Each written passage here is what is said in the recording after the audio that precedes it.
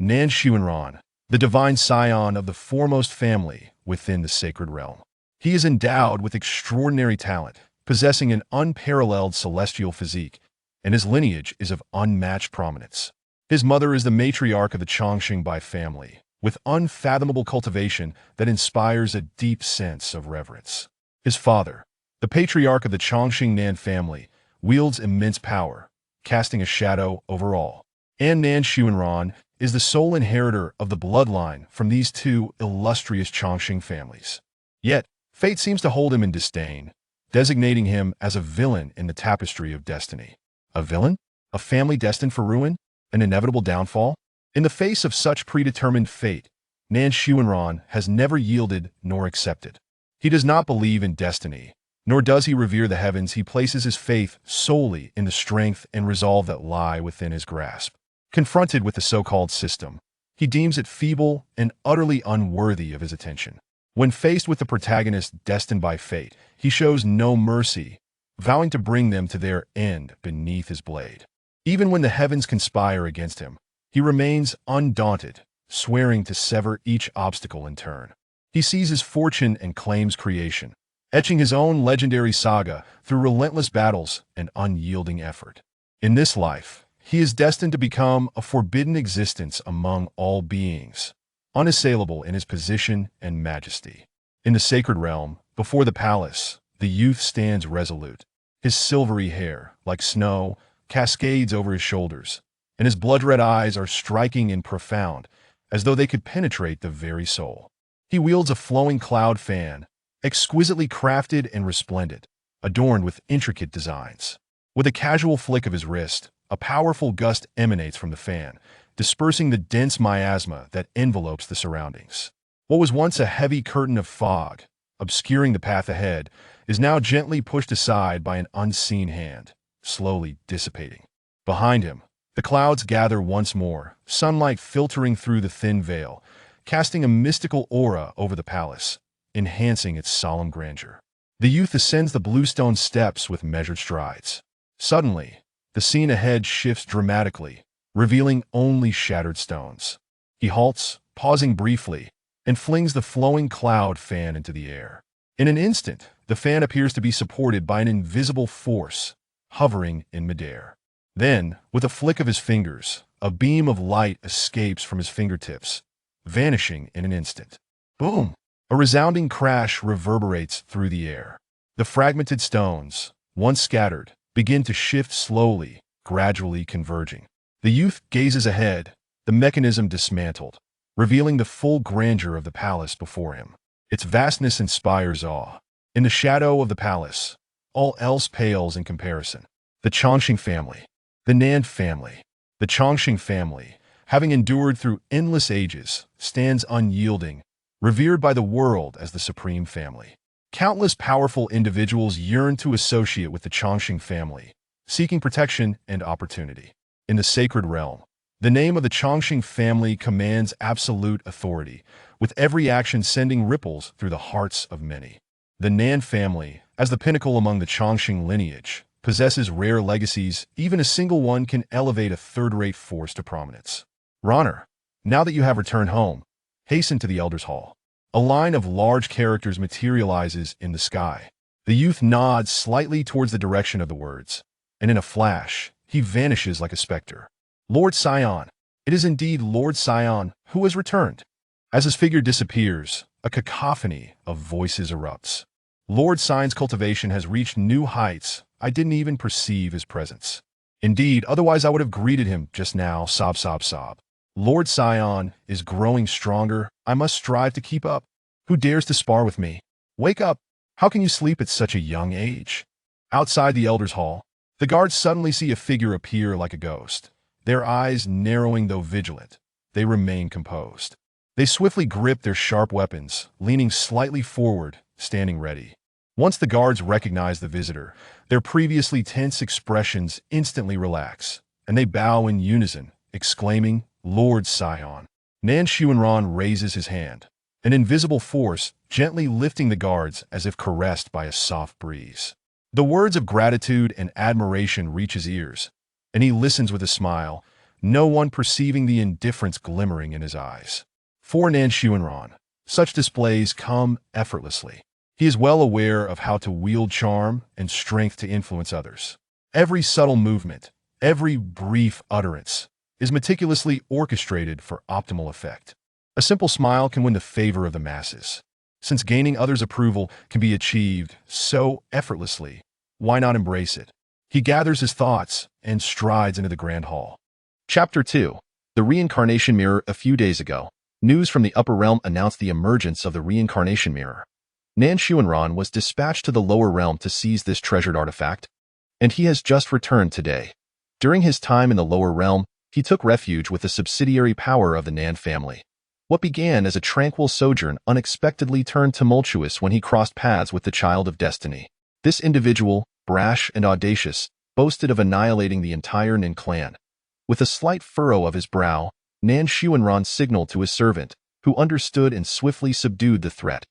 However, to his astonishment, this Child of Destiny had the backing of a mysterious elder. This elder, claiming invincibility in this realm, was obliterated by a single strike from Nan Xuanran. The Child of Destiny, wounded by the demise of his master, suffered a drastic decline in power and was ultimately slain by a decisive blow from Nan Xuanran. Known for his ruthless methods and decisive actions, Nan Xuanran understood that failing to eradicate potential threats would allow them to proliferate like weeds, reborn from the ashes of fire.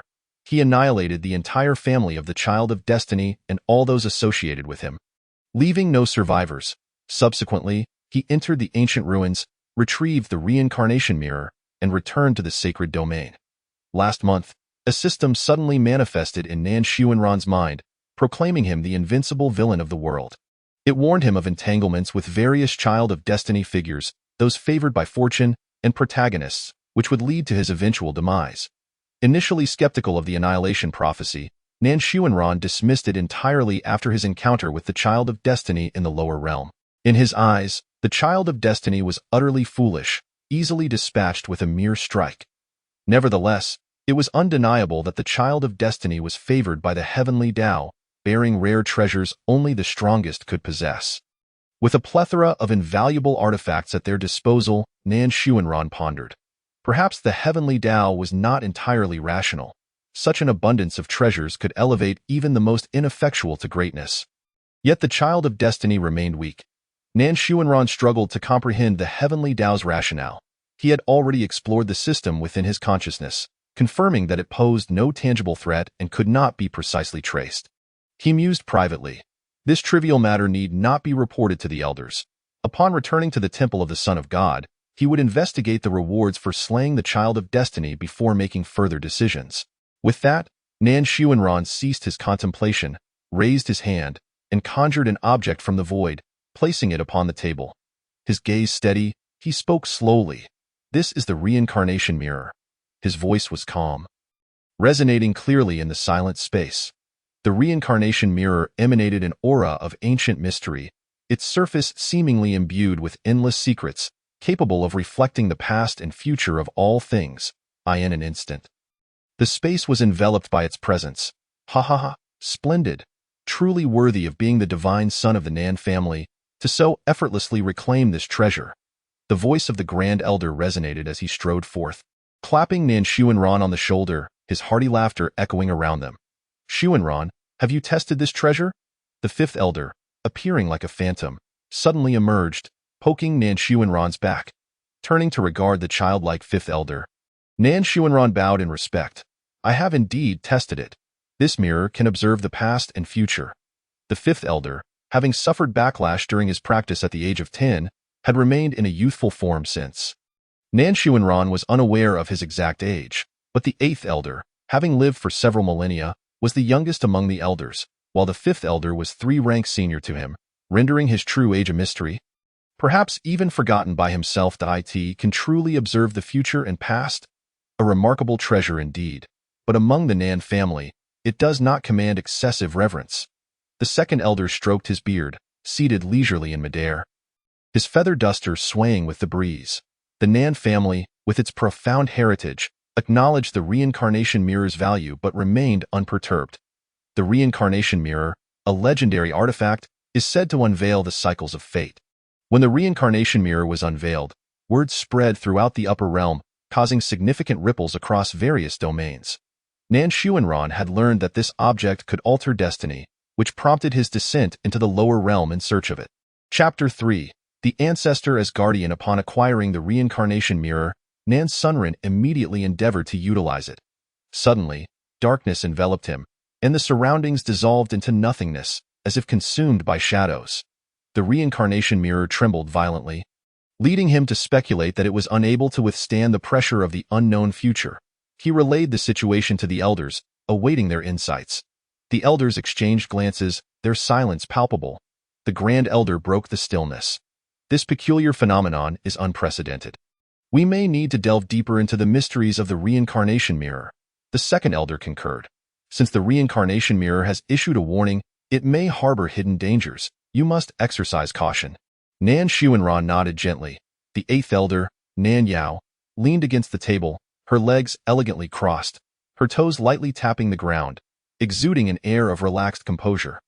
Her gaze lingered on Nan Xuanran, her fox-like eyes glinting with both mischief and warmth. She tucked a stray lock of hair behind her ear, her every movement radiating allure. The ruby earrings at her ears swayed, shimmering with brilliance. The Second Elder, maintaining a steady gaze, nodded in agreement. Very well. The Fifth Elder's expression turned grave. Xuanran, henceforth, be exceedingly cautious in your use of it. The Grand Elder's tone shifted to solemnity. Xuanran, your abilities are commendable, yet prudence is paramount. Nan Xuanran inclined his head slightly, expressing gratitude to the elders. The Grand Elder's gaze softened as he regarded Nan Xuanran. You have been through much with the reincarnation mirror. It is best to return and rest for now. With that, the Grand Elder placed a comforting hand on his shoulder, his eyes filled with concern. Nan Sunren bowed slightly. Then I shall take my leave. Having spoken, he turned to exit the council hall. His footsteps gradually faded into the silence until they vanished entirely. After Nan Xuanran's departure, the room fell into a hushed stillness. The Second Elder furrowed his brow, deep in thought. Does the anomaly of the reincarnation mirror portend ominous tidings? The Grand Elder remained silent for a moment before slowly shaking his head. At present, it is unclear, but the fate of the Son of God is intertwined with the future of the Nan family. And we cannot afford any missteps. Nan Yao's eyes narrowed slightly as she spoke softly. Should we consider appointing a guardian for Sunren? The Second Elder pondered briefly before nodding in agreement. This is indeed a feasible course of action. In the past, Sunren did not require a formidable guardian while studying at the Crimson Feather Sacred Land, given that it is a premier sacred site in the sacred domain and an affiliate of the Nan family. However, the circumstances have changed. It is time to arrange for a more powerful guardian. The Fifth Elder interjected suddenly. Did not the 13th ancestor wish to serve as his guardian when he was born? At this, the others paused, recalling the events of that time. Nan Yao nodded slightly. There was indeed such a matter. Her luscious red lips curved into a smile as she added with a light-hearted tone, an ancestor as a guardian. There has never been a precedent for that in the entire sacred domain. With that, she covered her mouth and chuckled. The Grand Elder, upon hearing this, spoke earnestly. Very well, I shall consult the 13th ancestor in the ancestral grounds. With that, the Grand Elder's demeanor turned solemn, his eyes reflecting a contemplative glimmer. Temple of the Son of God. As Nan Xuanran strode through the palace corridors, the guards on either side called out in unison, Lord Son of God, and promptly bowed in respect. Nan Xuanran, composed and unruffled, wore a faint smile as he turned his head slightly in acknowledgement. This tall, elegant figure stood like a slender bamboo, exuding an otherworldly grace in his resplendent robe that billowed gently with the breeze. His narrow phoenix eyes, slightly upturned, were strikingly beautiful. Chapter 4. The Forbidden One of the Nan family, Shangguan Xieyue. When he refrained from smiling, he appeared as cold as a distant star, emanating an air of aloofness. Yet, when he did smile, his enchanting demeanor could captivate hearts, his beguiling curve capable of ensnaring souls. The red teardrop at the corner of his eye accentuated his otherworldly allure, drawing others into his hypnotic charm. Young master, Miss Xieyue has sent you a letter, a servant stated respectfully, bowing his head. Upon hearing this, Nan Xuanran raised an eyebrow, casually inquiring, Where is she? The servant hastily stepped forward, maintaining a respectful demeanor.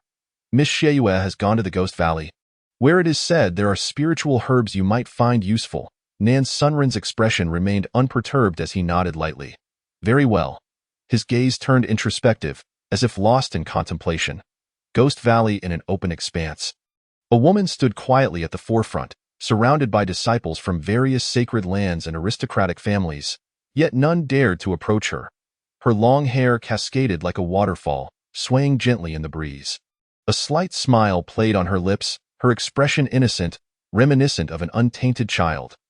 Moments ago, upon witnessing the spiritual herbs in the hands of a disciple, she had unexpectedly struck, extracting his heart.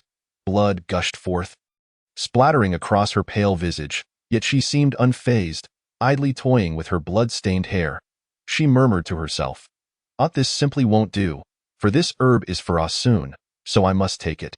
With all eyes upon her, she slowly turned her head, adopting an innocent demeanor, the previous ferocity vanishing in an instant. However, everyone was well aware that beneath her gentle facade lurked a bloodthirsty demon. She turned away, continuing her path as she softly called out, Sun, Sun. I'll be back soon, just wait for me." Her voice faded into the distance until it was no longer audible. At this moment, a collective sigh of relief swept through the crowd.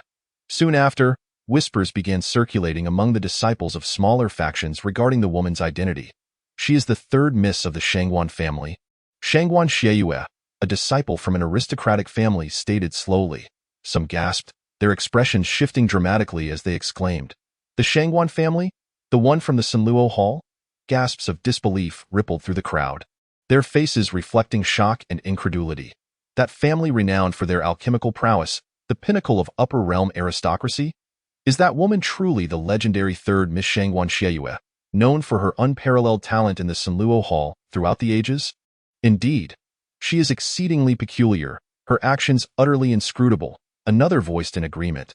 Her brazen behavior is unchecked. No one dares to obstruct her due to the Shangguan family's might. Shangguan Xieyue is nothing short of a lunatic. Another remarked, she is a madwoman who lives solely for her own amusement. The term madman seems to encapsulate the very essence of Shangguan Cue. This moment, someone timidly inquired, then who is the person she calls Axin? Immediately another voice, lowered in urgency, cautioned, Sure, do you wish for that madwoman to come hunting for us again? A third individual hastily added, Sure. Previously, someone merely uttered that name, and the deranged woman charged forth, slaughtering anyone who heard it. Another voice chimed in, that name is a taboo for both Shangguan Xieyue and all the prodigies of the sacred domain. The crowd's faces were awash with apprehension and dread. Suddenly, a voice echoed through the void. That individual is the divine son of the Chongqing Nan family. Another person promptly concurred, indeed, if anyone can subdue that madwoman, it would be the one from the Nan family. Shangguan Ziyu is the sole embodiment of that unique madness. The moment this was spoken, the crowd fell into a hushed silence, their eyes filled with reverence and fear. Upon hearing the name of the Nan family's divine son, everyone became utterly mute, not daring to utter a word. In the sacred domain, the Nan family represents absolute authority, a force no one dares to challenge or defy. Chapter 5. Princess Jiang Rushi divine son Nan Xuanran's gaze casually fell upon Jiang Rushi, his lips parting slightly as he spoke with an air of nonchalance. Have there been any significant matters lately? Jiang Ruxi, clad in a delicate maid's attire, bowed respectfully, her demeanor one of utmost reverence. She lowered her head, her gaze fixed upon the ground, and replied softly, All is well within the family, and the disciples at the academy are safe and sound. Nan Xuanran nodded slightly, his seemingly casual gaze appearing to penetrate deep into the soul. His expression remained indifferent, exuding an innate aura of aloofness, an indifference that was not feigned but rather an inherent trait. Jiang Rushi served as Nan Xuanran's maid, yet she was also a princess of the Chaotic Dynasty. The patriarch of the Chaotic Dynasty had perished before Nan Xuanran's birth, a calamity that heralded the dynasty's decline. In Nan Xuanran's youth, several powerful factions eyed the Chaotic Dynasty with predatory intent, creating a precarious situation. Having been buffeted by the tides of time and adversity, the Chaotic Dynasty was too weak to engage in conflict with any party, akin to a solitary boat braving a storm. In a desperate bid for survival, the master of the Chaotic Dynasty entrusted Jiang Rushi to the Nan family, by fortunate happenstance, young Nan Xuanran chose Jiang Rushi as his maid, forging a close bond between the chaotic dynasty and the Nan family. This unique relationship breathed new hope into the chaotic dynasty. With the robust support of the Nan family, the once predatory factions surrounding the chaotic dynasty no longer dared to act recklessly. Henceforth, the chaotic dynasty became a vassal force of the Chongqing Nan family, and the previously relentless decline finally came to a halt. The chaotic dynasty, once swayed by the winds of adversity, began to gradually regain its vitality. Nan Xuanran slowly turned his head to Jiang Rushi beside him, his tone flat. "I wish to bathe." Jiang Rushi nodded in preparation. Moments later, Nan Xuanran arrived at the Lieli Moon Spring, a unique sanctum within the Divine Sun's palace. Known for its ancient divine waters, its myriad effects included reviving the dead, enhancing cultivation, and strengthening the body. The Nan family possessed many peculiar springs for their disciples' use, yet the Lieli Moon Spring was the most unique. Boasting the most benefits, upon reaching the spring, Jiang Rushi stepped forward to untie his garments. Her movements were gentle and deliberate, imbued with caution. A flicker of admiration flashed in her gaze, carefully concealed yet inadvertently revealed.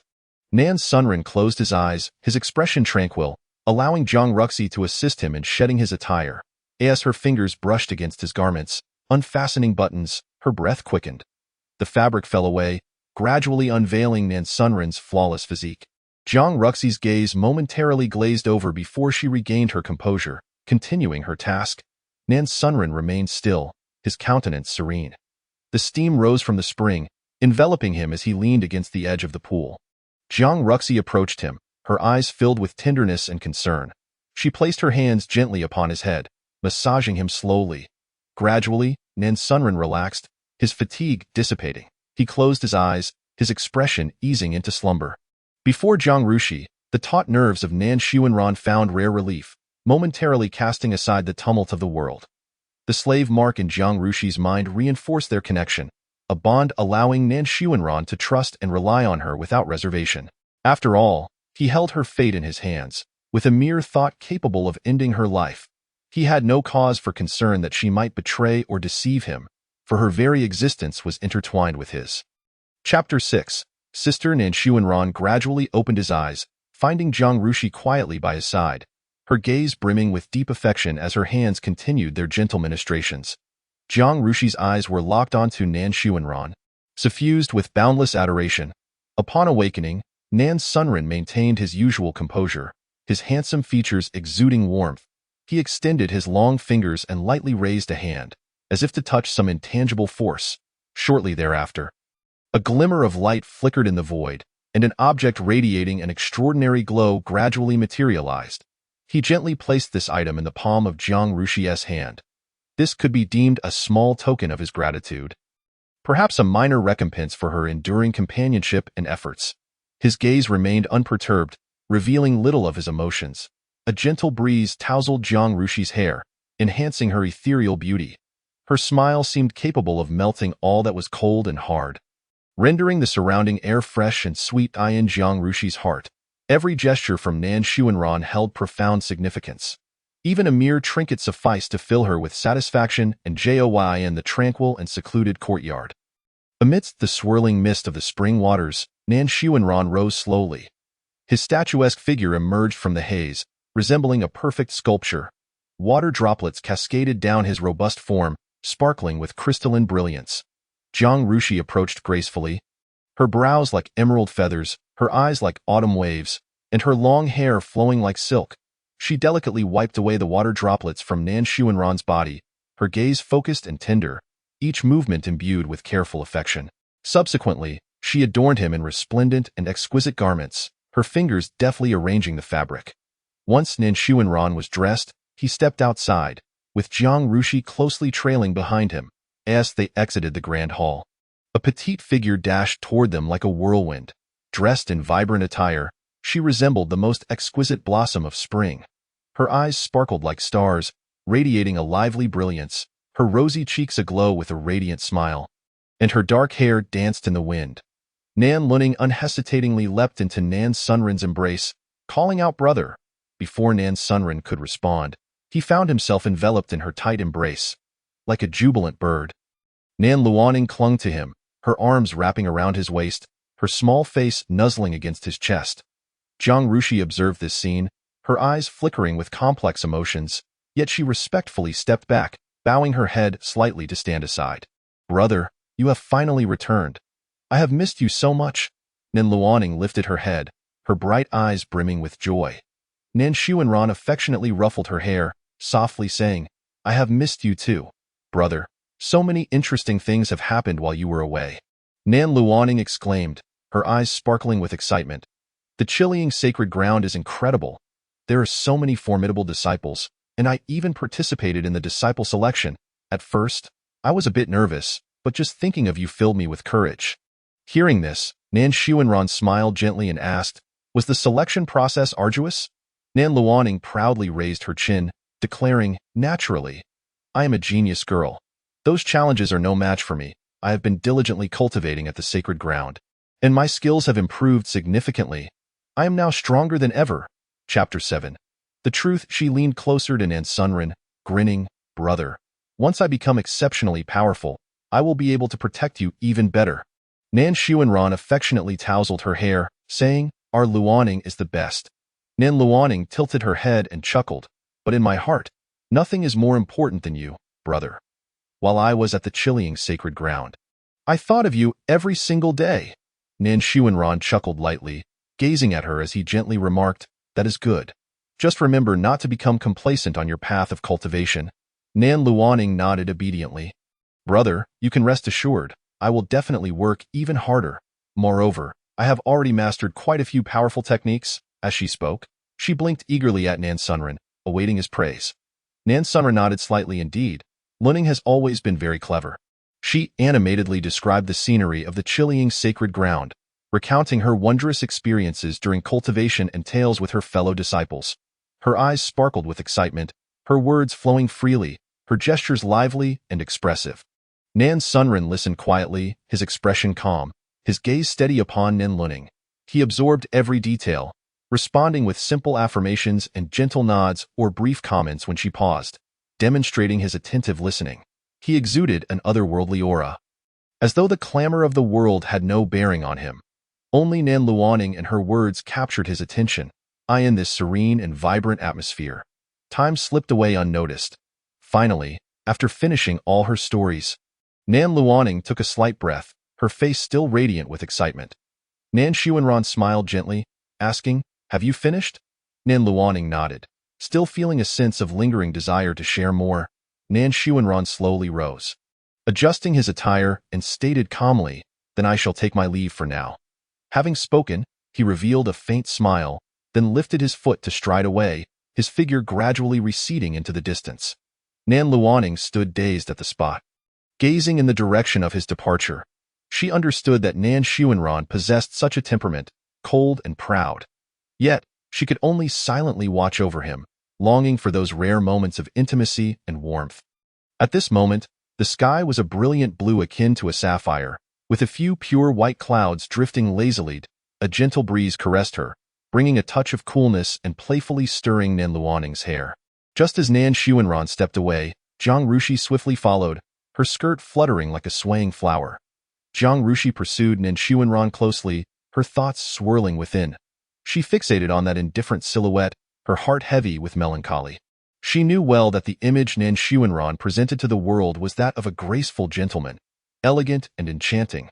However, beneath this seemingly splendid facade lay a heart of indifference.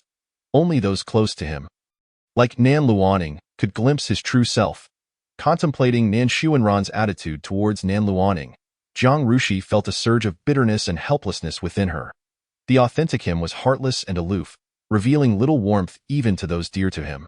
Jiang Rushi's gaze was fixed on Nan Xuanran's retreating figure, her heart brimming with indescribable feelings. Despite knowing his coldness, she could not restrain herself, unwilling to remain merely an observer, yearning instead to draw nearer and seize that slender chance. That silhouette seemed to possess an immense allure, drawing her ever forward. Jiang Rushi's determination burned like a fervent flame, intensifying within her heart. Chapter 8. Another child of destiny? Nan Xuanran paid no heed to Jiang Rushi behind him and walked directly towards the beast hall. Upon descending, He had entrusted the young Xianbing spirit dragon to this hall. Now, upon his return, he intended to reclaim the entrance of the beast hall. Nan Xuanran stood quietly, his gaze steady and focused on the mysterious door before him. The door was intricately carved with various exotic beast motifs, each line delicate and vivid.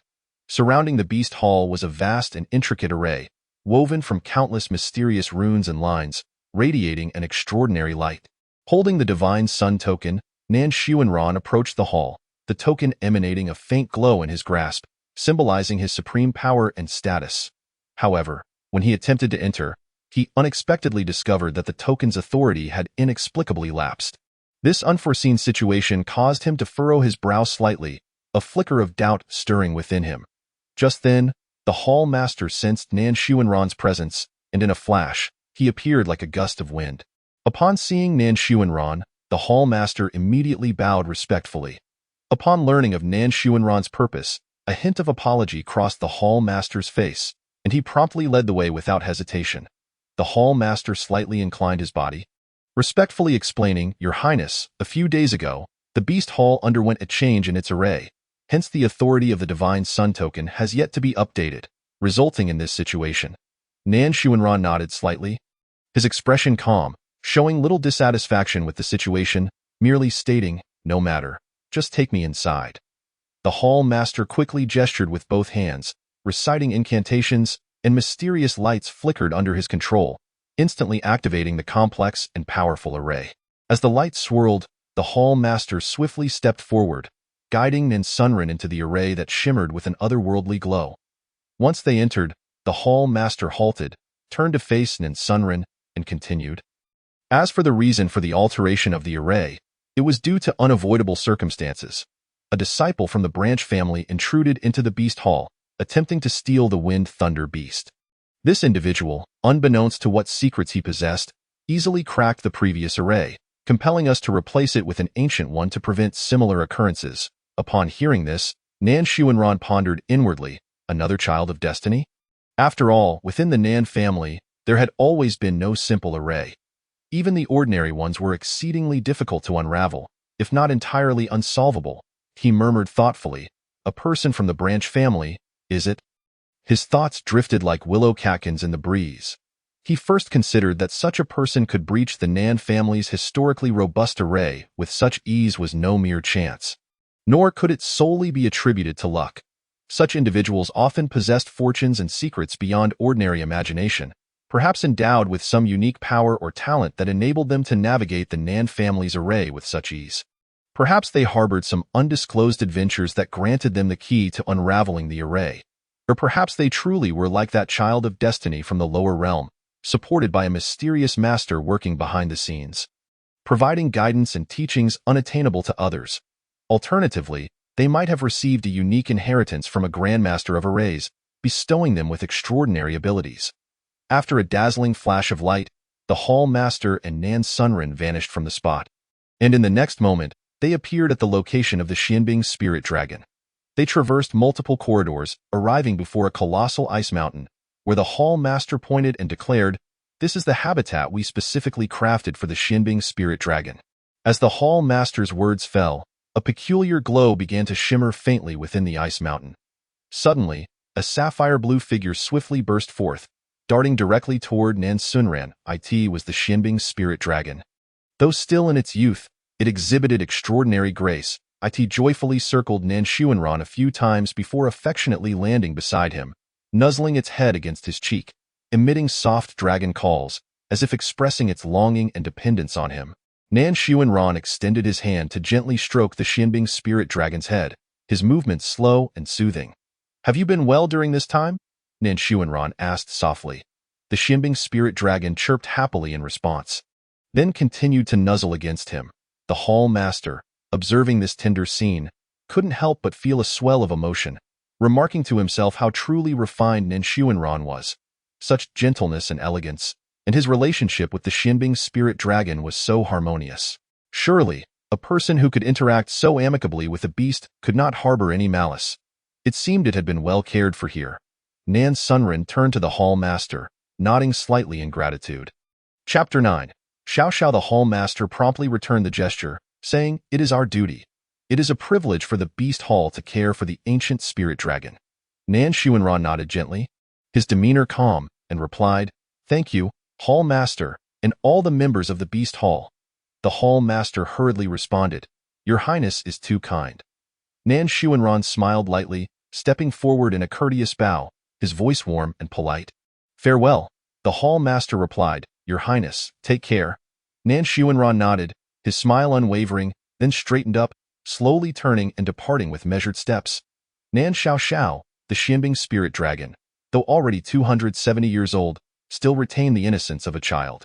2 years prior, during his journey of cultivation, Nan Sunren discovered the injured Nan Xiao in a secret realm, on the brink of death. Recognizing it as a member of the Xianbing spirit dragon clan, he resolved to save the wounded dragon, knowing that doing so would earn him a substantial favor from the clan, greatly benefiting his future endeavors. With this thought in mind, Nan Sunren initiated its rescue. However, unbeknownst to him, Nan Xiao was the current clan leader's daughter, spirited and lively, who had run out in a moment of playful folly, only to be targeted by a formidable opponent. That individual, seeing her youth, attempted to capture her as a mount. Nan Xiao fought fiercely, using the last of her strength to escape into the secret realm where Nan Shuanran was training, and thus fortuitously caught his attention. Nevertheless, this lively little creature stubbornly clung to him, following him closely. Though Nan Shuanran was somewhat taken aback, he eventually acquiesced to Nan Xiao's insistence and brought her back to the Nan family. It is noteworthy that the Xianbing Spirit Dragon clan has always exhibited unique traits, and no one has ever successfully tamed them. They have remained secluded for millennia, an almost mystical presence. The legend states that the Xianbing Spirit Dragon clan has long upheld a distinctive and pronounced characteristic. They pursue extreme beauty, believing that appearance embodies goodness and kindness, expressing great enthusiasm and appreciation towards beings of striking beauty. Perhaps it was Nan Sunren's exceptional looks that endeared him to Nan Xiao, for both emotional and logical reasons. Nan Sunren had no grounds to refuse her. Nan Xiao harbored an extraordinary attachment to Nan Sunren. Moreover, she insisted on changing her original name from Xiao to Nan Xiao, so she could share his surname. If one were to describe this sentiment in human terms, it would be, in the vastness of heaven and earth, the master is paramount. Nan Shuanran often mused that despite being over 200 years older than him, Nan Xiao remained childlike in her purity. She would cheer with delight over small joys and sulk when displeased, her eyes sparkling with curiosity and innocence. Perhaps it was the nature of the Xianbing Spirit Dragon clan that allowed Nan Xiao to retain her authenticity. Or maybe her nurturing environment provided her with sufficient care, sparing her from worldly cunning. At this moment, Nan Xiao was scheming to shrink down and burrow into Nan Shuanran's clothing. Her eyes gleamed with mischief and anticipation as she finally succeeded in nestling into his embrace. In that instant, Nan Sunren's steps faltered, a subtle ripple passing across his face. After a moment, he regained his usual indifference, continuing forward, his arm gently tightening around Nan Xiao. Upon returning to the Divine Sun Palace from the Beast Hall, Nan Sunren began to examine the rewards received from the system after defeating the Child of Destiny.in contemplation. He released the system from his inner world. Chapter 10 Some Settings 1. Physical Constitutions. Innate Sacred Body Tao. A fusion of the primeval sacred body and the innate Tao. Possessing both formidable physical strength and profound Tao techniques. During cultivation, individuals can swiftly comprehend various spells and unleash astonishing power. Chaotic Divine Body. Born at the dawn of the universe, it merges the chaotic energies of heaven and earth. Its possessor can wield boundless chaotic power, transcending all laws and principles, representing one of the most primal and potent forces in the cosmos. Ancient Dragon Body. This constitution, infused with dragon lineage, allows the individual to transform into a colossal dragon, boasting immense strength, speed, and defense. Furthermore, they can master unique dragon skills and talents. Upon metamorphosing into a dragon, their form becomes grander and more majestic, with scales glimmering like frost and claws sharp as blades. Capable of easily tearing apart any obstruction. Xianbing Spirit Body. The possessor emanates an aura of chilling cold, adept at freely manipulating the power of ice and snow, crafting various frigid artifacts and formations. Proficient in ice-based spells and defenses, they can freeze all life forces, unperturbed by any flames. Eternal immortal body. A constitution that enables eternal youth. Its possessor can withstand the ravages of time and decay, maintaining perpetual vitality and vigor. Additionally, they can harness immortal energy to cultivate formidable divine abilities and spells. Typically, those with the eternal immortal body possess strikingly handsome or beautiful appearances, exuding an extraordinary aura. In their cultivation, they can quickly grasp the intricacies of various divine abilities and spells, unleashing powerful effects. Primordial spirit body. Individuals with this constitution possess an exceptional sensitivity and control over spiritual energy, enabling them to summon the spiritual forces of heaven and earth at will. Their cultivation speed is remarkably swift, allowing them to achieve astonishing feats in a short span of time. Innate poison body. This constitution renders individuals immune to all toxins, even allowing them to utilize poisons for cultivation or to attack foes. Their bodies are exceptionally resilient, capable of withstanding the erosion of various toxins. Extreme body. Naturally attuned to feminine energies. The purity of their cultivation greatly benefits male practitioners, making them highly desirable targets for cultivation. Fiery sun divine body. The possessor's body radiates heat akin to the sun, capable of dispelling all darkness and cold, igniting all combustible materials. Indestructible immortal body. Nearly impervious to destruction, it possesses extraordinary vitality, enabling rapid recovery even after sustaining severe injuries. Innate sword body. With unwavering determination, individuals are not easily swayed by external influences, maintaining a clear sword heart and focusing intently on sword cultivation. They have a natural affinity for swords, allowing them to swiftly comprehend the essence of sword techniques, with their sword skills advancing at an extraordinary rate. Innate enchantress body. Endowed with an extraordinary allure and charm, individuals possess a potent mental influence that can affect the emotions, minds, and even behaviors of others, commonly regarded as one of the furnace bodies. 2. Realm organization physical body, spiritual sea, soul palace, divine abilities, great power, holy master, marquis, king, void god, true god, celestial god, god king, quasi-saint, saint, supreme saint, great saint, quasi-supreme, supreme, quasi-emperor, emperor realm, remnant immortal, true immortal, immortal king, immortal emperor. 3. Some roots, chaotic blue lotus root, born from chaos. It is lush and vibrant, with leaves resembling plates and flowers blossoming with 9 petals, each containing a principle of heaven and earth. The possessor can comprehend the ultimate truths of the universe and master infinite laws. With an unobstructed path of cultivation, azure sky water root, capable of absorbing the essence of heavenly water, transforming it into the practitioner's spiritual energy, enabling them to manipulate the power of water and create boundless aquatic realms. Ensnaring foes in the process. Crimson flame phoenix root. Infused with the power of the phoenix bloodline, the possessor can transform into a phoenix, soaring through the skies, with flames capable of incinerating all evil. Verdant wood divine vine root. Able to absorb the life force of all things, the possessor possesses robust vitality and can manipulate plant energies, forming powerful defenses and attacks. 4. Some elixirs, desolation herb. Possessing the powers of destruction and rebirth. Practitioners consuming it can undergo a cycle of annihilation and renewal.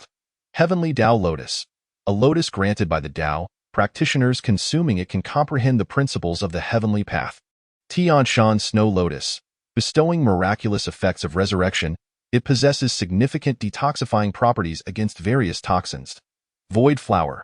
Existing within the void, practitioners consuming it can grasp the realm of nothingness, reaching higher states of existence. 9. Reversal yang herb. Capable of reversing life and death, granting new life to those on the brink of demise. Sacred spring dragon tongue. A rare herb flourishing beside sacred springs, capable of neutralizing most common toxins. Immortal heart fruit.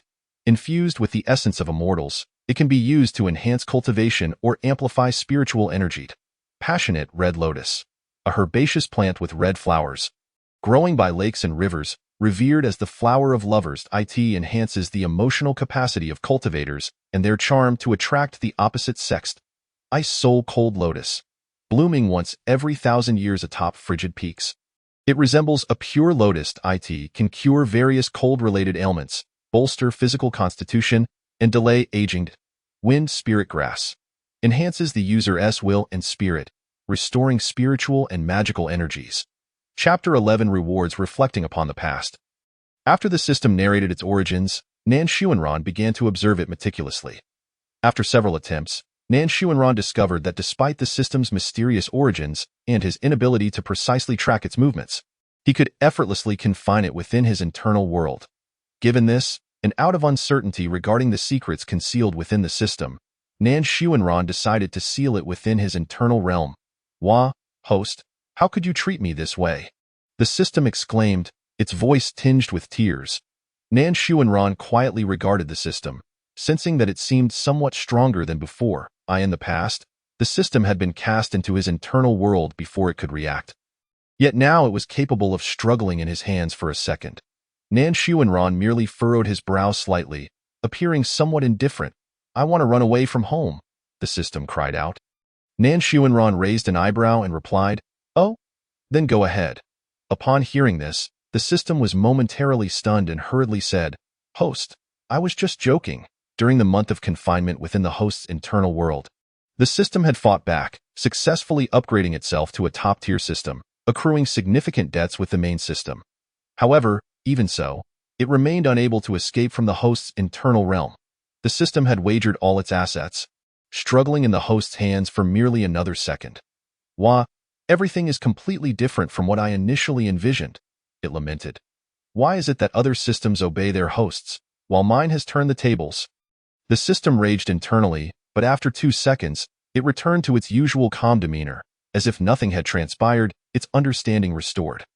"Host, let us begin the tasks," it urged, for failing to manage the host would mean facing the fate of obliteration. Indeed, it was the pitiful system that would be erased, not the host. The main system threatened it, stating that if it could not manage the host within a month, it would be ruthlessly annihilated. This thought made it internally weep as for why the host was not to be erased. The main system remained silent. It truly could not understand why, under normal circumstances, the authority for annihilation was directly granted to the system. When it chose Nan Xuanran as its host, the main system merely emphasized the need to manage him without granting any authority. At that time, it had felt deeply puzzled, and now, it finally understood that even the main system was at a loss when it came to the host. Unable to employ forceful measures, gazing at Nan Xuanran, the system couldn't help but recall how effortlessly he had confined it within his internal world in the past. It pondered what an incredibly powerful host it had chosen. Nan Xuanran cast a glance at it, noticing it appeared dazed, standing there in a trance. He slightly furrowed his brow and gently extended his hand, casually flicking the little light orb before him. The orb emitted a startled ouch and began to wobble uncontrollably. Nan Xuanran raised an eyebrow and remarked, "What are you thinking about?" "The reward for killing the destined child last time." "Oh, right," the system responded, as if suddenly enlightened. Following this, a crisp ding echoed. "Please check the rewards for your first kill of the destined child, host."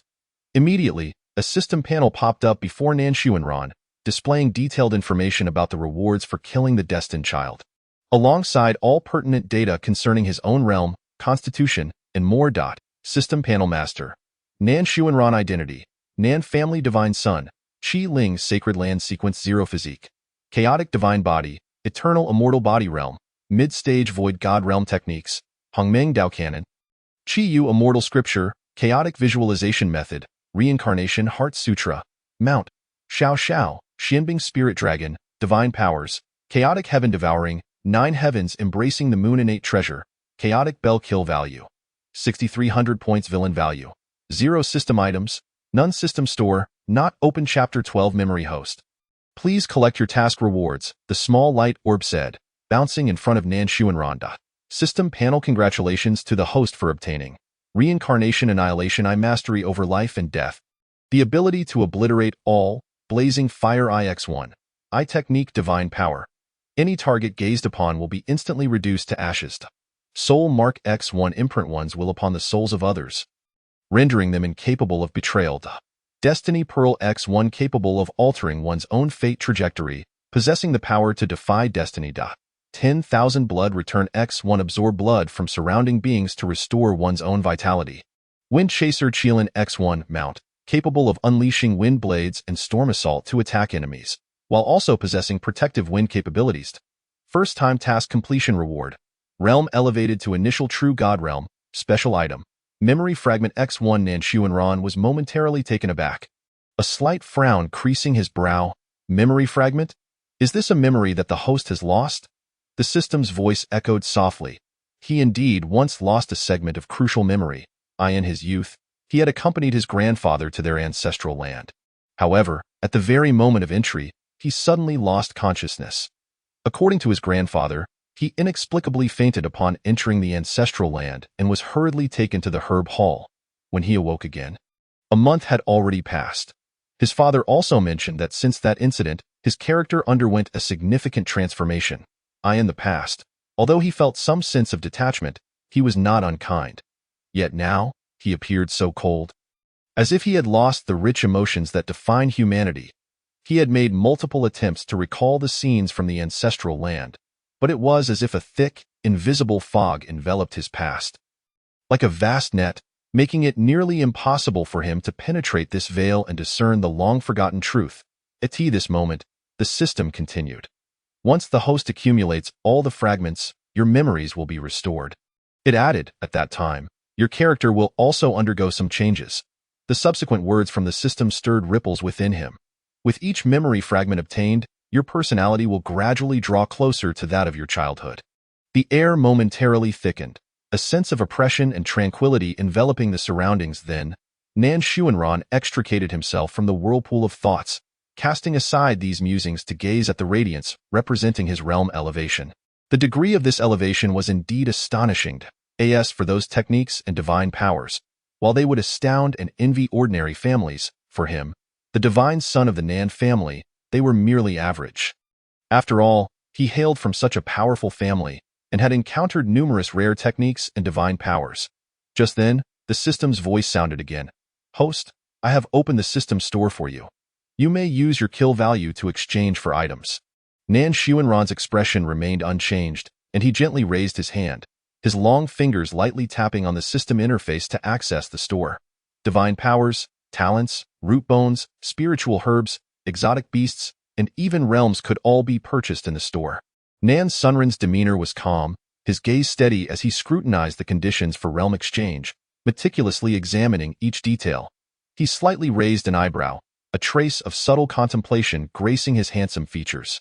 Soon, his attention was drawn to the note stating that elevation to the true god realm required villain points, which increased incrementally, with a 1-to-1 exchange rate between villain points and kill value. A glimmer of understanding flashed in his eyes, though he displayed no excessive surprise. He merely nodded slightly, as if all of this was within his expectations. Next, he shifted his gaze to the current display indicating his realm as initial true god realm. Narrowing his eyes slightly, to elevate to mid-stage true god realm required 6,283 villain points. Then, he gently raised his right hand, fingers moving deftly, executing the necessary actions without a hint of hesitation. Soon, with the conversion of kill value, he successfully elevated his realm to mid-stage true god realm. Nan Xuanran's expression remained calm as his gaze fell once more upon the system panel. System panel master. Nan Xuanran identity. Nan family divine son. Qi Ling sacred land sequence 0 physique. Chaotic divine body. Eternal immortal body realm. Mid-stage true god realm techniques. Qi Yu immortal scripture. Chaotic visualization method. Reincarnation heart sutra. Talent. Reincarnation annihilation I divine powers. Chaotic heaven devouring. 9 heavens embracing the moon. 10,000 blood return. Blazing fire I. Mount. Xiao Xiao. Xianbing spirit dragon. Wind chaser Qilin innate treasure. Chaotic bell special item. Memory fragment X1 kill value.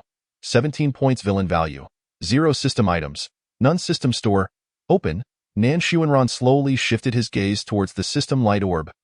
His expression calm yet tinged with curiosity, and inquired, "What functions do you possess?"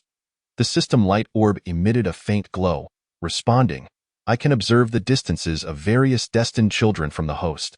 For instance, the closest destined child to the host is currently within the Nan family." Upon hearing this, Nan Xuanran murmured, "Within the Nan family? Could it be a member from the branch family who stole from the exotic beast hall? That destined child seems to be having a rough time. His destiny value has already dropped by 250 points. The system light orb continued. Oh? Nan Xuanran's brow slightly arched, his tone laced with surprise. A child favored by the heavens has encountered misfortune? That is due to you, host. Your fortune can directly influence those around you, and as a child of the Nan family, he naturally cannot escape your impact. Moreover, as a major antagonist, your fortune will devour the destiny value of the destined child. The system light orb explained in detail. Hearing this, a faint smile graced Nan Sunren's lips, as if a subtle joy flickered within him. Chapter 13 Branch Family Nan Yang subsequently, his expression reflected contemplation as he spoke softly. If that is the case, who is this destined child? Do you know? I do. I am quite impressive. The little light orb seemed to beam with pride. As if it had hands, it would surely be on its hips in triumph. The system continued. This person is Nan Yang from your branch family. His last drop in destiny value was due to stealing a wind thunder beast. Indeed, it was a member of the branch family. Nan Sunren nodded in acknowledgement and said solemnly, tomorrow, when I have nothing to do, I shall pay a visit to the branch family. Divine Sun Hall, high hour as night descended. Nan Xuanran prepared for rest. Behind him, Jiang Rushi approached gracefully, clad in light garments, her figure delicate like a willow swaying in the wind. She stepped softly towards Nan Xuanran, her jade hand gently lifting, skillfully and meticulously untying his outer garment, slowly removing it with fluid motions, a task she performed daily. Nan Xuanran reclined on the bed, his eyes gradually closing, his breathing becoming steady and deep, soon falling into slumber. In an hour the sky remained overcast, as Jiang Rushi quietly pushed open the door to Nan Xuanran's chamber. Her footsteps were as light as a cat's, careful not to disturb the slumbering Nan Xuanran. Approaching the bedside, she stood silently, awaiting his awakening, her gaze fixated on his sleeping visage. In the gentle light of dawn, his face appeared exceptionally handsome, and Jiang Rushi gazed at him, her eyes filled with admiration and tenderness. Chinaur Nan Xuanran awoke languidly, slightly furrowing his brow as he inquired, "What time is it?" Jiang Rushi quickly regained her composure, bowing respectfully as she gently replied, "It is already Chinaur." Following this, she began to assist Nan Sunren in his grooming and dressing. Jiang Ruxi delicately wiped Nan Sunren's face, from forehead to chin, with meticulous care. Then, she picked up a comb, gently arranging his silver hair. Letting the strands flow smoothly through her fingers, her movements gentle and soothing, as if fearful of causing him discomfort. Thereafter, she selected a dark garment for him, carefully dressing him while attentively adjusting each corner and fold. Throughout this process, Jiang Rushi's gaze remained focused and affectionate. Once the bed was tidied, she deftly served Nan Xuanran a sumptuous meal, arranging each dish neatly, then pouring him a cup of tea moments later. After Nan Xuanran finished his meal, he rose to depart. Jiang Rushi, who had been waiting nearby, almost immediately followed suit as he stood. She quietly trailed behind him, maintaining an appropriate distance, neither overly intimate nor distant. Nan Xuanran paid her no mind, silently speaking in his heart, "System." "Yes, yes, yes." The system responded with an uncontrollable excitement. "Locate Nan Yang's position." Nan Xuanran's voice was low and steady. Having never set foot in the branch family, he was naturally oblivious to its layout, let alone the varying locations among the different branches. "Host, Nan Yang stands at the family's martial arts hall." The system swiftly provided an answer. Nan Xuanran slightly nodded, succinctly responding with an affirmative, and stepped towards the martial arts hall. At the family's martial arts hall, a figure with glaring eyes strode several steps forward to confront Nan Yang, pointing an accusatory finger at him and sternly admonishing. "Nan Yang, you have brazenly stolen the wind thunder beast, bringing disgrace upon our lineage. Today, you shall not escape unscathed." Someone beside remarked in a hushed tone that Nan Fei, the prodigy of the second offering lineage. As he spoke, he slightly turned to glance at the others. Indeed, their lineage was rather unfortunate, burdened with such a reckless disciple. Another person shook his head gently, brows furrowed, his tone tinged with a hint of lamentation. "I've heard that Nan Yang possesses considerable strength." Someone questioned. "I've heard that too," came the response from the side. This moment, murmurs erupted among the crowd, creating a somewhat chaotic scene. It seemed a confrontation was imminent. The truth would soon reveal itself. All gazes converged upon Nanyang and Nan Fei, as if the very air had thickened with tension. Nanyang's expression darkened considerably. He glared fiercely at the onlookers, his fury boiling within him like a volcano erupting. Gritting his teeth, veins bulging on his forehead, his right hand clenched into a fist, and with a sudden burst, he hurled a strike towards Nan Fei, his arm tracing a sharp arc through the air. Meanwhile, from a distance, Nan Xuanran, who had been quietly observing their discussions, narrowed his eyes upon witnessing Nanyang's actions. He raised his right hand gently, and in an instant, a tremendous oppressive force was unleashed, surging forth like a tidal wave. This overwhelming pressure swept across the area, suffocating in its might. The crowd felt an unyielding weight crash upon them, their bodies involuntarily collapsing to the ground. Their legs trembled as they struggled to rise. Some wore expressions of agony, while others were gripped by sheer terror, all laboring to breathe under the oppressive force. Nanyang attempted to resist this formidable pressure. His jaw clenched, eyes glinting with defiance, his body writhed as he sought to escape the heavy shackles. Ultimately, he could endure no longer. His legs buckled, and with a thud, he knelt before the ground, his face a mask of rage and humiliation.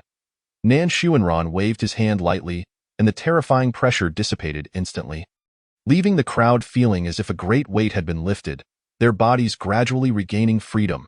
However, this pressure did not vanish entirely. It lingered solely upon Nanyang.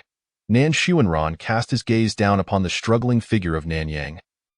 His voice calm as he inquired, "I heard from the master of the exotic beasts hall that someone from the Branch family attempted to steal the Wind Thunder beast Asityu?"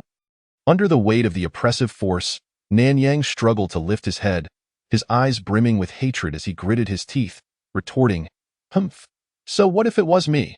Nan Xuanran chuckled softly. "In recent years, the main family has neglected the Branch family, allowing such thieves to emerge among you. Perhaps I should send some servants to manage the Branch family?" Although a seemingly gentle smile adorned his face, his eyes revealed an undeniable authority. The atmosphere fell silent, save for the sound of Nanyang's heavy breathing echoing through the air. Upon hearing this, the members of the Branch family were struck with shock, their hearts filled with dread and panic. They wished to avoid the main family's involvement and cast resentful glances at Nanyang, blaming him for the crisis befalling their entire branch. Yet, having reached this juncture, they found themselves compelled to plead on Nanyang's behalf. An elder from the Branch family trembled as he stepped forward, bowing respectfully, "My lord, Nanyang is young and ignorant. It was a moment of folly that led to this grave mistake. We, the Branch family, shall ensure he is rigorously disciplined. I implore you to show mercy." Nanyang's body quivered slightly, yet his eyes burned with defiance and resilience. He bellowed through clenched teeth, "Get lost. I don't need your pleas." "Let them come." "What, lord? It's merely an empty title." The members of the Branch family gasped in shock at Nanyang's disrespectful words, their eyes darting anxiously towards Nan Xuanran, the elder's expression turning grave. He hastily exclaimed, "Nanyang, cease your foolishness. Quickly apologize to the lord." Others echoed in a chorus, "Nanyang, do not act impulsively. Hasten to plead for forgiveness from the lord." Yet, Nanyang remained unmoved, defiantly glaring at Nan Xuanran. Nan Xuanran observed the unfolding scene with calm detachment, exuding an irresistible aura of power that rendered the air itself seemingly frozen. The Branch family members quaked in fear, only daring to whisper in hushed tones, their hearts brimming with trepidation and uncertainty. Unsure of how to proceed, they could only anxiously watch Nanyang while nervously monitoring Nan Xuanran's reactions. Slowly, Nan Xuanran raised his hand, extending his long fingers in a deliberate, unhurried manner. In an instant, an even stronger wave of oppressive force erupted from his fingertip. An overwhelming pressure that bore down upon them, distorting the very air around them. That moment, Nanyang lay in utter disarray upon the ground, his face contorted and grotesque beneath the relentless pressure. Subsequently, Nan Xuanran's gaze shifted to the crowd. With an elegantly poised gesture, he curled his index finger and placed it to his lips, signaling for silence. Instantly, the atmosphere fell into complete stillness, as if all present were compelled to quiet their voices. Chapter 15. Unaware of the consequences, Shadow Knight. Nan Xuanran raised his hand, then gently waved it. With this seemingly simple motion, the oppressive force dissipated. The moment the pressure vanished, Nanyang felt his strength drain away. And unable to support himself any longer, he collapsed to the ground like a puddle of mud. He gasped for air, each breath laborious, his face etched with exhaustion and fear. At that moment, Jiang Rushi, who had been quietly standing behind Nan Xuanran, made a move. She gracefully lifted her fair, jade-like arm, and with a delicate wave, a magnificent and exquisitely crafted throne materialized from thin air. Then, Jiang Rushi slightly turned to Nan Xuanran, softly calling, "Master." Nan Xuanran nodded slightly before naturally seating himself upon the opulent throne. Following this, he snapped his fingers, and the crisp sound echoed through the AI. In an instant, several figures appeared as if conjured from the void. Their steps steady and powerful, each footfall resonating with immense weight. Upon their arrival, they approached Nan Xuanran, then knelt on one knee, one hand clenched into a fist upon the ground, their expressions reverent and solemn as they intoned in unison, "Master." The crowd's attention involuntarily fixed upon these figures, each of them adorned with a dark red waist badge that glimmered with a mysterious and unique aura in the light. The onlookers were astonished, never expecting to witness the legendary Shadow Knight at this moment. Yet, despite their overwhelming shock and bewilderment, they dared not voice their thoughts, keeping them confined to their minds. Shadow Knight consisted of the top 7 elites from the Shadow Hall's kill list, each possessing extraordinary strength and exceptional talent. They were the exclusive force of the Son of the South, their sole purpose being to protect Nan Xuanran. They were named Tian Shu, Tian Xian, Tian Ji, Tian Quan, Yu Hong, Kai Yang, and Yao Guang. The Shadow Hall is one of the many sub-halls of the South family, with its disciples constantly concealed in the shadows, often undertaking secret missions and assassination tasks. A blade hidden in the dark, characterized by absolute rationality and obedience. Nan Xuanran subtly raised his hand, signaling for the members of Shadow Knight to rise. They responded in unison, "Yes, Master." They then stood upright, their hands by their sides, eyes filled with respect.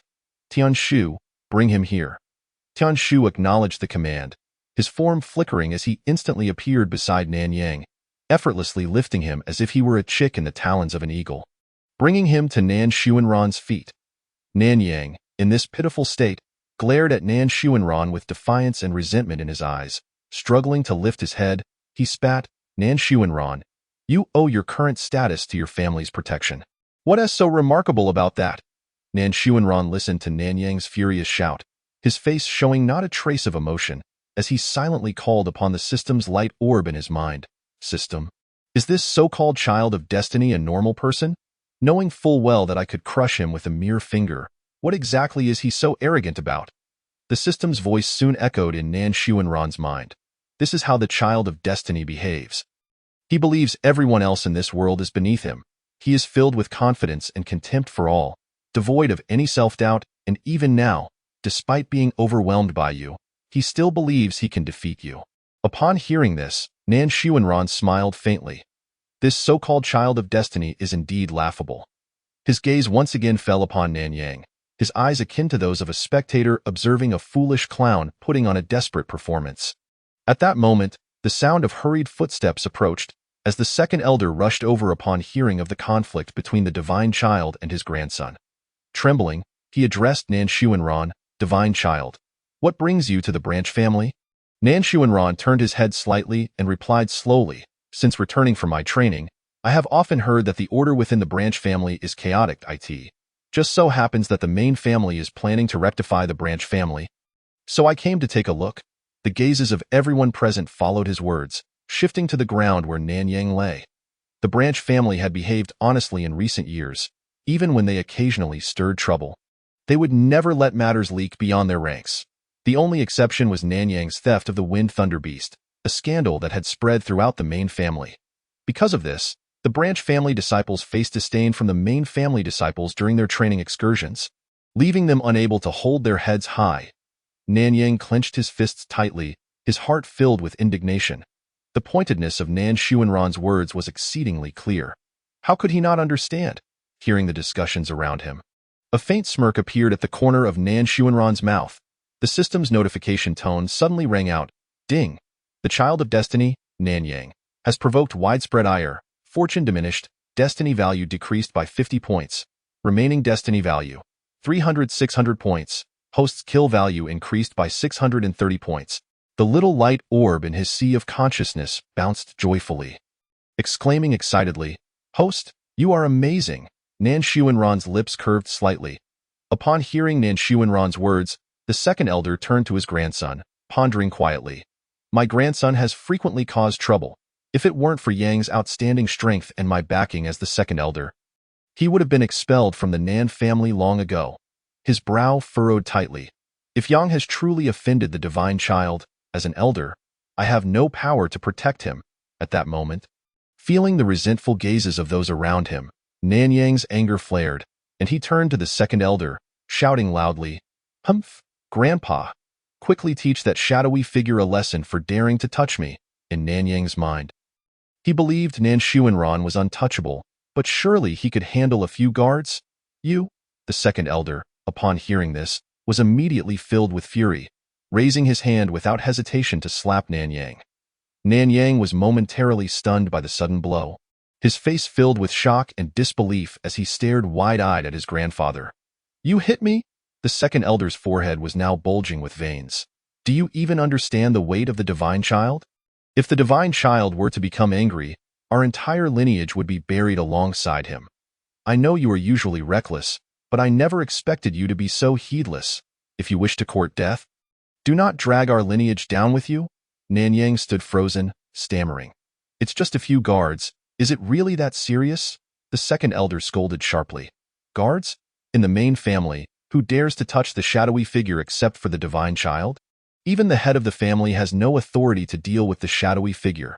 Subsequently, the second elder quickly turned to the divine child, speaking respectfully yet anxiously. "Divine child, please forgive me. It is my failure to manage Yang properly."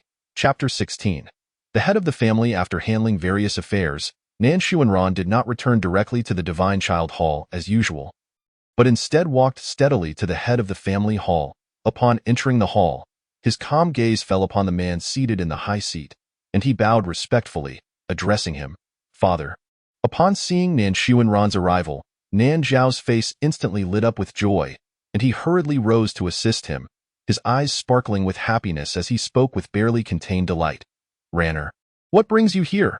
Nan Xuanran's expression remained unruffled as he replied softly. "I have some matters to report to you," he continued. "During my visit to the branch family, I discovered that there are numerous talents there who are not inferior to those in the main family." "Oh?" Nan Zhao's eyebrows raised in surprise. "I wish to establish a dojo within the main family, allowing both branch and main family disciples to use it for fair competition, selecting true talents," Nan Xuanran stated slowly. Nan Zhao was momentarily taken aback, then a thoughtful expression crossed his face. After a moment, a look of satisfaction spread across his features as he nodded and said, "Ranner, your idea is indeed novel and bold." His gaze was filled with appreciation and expectation for Nan Sunren, and he stepped forward to gently pat Nan Sunren on the shoulder, speaking in a steady and powerful tone. "In that case, go ahead and do it. Everything will be handled by me." Nan Xuanran bowed in gratitude and said, "I will give it my all." Nan Zhao nodded slightly, a look of pride on his face.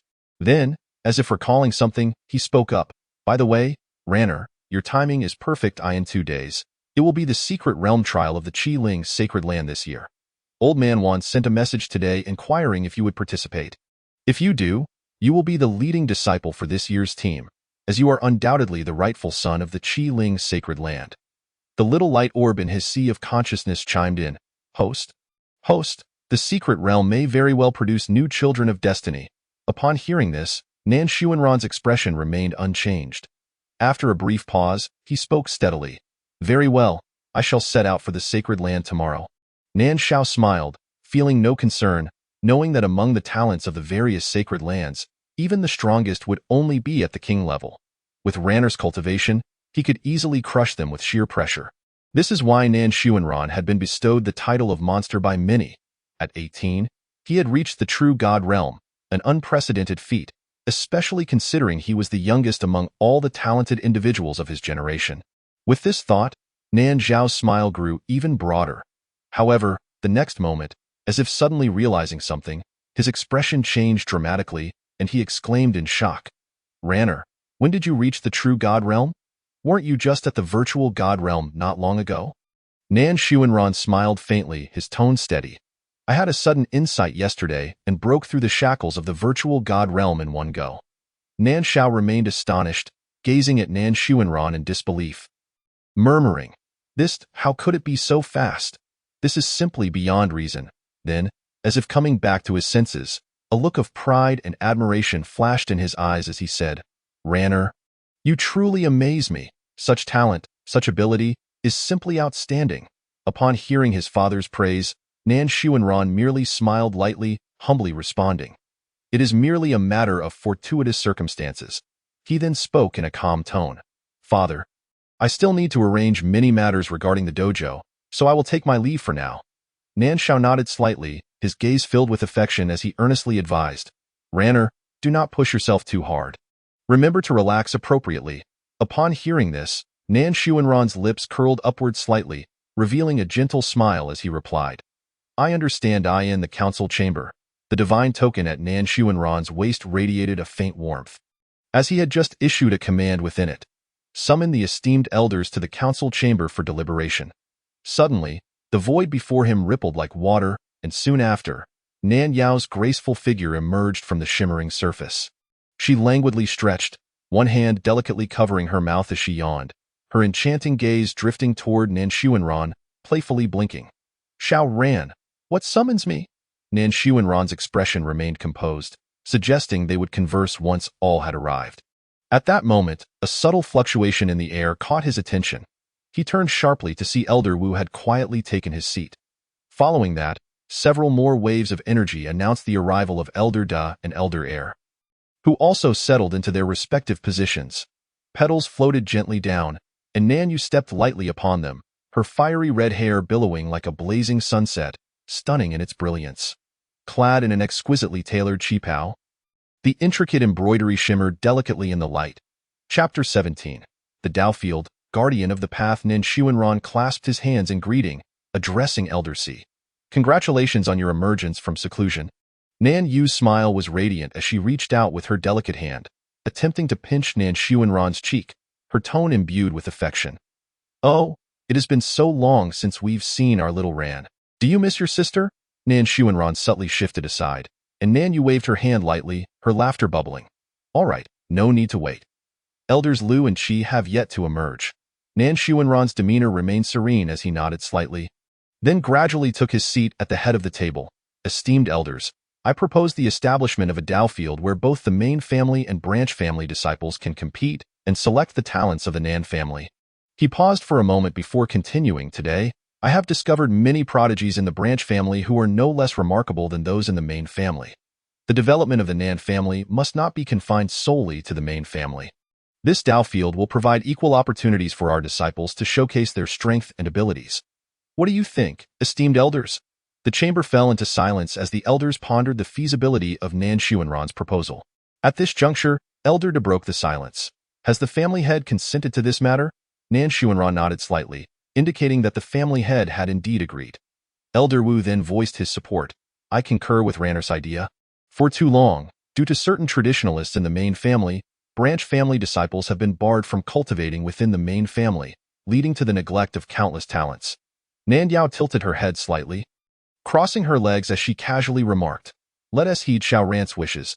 Elder Heir, observing the exchange, added, Since the family head has already consented, Ranner, you may proceed with confidence. We all support you. In an instant, Nan Yu dashed to Nan Xuanran's side, wrapping her arm around his shoulder. Her tone was light and brimming with confidence. Leave the establishment of the Daofield to me. After being cooped up for so long, this is the perfect opportunity for me to stretch my limbs. Nan Yao rested her chin on her hand, lazily inquiring, Where shall this Daofield be constructed? For a moment, the atmosphere felt as if it had solidified, as everyone fell into a brief contemplation. After a short while, Elder Air broke the stillness. I believe we can carve out an entirely new space. Elder C's innate abilities allow him to transform illusions into reality, and coupled with the Lien family's unique affinity for the land, this should be quite feasible. I agree, Elder Wu echoed. Nan Yu possessed a unique innate ability, the power to turn illusions into tangible entities. The illusions she conjured could manifest as real scenes, provided they were anchored to genuine objects. The place where she currently resided was crafted through her illusions. Given the vastness of her dwelling, the Lien family had mobilized many disciples and expended considerable effort to create a dedicated piece of land for her to utilize her abilities. The Lien family, an affiliate of the Nan family, had disciples capable of manipulating soil, rock, and the forces of the earth. Very well, I shall make a visit to the Lien family. Nan Yu nodded in agreement. Upon hearing this, Elder De promptly commanded, immediately dispatch disciples to accompany Elder C to the Lien family. Explain the circumstances and request that they send someone to the main family. His voice resonated with authority. Go arrange it swiftly. The attendant behind him immediately took his leave, moving quickly. Nan Xuanran inclined his head slightly. I entrust this matter to you. Elder C. He performed a respectful gesture, concluding that the discussions regarding the Dao field were complete. If there are no further matters, esteemed elders, you may take your leave. With that, Nan Yu had already sped off to the Lien family, and the remaining elders followed suit. Xiao Ran, do remember to seek me out if you need anything? Nan Yao mischievously winked at Nan Xuanran before vanishing into the void. Only Elder De remained, standing in place. Nan Xuanran regarded Elder De with a calm gaze, softly inquiring, Elder De, do you have something further to discuss? Elder De looked at Nan Xuanran. Ranner, have you heard that when you first ascended into this world, celestial phenomena occurred, and the 13th ancestor emerged from the ancestral land to safeguard you? Nan Xuanran nodded slightly, confirming he had indeed heard this from his father. Elder De gently nodded in affirmation and continued. Since your return from the mortal realm, I visited the ancestral land to inquire if the 13th ancestor would be willing to act as your guardian. At this moment, a hint of gentle satisfaction graced Elder Da's features as he spoke steadily. The 13th ancestor has agreed. It is said that tomorrow, when you return to the sacred land to cultivate, he shall begin his guardianship, watching over you until you surpass him. Upon hearing this, a subtle smile graced Nan Xuanran's lips. He then bowed respectfully to Elder Da, softly expressing, I understand. Thank you. Elder Da gazed upon the humble and courteous Nan Xuanran, a smile of reassurance illuminating his face. He stepped forward and gently patted Nan Xuanran's shoulder. His expression warm as he advised, Ranner, you must return to the sacred land tomorrow. Go rest now. Nan Xuanran nodded slightly in response and then turned to depart. He contemplated visiting Nanyang. He had intended to grant him a bit more time. But alas, he had matters to attend to in the sacred land. In that case, it would be best to resolve this directly in the discipline hall. A figure approached slowly, and upon recognizing him, the crowd erupted in unison. Lord Divine Son. Their voices were harmonious and resonant, echoing through the air. Nan Xuanran lifted a hand gently, signaling for the crowd to refrain from formalities. He then turned to the guards, inquiring softly, Has the second elder visited today? Almost simultaneously with his words, a figure materialized like a specter, and the guards shouted in unison, Hall Master! The Hall Master hurried toward Nan Xuanran, respectfully stating, Lord Divine Son, the second elder has indeed visited today. Nan Xuanran's expression remained unyielding, maintaining his calm demeanor as he continued to inquire. What of the people he brought? The Hall Master promptly replied, They are in the dungeon. Nan Xuanran nodded slightly, succinctly commanding, Lead the way. Together, they proceeded toward the dungeon. In the dungeon, the Hall Master wisely withdrew, and Nan Xuanran's gaze settled steadily upon Nanyang. He stood silently, his eyes fixed intently on Nanyang, who was tightly bound by iron chains. There was no flicker of emotion in his gaze, merely a steady scrutiny, as if he were examining an object of interest. Nanyang, restrained by the chains, felt increasingly uneasy under that unwavering gaze, yet he feigned an air of arrogance. Chapter 18. Nanyang's demise. At the entrance of the dungeon, Zhang Rushi stood vigilantly, her posture upright and submissive. Nan Xuanran slightly raised his right hand and then waved it gently. At the moment of his gesture, the surrounding air seemed to quiver, with light flickering subtly. His sleeve flowed gracefully as he moved, akin to a gentle breeze passing through. Subsequently, centered around him, a transparent barrier gradually emerged, enveloping the surrounding space like a vast dome, isolating all sound from the outside.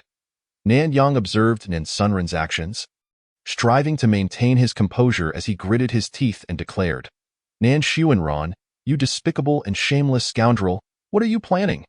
Nan Xuanran's expression remained impassive, his eyes devoid of emotion, exuding an overwhelming pressure that filled the air with a heavy, oppressive aura. Under this formidable weight, the sturdy prison door began to creak ominously under duress. Soon, a heart-stopping sound of shattering echoed as the door collapsed under the immense pressure.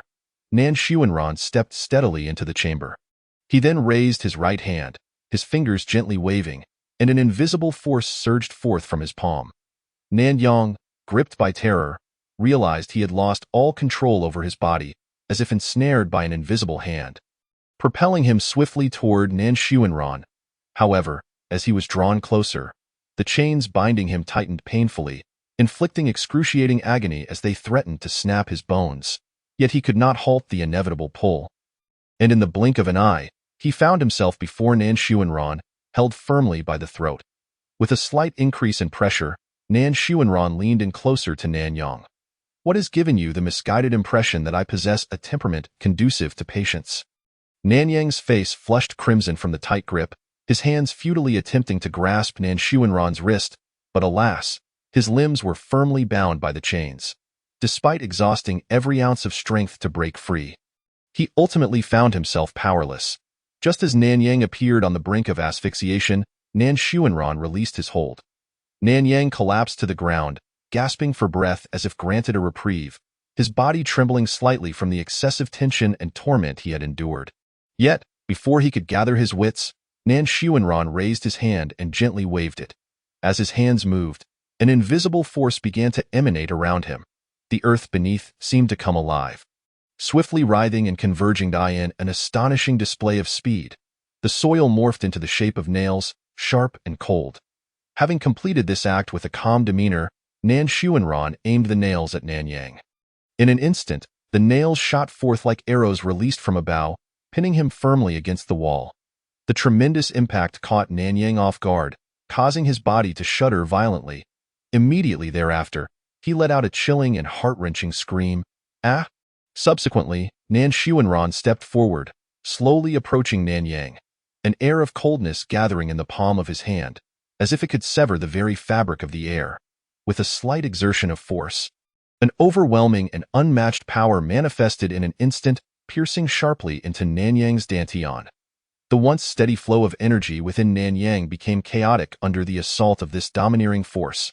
The dantian, once brimming with vitality, now lay in a state of desolation, devoid of life. Nan Yang's body trembled slightly, his face contorted in resentment, his eyes filled with fury as he hoarsely shouted, "Nan Xuanran! Nan Xuanran!" "Ah!" A flicker of madness crossed his gaze.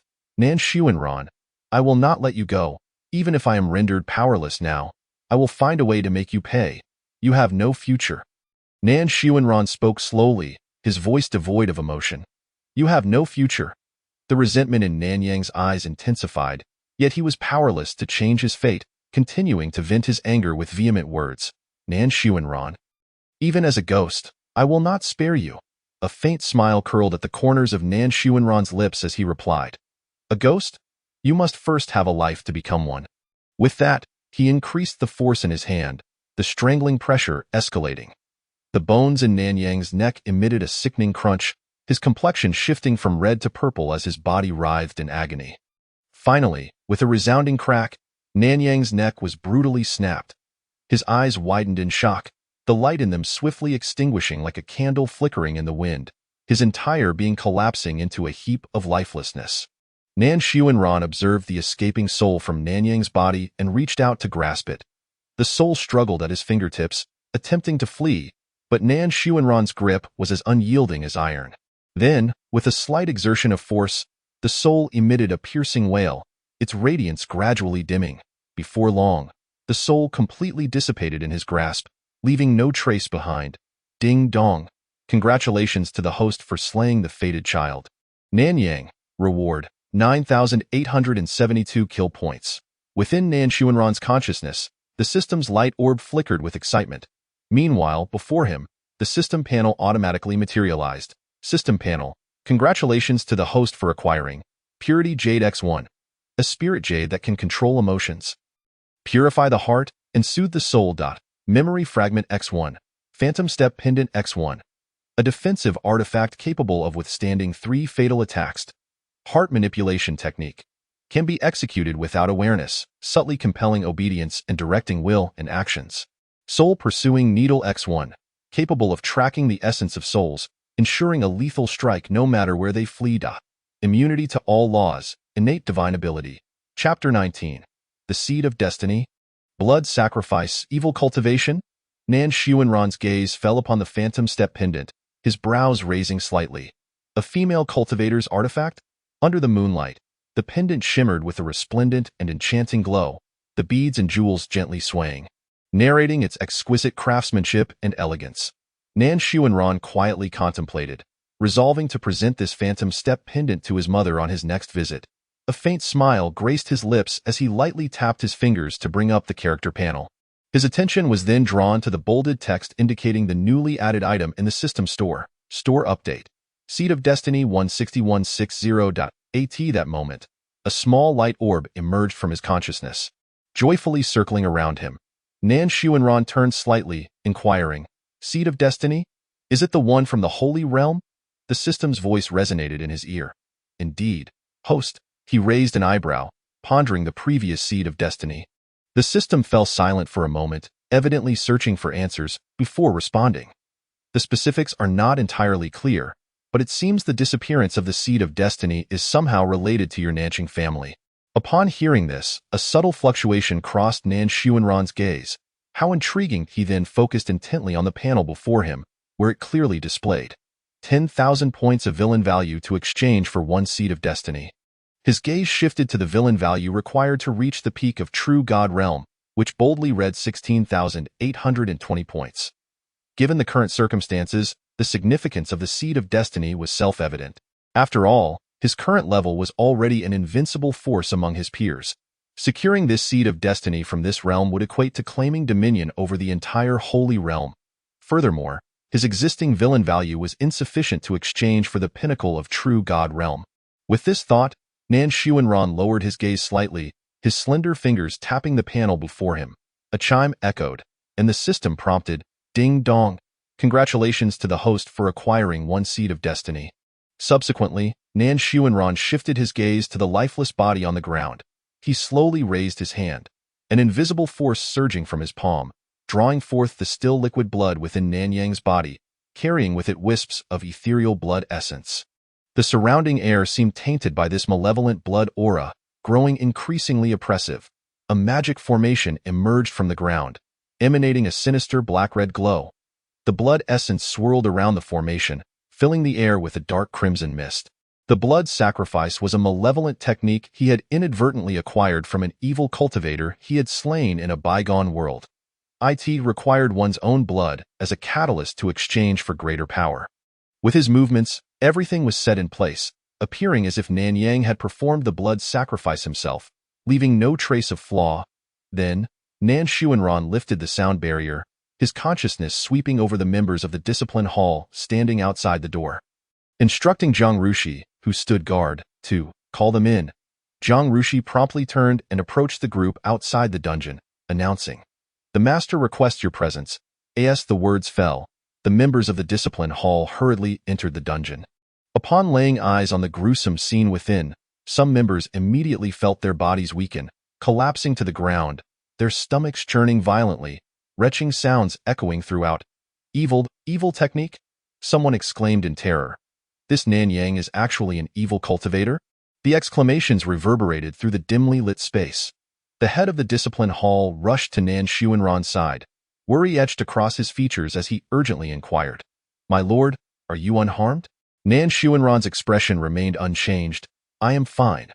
The hallmaster pondered quietly. How strange it is that someone from the Nanqing family would resort to evil techniques, especially against the Lord. This moment. Nan Xuanran spoke once more. Bring all the members of the second offering lineage to the discipline hall. The hallmaster quickly bowed in acknowledgement, responding respectfully. Understood. In the hall the crowd gathered, their faces etched with panic and confusion. Have we done something wrong? Someone exclaimed in a tremulous voice. The sounds of muffled sobbing intermingled, amplifying the already tense atmosphere. Silence. The guard's stern voices cut through the air like a cold shower. Instantly, the room fell silent. Even the sounds of weeping ceased, as everyone dared not utter a single sound. A moment later, faint sounds echoed in the still hall as a figure slowly entered. Following closely behind was the head of the discipline hall. The crowd was momentarily taken aback, all eyes converging on that figure. The second offering leader was the first to snap out of his stupor, bowing his head slightly, respectfully stating, "My lord." Nan Xuanran seemed oblivious to his surroundings. Striding directly to the front, taking a seat slowly, he casually raised his right hand, his long fingers gently supporting his temple, tilting his head slightly, gazing down at the crowd with a detached demeanor.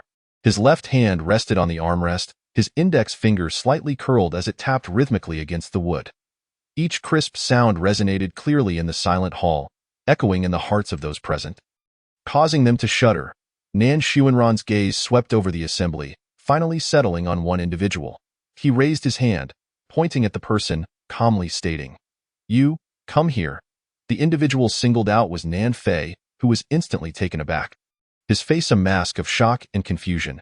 Drawing a deep breath, Nan Fei respectfully addressed, "My lord." Nan Xuanran spoke in a calm tone, inquiring about his familiarity with Nan Yang. Nan Fei promptly and respectfully responded, "I am indeed familiar. We grew up together." Nan Xuanran continued to question, "Has he been behaving strangely lately?" After a moment of contemplation, Nan Fei earnestly replied, "Indeed, there is something amiss. He was merely a good-for-nothing scion. But 3 months ago, his strength surged dramatically, causing chaos everywhere. Subsequently, there was an incident involving his theft of the Thunder Beast." Nan Xuanran raised an eyebrow, probing further, "A sudden enhancement in strength?" Nan Fei lowered his head slightly, seemingly organizing his thoughts. After a brief pause, he lifted his gaze, his eyes reflecting a hint of doubt as he said, "Yes, revered son. Nan Yang is naturally unable to cultivate due to his severed meridians. So his sudden advancement in power has raised suspicions among the branch family. Moreover, at this point, Nan Fei instinctively glanced at the second elder, causing the elder's heart to tighten. He continued, "Furthermore, due to the second elder's deliberate concealment, we have refrained from asking too many questions." Upon hearing this, Nan Xuanran slowly turned his gaze towards the second elder and remarked coolly, "Is that so?" Chapter 20. The bound beast. His attention shifted to the Master of Discipline behind him. The Master of Discipline, comprehending the situation, adopted a stern demeanor and instructed the guards in a low voice, "Take the second elder to the dungeon and investigate what Nan Yang has done." The guards complied. Shortly thereafter, anguished cries echoed from the dungeon. "No, no! Younger. Younger!" The voice seemed to pierce the heavens, laden with infinite pain and despair. The crowd in the hall heard it clearly, yet none dared to utter a word. Their faces etched with tension, as silent as the grave. Soon, the guards returned with the second elder to the hall. The Master of Discipline coldly addressed the crowd, "Look at your good grandson, using dark arts to attempt to kill the son. Dragging your entire lineage into this mess. Truly, he has brought this upon himself." To these words, the crowd was immediately engulfed in extreme panic. Meanwhile, the second elder appeared as if he had lost his soul. Numb and dazed, "Revered son, please spare us. This is not our doing. Have mercy on us, revered son. This is all the second elder's fault." The hall was soon filled with these fearful voices, turning the once tranquil space into utter chaos. Nan Xuanran's brow furrowed slightly. At that moment, a female voice interjected, "Since you cannot discipline your grandson, you need not keep this elder any longer." As her words fell, a line of blood inexplicably appeared around the second elder's neck. In an instant, his head fell to the ground, blood gushing forth and staining the floor crimson. Following the beheaded corpse, Shangguan Sheiyue smiled at Nan Xuanran. She swiftly approached him and suddenly leaped into his embrace. "Shangguan Sheiyue, what brings you here?" Nan Xuanran raised an eyebrow, a flicker of confusion crossing his eyes. "I went to the Sun's palace to find you, but you were not there, so I used a tracking spell." As she spoke, she fixated her gaze on Nan Xuanran's face, observing every subtle expression, fearful that he might be angered. "Please don't be upset, Sun. I simply missed you too much." She said this while tugging at the hem of Nan Xuanran's garment, gently swaying it like a child caught in wrongdoing. Nan Xuanran glanced down at Shangguan Sheiyue's obviously guilty demeanor and replied coolly, "Should you use the tracking spell on me again, do not expect to enter the Nan family next time." All right, Shangguan Sheiyue muttered softly. She dared not say more. instead burying her head deeper into Nan Xuanran's embrace, her arms tightening around him. Nan Xuanran frowned slightly and released her, stating, "I still have matters to attend to." Shangguan Xieyue lifted her head, her gaze sweeping over the people on the ground. "Let us kill them all. They dared to harm you." Her voice turned icy, a fierce aura emanating from her. The crowd felt the weight of her terrifying presence. Trembling in fear, their faces pale as paper, not daring to breathe a word. Nan Xuanran regarded her with indifference. "Shangguan Xieyue, wait for me in the Sun's palace." Though Shangguan Xieyue was unwilling, she dared not act out of line and obediently released him. Responding softly, "All right," she then turned and departed. After Shangguan Xieyue left, Nan Xuanran called out, "Yuheng." A subtle shift in the air preceded the appearance of Yuheng. At your service. Inform me about the situation in the branch family. Reporting to you, Master, aside from Nan Yang, several other branch disciples have also behaved improperly, causing numerous troubles. Upon hearing this, Nan Xuanran instructed the Master of Discipline to take note of those individuals, affirming that the branch family indeed required rectification. He then turned his gaze towards the Master of Discipline, who wore a faint smile that sent shivers down one's spine. "Should I encounter such matters upon my next return, you should be aware of the consequences." The Master of Discipline felt a chill run down his spine and hastily nodded, fearfully assuring, "Yes, revered son, rest assured." Nan Xuanran nodded slightly, his tone calm yet accompanied by a faint smile. "I shall take my leave now." With that, he turned and departed. The Sun's palace. As Nan Xuanran approached, he heard hurried footsteps. "Asun, you're back." Even before he could see her, her voice rang out clearly. He was not particularly inclined to converse, having spent the entire day dealing with numerous affairs, leaving him feeling somewhat drained and with a splitting headache. Nan Xuanran frowned slightly, a subtle change detected by Shangguan Xieyue. "Asun, are you unwell?" Her words dripped with concern and worry, her expression betraying her anxiety. Inside the room, Shangguan Xieyue sat at the edge of the bed, allowing Nan Xuanran to rest his head on her lap. She then gently pressed her slender fingers against his scalp, her movements soothing. "I heard from the teacher that you will be leading the secret realm trial in 2 days?" Shangguan Xieyue inquired softly. That's wonderful. I will definitely return to the Holy Land before the trial," Shangguan Xieyue exclaimed, her eyes brimming with anticipation. Nan Xuanran lifted his gaze slightly. "Is there anything else?" "Oh yes, I just came to check on you. I will leave shortly. The spiritual herbs I picked for you last time have yet to be refined into pills. I will return to the Holy Land once I am done." "All right." Moments later, Shangguan Xieyue stood up, preparing to leave.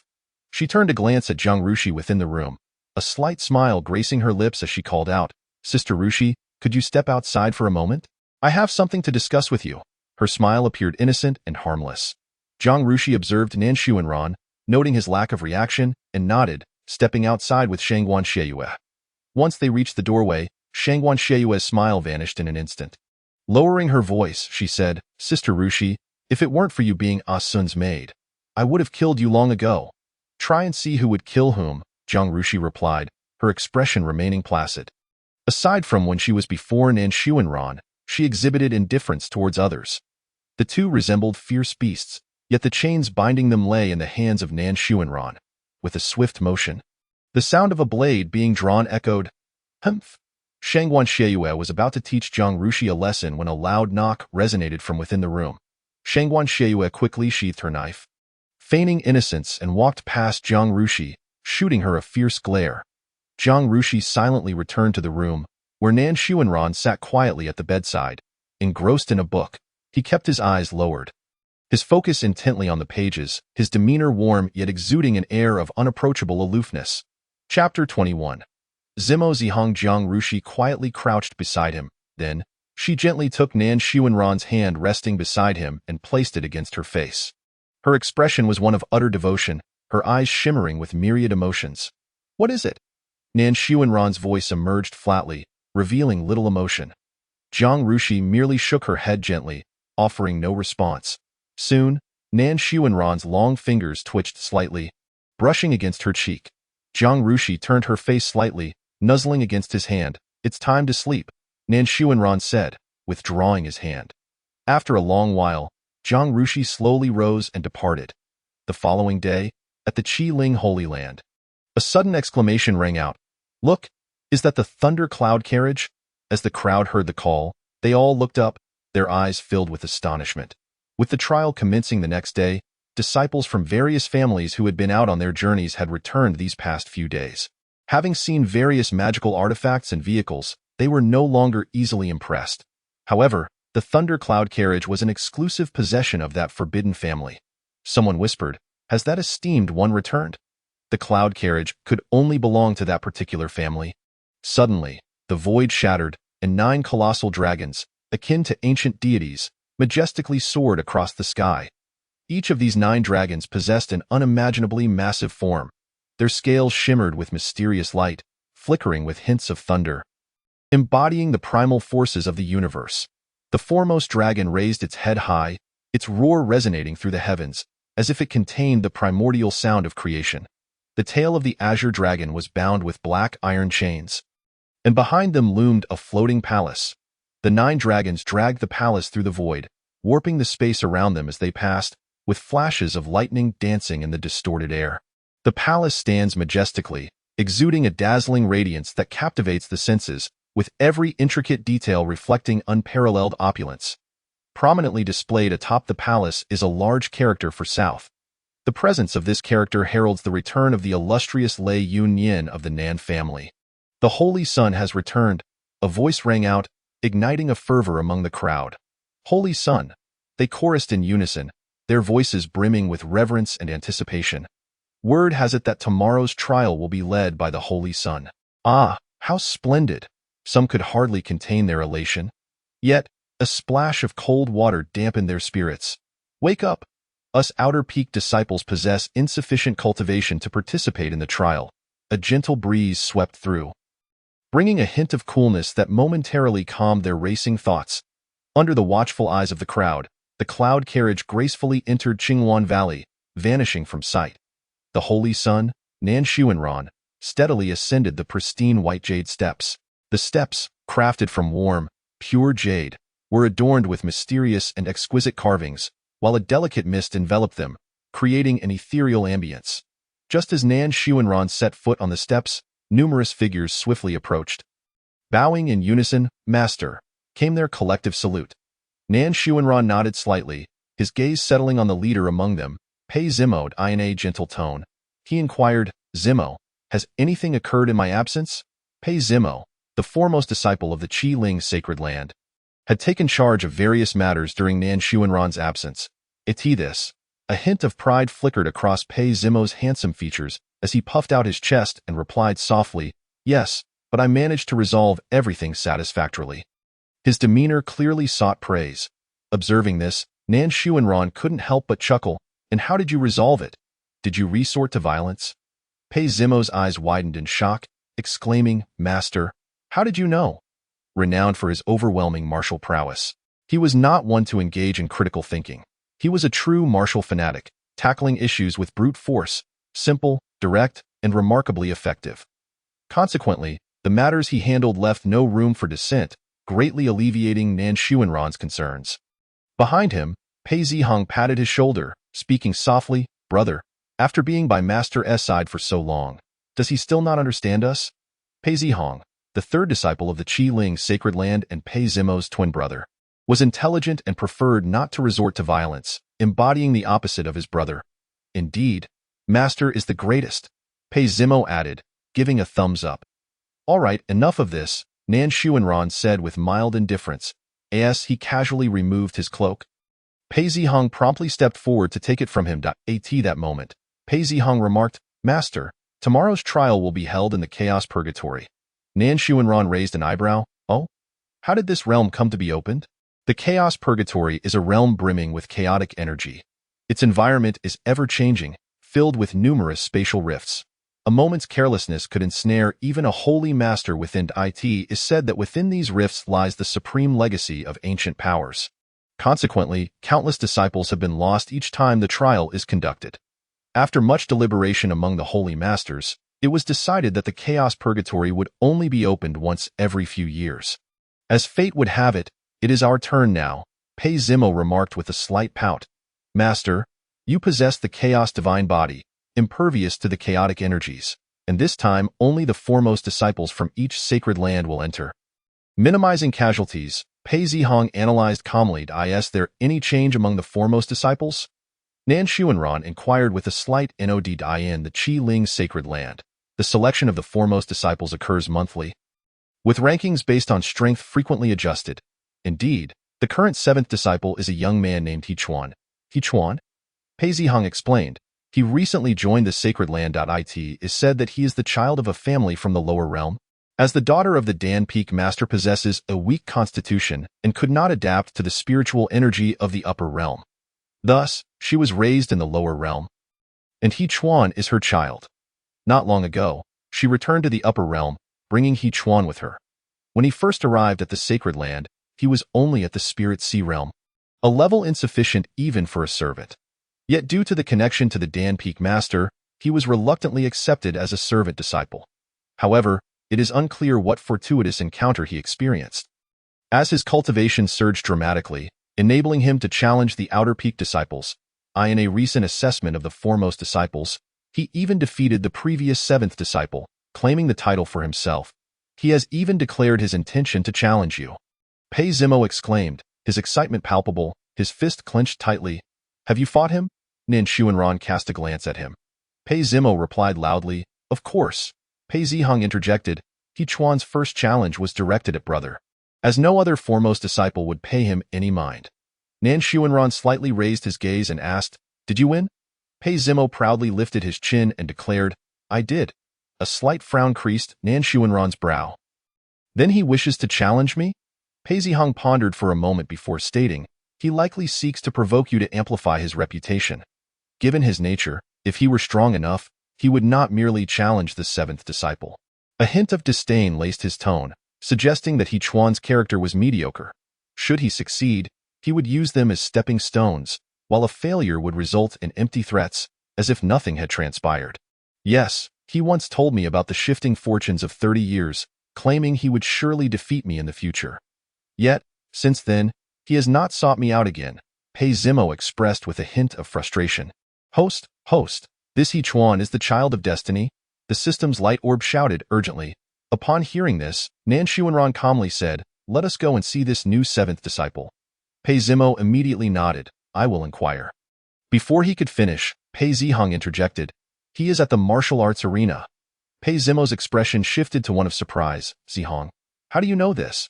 Pei Zihong remained unfazed, responding nonchalantly, oh, he provoked the master. I initially intended to quietly deal with him, so I placed a tracking spell on him, but before I could act, the master returned. Pei Zimo exclaimed, how did I only just find out about this? Pei Zihong glanced at him and replied, next time, I will be sure to inform you. At the martial arts arena, a crowd gathered in a single spot. Pei Zimo casually pulled aside a disciple, gesturing towards a group of individuals with a hint of confusion. What is happening there? The disciple initially paused in surprise, but upon recognizing Pei Zimo, prepared to salute, only to suddenly notice Nan Xuanran in the center. Holy Sun! The disciple's voice trembled slightly, tinged with awe. Nan Xuanran's expression remained placid as he merely nodded. It seems the seventh disciple, He Chuan, and his followers are bullying the former seventh disciple, the disciple quickly reported. The former seventh disciple. They are surrounding Su Tian? Pei Zimo exclaimed in astonishment. Su Tian, hailing from a literary family, excels in divination and prophecy, characterized by a reserved demeanor and a low profile, shunning competition. Since becoming a foremost disciple, he had neither cultivated his own influence nor chosen followers, which is why Nan Xuanran remembered this typically inconspicuous disciple. How long have they been doing this? Nan Xuanran inquired with a calm tone. Ever since He Chuan assumed the title of disciple, they have blocked Su Shixiong every time he comes to the martial arts arena, the disciple replied, his tone revealing a hint of dissatisfaction, clearly favoring Su Tian. Initially, they were somewhat restrained due to Su Shixiong's family background. However, Su Shixiong's good-natured disposition meant he never contested with them, which only emboldened them further.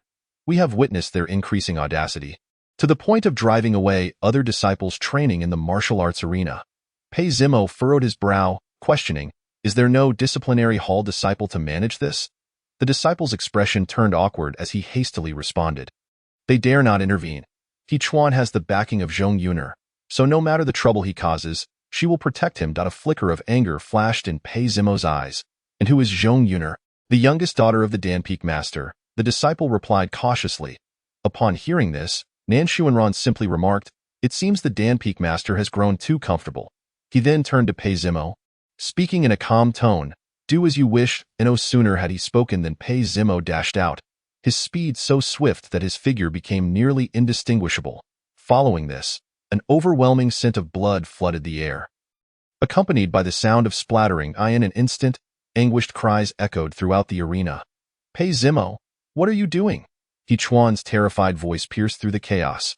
Pei Zimo, expressionless, coldly replied, "Doing what you just did."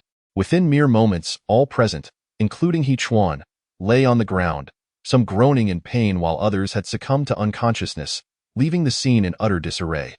Standing amidst the turmoil, Pei Zimo turned to Nan Xuanran. "Master, I did not injure any of their vital points." Nan Xuanran nodded slightly. "Take them to the Holy Master's Hall. Since the disciplinary hall dares not intervene, let the Holy Master handle it." Chapter 23.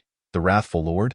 He Chuan is disgraced amidst the crowd. Su Tian's gaze was fixed on the scene before him, as if he had fallen into a state of stupor.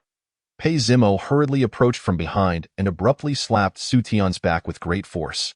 This unexpected blow caused Su Tian to stagger, his body leaning forward involuntarily. "Hey, they are bullying you. Why don't you fight back?" Pei Zimo exclaimed, exasperated. Following this, he leaned closer to Su Tian's ear and whispered, "Would you like to become a follower of our Lord? I guarantee no one will dare to bully you again." Without a moment's hesitation, Su Tian nodded earnestly. This response left Pei Zimo momentarily stunned, his eyes widening in disbelief. "You agreed?" Su Tian nodded again, his mind solely occupied by the image of Nan Xuanran, who had just come to his aid. His figure was tall and elegant, exuding an air of indifference that was nonetheless captivating, evoking a longing that one knew could only be admired from a distance. Pei Zimo noticed Su Tian staring blankly at Nan Xuanran and turned to Pei Zihong, murmuring, "Our Lord truly attracts both men and women." Pei Zihong nodded in agreement. Nan Sunren, having noticed the commotion, turned his gaze towards Su Tian and said lightly, "Have you made your decision?" Su Tian nodded firmly, his eyes filled with determination. "Good, take him back for now." Nan Sunren instructed succinctly. With that, he said no more and strode away in the Holy Lord's Hall. Wan Huaishan looked at the group being brought in and appeared somewhat perplexed. Nan Sunren stepped forward and elucidated the entire situation. "Such a thing occurred?" Wan Huaishan erupted in fury, slamming his hand on the table, causing the hall to tremble. He then turned to Nan Xuanran, his demeanor softening. "Xuanran, come, sit down." Nan Xuanran complied and took a seat. At that moment, the hall fell silent, the atmosphere charged with tension. Just then, the sound of hurried footsteps echoed from afar as Zhong Jiji rushed in. "Holy Lord, what has happened?" Upon seeing the unconscious He Chuan and others, a sense of foreboding settled in his heart. "What do you mean? What happened? Are you unaware?" Wan Huaishan's voice turned cold, a powerful pressure emanating from him. "So, this He Chuan is connected to you?" Zhong Jiji's expression shifted drastically, panic rising within him. "It was my daughter who instructed me to provide some protection for He Chuan. I had no idea what he had done." Wan Huaishan's expression darkened as he pointed at the unconscious figures of He Chuan and the others, bellowing, "You had no idea? Then find out." With that, he gestured, and one of the disciples promptly flew forth, landing before Zhong Jiji. "Wake him up and ask He Chuan what mischief he has been up to." Zhong Jiji hurriedly employed his techniques to awaken the disciple, learning the truth of the matter from him. His face turned ashen, and he trembled uncontrollably. "He never sought me out. I always thought he was quite docile." Zhong Jiji's voice quaked. "He never sought you." "Of course, he didn't. Your daughter is with him every day. If it weren't for Xuanran returning today, and your daughter conveniently in seclusion, how much longer would I have been kept in the dark?" Wan Huaishan's anger peaked, and he scolded, "Zhong Jiji, it seems you no longer wish to be the master of the Pill Peak." Hearing this, Zhong Jiji hastily knelt. "Holy Lord, please calm your anger. I truly did not know He Chuan." "Enough," Wan Huaishan interrupted. "Strip He Chuan of his position as Daozi and expel him from the Holy Land. Furthermore, that Zhong Yuner has caused trouble since she ascended. She is to remain within the Pill Peak for 10 years. I do not wish to see her again." Zhong Jiji nodded repeatedly, realizing the situation was beyond redemption. filled with regret. Then, Wan Huaishan scanned the room and said in a deep voice, "All right, everyone leave." In the blink of an eye, only Wan Huaishan and Nan Xuanran remained in the hall. Wan Huaishan slowly extended his hand, a radiant glow flickering as a list materialized in the air. "Xuanran, this is the list for tomorrow's trial," that he paused, waving his hand over the list, and He Chuan's name was instantly replaced by Su Tian's. "That here, Xuanran, your foremost task in tomorrow's trial is to ensure your safety." Subsequently, he produced a ring and solemnly stated, "This is the Dream Shadow Ring. It can pierce through all illusions and shatter the void." Nan Xuanran reached out to accept it, then bowed respectfully, saying, "Thank you, Holy Lord." Wan Huaishan then retrieved a talisman, concern etched on his face as he spoke earnestly. "Take this as well. If you encounter any insurmountable danger, crush it, even if it means tearing apart the secret realm. I will come to your aid." Nan Xuanran chuckled helplessly. "I am already at the True God realm. You really need not provide me with so many artifacts." "What? True God realm?" Wan Huaishan exclaimed, astonished, his face displaying shock. "You broke through so quickly. Is your body able to handle it?" "It's nothing," Nan Xuanran replied succinctly. "No. Let me check," Wan Huaishan insisted. He then released a powerful surge of spiritual energy, which flowed around Nan Xuanran's body, meticulously examining every aspect of his condition.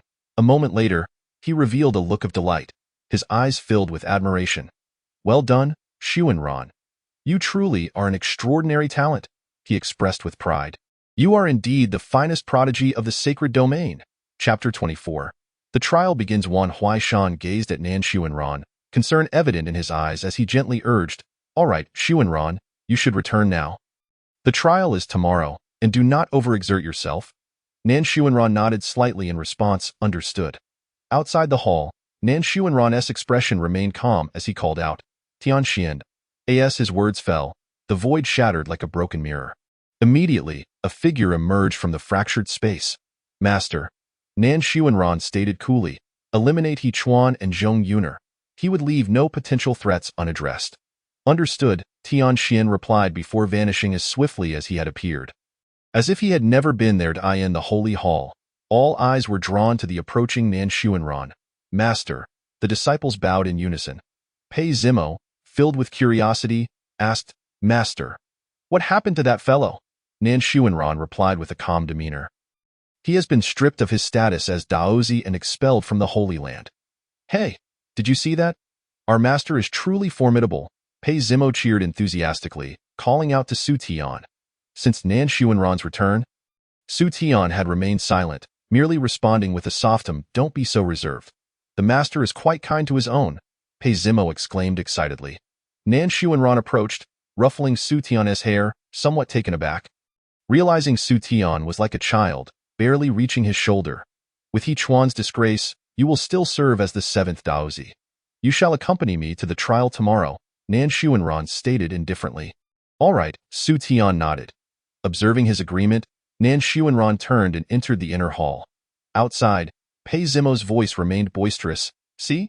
The master is very approachable." Pei Zihong, unable to contain himself, slapped Pei Zimo on the head, scolding, "Stop talking. Don't disturb the master's rest." "Ow. All right. I won't say anything more," Pei Zimo yelped. "Su Tian, make sure to rest well." As their voices faded, tranquility returned to the surroundings. On the day of the trial, as Nan Xuanran stepped out of the hall, he spotted several individuals who had been waiting. He nodded slightly and said simply, "Let us proceed to Fengyun Hall." Fengyun Hall was dedicated to the study of formations and was responsible for the annual trial's teleportation arrangements. Upon their arrival, all the Daozi had already assembled, excluding Nan Xuanran and his 3 companions. The overwhelming pressure emanating from the gathered Daozi was palpable, rendering the disciples nearly breathless and hesitant to speak loudly. "This year's South trial will take place in the chaotic prison," a disciple from Fengyun Hall whispered. "In no wonder only the Daozi can participate this time. We will soon meet the Holy Sun." Some could hardly contain their excitement, their voices slightly raised. Just then, a commotion arose outside. The Holy Sun has arrived." The disciples hurriedly bowed in reverence, collectively calling out, "Holy Sun, Nan Xuanran responded lightly. As the disciples rose, Many were momentarily entranced upon catching sight of Nan Xuanran's strikingly cold and handsome visage. Mu Fengji stepped forward steadily, respectfully addressing him, "Master." Shortly thereafter, Lin Hongyu followed suit, bowing and saying, "Master." Nan Xuanran nodded slightly, his gaze calm as he regarded them, inquiring softly, "Have you all made breakthroughs?" Lin Hongyu's face beamed with pride as he puffed out his chest, declaring, "Of course. I've been cultivating with Fengji in the small world until just before today." Mu Fengji nodded in agreement. Just as Nan Xuanran was about to speak, Shangguan Sheiyue suddenly appeared like a wraith, calling out loudly, "Asun." Upon her appearance, the countenance of the crowd shifted dramatically as they hastily withdrew, each falling silent in fear of inadvertently provoking this esteemed ancestor. Shangguan Sheiyue extended her delicate, jade-like hand, cradling a finely crafted jade vial within her palm. "Here, the elixir has been successfully refined. How about it? I keep my promises, don't I?" Nan Xuanran responded with a calm demeanor, casually stowing the jade vial into his storage pouch. He then slowly uttered 2 words. "Let's go." With that, he stepped towards the teleportation array. Behind him, Shangguan Sheiyue bounced along like a little bird, with the other disciples closely trailing in his wake. The disciple responsible for activating the array, upon witnessing this, dared not show any signs of delay and quickly moved forward. A flash of light suddenly erupted, followed by a powerful wave of energy permeating the AI art in the next instant. A beam of light shot skyward, and within moments, the crowd vanished without a trace. At the entrance of the Chaos Prison, the elders from various sacred grounds had already arrived the day prior and were now awaiting the arrival of their disciples. Among them was the elder from the Scarlet Feather Sacred Land, Qingfeng Shangren, Zhou Renan. Clad in a flowing azure robe, his countenance was as gentle as jade, his aura restrained yet profoundly unfathomable. Renan, "I have heard that the individual from the Nan family will also be participating in the trials?" inquired another elder from a different sacred ground. Zhou Renan nodded slightly in acknowledgement.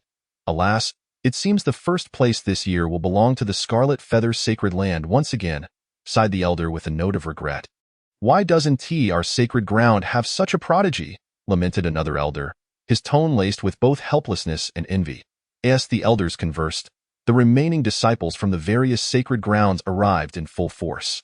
Upon hearing the elders' dialogue, a wave of astonishment swept through the crowd. "The individual from the Nan family is coming," someone exclaimed in disbelief. "This is disastrous. We could have contended for second place. But now with their arrival, even third place seems uncertain." Another disciple's face fell in despair. A female disciple's eyes sparkled with excitement as she exclaimed, "I have heard that this individual is extraordinarily handsome." A faint blush crept across her cheeks. A male disciple beside her chimed in eagerly, "I can't wait to see just how formidable they truly are." Chapter 25. The Cycle Supreme Inheritance. The death of He Chuan suddenly, a ripple of energy surged forth, and the figures of Nan Sunren and his companions gradually materialized. The once boisterous chatter abruptly ceased, all gazes magnetically drawn to Nan Sunren. He stood tall, adorned in a flowing black robe that fluttered gently in the breeze, his visage akin to a meticulously sculpted gem. He remained still, radiating a subtle brilliance that rendered him difficult to gaze upon directly, yet irresistibly intriguing to behold.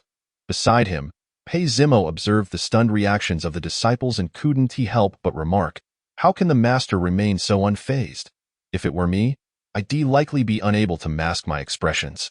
Lin Hongyu, with an exaggerated seriousness, interjected, "If I possessed such a visage, I wouldn't even bother returning home. I would flaunt it outdoors." Unable to tolerate their antics, Pei Zihong raised his hand to deliver a light reprimand to each. "Enough from both of you.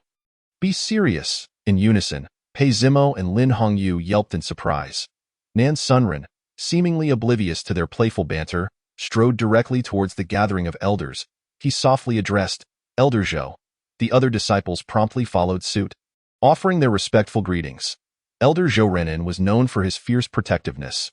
Years ago, he had participated in the trials in a similar capacity, tasked with safeguarding his disciples. At that time, the disciples of the Scarlet Feather Sacred Land had been maliciously targeted by a prince from the ancient Qinglin Kingdom, resulting in several of them gravely injured. The elders from Qinglin Sacred Land blatantly shielded the prince and refused to apologize. eye in a fit of fury, Zhou Renan slaughtered all present from Qinglin's sacred land without mercy. The elder who had defended the prince was unable to withstand even a single blow, meeting his demise in an instant. Following that, Zhou Renan single-handedly obliterated the entire ancient Qinglin kingdom, his ruthless methods leaving all in shock. Since then, the tale of an ancient kingdom's annihilation at the hands of one individual spread far and wide, instilling fear across various factions, leading them to adopt a more subdued demeanor. Zhou Renan had not re-emerged in years thereafter. Zhou Renan's gaze shifted gently towards Nan Xuanran, a flicker of warmth surfacing in his eyes as he spoke softly. Xuanran, be cautious in all matters. Do not act carelessly. Nan Xuanran nodded slightly in response. Yes, what brings you here? Zhou Renan chuckled lightly, replying, the Sacred Lord is concerned for you. A treasure that emerges once every few million years certainly cannot afford any mishaps. Nan Xuanran raised an eyebrow, a smirk playing at the corners of his mouth as he said, then I shall entrust this to you. Behind them, several individuals displayed expressions of excitement, whispering amongst themselves. Pei Zimo exclaimed, I can't believe Elder Zhou is here. Lin Hongyu echoed enthusiastically, this is fantastic. Su Tian pondered, Elder Zhou was already at the quasi-saint level years ago. I wonder what his current realm is. Lin Hongyu carelessly retorted, regardless, he is incredibly powerful. Pei Zimo exclaimed in delight. Woohoo! We can truly unleash our potential now. With Zhou Renan here to back them, the other sacred ground elders wouldn't dare intervene, as even united, they would not stand against Zhou Renan alone. The gazes of the nearby elders turned towards them, one elder furrowing his brows, inquiring, has Renan always been this gentle? Another elder scoffed, gentle. When has he ever smiled at anyone but the individual from the Nan family? Subsequently, all eyes converged upon Nan Xuanran, their faces reflecting a mix of admiration as they collectively sighed, as expected of him. A thunderous rumble echoed, and a massive sound resonated as a stone door slowly emerged at the entrance of the secret realm. Within the stone door lay an abyss of darkness, reminiscent of an endless void. The disciples from the other sacred grounds, upon hearing this sound, snapped back to reality. The secret realm has opened, someone shouted. Nan Xuanran offered a gentle nod to Zhou Renan, stating, Elder Zhou, we shall enter first. With that, he stepped toward the entrance, and Pei Zimo and the others quickly followed suit. Before the stone door, the disciples halted in their tracks, pausing to observe the approaching figures of Nan Xuanran and his companions. Some female disciples gazed at Nan Xuanran with starry-eyed adoration. Nan Xuanran made no effort to retract his imposing aura. The disciples of lower cultivation could not withstand it and were compelled to step aside, creating a path. Nan Xuanran nodded slightly at the crowd, a faint smile gracing his lips before stepping through the stone door. Ah, he smiled at me. I have no regrets, so powerful.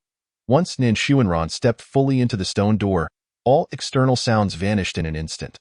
Moments later, those behind him also disappeared in the blink of an eye, evidently separated from one another. Suddenly, Nan Xuanran halted, and a voice echoed in his mind. Ding! The destined child He Chuan has perished due to the death of the host. Host kills value 15. 870 points. Simultaneously, a radiant system panel materialized before him. System panel, congratulations, host has obtained 7 kill flute. Transform sound into blades, capable of rending the void and creating spatial rifts. Demon breaking bell, immune to all demons. Can purify all things. 100 flower dew, condenses the essence of 100 flowers. A single drop can completely heal a dying person. Memory fragment X1. Inheritance X1. Nan Xuanran's gaze lingered on the final reward. Inheritance? The system's voice brimmed with uncontrollable excitement. Indeed. According to the established trajectory, the destined child He Chuan was supposed to follow the host into the chaos prison to obtain the inheritance of the mighty within the spatial rift. However, since the host eliminated him before his entry into the secret realm, the inheritance now belongs to you. Nan Xuanran's expression remained calm as he continued to inquire, what is this inheritance? The system's light intensified, its excitement palpable. It is the inheritance of the Cycle Supreme, capable of reversing life and death, mastering the path of reincarnation. Upon hearing this, Nan Xuanran raised an eyebrow, intrigued enough to investigate further. Chapter 26. Accepting the inheritance. With that, Nan Xuanran surveyed his surroundings. The air was thick with rich chaotic energy. Should one be engulfed by this chaos, they would gradually lose their sense of self, descending into endless madness and suffering. His gaze fell upon the distorted spatial rifts that flickered with eerie light. He swiftly entered one of the spatial rifts. The chaotic essence surged within the rift. An indescribable pressure pervaded the space, shaking one's very soul. A moment's carelessness could lead to being consumed by the endless darkness and chaos. Yet, Nan Sunren remained unfazed. He possessed innate chaotic energy, rendering him immune to the chaotic force. Were an ordinary person to enter the spatial rift without protection, they would already be thoroughly eroded. Even with special artifacts for protection, they would only last a brief moment. However, Nan Xuanran traversed the spatial rifts with ease at that moment. A particular space caught his attention. Nan Xuanran's gaze sharpened, and he dashed towards it. As he stepped into this space, an ancient and powerful aura enveloped him. A thin mist wafted around, rendering everything somewhat hazy and ethereal. A palpable pressure descended, as if invisible hands were tightly compressing this space. Amidst the swirling mist, two colossal stone statues emerged, partially obscured from view. Intricate and exquisite patterns adorned their surfaces, delicately carved in an elaborate manner. Nestled between the two statues lay an ancient corpse, its once opulent garments now tattered, yet hints of former grandeur and nobility remained discernible. Suddenly, a radiant light burst forth, illuminating an unknown object that had ignited in the corpse's embrace. Nan Xuanran's gaze sharpened as he stepped closer to investigate, discovering a page of paper suspended in the ancient figure's hand. Shortly thereafter, a silhouette began to emerge from the page, its voice resonating deeply. "My heir, you have finally appeared." The voice faltered momentarily, tinged with a hint of confusion. "You bear no token? You are not my heir?" Nan Xuanran maintained a calm demeanor, replying softly, "No, your heir has perished." "What? How could this be?" The figure erupted in a frenzy, causing the mist to roil in response to its tumultuous emotions. After a lengthy pause, the figure seemed to regain some composure and sighed, "Very well. Your entrance signifies your capability to inherit my legacy." It then sighed resignedly, "My fragmented soul cannot endure much longer. Please, release your consciousness." Upon hearing this, Nan Xuanran scrutinized the remnants of the soul, noting its words were indeed true. The luminescence of the spirit was exceedingly faint, as if it might dissipate at any moment, with a mere flick of his hand. He could easily disperse it. After a moment's contemplation, Nan Xuanran relinquished his consciousness. Instantly, a glowing orb floated forth from the soul and into his consciousness. Countless pieces of information surged into his awareness like a tidal wave. In that fleeting moment, he felt his understanding of the laws of reincarnation ascend to an unprecedented pinnacle, an indescribable realization blossoming within him. Silently observing the fading spirit, Nan Xuanran inquired, "Senior, do you wish to be revived?" As he spoke, he extended his hand, and a piece of spirit jade materialized before him. "The power of the Supreme Realm is necessary to accept it, Spirit Jade?" the remnant soul exclaimed, astonished, disbelief reverberating in its voice. "Whose child are you, to possess such a treasure?" Nan Xuanran replied with an air of nonchalance, "The Nan family of Changsheng." The soul, upon hearing this, momentarily stunned, suddenly remarked, "I was the one who perished while battling your ancestor." Nan Xuanran's expression remained impassive as he regarded the spirit silently. The remnant seemed to realize the abruptness of its words, and, in a conciliatory tone, confessed, "All right, it was I who sought him out for a fight daily. He grew weary and engaged me once. As a result, my reincarnation laws were obliterated, leading to my current state." With a flourish of its fist, the spirit declared, "Once I am free, I shall confront him again." Nan Xuanran remained silent, then addressed the remnant, "Senior, please enter the spirit jade first. I must complete my trial." "Very well." The remnant soul acquiesced, transforming into a wisp of mist and soaring into the spirit jade. Watching the spirit's seamless entrance, Nan Xuanran hesitated no longer and turned to depart. The moment he stepped out, the isolated space trembled violently, as if it had lost its foundation. With a resounding thud, the area began to collapse. Observing the now closing spatial fissure, Nan Xuanran raised his slender, pale hand and drew a delicate line through the air. A minute crack appeared in the void.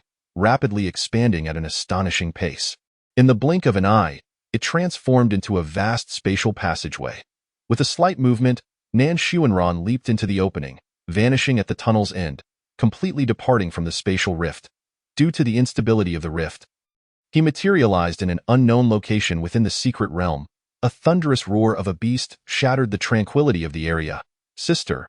came an urgent shout. "You all must flee!" In that instant, Nan Xuanran flickered and appeared above the source of the voice. Below him lay an expansive forest, towering trees rising from the ground, their stout trunks twisting like colossal serpents, reaching for the heavens. The voice emanated from a disciple of an unknown sacred ground, fiercely battling a ferocious beast. The leading disciple employed various techniques in an attempt to contend with the formidable creature. Yet, regrettably, her efforts appeared feeble and futile against the beast. With a swift strike, the beast's paw sent the disciple flying like a severed kite, crashing heavily to the ground. Her fellow disciples rushed to her side, concern etched on their faces as they anxiously called out, "Sister, sister, wake up!" At that moment, Nan Xuanran's gaze fell upon their attire. Clad in uniform moon-white robes, adorned with distinctive sound wave patterns, the emblem of the Mai Valley. The disciples of Mai Valley specialized in sound techniques, excelling in group attacks, rendering them nearly helpless against such a solitary beast. Chapter 27. May we accompany you? Mai Valley was an affiliated faction of the Nan family, and he felt compelled to extend aid. With a slight movement, Nan Xuanran appeared before them. His expression calm, he raised his hand and gently waved. A terrifying force, seemingly capable of annihilating the heavens and the earth, surged forth. This power swept through like a raging torrent, instantly engulfing the ferocious beast. The creature did not have the opportunity to emit a cry before it was obliterated, reduced to ash without a trace. The disciples stared in shock at the sudden appearance of Nan Xuanran, rendered momentarily speechless. After a prolonged silence, they began to awaken from their astonishment. "Sunren Godchild, thank you for your rescue, noble sir. Thank you, Godchild Sunren." Their expressions of gratitude filled the air. Nan Sunren remained impassive, stating, "Having encountered you, it is only right to extend my assistance." After speaking, he turned to leave. Just then, a brave young woman called out, "Xuanran Godchild, could you save Sister Yin?" The woman continued, "We have exhausted all our elixirs." Upon hearing this, Nan Xuanran halted his steps. He remembered that the current saintess of Mai Valley was named Yin Lingshui. It appeared that the unconscious woman held a significant position among them. Likely the saintess herself, he extended his hand, presenting her with a vial of elixir, and spoke softly, "This is a revitalization pill. Please administer it to her." The young woman hurriedly approached, slightly flustered as she retrieved a revitalization pill from the vial. Gently, she propped up Yin Lingshui and carefully fed her the pill. Moments later, Yin Lingshui's eyelashes fluttered, and she gradually regained consciousness. A series of coughs escaped her throat as she weakly inquired, "Cough, cough. What of the beast?" The young woman quickly replied, "It has been vanquished by Godchild Xuanran." A look of surprise crossed Yin Lingshui's face, swiftly followed by confusion as she asked, "Godchild Xuanran? Where is he?" The young woman lowered her head slightly, softly responding, "After giving us the revitalization pill, the Godchild departed." In Yin Lingshui's mind, the words of the Valley Master before the trial echoed, "Seek the Nan family Godchild in times of peril."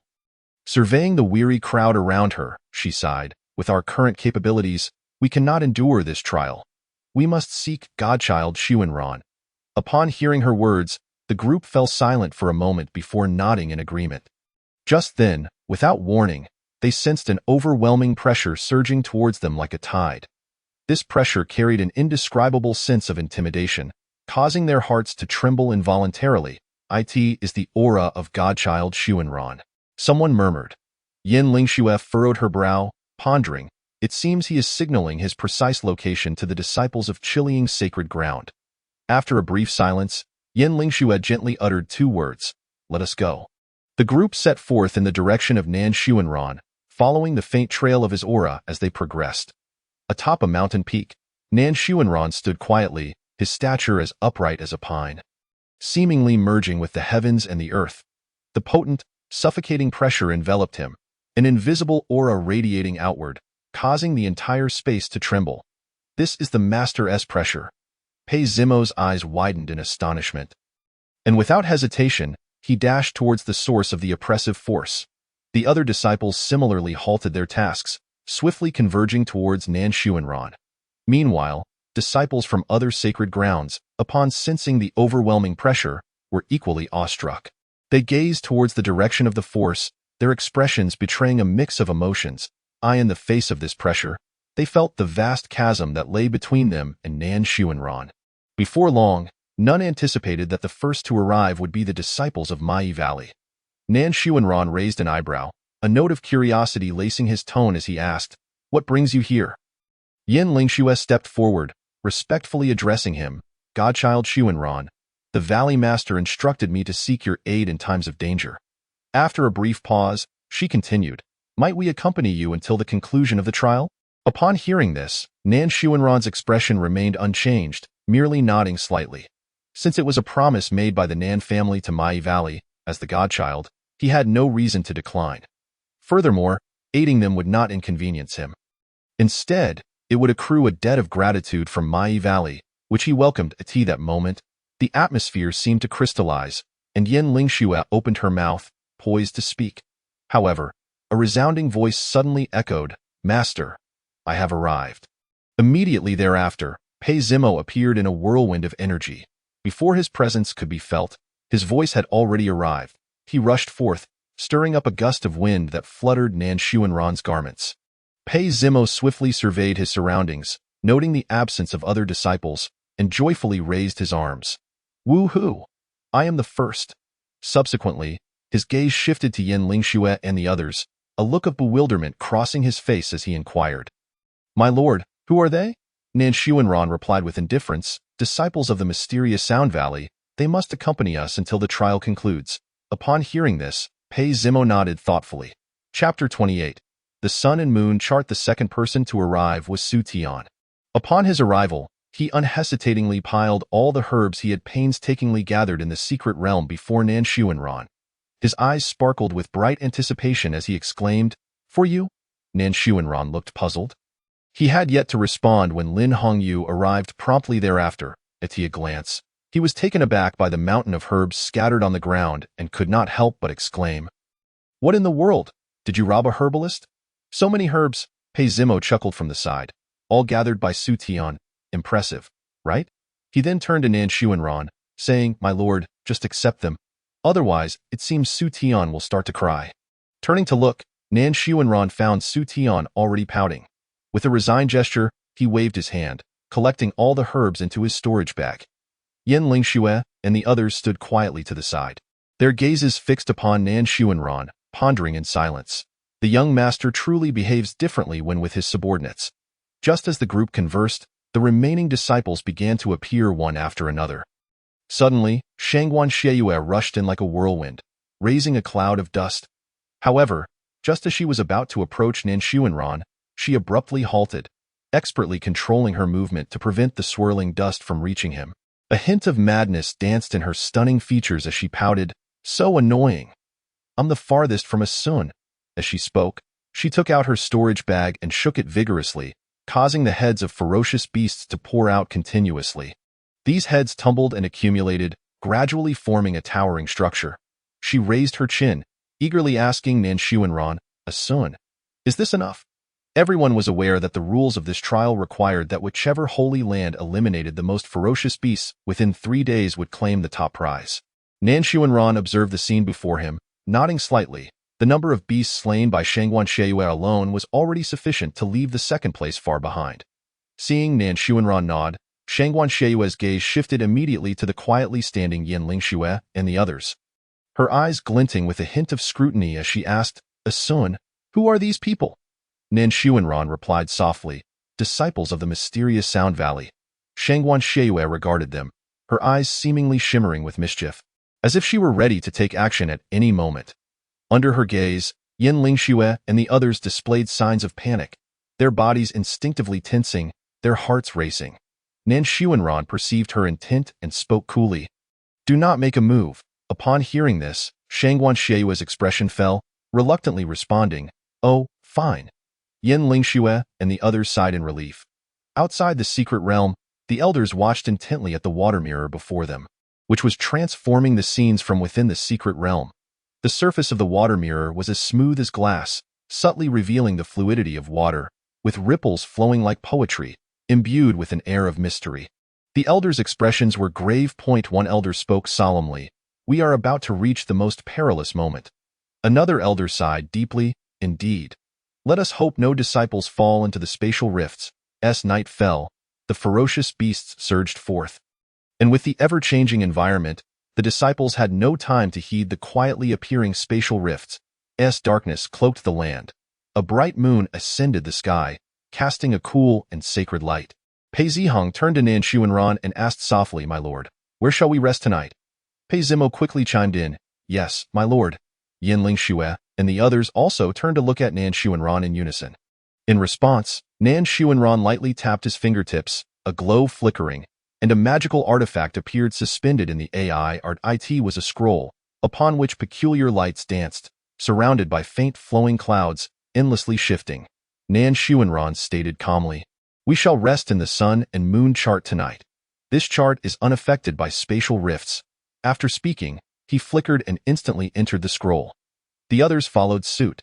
As their figures vanished, the scroll slowly closed, ultimately transforming into a wisp of light and disappearing from sight. Inside the sun and moon chart, amidst the vast expanse of heaven and earth, mountains rose and fell, enveloped in mist. Deep within the clouds, a palace appeared, seeming elusive. The palace floated in midair, its continuous halls resembling a sea of clouds shimmering with peculiar light.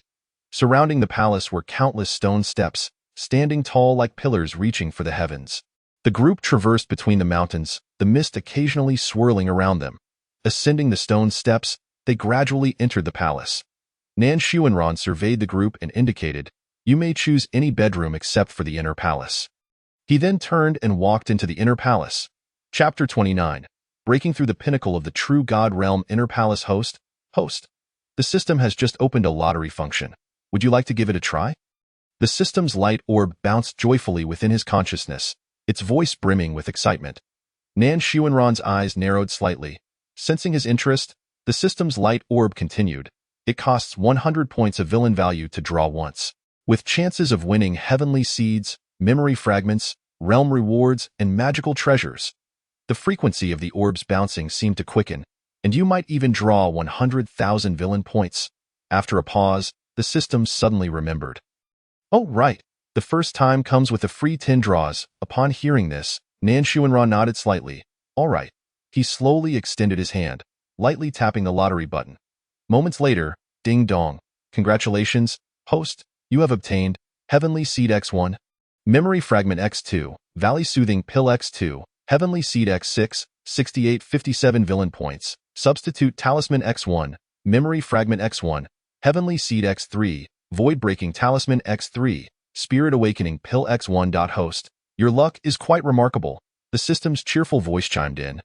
Upon hearing this, a faint smile graced Nan Xuanran's lips. He raised his slender finger, gently tapping, and the system's shop interface immediately appeared. Since the lottery could yield heavenly seeds, he need not expend villain points for redemption.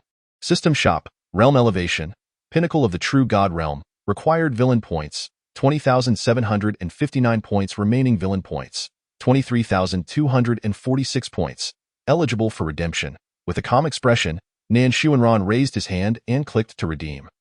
Soon, he felt a vast power surging within him like a tidal wave. A formidable aura radiated outward, causing the surrounding space to tremble slightly.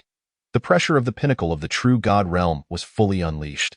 Outside the palace, the others gathered around, roasting the flesh of the ferocious beasts, the flames rising, and the aroma wafting through the AI. In an instant, as they busied themselves, they felt an overwhelming force surge forth, knocking them down to the ground. The disciples of the mysterious Sound Valley felt a heaviness in their chests, their blood surging, a metallic sweetness rising in their throats, nearly causing them to spit blood. They widened their eyes in disbelief, collapsing in disarray on the ground. Pei Zimo gritted his teeth, struggling to maintain his stance, astonished as he murmured, "The Lord has broken through?" Lin Hongyu, overwhelmed, fell to his knees. Filled with shock and confusion, "What realm has the Lord reached?" Su Tian's eyes widened as he stammered, so strong. Just as everyone was tormented by this overwhelming pressure, it swiftly receded like a receding tide. Nan Xuanran withdrew his imposing aura at this moment. Everyone was utterly drained, exhausted as they slumped to the ground. Pei Zimo took a deep breath, his heart racing as he said, "I was about to offer some beast meat to the Lord." As he spoke, he could not help but shiver, deciding to postpone that for later. Lin Hongyu silently nodded. He did not wish to endure that terrifying pressure again. Meanwhile, within the inner palace, Nan Xuanran quietly examined the system panel. His expression serene. The system's light orb fluttered before him, repeatedly exclaiming, "Host, host. I am still quite useful, right?" Nan Xuanran nodded slightly, extending his hand to gently pat the little orb's head. The orb, feeling the gesture, let out a series of delighted giggles. Nan Xuanran gradually rose and exited the inner palace. Upon seeing this, the others quickly stood up on "Why Lord?"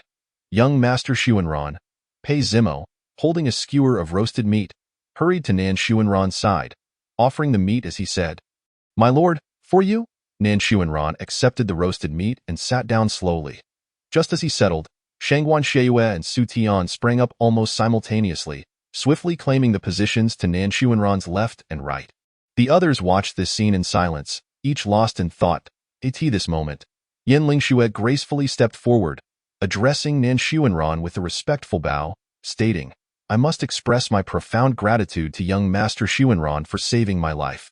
The remaining disciples of Mean Valley, witnessing this, hurriedly rose and collectively exclaimed, "Thank you, young Master Xuanran." Nan Xuanran maintained a tranquil expression, merely nodding slightly without uttering further words. Chapter 30. A power beyond imagination. Shangguan Sheiyue took a skewer of meat from Nan Xuanran's hand. Subsequently, she produced a delicate knife and meticulously carved the meat from the skewer, placing it gently onto a white jade plate before her. After completing this task, she slowly pushed the plate towards Nan Xuanran, saying, "Here, please eat, soon." Observing the interaction between the two, the other disciples seemed accustomed to it, their faces betraying little astonishment. However, Yin Lingxue and the others stared wide-eyed, filled with disbelief, their hearts marveling, "Is this truly the rumored Shangguan Sheiyue?" Remembering the tales that claimed Shangguan Sheiyue only heeded Nan Xuanran's words, they had initially harbored doubts, but at this moment, they were utterly convinced. Nan Xuanran sat there quietly, his visage resembling exquisitely carved jade, with cascading hair adding an air of untamed elegance. Witnessing this scene, they could not help but be overwhelmed with emotion. Young Master Xuanran was not only extraordinarily handsome but also possessed immense power. He truly embodied perfection. Outside the secret realm, the elders of various sects were originally seated in contemplation.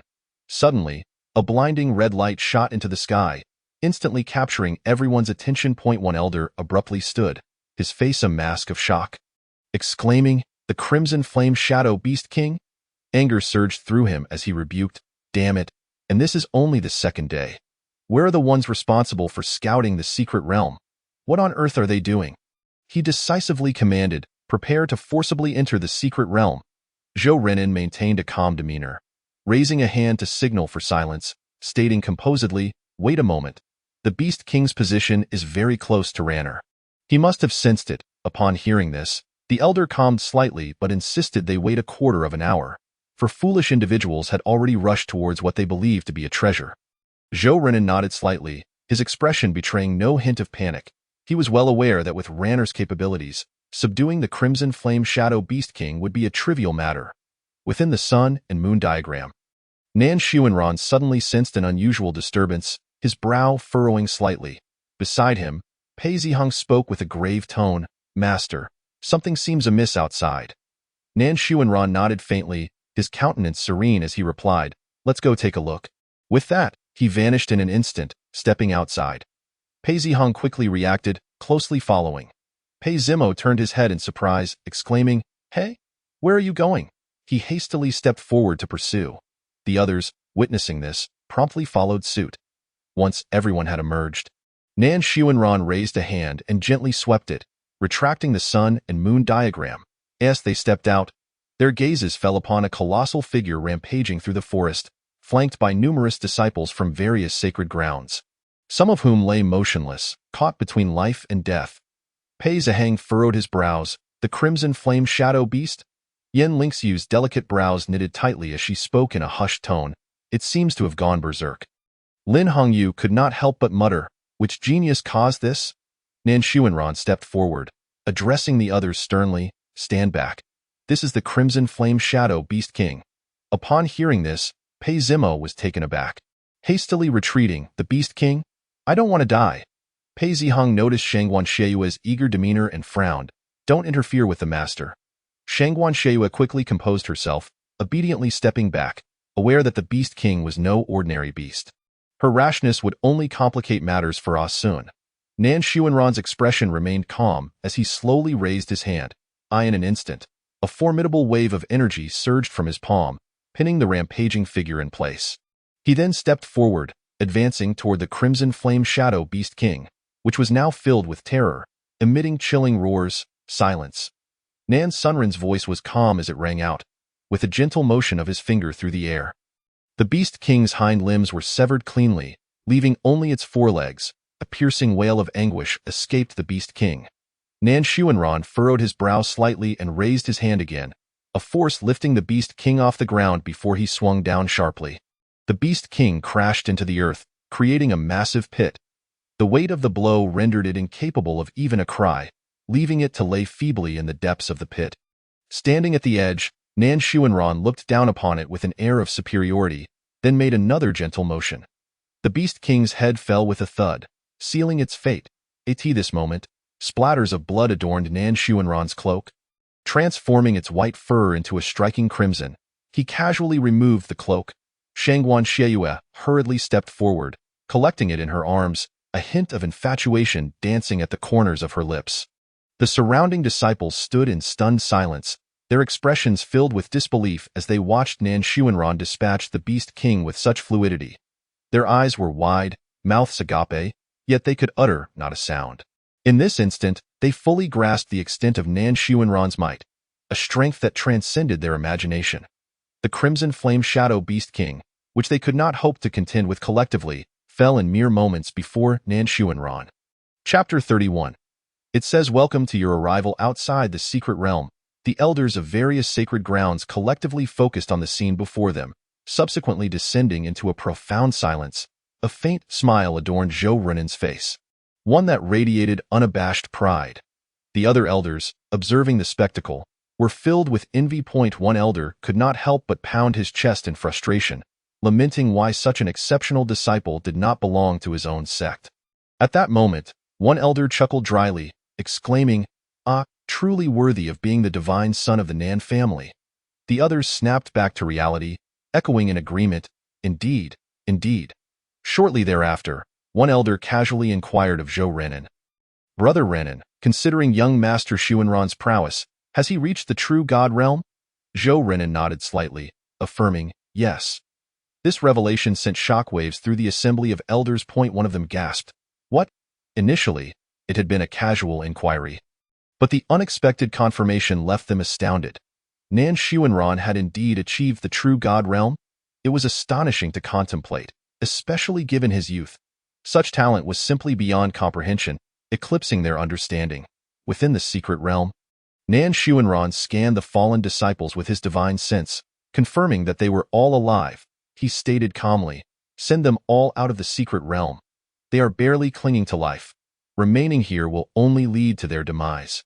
Upon hearing this, the disciples from other sacred grounds exchanged glances, then moved forward to gently assist their injured comrades, guiding them away. Outside the secret realm, the elders wore serious expressions as they confirmed the well-being of their disciples. Suddenly, one elder, filled with exasperation, shouted, you can't even distinguish between a ferocious beast's breakthrough and a treasure's emergence? When you return, you better train harder. His reprimand echoed through the air, silencing the other disciples, who dared not make a sound. Zhou Renan stood before a disciple of the Red Feather Sacred Ground, devoid of any, which elicited a twinge of envy from the other elders. They prepared to jest about Zhou Renan's apparent ease.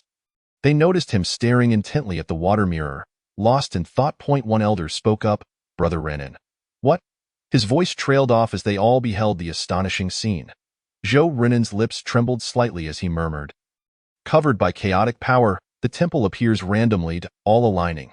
His voice brimmed with astonishment. He then slowly uttered, "The legendary burial ground of the ancient gods." These words seemed to carry immense weight, plunging the surroundings into an eerie silence. Within the secret realm, Nan Xuanran gazed intently at the area suddenly enveloped in chaotic power. Amidst the chaos, a dim gray temple flickered into view. Just then, an enigmatic whisper resonated in Nan Xuanran's mind. Ethereal and elusive, as if beckoning him towards the temple, a strange sensation washed over him, as if he could comprehend the meaning behind the whispers. It spoke. "Welcome to your arrival. Come in. Please, come in. We have been waiting for you." Nan Xuanran sensed that it harbored no intention of harm. After a moment's contemplation, he stepped forward toward the temple. Behind him, the others looked on in terror. The chaotic power emanating from this sudden manifestation overwhelmed them, forcing them to retreat helplessly. When they saw Nan Xuanran stride confidently inside, their shock was palpable. "Master, young Master Xuanran," as they called out, an inexplicable force surged, and when they opened their eyes again, they found themselves outside the secret realm. Pei Zimo felt an overwhelming sense of urgency, rushing to the entrance of the secret realm, intent on re-entering. Zhou Renan, his expression grave, placed a steadying hand on Pei Zimo's shoulder, speaking with unwavering calm. "Do not worry, Ranner is safe." Pei Zihong furrowed his brow, pressing urgently for answers. "Elder Zhou, what exactly is it?" Zhou Renan inhaled deeply and began to speak slowly. "That is the burial ground of the ancient gods. Due to the rifts in space, it appears only at random intervals and selects its own emissaries." Pei Zihong's face displayed astonishment, prompting Zhou Renan to continue. "Millions of years ago, the burial ground also manifested and chose an emissary. That individual ultimately became the sole immortal emperor of that era, suppressing all contemporaneous prodigies with their singular might, achieving unparalleled renown." At this point, Zhou Renan couldn't help but express his sentiments. Now that the burial ground has reappeared, has it chosen Ranner? Inside the temple, the surrounding darkness was as thick as viscous ink, threatening to engulf everything. 7 chairs were arranged in a circular formation. Upon each chair sat a shadowy figure, exuding an enigmatic aura. "You have arrived," said the shadow at the center, who suddenly materialized before Nan Xuanran like a wraith. "What do you call me?" Nan Xuanran inquired, raising an eyebrow, his tone tinged with confusion. The shadow placed a finger gently on his lips, whispering, It is not yet time." Then, the shadow murmured, "You will remember, but not now." Nan Xuanran maintained a calm demeanor, choosing to bypass the topic.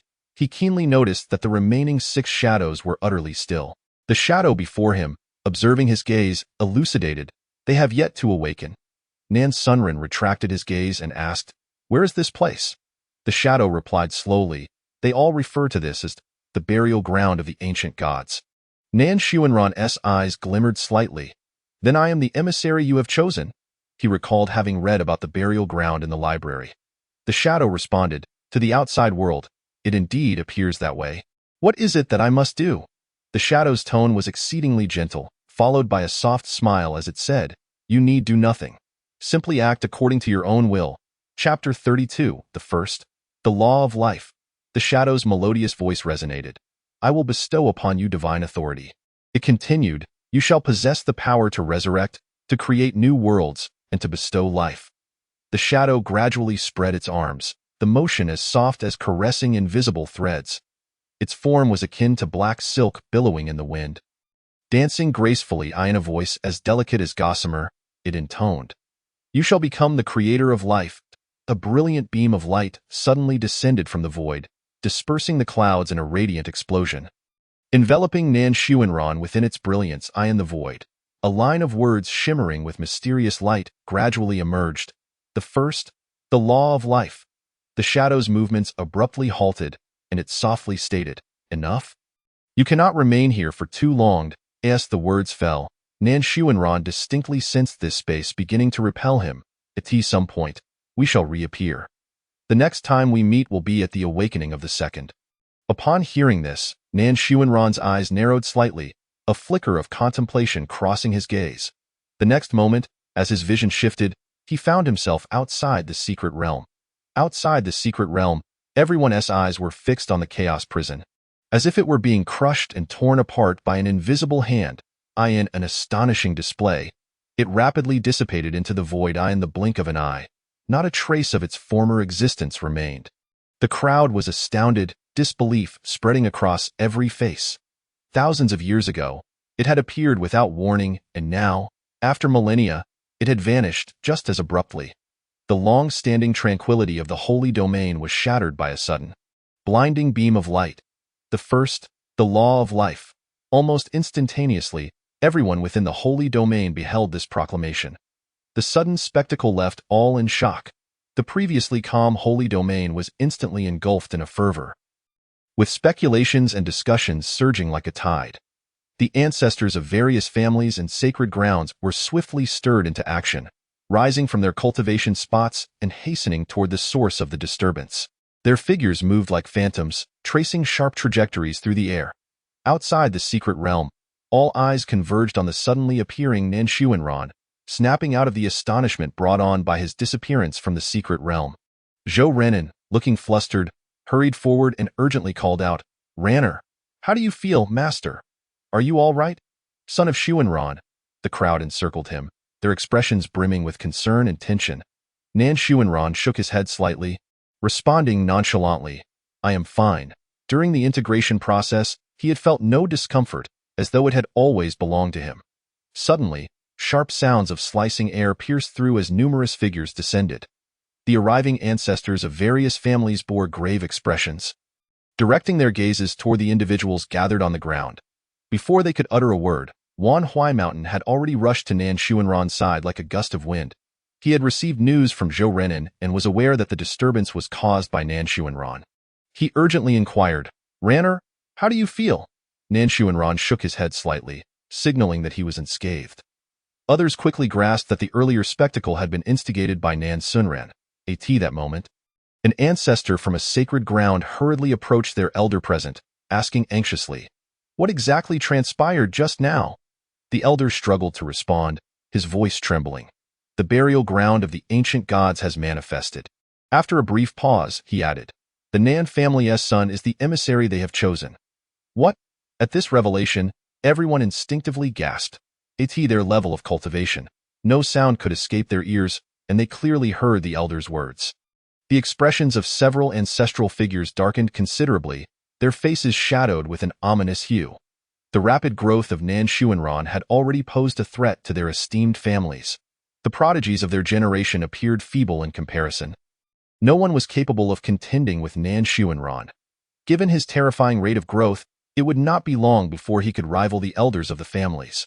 The Nan family, already firmly seated as the foremost family, would find their position further solidified with the emergence of such a prodigy as Nan Xuanran.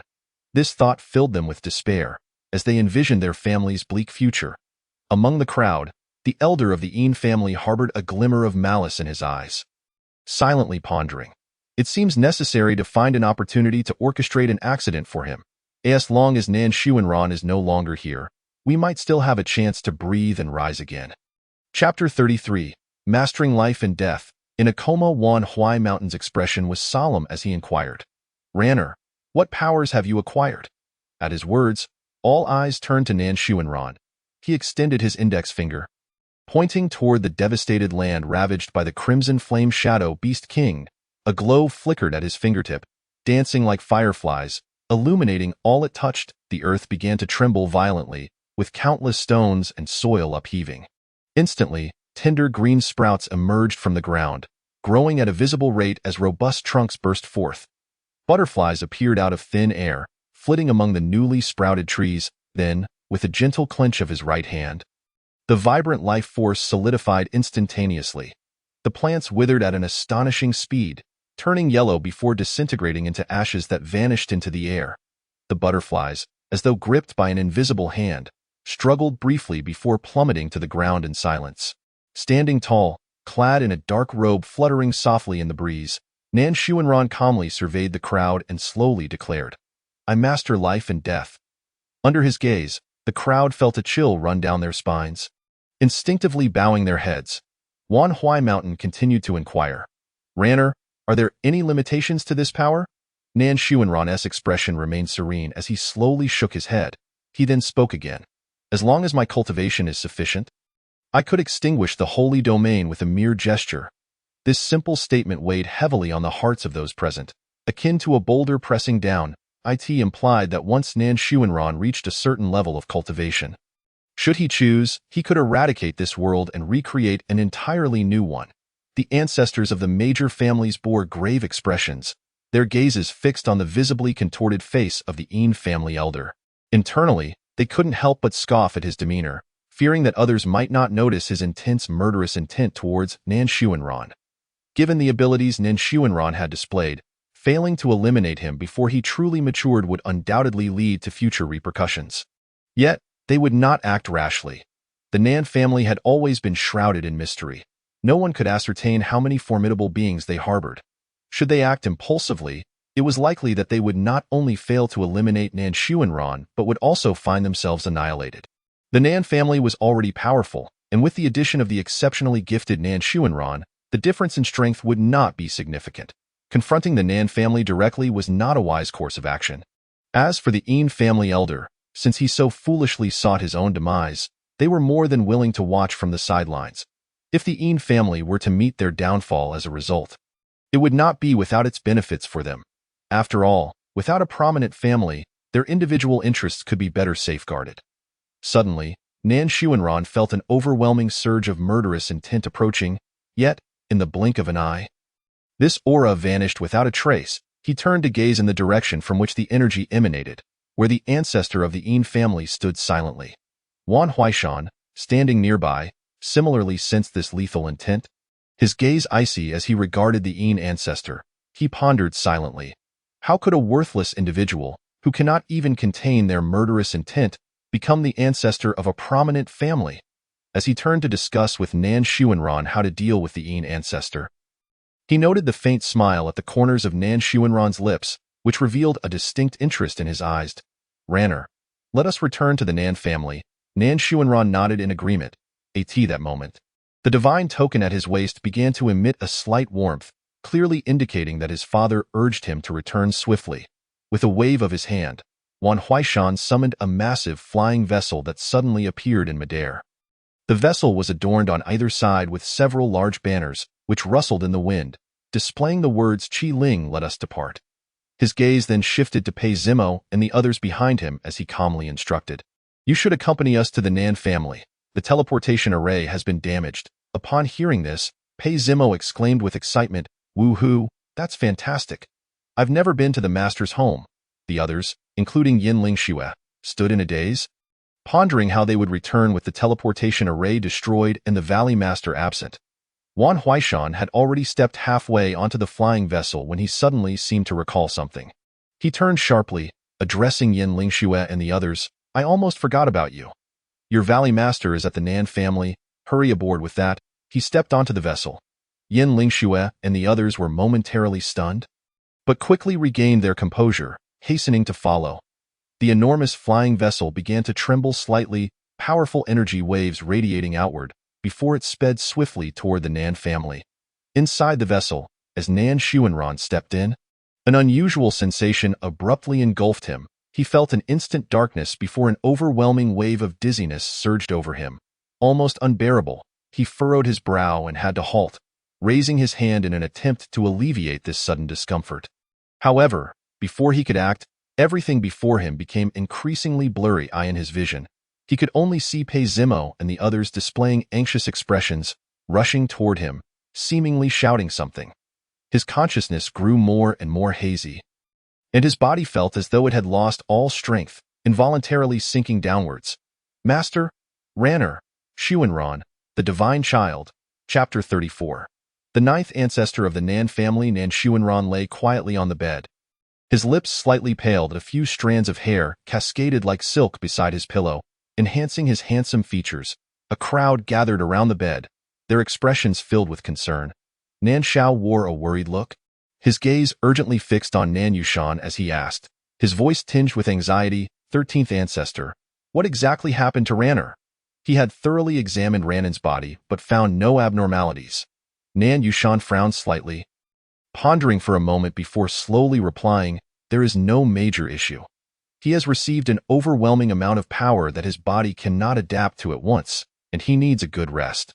Upon hearing this, the group felt a weight lift from their hearts, collectively exhaling in relief. At this moment, Nan Yushan gently raised his hand, signaling for everyone to leave, softly saying, "Everyone, please go out and let him rest properly." With that, he was the first to step out of the inner hall. Half a day later, Nan Xuanran slowly opened his eyes, followed by a gentle cough. The faint sound clearly reached the ears of those waiting outside the door. They quickly pushed open the door and rushed in. There sat Nan Xuanran quietly on the bed, his long hair cascading over his shoulders. He furrowed his brow, his forehead creased. He raised his hand to rub his brow, seemingly attempting to ease a slight discomfort, then slowly scanned the group standing at the door. They stood there, captivated, gazing at him as if under a spell. They had never seen Nan Xuanran appear so vulnerable. Nan Shao had just exited the council hall and hurriedly made his way to Nan Xuanran's quarters. As he approached, he noticed the inner hall door slightly ajar. Quickening his pace, he exclaimed, "Ranner, you're awake?" Hearing this, Shangguan Shueyue was the first to snap out of her stupor, excitedly calling out, "A Sun." Soon after, the others chimed in, "Master." Nan Xuanran's brow furrowed tightly as he admonished, "Be quiet." He felt as though his senses had been amplified. The voices around him booming like thunder in his ears. Upon hearing his words, the chatter ceased instantly. Just then, a woman clad in a light purple robe suddenly slipped in, her movements graceful and soundless. She approached Nan Xuanran and gently cradled his face in her hands, examining him closely, releasing him just in time as he frowned and attempted to shy away. She spoke gravely, "Indeed, the spiritual energy within you is currently in turmoil. We must find a way to suppress it." As she walked outward, she added, "Let us speak outside. Our voices are too loud for him right now."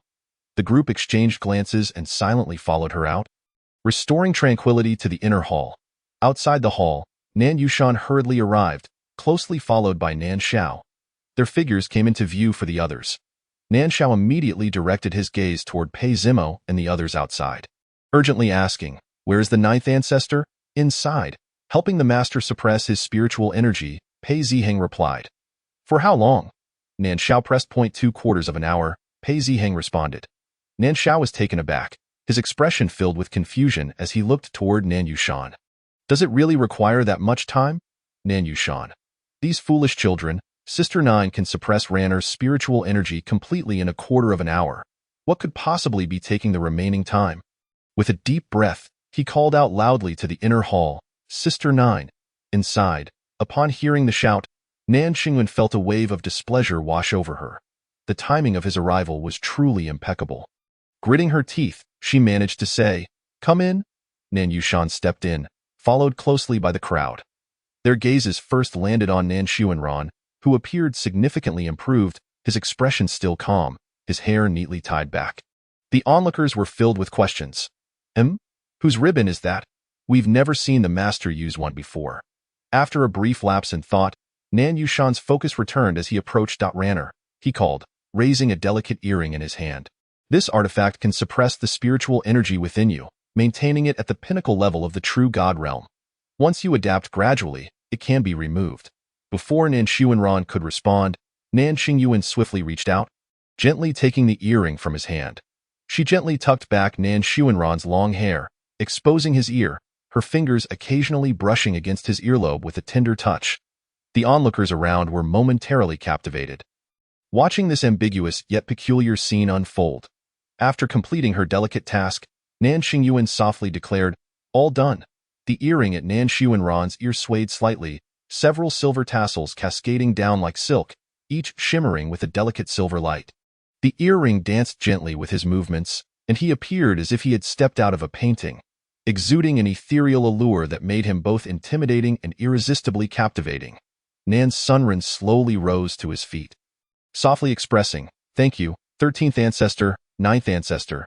Nan Yushan regarded him with a warm gaze and inquired, "How do you feel?" Nan Xuanran nodded slightly, responding, "The spiritual energy has been thoroughly suppressed."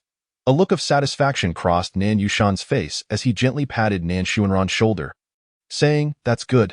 Subsequently, He made a slight movement and concealed his form, vanishing back into the endless void. Nan Xingyuan also waved gently, addressing Nan Xuanran. I shall take my leave now, Xiao Ran. Nan Xuanran nodded in reply. At that moment, Nan Xiao stepped forward, enveloping Nan Xuanran in a tight embrace, tears streaming down his face. My son, you have suffered. Seeing this, Nan Xuanran couldn't help but chuckle softly, saying, It's not as exaggerated as you say. However, Nan Zhao's mood shifted rapidly, and in the next breath, he excitedly proclaimed, Tomorrow, I will host a banquet, inviting all the top forces of the Holy Domain to celebrate my son. Nan Xuanran found it somewhat amusing yet complied, saying, I will follow your wishes. Without delay, Nan Xiao released Nan Xuanran and hurriedly stated, I'm off. I shall draft the guest list immediately. Very well, Nan Xuanran replied. Watching Nan Xiao depart, Pei Zimo and the others quickly approached.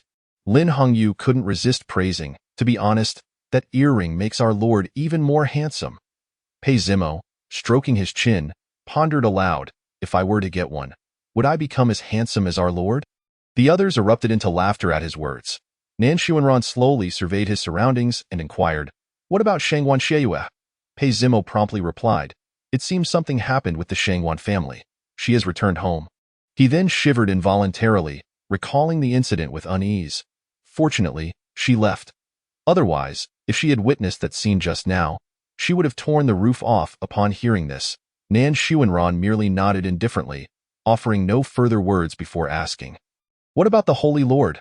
Pei Zimo responded, He is with the people from the secret Sound Valley. Have they arranged accommodations for you? Upon hearing this, Pei Zimo was momentarily taken aback. He exclaimed, Oh, it seems they did come. But we were too preoccupied with looking after the Lord to remember. Instantly, a hint of embarrassment appeared on everyone's faces. Nan Xuanran cast a casual glance at them, stating, aside from the adjacent room, The rest are empty. You may choose freely. They nodded vigorously in response and then turned to leave. Once they departed, Nan Xuanran slowly retrieved the soul-nurturing jade. The encounter with the reincarnation sovereign in the secret realm had left too many matters unattended. Nearly forgotten, Nan Xuanran softly called out, Senior. The soul of Yuni drifted languidly from the soul-nurturing jade. Ah, young one, you finally remembered me? Nan Xuanran nodded slightly in acknowledgement. Yuni then sat cross-legged in midair and asked, Speak. What is it? Nan Xuanran stated directly, I can help you reconstruct your physical body. Upon hearing this, Yuni sat up abruptly, quickly regaining his composure, and asked, What is the price? You will work for me. Chapter 36, The Gathering of Talents. Yuni readily agreed, Very well. Nan Xuanran nodded, then closed his eyes, placing his hands together on his forehead, the point of contact emanating a faint glow. As the light flickered, the surrounding spiritual energy began to converge, forming a colossal vortex. He slowly lowered his hands, his fingers moving gracefully as the spiritual energy flowed around his fingertips. Gradually, an ethereal outline of a humanoid figure materialized in midair. Nan Xuanran gestured towards the figure, Please enter. Upon hearing this, Yuni's form shifted, transforming into a streak of light that flew into the humanoid outline. Immediately after, Nan Xuanran raised his right hand, gently rotating his fingers before bringing them together. A luminous orb shot forth from his hand, merging into the humanoid outline. Nan Xuanran watched intently, nodding slightly, and remarked, Done. The ethereal figure slowly descended to the ground. Yun-Yi examined his body, then turned to Nan Xuanran, exclaiming, Impressive, young one. Nan Xuanran placed a hand on Yun-Yi's forehead, and Yun-Yi felt as if an invisible shackle had been placed upon his soul. Binding it tightly, he raised an eyebrow and asked, Is this a slave mark? He did not resist but expressed a hint of resignation. What? Do you still not trust me? Nan Xuanran replied coolly, No, I do not. Yun-Yi. He waved his hand, wishing to change the subject. All right, enough of that. I will take my leave now. If you need anything, just call for me. After seeing Nan Xuanran nod, he vanished into the void. Holy Domain. All the prominent families received Nan Zhao's invitation. An elder from one of the families examined the invitation and pondered aloud, To invite us at this time, it must be regarding the Nan family's divine son. He promptly ordered a reply, stating that they would arrive by noon the following day, by family. The members looked at the invitation, their expressions varied. Nan Xiao had even taken the time to write a letter to Bai Wenying. detailing Nan Xuanran's recent experiences and his fainting incident. Bai Weining suddenly stood up, declaring, "I will return to the Nan family today." The elders displayed hesitant expressions, seemingly wanting to speak, but holding back. "What? Do you wish to stop me?"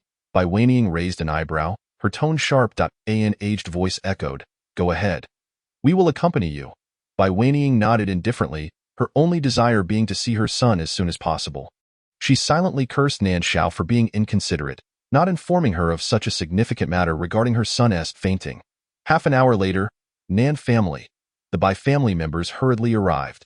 Bai Weining rushed into the Divine Sun Hall, calling out, "Ranner." Upon hearing the voice, Nan Xuanran paused slightly. "Mother?" Bai Weining approached, grasping Nan Xuanran's hand, and asked with concern, "I heard from your father about your fainting. How do you feel?" Nan Xuanran bent slightly and gently shook his head. "Mother, do not worry. I am fine now." Bai Weining lightly poked Nan Xuanran's forehead, chiding, "You?" Her face was filled with affection, her brow slightly furrowed. A smile played upon Nan Sunren's lips as he raised his hand and waved gently, a flash of light appearing. The reward from the previous task, 1,000 illusions hairpin.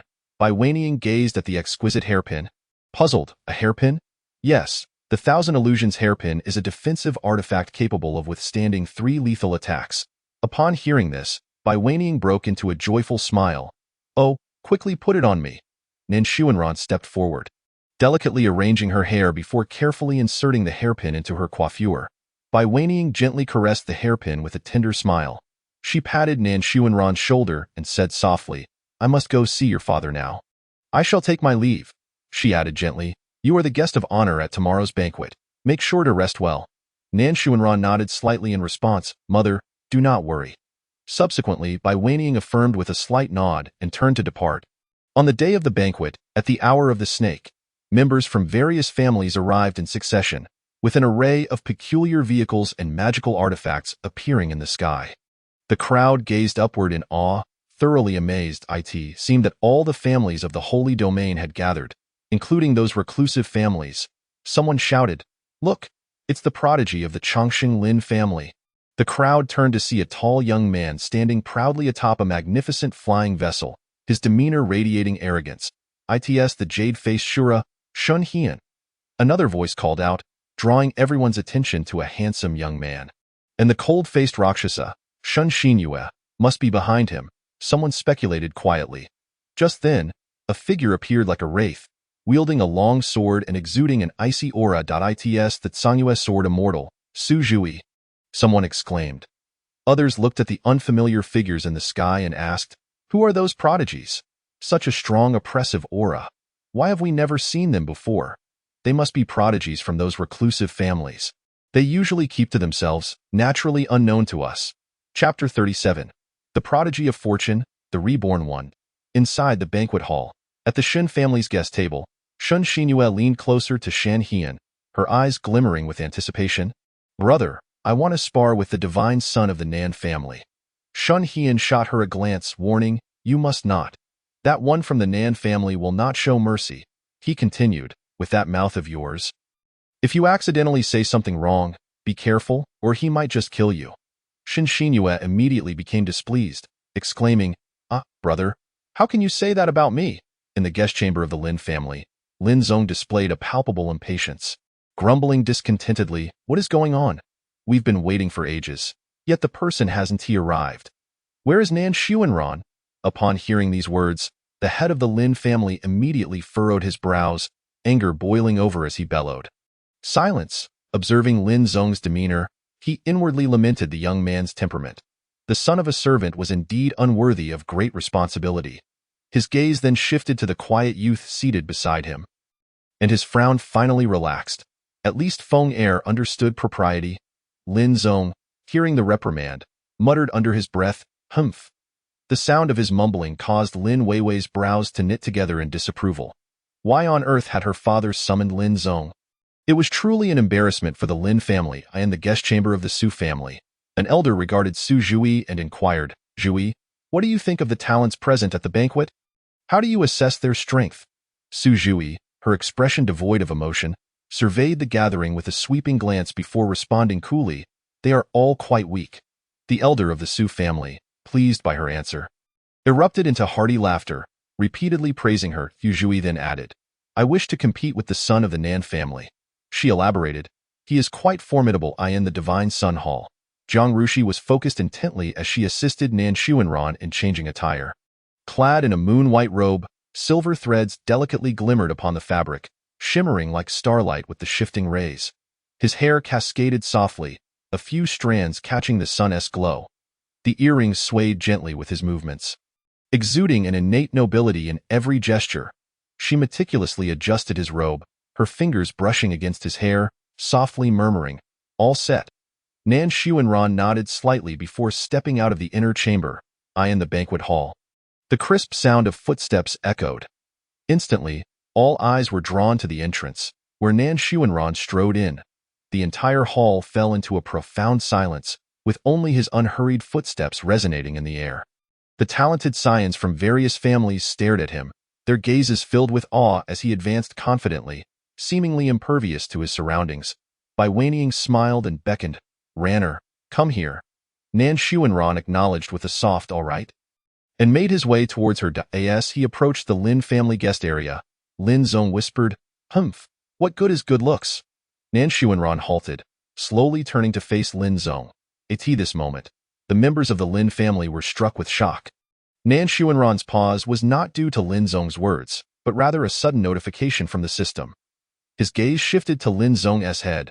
Son of Fortune, Lin Zong, born of a servant, has recently risen abruptly. Reincarnator, destiny value, 870 points. Reincarnator. So his fortune is linked to his own memories. A glimmer of intrigue flickered in Nan Xuanran's eyes. Son of Fortune. Lin Zong did not mean any offense. Please do not hold it against him, the elder of the Lin family hastily interjected. A slight smile graced Nan Xuanran's lips. No harm done. With that, he turned to walk towards the main seat. Lin Weiwei gazed at his visage, momentarily entranced. Meanwhile, Lin Zong yearned to utter more, but was sharply silenced by the head of the Lin family, who warned, if you dare utter another word, you shall be expelled from the Lin family. Lin Zong's face flushed crimson, his hands unconsciously clenching into fists, his body trembling slightly. In the guest chamber of the Su family, Su Zhui softly murmured, he truly is powerful. Just moments before, as he passed by her, an overwhelming pressure had washed over her. Her heart raced in exhilaration. How she longed to spar with him. To the hour of Wu, Shen Xinyue gracefully approached the main seat, raising her wine cup in a toast to Nan Xuanran. Exclaiming, Son of Fortune Xuanran, congratulations on becoming the agent. Nan Xuanran returned a gentle smile, replying, thank you. Other eager talents, witnessing Shen Xinyue's advance, flocked to Nan Xuanran's side. Son of Fortune, allow me to toast you. Son of Fortune, I have long admired you. In an instant, a crowd surrounded Nan Xuanran, who maintained a smile, patiently conversing with each individual.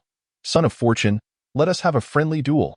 A sudden voice broke through, causing the crowd to fall silent as they turned to locate its source. Su Zhui stood at the back, her gaze fixed intently on Nan Xuanran. Upon recognizing her, the crowd instinctively parted, creating a pathway.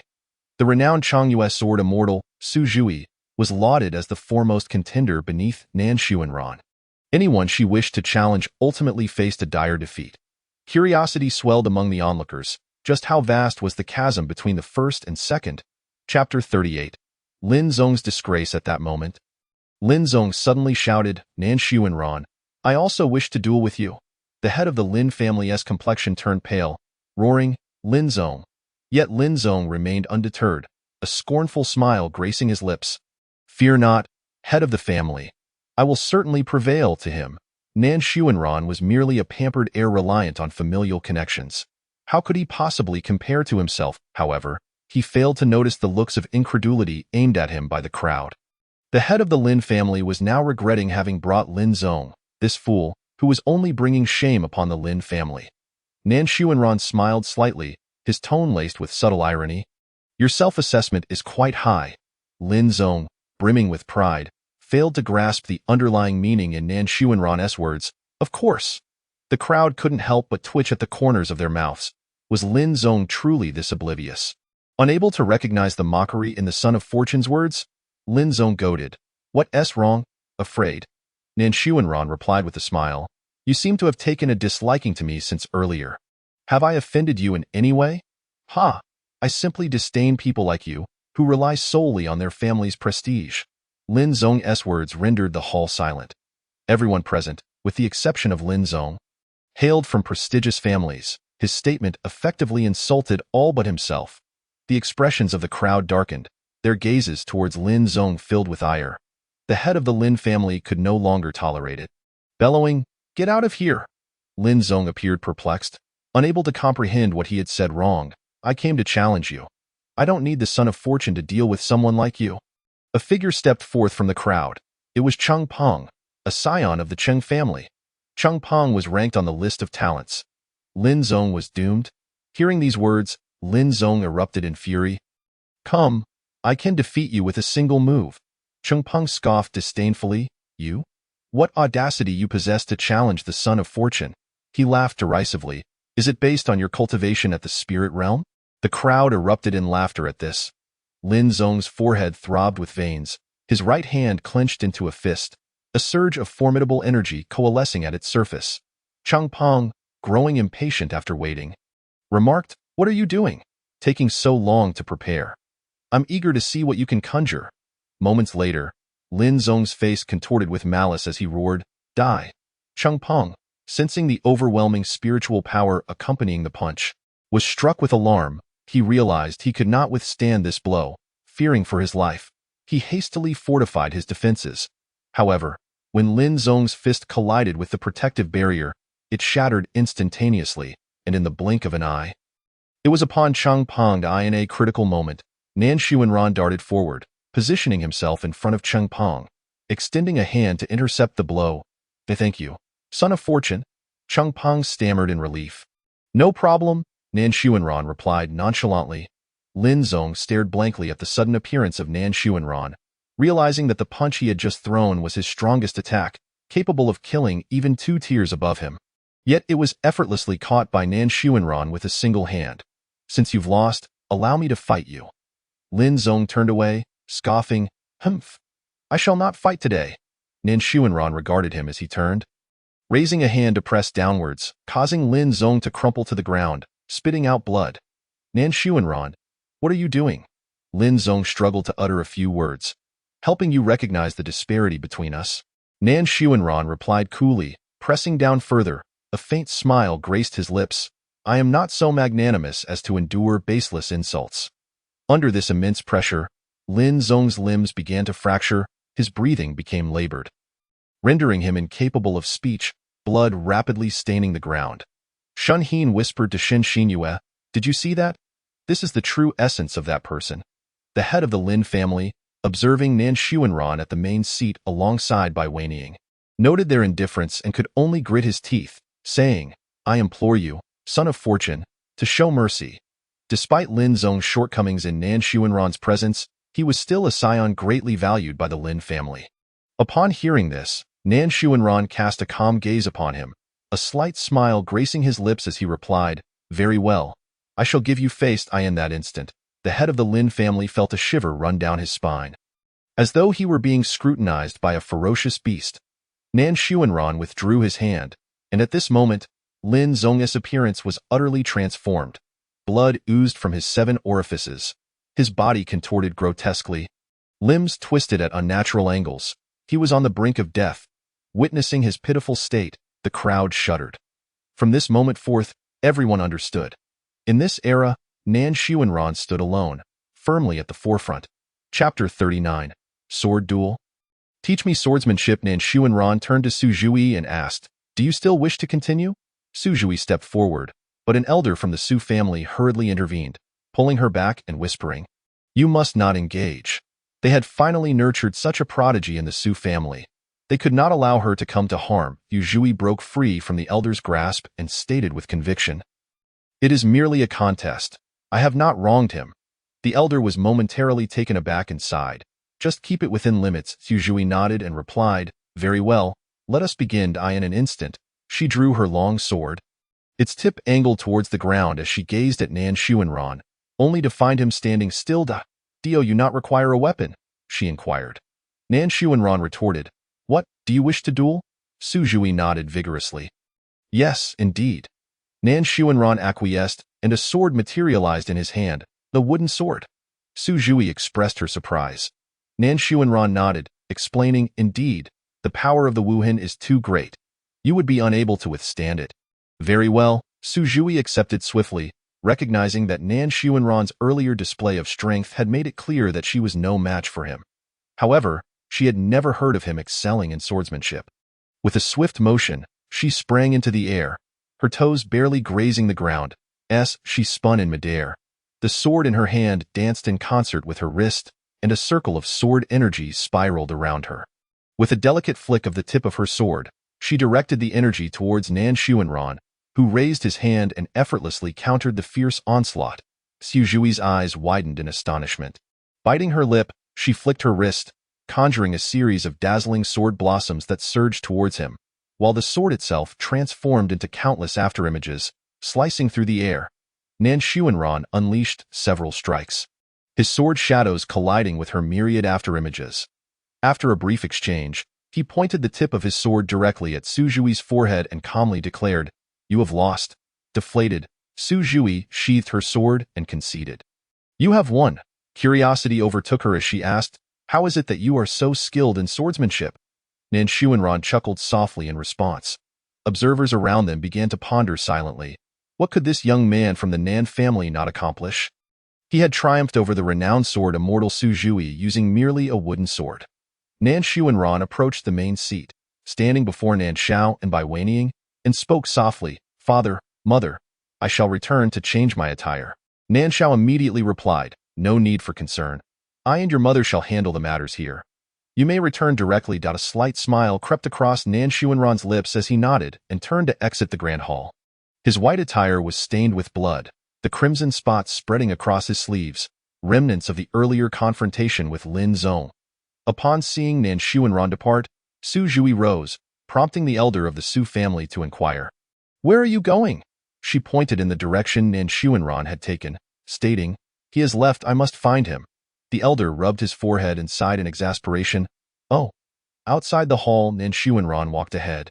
With Su Jui closely following in his wake, he paused, turning to her with an air of calm inquiry, "Is there something you need?" Su Jui looked up and implored, "Teach me your swordsmanship. Your swordsmanship is already commendable." He replied, "No, I wish to learn yours," she insisted. "That is not permissible," Su Jui pressed on. "Why not?" "Your cultivation method diverges from mine. It could lead to chaos. Then I shall follow you," she declared. A hint of confusion crossed Nan Xuanran's face. "You wish to observe how I practice swordsmanship?" "Yes," she affirmed eagerly. Nan Xuanran responded nonchalantly, "Very well." Divine Sun's hall. As Nan Xuanran entered the inner hall, Su Jui remained steadfastly at his side. Noticing her presence, Nan Xuanran furrowed his brow slightly, saying, "I require a change of attire." "You should wait outside," Su Jui complied obediently, responding with a soft "oh," before turning to exit the hall. Once she had departed, Nan Xuanran turned to Zhang Rushi beside him, instructing, "Go find the elder of the Su family and have Su Jui taken away." Zhang Rushi nodded, saying, "Understood. Allow me to assist you in changing." "That will not be necessary." Zhang Rushi said no more, simply replying, "Very well," before she exited the inner hall. Once assured that no one remained within, Nan Xuanran called out, "System. System, how many destiny points does Lin Zong have remaining?" A luminous orb of the system emerged from his consciousness, accompanied by a cheerful chime. "The child of fortune, Lin Zong, is gravely injured and on the brink of death, with his fortune severely diminished. Destiny points reduced by 350. The child of fortune, Lin Zong, has suffered a blow to his psyche. Fortune diminished. Destiny points reduced by 240. The child of fortune, Lin Zong, has been publicly humiliated. Reputation tarnished. Fortune decreased. Destiny points reduced by 70. Remaining destiny points for Lin Zong, 210. The system orb reminded him, "Host, Lin Zong still possesses opportunities yet to be seized, hence the remaining 210 destiny points." "Where are they?" "In the Tianquan realm. An opening will occur in 3 days." Nan Xuanran nodded slightly. It was time to descend to the lower realm. As he stepped out of the grand hall, he found the outer hall deserted. Chapter 40. Cloud Stepping Ranking. the conflict between branch and main families. Nan family dojo. Upon entering the dojo, everyone present bowed respectfully to Nan Xuanran, addressing him as Lord Divine Son. He acknowledged them with a slight nod. He made his way to the center of the dojo, where a towering stone pillar loomed. This pillar was adorned with intricate and mysterious carvings, with some characters barely visible. The cloud stepping ranking displayed the standings of disciples from both the branch and main families. Nan Xuanran scrutinized the rankings. Feeling a twinge of surprise, he had not anticipated that a member of the branch family would actually rank within the top 5. Second place, Nan Xueqing, branch family. Hey, Nan Xueqing. How dare a branch family member claim the second spot? A voice suddenly erupted. Are you all being too excessive? What if I am? You. In the space behind the pillar, two factions were embroiled in a heated argument. Oblivious to Nan Xuanran's arrival, he overheard their exchange clearly and approached the commotion. Upon closer inspection, he saw the young man who had spoken earlier, passionately gesturing towards a girl while she remained silent. Her head bowed. Suddenly, the young man halted mid-sentence, his body stiffening as he stammered, Divine Son. Nan Xuanran ignored him, instead focusing on the girl who had kept her head down, calmly inquiring, Are you Nan Xueqing? The girl slowly lifted her gaze to meet his, nodding gently. Why do you not speak? Nan Xuanran pressed. There is no need, she replied softly. They will not listen. Leaning in closer, his voice low and persuasive, he urged, engage him in battle. Prove to them that the branch family is not inferior to the main family. The discrimination against the branch family had persisted for far too long, benefiting neither side. The main family had grown arrogant, while the branch family had become timid. Nan Xueqing stared at the suddenly close Nan Xuanran, momentarily taken aback, her mind a blank. Nan Xuanran prompted her, This snapped her back to reality. And she quickly affirmed, Why yes, I will. Martial arts arena. All the individuals within the dojo gathered, their eyes fixed upon the two figures on the stage. Disciples from both the branch and main families rushed in upon receiving the news. With the assembly of spectators, the duel commenced in earnest. The outcome was without suspense. With a single strike, the main family disciple was sent tumbling off the stage. Nan Xueqing, ranked second on the cloud stepping ranking, faced off against a main family disciple who was not even listed. The crowd fell silent for a moment, before the branch family disciples erupted in cheers, while the main family disciples hung their heads in silence. Turning to Nan Xuanran, Nan Xueqing smiled, her lips curving upwards. Thank you. Nan Xuanran responded with a gentle smile. Power must be seized through one's own efforts. My assistance cannot sustain you indefinitely. Understanding the deeper meaning behind his words, Nan Xueqing nodded and stepped toward the main family disciple. How does it feel, looking down upon the branch family disciple who has just kicked you off the stage? The disciple's face contorted in rage as he retorted. How dare a lowly branch family member compete with us?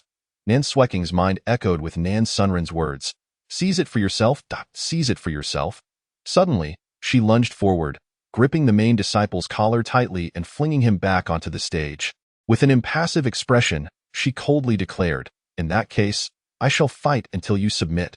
The main family disciple emitted muffled grunts, but eventually, he could endure no longer and cried out, Stop. I yield. Please spare me. Very well. Nan Xueqing turned to face the other main family disciples. Is there anyone else dissatisfied? The main family disciples averted their gazes, unwilling to meet her eyes. Watching this unfold, Nan Xuanran nodded in satisfaction. Excellent. With Nan Xueqing here, the branch family should not face bullying for some time. Nan Xueqing approached him, standing before Nan Xuanran, who calmly remarked, Well done. Devote yourself to diligent practice, striving to achieve first place. He said softly. A glimmer of anticipation flickered in Nan Xueqing's eyes as she inquired, If I were to become first, would you come to see me?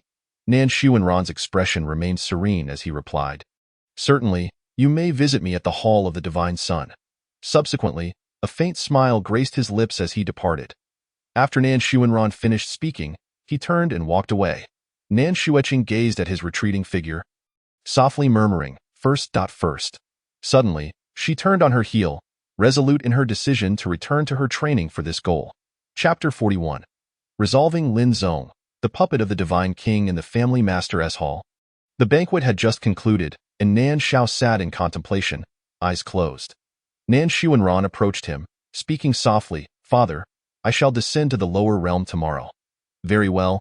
Nanxiao opened his eyes, observing his son without inquiring further about his mission. "There are restrictions on cultivation in the lower realm. I will arrange a new protector for you temporarily," he added. Nan Xuanran nodded slightly. "Exercise utmost caution," he reiterated. Outside the hall, he commanded, "System, display Lin Zong's location." Understood. Now that the opportunity was known, Lin Zong's continued existence was no longer necessary. Nan Xuanran took out the soul-seizing needle, on which he had previously left Lin Zong's soul aura. The system's reward ensured that regardless of Lin Zong's whereabouts, he could be struck down with certainty. In the Lin family's flying boat, a piercing scream echoed. Lin Weiwei collapsed in terror. The Lin family patriarch's expression shifted. "What has transpired?" Trembling, Lin Weiwei stammered. Lin Zong is dead." The patriarch was taken aback, rushing to investigate. There lay Lin Zong, devoid of breath, his soul utterly dissipated. A grim shadow crossed the patriarch's face. How had the Lin family offended such a silent yet formidable expert? He shouted, "Gather everyone, do not scatter." The crowd, uncertain of the target, felt an undercurrent of panic.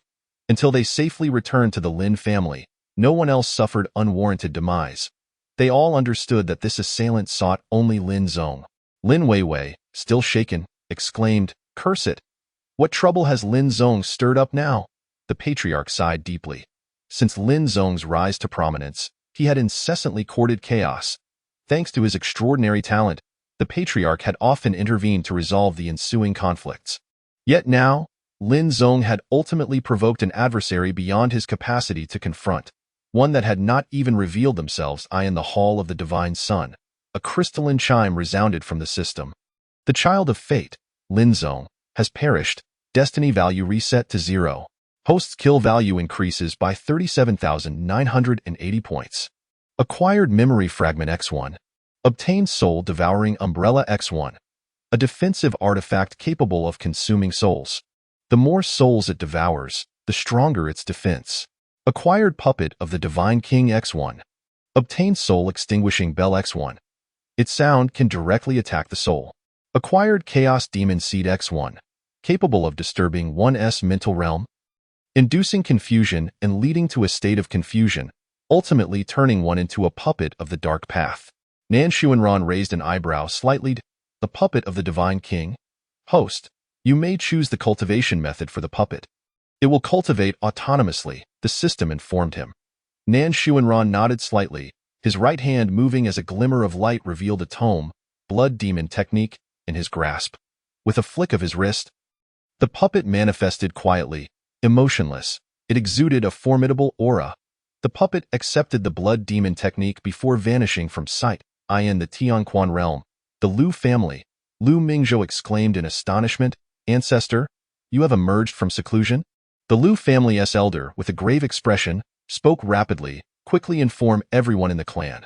Tomorrow, the divine son of the Nan family will descend to the lower realm and stay at the Lu family." Lu Mingzhou, taken aback, nearly leapt in disbelief. "What?" He quickly comprehended the significance. The arrival of the divine son at the Lu family was an unprecedented opportunity. It could potentially elevate the Lu family to the pinnacle of power in the Tianquan realm. Backed by the influence of the upper realm, without delay, Lu Mingzhou hastened to inform all clan members, urging those away to return swiftly. If anyone could catch the divine son's attention, they might be taken back to the upper realm. As the news spread, the Lu family erupted in excitement, with everyone shocked and abuzz. Chapter 42. Binding Eradication, the daughter of destiny in the Tianquan realm. An originally tranquil space suddenly began to shatter like glass. Countless fine cracks spreading like a spider's web, stunned. Everyone looked skyward, witnessing 9 colossal dragons soaring through the air, each exuding an intimidating aura, pulling a palace that glided gracefully above. Only when the cloud-laden carriage receded from view did someone murmur, "That must be from the upper realm." In that direction it seems to be the Lu family. A figure of great importance from the upper realm has descended. It appears the Lu family is destined to soar to new heights. Soon, everyone hurried back to their respective families to report this development. Within half a day, news of a significant figure descending from the upper realm swept across the entire Tianquan realm like a tempest. Various families, upon hearing the news, set off for the Lu family, fully aware that even a slight connection to an upper realm dignitary could yield immeasurable benefits. The Lu family, the members awaited respectfully outside. The atmosphere solemn. Shortly, the cloud-laden carriage settled steadily in midair, and a figure emerged from the palace. Everyone promptly bowed. Young master. Nan Xuanran descended gracefully, followed closely by Jiang Rushi. His demeanor was calm, nodding slightly in acknowledgement before proceeding to enter casually. Reclining lazily against the chair, one hand resting nonchalantly on his head, his countenance exuding an air of aloof superiority, he surveyed the crowd slowly, his gaze tranquil yet seemingly capable of piercing through all.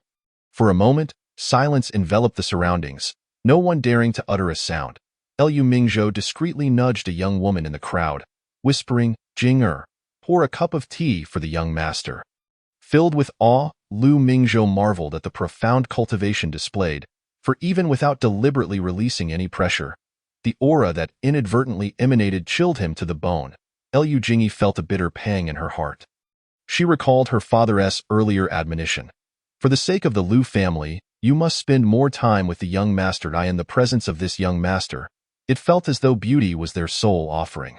She never imagined she would be reduced to leveraging her looks to entice another. Reluctantly, she approached. Nan Xuanran cast a fleeting glance at her before shifting his attention to Jiang Rushi. Understanding immediately, Jiang Rushi stepped forward to block Liu Jingyi's path, stating coldly, "The master has no need for that."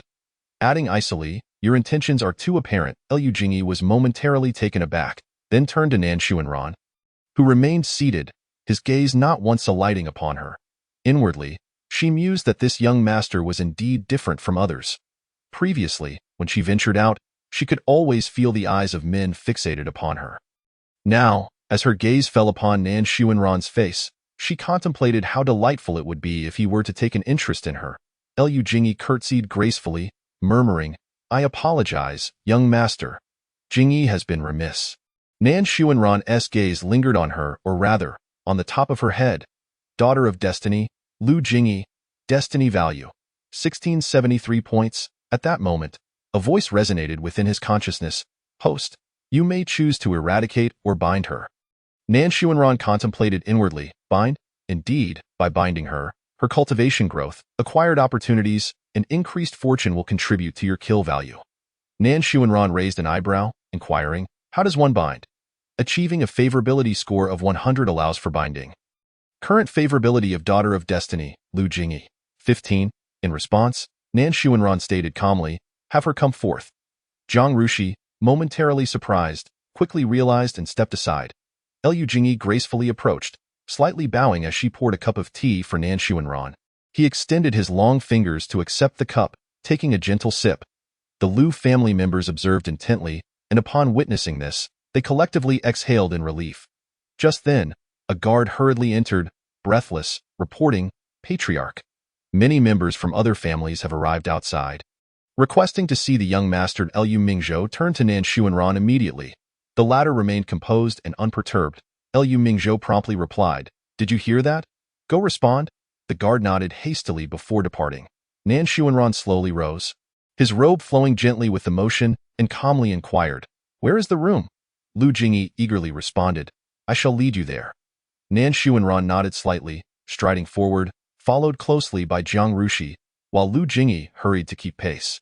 Soon, she pointed to a room, saying, "Young master, here."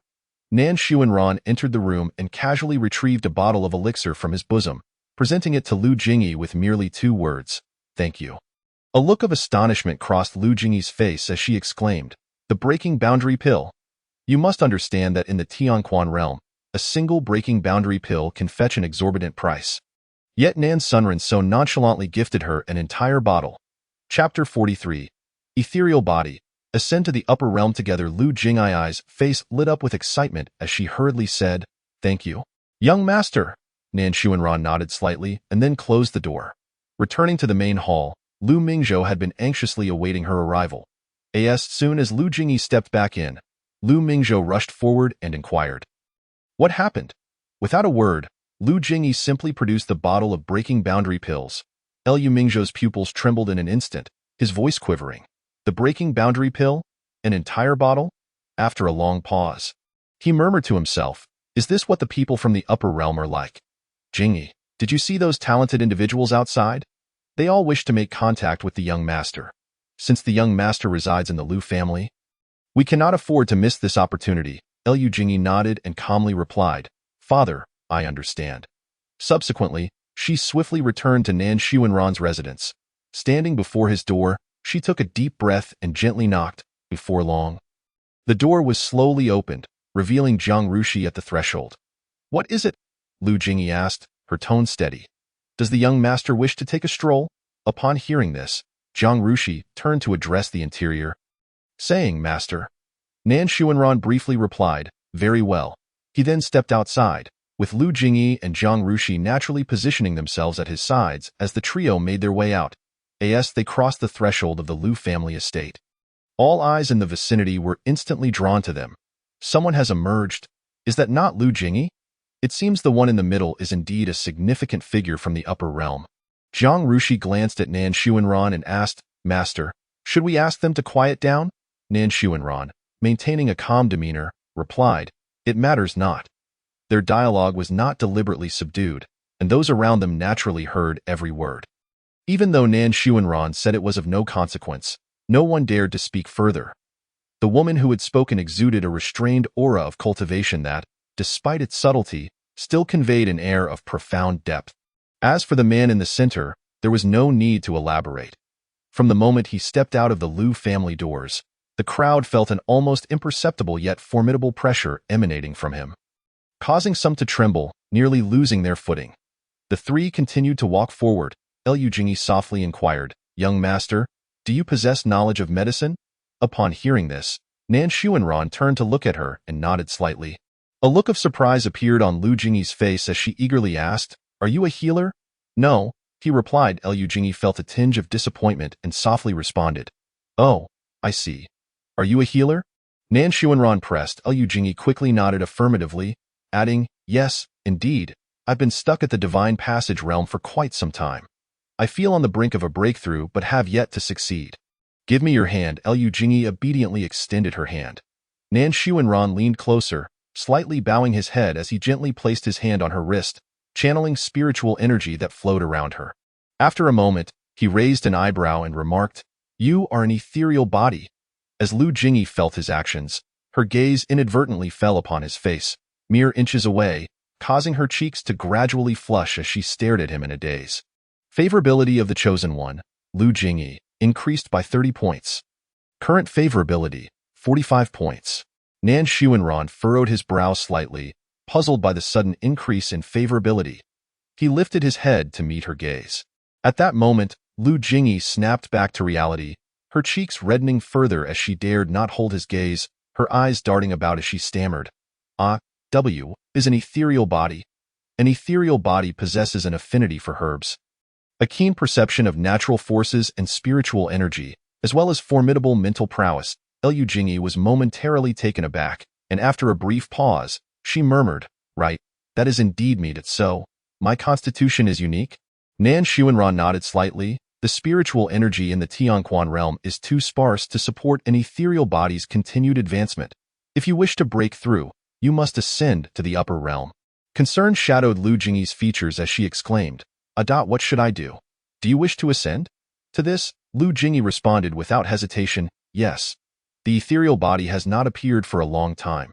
Even in the upper realm, you could become a core disciple. Liu Jingyi's eyes brightened with excitement as she exclaimed, Really?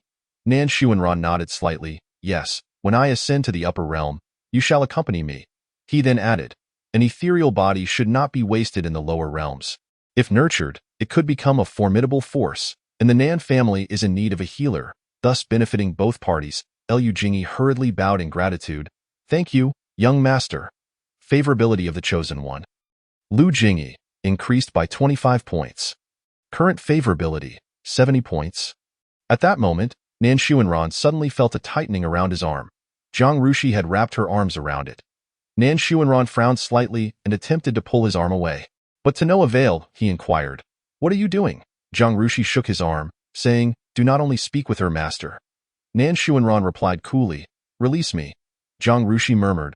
All right, before reluctantly letting go. Liu Jingyi observed the two, unconsciously biting her lip, pondering in her heart, will there come a day when I can play around like that with the young master? Chapter 44. The Child of Fortune, Ling Feng, breaks the engagement as they spoke. The trio entered the Zuelin Pavilion. Liu Jingyi announced, Young master, this is the most renowned tea house in our region. Nan Xuanran nodded slightly, his expression calm. Outside, upon seeing the three enter the Zuelin Pavilion, the crowd hurriedly dispersed, rushing to report back to their respective families. Moments later, the Zuelin Pavilion was teeming with people. All the talented individuals from various families had gathered, their eyes gleaming with anticipation to converse with Nan Xuanran. In an instant, the Zuelin Pavilion buzzed with activity, a cacophony of voices filling the air. Although the crowd surrounded Nan Xuanran, they remained silent. Noticing their stillness, Nan Xuanran offered a slight smile and asked, What is it that you seek? At that moment, someone spoke softly, We wish to engage in a dialogue with you, young master.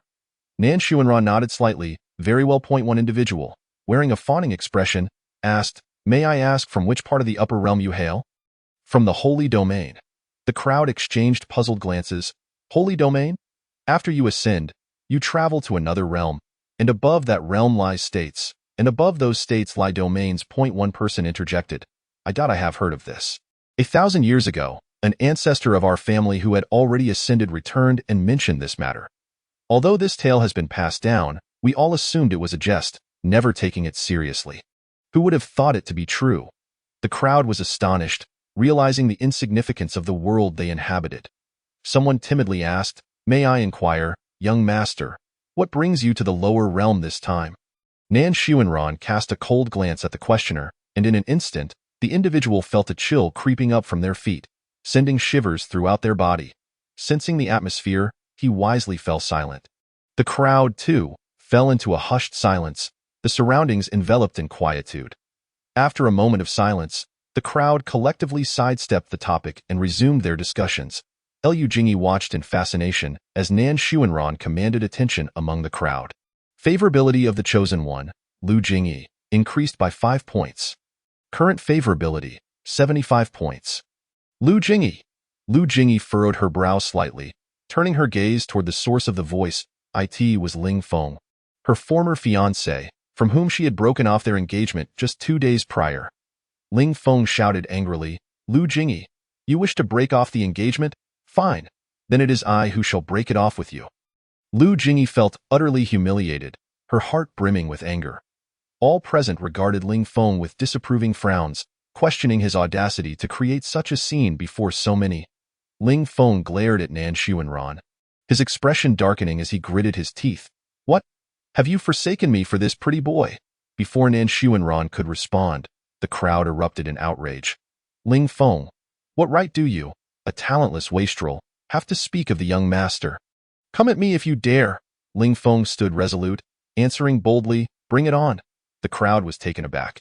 He was genuinely willing to fight. Is that Liu Ji over there?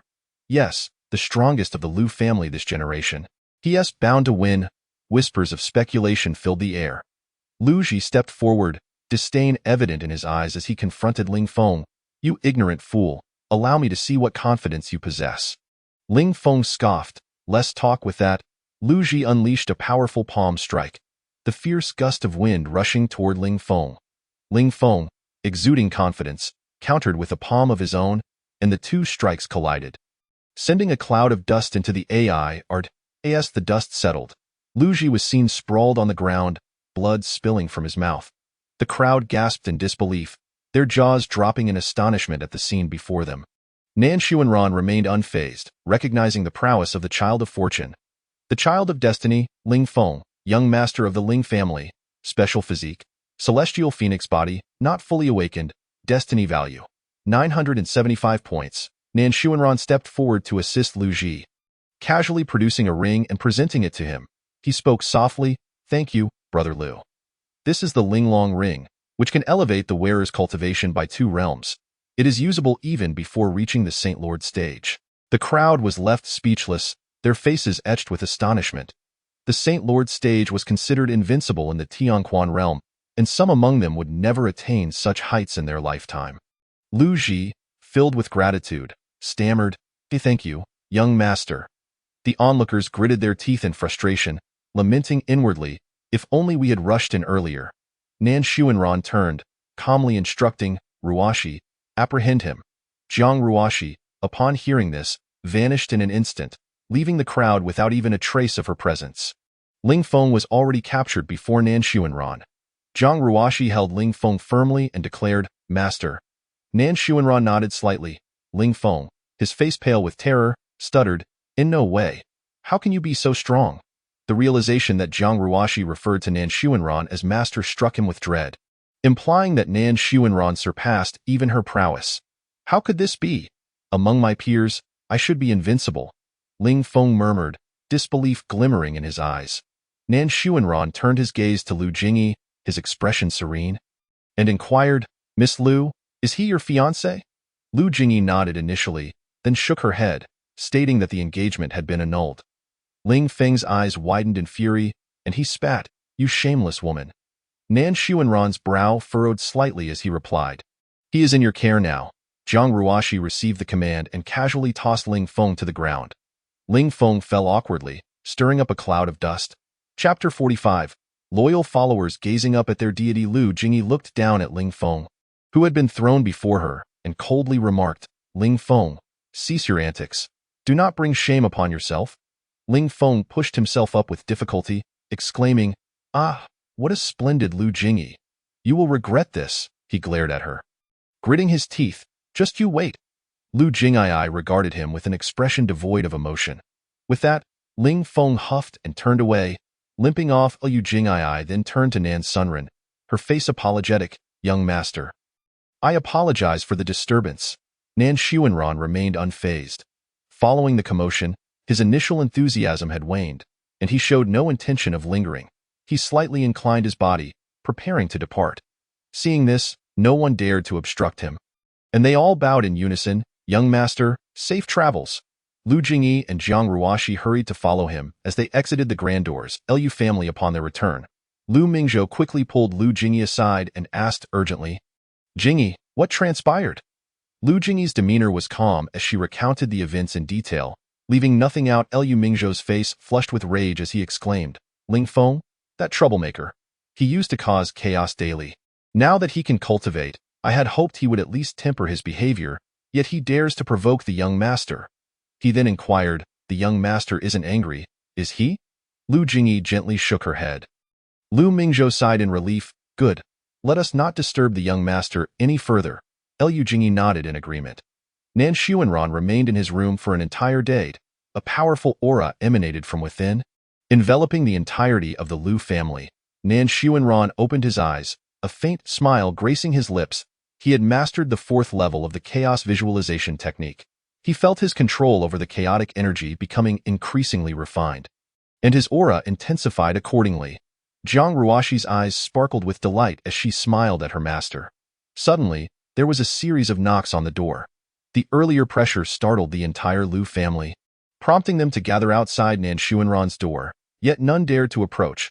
Lu Jingyi hesitated briefly before stepping forward to softly inquire, "Young master?" A voice called from within, "Entered." Lu Jingyi slowly entered the room. Inside, Nan Xuanran sat casually by the bed, while Jiang Ruoshi obediently perched at his feet, his silver hair cascading freely. The red mole at the corner of his eye added a touch of allure, like a spot of vermilion. For a moment, Lu Jingyi was entranced, her gaze fixed upon him. Favorability of the Child of Destiny, Lu Jingyi, increased by 10 points. Current favorability, 85 points. Noticing her stare, he raised his head slightly. "What is it?" Lu Jingyi, momentarily dazed, managed to ask, "Ah, young master, have you broken through?" "Just a minor advancement in my technique." "Young master, what realm are you at now?" "Peak True God realm." Lu Jingyi gasped in astonishment, exclaiming after a long pause, "Wow! Are the prodigies of the upper realm truly this formidable?" Jiang Ruoshi arched an eyebrow in discontent, retorting, "How can you compare those individuals to the master? He surpasses his peers by several realms." Jiang Ruoshi gazed adoringly at Nan Xuanran, her eyes ablaze with loyalty, as if a devoted follower gazing upon their supreme deity. Lu Jingyi, curious, asked, What realms do the prodigies of the upper realm occupy? Jiang Ruoshi replied, most are at the Saint Lord stage, with a few ancient anomalies at the King stage. Liu Jingyi was left in awe, unable to fathom that, at their age, those ordinary prodigies had already reached the Saint Lord stage. Such a realm would be unparalleled in the lower realm, where none could contend with them. This only heightened Liu Jingyi's anticipation for the upper realm. Nan Sunren, maintaining a calm demeanor, inquired, has there been any unusual activity in the outside world today?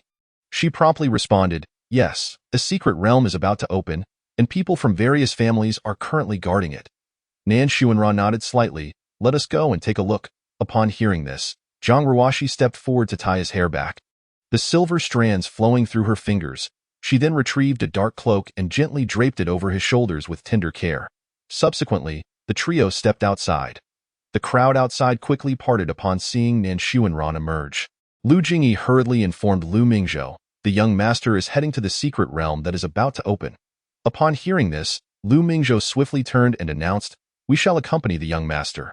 After saying this, he glanced back at Nan Xuanran, relieved to see his serene expression and no sign of reaction, which allowed him to relax and follow closely behind.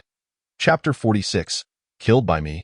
You shall have no rebirth. By the edge of a vast water pool, the area was crowded with people engaged in animated discussions. Suddenly, a figure darted past, and Nan Xuanran appeared, followed closely by the members of the Liu family. It is the esteemed individual from the upper realm. Does the young master intend to enter the secret realm as well? Oh no, it seems this inheritance is lost to us. Quickly, make way for the young master. Someone shouted loudly. Upon hearing this, the crowd hurriedly stepped aside, clearing a wide space around the water pool. Nan Xuanran paid them no heed, striding directly toward the pool, his gaze fixed intently on a shimmering figure. He raised an eyebrow, a flicker of surprise crossing his features. Xuanwu? It has not appeared for several years. I did not expect to find it in the lower realm, and injured at that, above the water pool. The ethereal image of Xuanwu emerged, grand and majestic, its roars resonating like dragon calls that echoed through the heavens. Xuanwu paced in the air, and a droplet of crystalline blood slid from its body. This droplet did not mix with the water, but sank straight to the bottom, vanishing from sight. Nan Xuanran observed this peculiar vision. It was evident that this inheritance was the true blood of Xuanwu. If he could absorb this blood, he would gain the same bloodline power as Xuanwu, achieving absolute mastery over the water element and an unyielding defense capable of withstanding all attacks. Standing by the water pool, a glint of interest sparked in Nan Xuanran's eyes. Indeed, as expected of the inheritance of the Child of Destiny, it was exceptionally generous. At that moment, the previously calm water surface suddenly rippled violently. Soon after, a massive vortex began to swirl rapidly, and a column of water shot skyward. As the water column ascended, the image of Xuanwu dissipated, and the column crashed down, splashing water everywhere. Once calm returned, a passageway appeared in the center of the pool, all the water receding. Nan Xuanran leaped into the passage, and the others hurried to follow suit. At the passage's end, mist swirled, obscuring the surroundings. As the fog gradually cleared, they realized they had become separated. Nan Xuanran frowned slightly, murmuring, a maze formation. A faint sound emerged from behind him. Without turning, he waved a hand. Several water-shaped beasts instantly transformed into mist, dispersing into the air, only to coalesce anew before Nan Xuanran. Water-shaped beasts? These creatures could reappear as long as there was water, making them seemingly endless and difficult to eliminate. Nan Xuanran's expression remained composed as his pupils began to shift. The original red fading into black, with the darkening of his eyes. The sky itself darkened, shadows swiftly spreading around him. Countless peculiar eyes appeared out of thin air, beams of black and white light shooting forth from them, intertwining in a mesmerizing dance.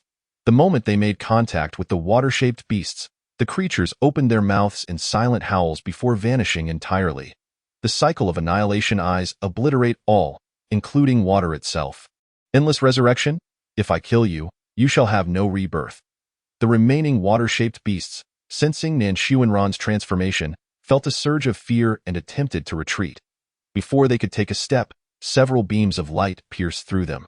Nan Xuanran stated coolly, since you have come, do not think of leaving.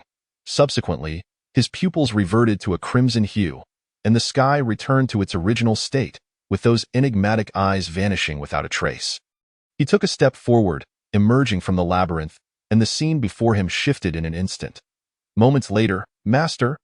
A crisp call shattered the tranquility as Jiang Rushi hurriedly approached from behind, with a hint of reproach on her face. She exclaimed, "How could you separate me from the master? I searched for so long. This labyrinth could not ensnare either of them." Jiang Rushi then inquired, "Shall we seek the Liu family? They should be unable to unravel this maze." Nan Xuanran, with an ambiguous smile, replied, "No need. After all, with Lu Jingyi, the destined daughter, present, how could the labyrinth possibly confine them?" With that, he continued onward. Jiang Rushi reached out, grasping the sleeve of Nan Xuanran's garment. He halted. Turning to look at her, Jiang Rushi hastily found an excuse, saying, "What if we encounter another formation? I really don't wish to be separated from the master again." Nan Sunran in the event of a true labyrinth. Holding on to him would be futile. He turned back, but did not allow her to release her tight grip on his sleeve. Suddenly, a spirit tree appeared ahead, its lush branches spreading outward, adorned with clusters of spirit fruits. Neither of them reacted, as such spirit fruits were abundant in the upper realm, failing to pique their interest. At that moment, a group of people rushed in from behind, their eyes sparkling as they beheld the abundant spirit fruits. Exclaiming in unison, "Wow! Spirit fruits that can enhance cultivation." They then turned their gaze toward Nan Xuanran, with a hint of trepidation, and asked, "Young master, do you require these spirit fruits?" Nan Xuanran smiled gently and replied, "I do not need them." One individual, filled with excitement, shouted, "Wonderful!" However, realizing his words, he quickly covered his mouth, nervously glancing at Nan Xuanran. Seeing that Nan Xuanran remained unperturbed, the crowd hesitated no longer and swiftly advanced to pluck the spirit fruits, creating a scene of utter chaos. Chapter 47. Do not rush, your turn is coming soon. Host, the destined child, Ling Feng, is in the secret realm. The system's voice suddenly echoed.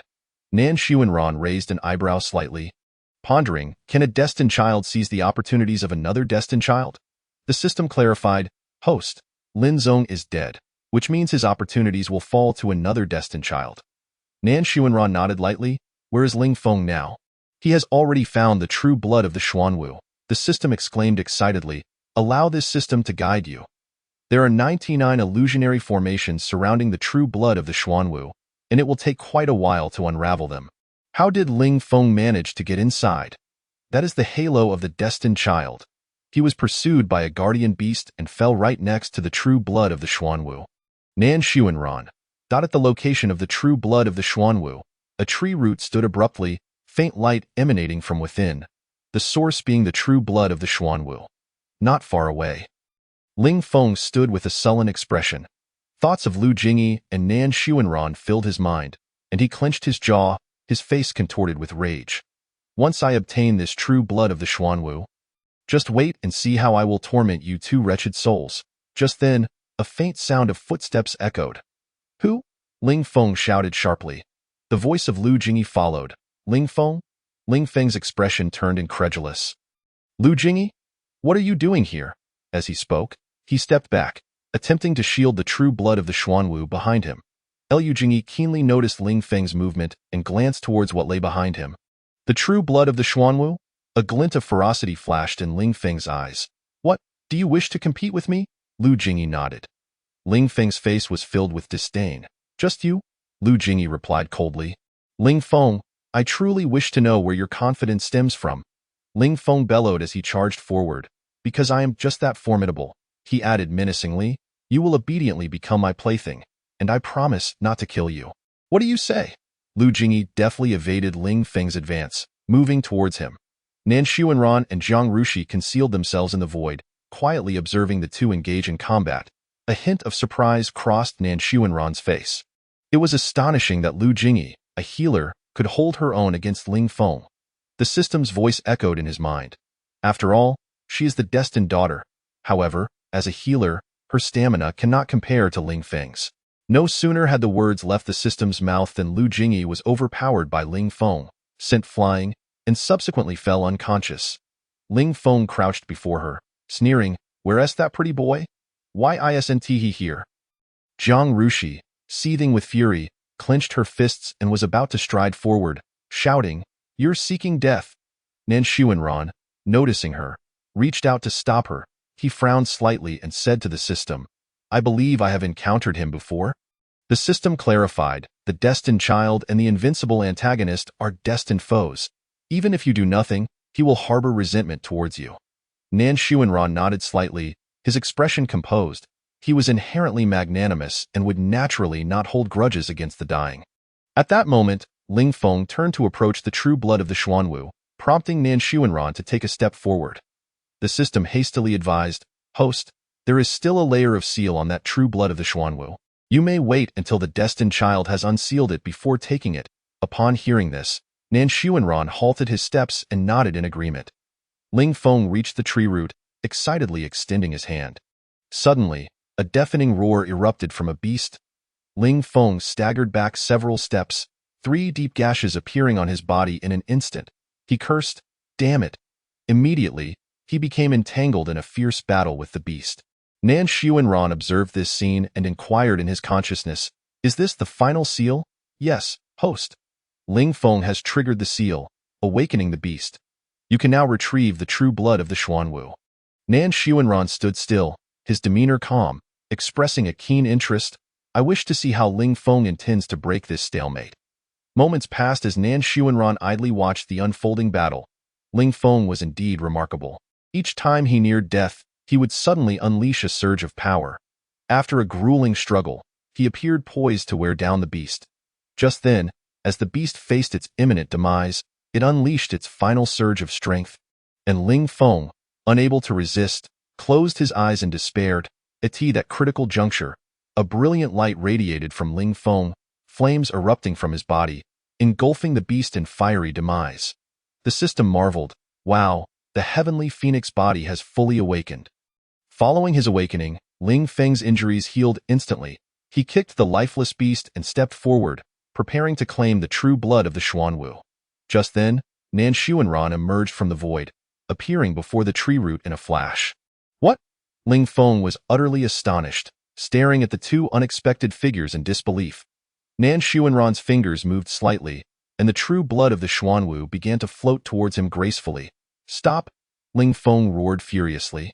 Charging forward, Nan Xuanran, with an indifferent expression, pointed a finger, and a gaping wound appeared on Ling Feng's body, causing him to kneel in agony. "Ugh."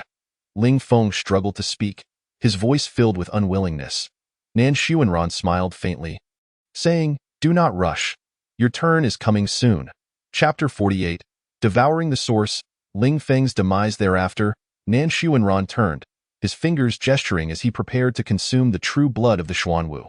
Suddenly, a phantom of the Xuanwu materialized out of thin air. Letting out a furious roar, a powerful aura instantly radiating outward. Nan Xuanran remained calm, gazing at the phantom, and slowly remarked, "What? Unwilling?" The phantom became increasingly agitated, its roars growing louder. Remarkably, Nan Xuanran comprehended its meaning. He responded coolly, "You believe you are fated to be apart from me? Since it has come into my possession, whether there is fate or not, I shall decide." With that, he decisively struck out with his palm, the wind from his hand cutting sharply. The phantom struggled to roar against this overwhelming force, ultimately dissipating into the ether. Nan Xuanran's fingers moved once more, and the true blood of the Xuanwu transformed into a stream of light. Swiftly merging into his forehead, he closed his eyes tightly, attentively sensing this peculiar power, and his fingertips gradually formed a stream of water, murmuring to himself, "Is this mastery over water?" Boom! A tremendous noise erupted, causing the entire secret realm to tremble violently. The system urgently stated, "The true blood of the Xuanwu is nourishing this secret realm. Without the true blood, the realm cannot sustain itself." Nan Xuanran, unfazed, raised his hand and gently waved it toward Ling Feng, causing Ling Feng to vanish from sight in an instant. He then traced a line through the void with his finger, and a deep rift in space suddenly appeared. He threw Lu Jingyi into it, then stepped in himself, with Jiang Rushi closely following behind. Behind them, the secret realm collapsed with a thunderous crash, sending dust soaring into the air. Nan Xuanran produced a rejuvenation pill and administered it to the unconscious Lu Jingyi. Before long, Lu Jingyi awoke groggily. Her eyes filled with confusion as she softly asked, "Young master." Nan Xuanran replied nonchalantly, "Awake?" Lu Jingyi nodded and inquired, "Where is this?" "Outside the secret realm." She turned to see the collapsed area not far away, her expression turning blank as she murmured, "The secret realm has collapsed?" Nan Xuanran nodded slightly. Lu Jingyi abruptly sprang to her feet, her expression anxious. "What about my father? Has the family come out?" With that, she disregarded everything else and stumbled back towards the Lu family. Lu Mingzhou paced anxiously, his brow furrowed. "Where are the young master and Jing'er? What should we do? I hope nothing has happened. Head of the family, the young master and miss have returned."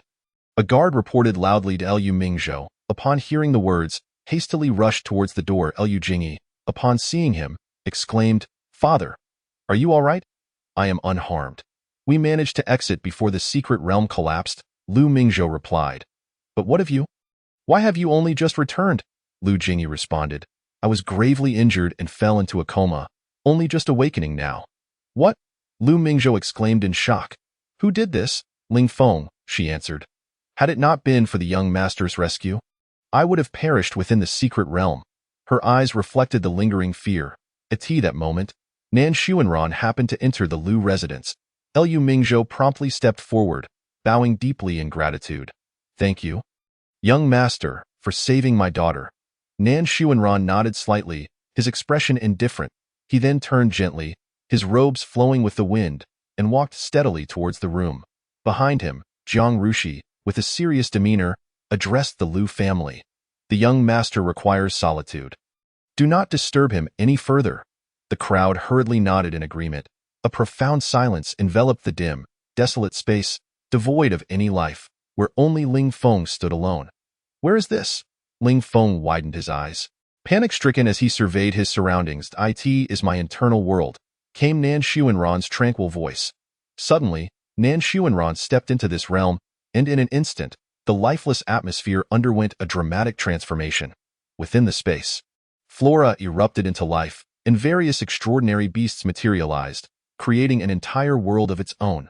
Ling Feng glared at Nan Xuanran, shouting, "What do you intend to do?" Nan Xuanran slowly approached, a subtle smile gracing his lips. Ling Feng, gripped by fear, attempted to retreat, only to find himself ensnared by an invisible force, utterly immobilized. "The Tianhuang body shall be mine," he declared. With that, he extended his palm over Ling Feng's head, and an overwhelming pull emanated from his hand, swiftly engulfing Ling Feng entirely. Ling Feng's countenance changed drastically as he felt a vital essence being gradually stripped away, crying out, "How do you know?"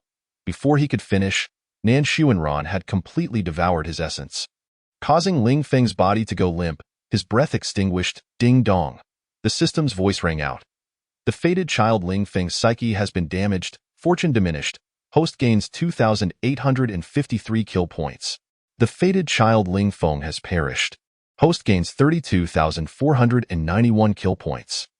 Congratulations, host, you have obtained Millennium Ice Silkworm Robe, capable of absorbing attacks and converting them into defensive power. Puppet Thread X1. Allows control over others through threads. Reverse Fate Pill X1. Withering Wood Revival. Technique restores vitality. Memory Fragment X1. The system panel automatically appeared.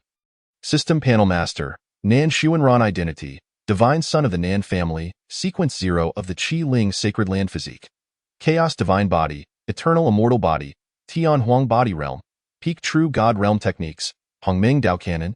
Qi Yu Immortal Scripture. Chaos Visualization Method. Reincarnation Heart Sutra. Bewildering Heart Art. Withering Wood Revival. Talents. Reincarnation Annihilation I. Invulnerable to all laws. Divine Abilities. Chaos Devouring Heaven. 9 Heavens Grasping Moon. All blood returning to source. Fiery Eyes Burning. Reincarnation Laws. Authority. Creator of Life Mount. Xiao Xiao. Mystic Ice Spirit Dragon. Windwalker Qilin Innate Supreme Treasure. Chaos Bell Artifacts. Pure Jade. Dream Shadow Ring. Demon Breaking Bell. 7 Kill Flute. 100 Flower Dew. Soul Extinguishing Bell. Soul Devouring Umbrella. Millennium Ice Silkworm Robe. Special Items. Memory Fragment X8. Heavenly Dao Seed 11, 160 kill points. 74811 villain points. 0 system items. Substitute symbol X1, Void Breaking symbol X3. God King Realm Puppet X1, Chaos Demon Seed X1, Puppet Thread X1, Reverse Fate Pill X1. Nan Xuanran gazed at the kill points column, contemplated briefly, then decisively chose to draw rewards. He extended his finger and clicked the 10 consecutive draws button on the panel. Ding dong. Congratulations, host. You have obtained Memory Fragment X3, Bypass Pill X3, Memory Fragment X2, Heavenly Dao Seed X4, Spirit Fruit X3, Memory Fragment X1, Heavenly Dao Seed X7, Spirit Fruit X8, Concealment Symbol X1, Bypass Pill X10. Nan Xuanran frowned slightly. Why are they all useless? The system's luminous orb danced around him cheerfully, saying with a grin, "Be cautious with your draws, host." Upon hearing this, Nan Xuanran grasped the orb, which struggled desperately in his hand, exclaiming, "I was wrong, host." Chapter 49. Absolute Control. Breaking through to the initial stage of the True God Realm, Nan Xuanran slowly released the system's luminous orb and turned his attention back to the system panel. He opened the system stored.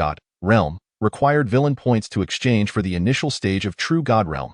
64,271. Host S current kill points. 73,811. Exchange available. Nan Xuanran clicked to exchange. Suddenly, a vast power surged into his body, and the surrounding spiritual energy seemed to be drawn towards him uncontrollably. His senses sharpened to an extraordinary degree. Even with his eyes closed, every movement of those around him was vividly reflected in his mind. At that moment, he distinctly felt that his control over water had reached an unprecedented level. He slowly extended his hand, rapidly condensing a water sphere at his fingertip. With a gentle toss, the water sphere struck the ground, and with a resounding bang, a massive pit was instantly created. Nan Xuanran focused his thoughts, and the ground restored itself as if nothing had happened. He raised an eyebrow, murmuring, "This power is rather impressive." Next, he gazed at the water sphere at his fingertip, pondering whether he could manipulate the moisture within a human body, and decided to test it. He placed one hand gently over the other, sensing the moisture within, then clasped his palms together. With a bang, his other hand exploded, turning into a mist of blood. He did not flinch, chuckling softly, "Indeed, it is possible. This is what absolute control feels like." He murmured softly. Blood trickled down his arm, staining his garments. He lifted his remaining hand, which emanated a brilliant green light, as if an invisible force was slowly reshaping the flesh at the severed end. He glanced indifferently at Ling Feng's corpse on the ground, then raised his newly reformed hand, and a blazing fire erupted, enveloping Ling Feng entirely. In mere moments, he was reduced to ashes. Nan Xuanran's figure flickered, and he exited the internal world. In the room, Jiang Rushi's gaze fell upon the blood on Nan Xuanran, and she instantly froze, her expression filled with astonishment. "Master, what happened to you?" "It is nothing," Nan Xuanran replied calmly. Jiang Rushi, clearly unconvinced, insisted, "Let me help you change." With that, she quickly approached, her movements gentle yet urgent, as she began to remove Nan Xuanran's garments, meticulously checking for any injuries, besides the blood on his arm. She found no other wounds. Only then did she let out a sigh of relief, lightly scolding, "You scared me to death." Her gaze returned to the blood stain. "I'll prepare a bath for you." Nan Xuanran nodded slightly, replying, "All right." In the bath, Nan Xuanran was immersed in the bath, while Jiang Rushi sat at the edge, gently wiping his body. Suddenly, a dull thud sounded, and they turned to see Lu Jingyi standing at the edge of the bath, her eyes wide with disbelief, staring fixedly at Nan Xuanran. He was bare-chested, his chiseled muscles partially obscured by the steam. Clear water trickled down his chest and disappeared into the bath. His silver hair cascaded loosely, strands floating atop the water. The fated daughter Lu Jingyi's affection increased by 10 points, current affection, 95 points. Nan Xuanran turned to Jiang Rushi, a hint of confusion in his gaze. "What are you doing here?" Jiang Rushi, equally astonished, replied, "How did you end up here?" Lu Jingyi, momentarily taken aback, quickly explained, "There is a passage from the back mountain of the Lu family that leads to the bath. I had no idea the young master was here." She pointed nervously towards another section of the bath, her expression tense. "Usually, this is only for my use. My father and the others have their own baths. Jiang Rushi frowned, thinking to herself, clearly, this is a ploy by the Lu family to facilitate more interaction between the young master and her. With so many baths available, why would they direct the young master to this one?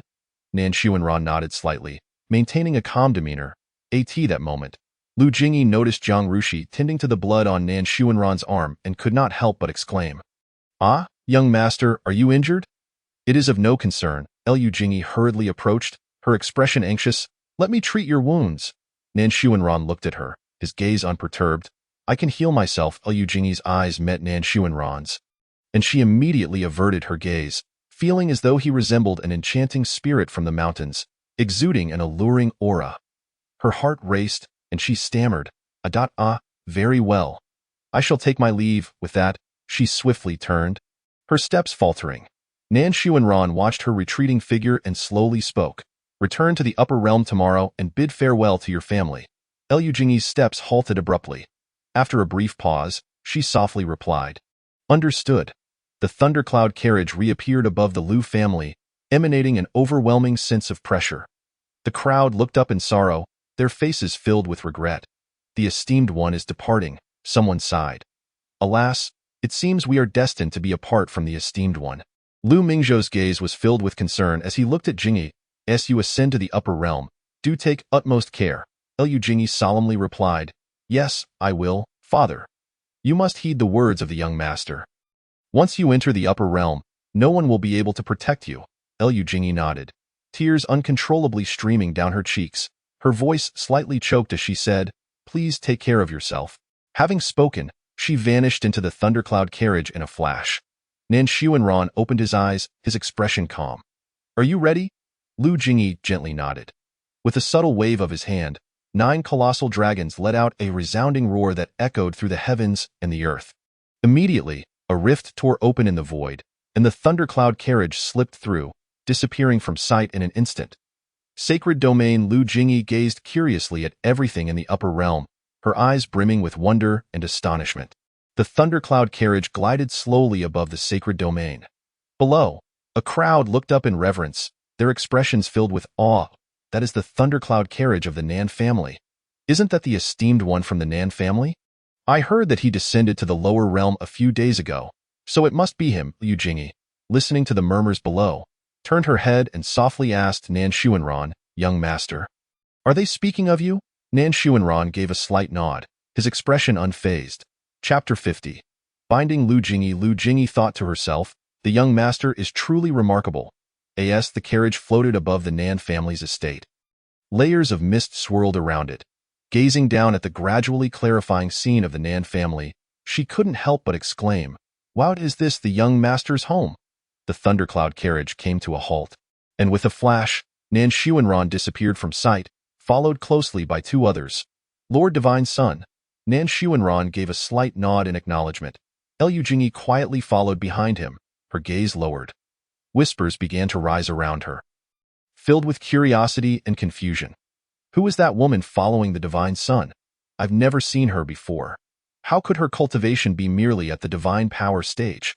Why would the Divine Sun bring someone so weak to the Nan family?" The murmurs surged. Although they were intentionally hushed, they still reached Lu Jingyi's ears. Her complexion turned pale as a sheet, and she lowered her head even further, her footsteps involuntarily quickening. Jiang Rushi, noticing her bowed head, rushed forward and reached out to catch her, but was a step too late. With a dull thud, Lu Jingyi collided solidly against Nan Xuanran's back. He turned around, his gaze settling on Lu Jingyi. Flustered and blushing, she hurriedly stammered, I'm so sorry, young master."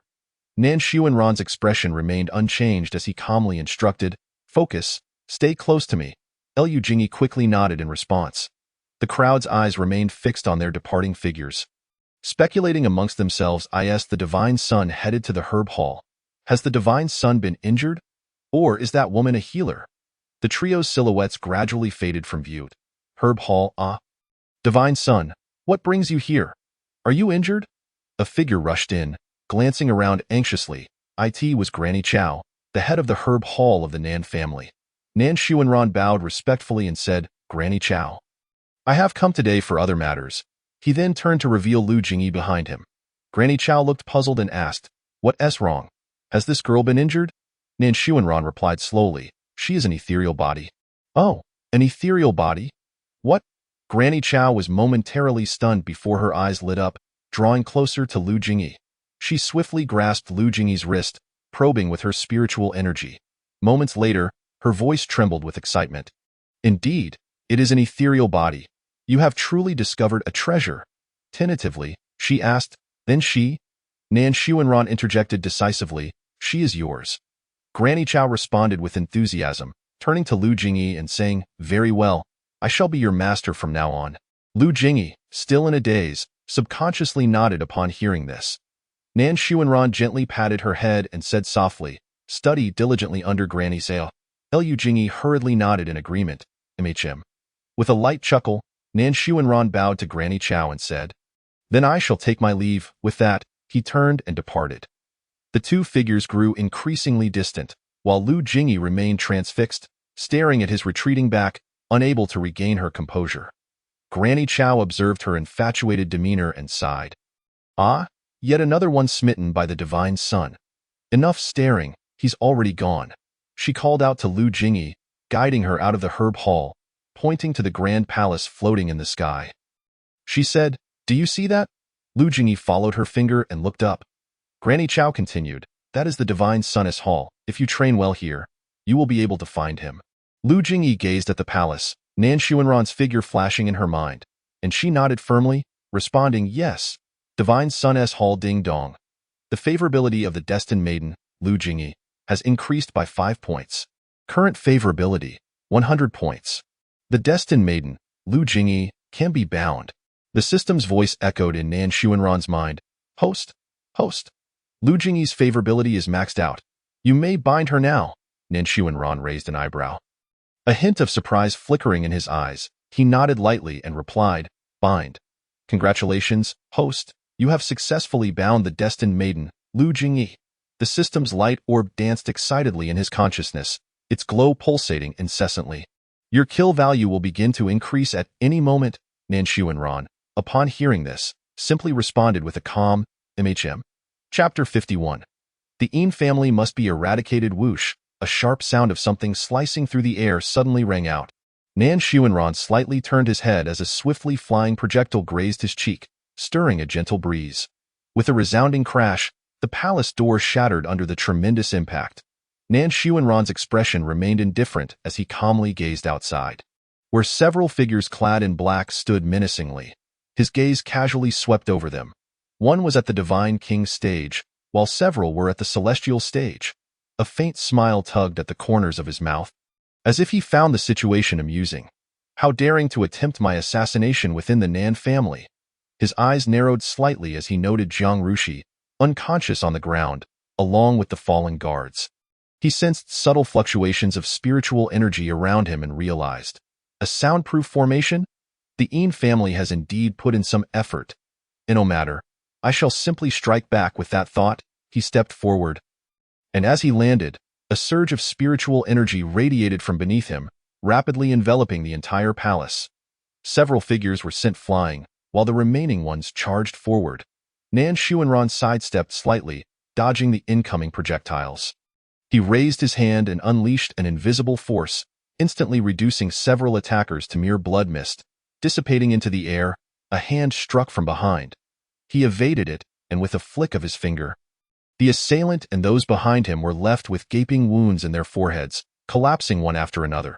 He opened his palm and gradually pressed down, a massive hand materializing in the air, enveloping all beneath it. Under that hand, everyone was crushed into a pulp, with the Celestial stage warriors meeting their demise. He turned and calmly regarded the Divine King's stage expert standing outside the palace. The figure charged at him with ferocity, throwing a punch. Nan Xuanran casually waved his hand, and two waves of spiritual energy collided, resulting in a violent explosion. Nan Xuanran staggered slightly, retreating half a step. The assailant fell heavily into a pool of blood, gasping as he coughed up blood. Stumbling to his feet, he was filled with shock. You are merely at the Celestial stage. How can you be this powerful? A barely perceptible smile crossed Nan Xuanran's lips. The assailant's eyes flashed with malice as he suddenly raised his hand, unleashing a flurry of hidden blades. Nan Xuanran dodged most of them, but still received a cut on his arm. The attacker laughed triumphantly. Don't forget, I am an assassin. The blood flowing from that wound is black. This poison has no antidote. The Nan family's divine son, you are doomed. Nan Xuanran glanced down at the wound. Chuckling softly, unfortunately, I am immune to all poisons. As soon as he spoke, the black blood transformed back into a vibrant red, and the wound healed at a visible rate. The assailant gaped in disbelief. How? How can this be? Nan Xuanran slowly opened his hand and then clenched it tightly in an instant. Half of his body seemed to be crushed by an invisible force, and with a resounding explosion, he burst apart.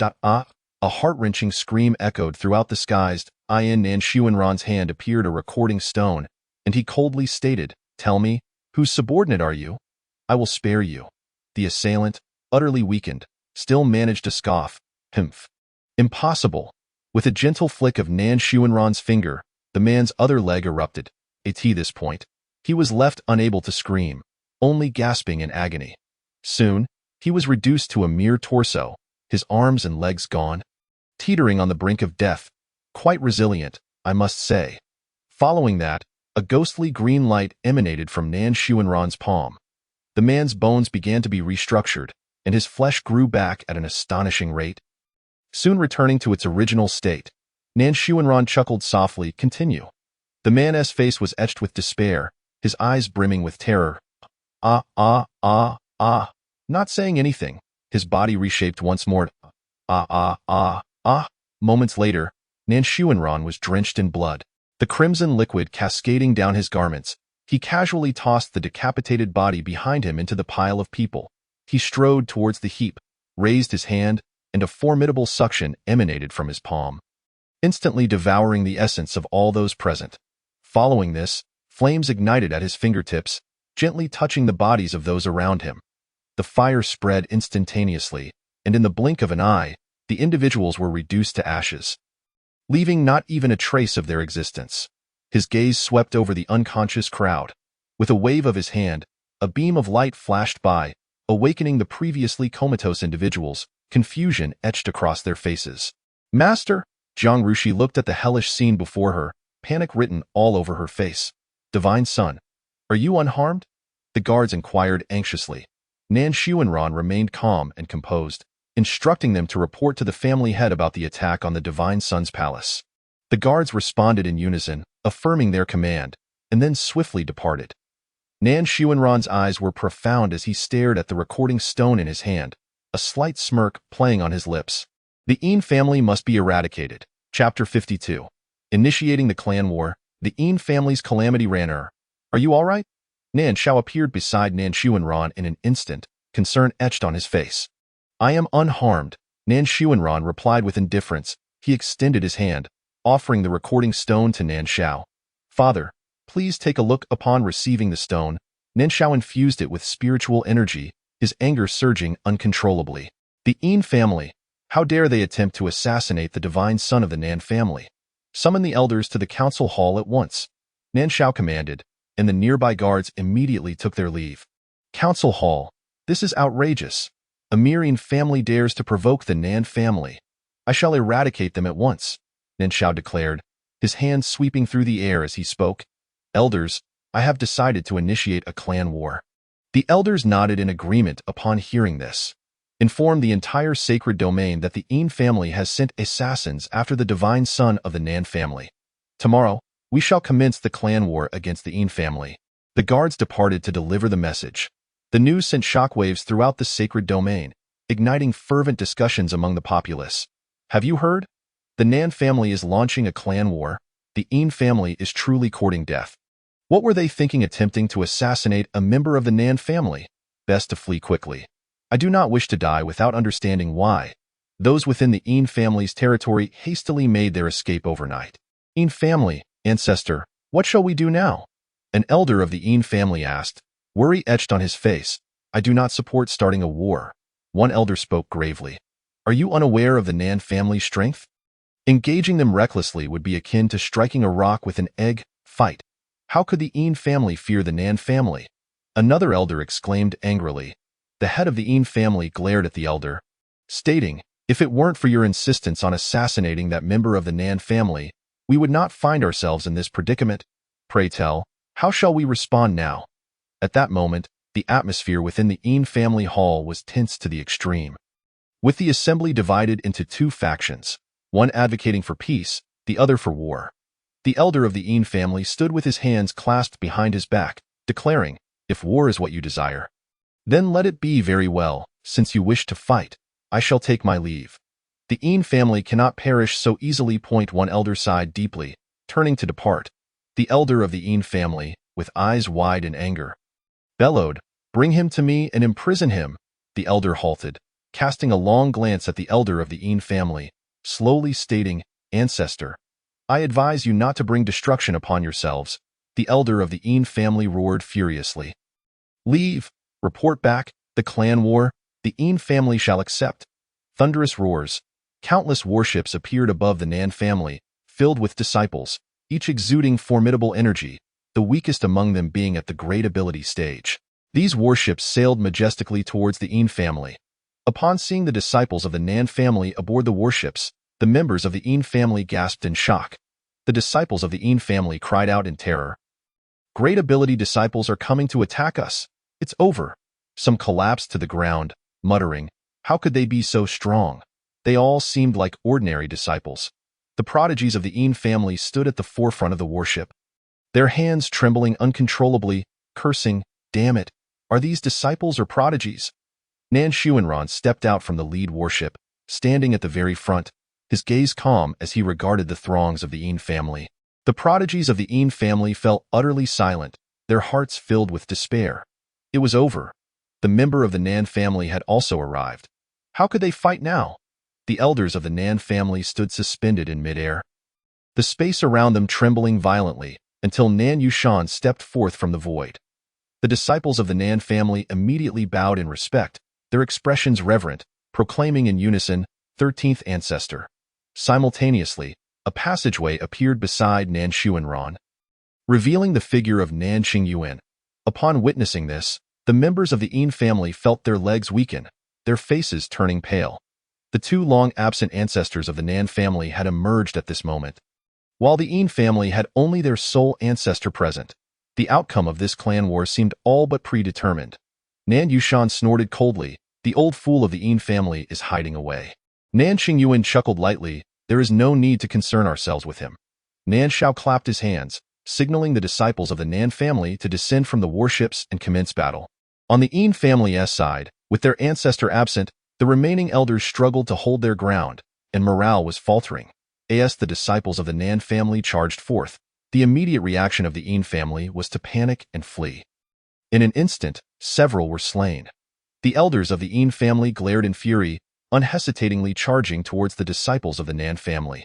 Nan Yao blocked their path, a smile gracing her lips as she said, "Why the rush?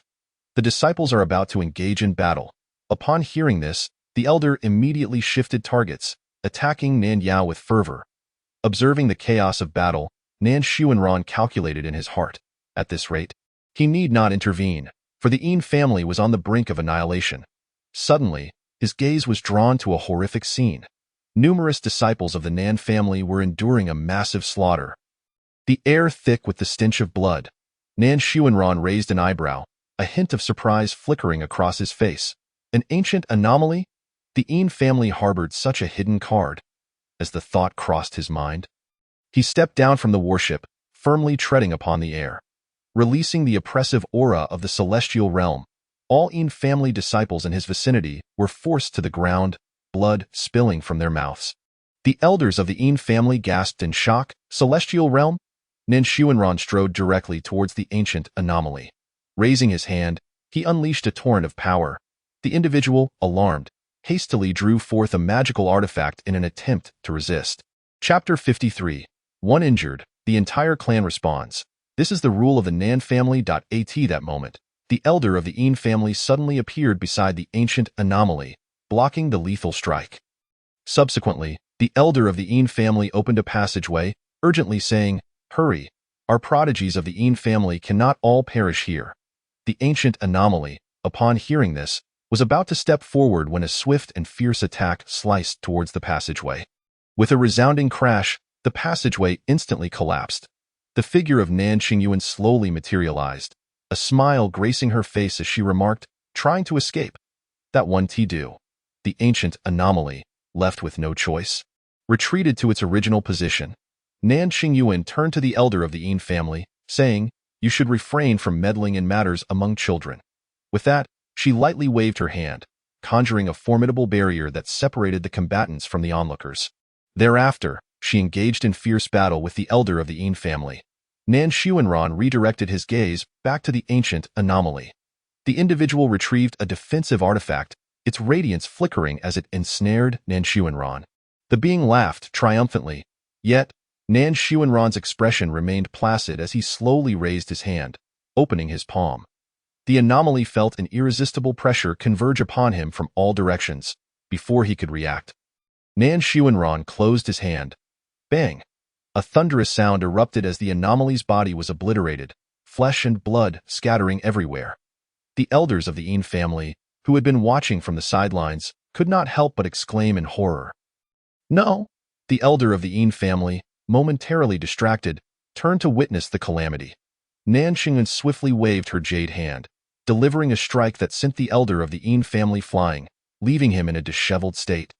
Blood trickling from his mouth. She chuckled softly. "Did you regret sending someone to assassinate Xiao Ran?"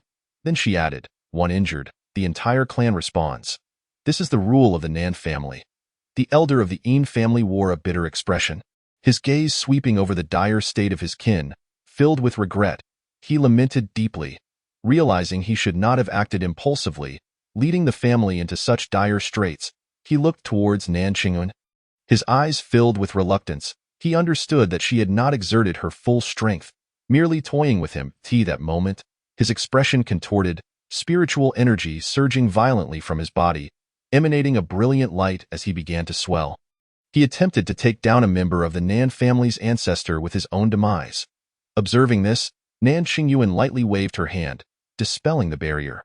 She raised her hand, weaving a floral gesture, halting the elder of the Yin family's expansion. Subsequently, she gently waved her hand, an invisible force lifting the elder of the Yin family, before abruptly hurling him towards his clansmen. Nan Qingyuan swiftly established a protective barrier for the disciples of the Nan family. Afterwards, she opened her palm, smiling as she said, "Farewell." In that fleeting moment, the body of the ancestral figure of the Yin clan erupted with a deafening explosion, a terrifying force sweeping forth like a tempest. The members of the Yin clan were utterly reduced to mere dust in the cataclysmic blast. The remaining elders gazed upon the surviving disciples, their hearts laden with sorrow, and sighed heavily. "We have been defeated. Is there any chance to spare their lives?" One elder inquired, his voice trembling. Nan Zhao's gaze was cold and resolute. Having spoken, he decisively waved his hand, a sharp radiance flashing through the air. The elders of the Yin clan barely had time to react before they all met their demise. He then turned his attention to the remaining disciples of the Yin clan, ensuring their complete annihilation. The clan war had concluded, and the once glorious Yin clan had been reduced to rubble. The remnants of the explosion were evident everywhere. Broken walls and debris lay scattered, a scene of utter devastation. Blood flowed freely, staining the earth, and a pungent metallic scent filled the air, inducing nausea. After confirming there were no survivors, the members of the Nan clan returned home. Following their departure, various clans dispatched individuals to assess the situation of the Yin clan. Upon witnessing the hellish scene before them, everyone was struck with trepidation. They dared not linger, hastily returning to their respective clans to report. The accounts of the Yin clan's plight sent shivers down the spines of all the clans. The Nan clan must not be offended, was a thought shared collectively amongst them. These families had at most 2 ancestors alive, yet the mention of the Nan clan's 13 ancestors left them utterly aghast, signifying that the Nan clan possessed at least 13 ancestral figures. Divine Sons Hall Ding Dong. Congratulations to the host for annihilating the entire Yin clan of the Destined Son, Yin Hao. Yin Hao's fortune has been diminished, resulting in a loss of 360 destiny points. The host's kill value has increased by 2538 points. Nan Xuanran raised an eyebrow, intrigue flickering in his eyes. The Destined Son? Indeed, host. The new Destined Son hails from the Yin clan, yet he is currently out training and not present at the clan. Is there anyone else from the Yin clan still alive? There are none. Host. All members have been summoned back to the Yin clan. Nan Xuanran frowned slightly. Then why is he training outside? Because he is the son of the Yin clan's patriarch, who did not regard this clan war with optimism, hence he was not recalled. The system elucidated. Nan Xuanran. Truly worthy of being the destined son. He always finds a way to evade disaster. Chapter 54. The Vice Master of Blood Rain Pavilion, Shadow Knight Flicker the Elder of the Academy fixated intensely on the figure before him, summoning his last vestige of strength, tremblingly asking, Who are you? I am the young master of the Yin clan, whose family was obliterated by the Nan clan. Yin Hao's visage contorted in rage, a multitude of figures clad in black standing behind him, exuding a chilling aura. The leader of the black-clad figures stepped forward, kneeling on one knee and respectfully stated, Young master, all have been eliminated. Upon hearing this, Yin Hao declared fiercely, Good. His fists clenched tightly, veins bulging on his arms. Nan clan, I will begin with your subordinate forces and systematically eradicate you. One day, I shall ensure your complete annihilation. Nan clan council chamber. In recent days, 2 of the Nan clan's subordinate forces had already been vanquished. The Grand Elder spoke with a grave expression. Nan Shao cast his gaze upon the disciples of the subordinate forces below, inquiring, Have you come seeking assistance? Indeed, that person has sealed off our sacred ground.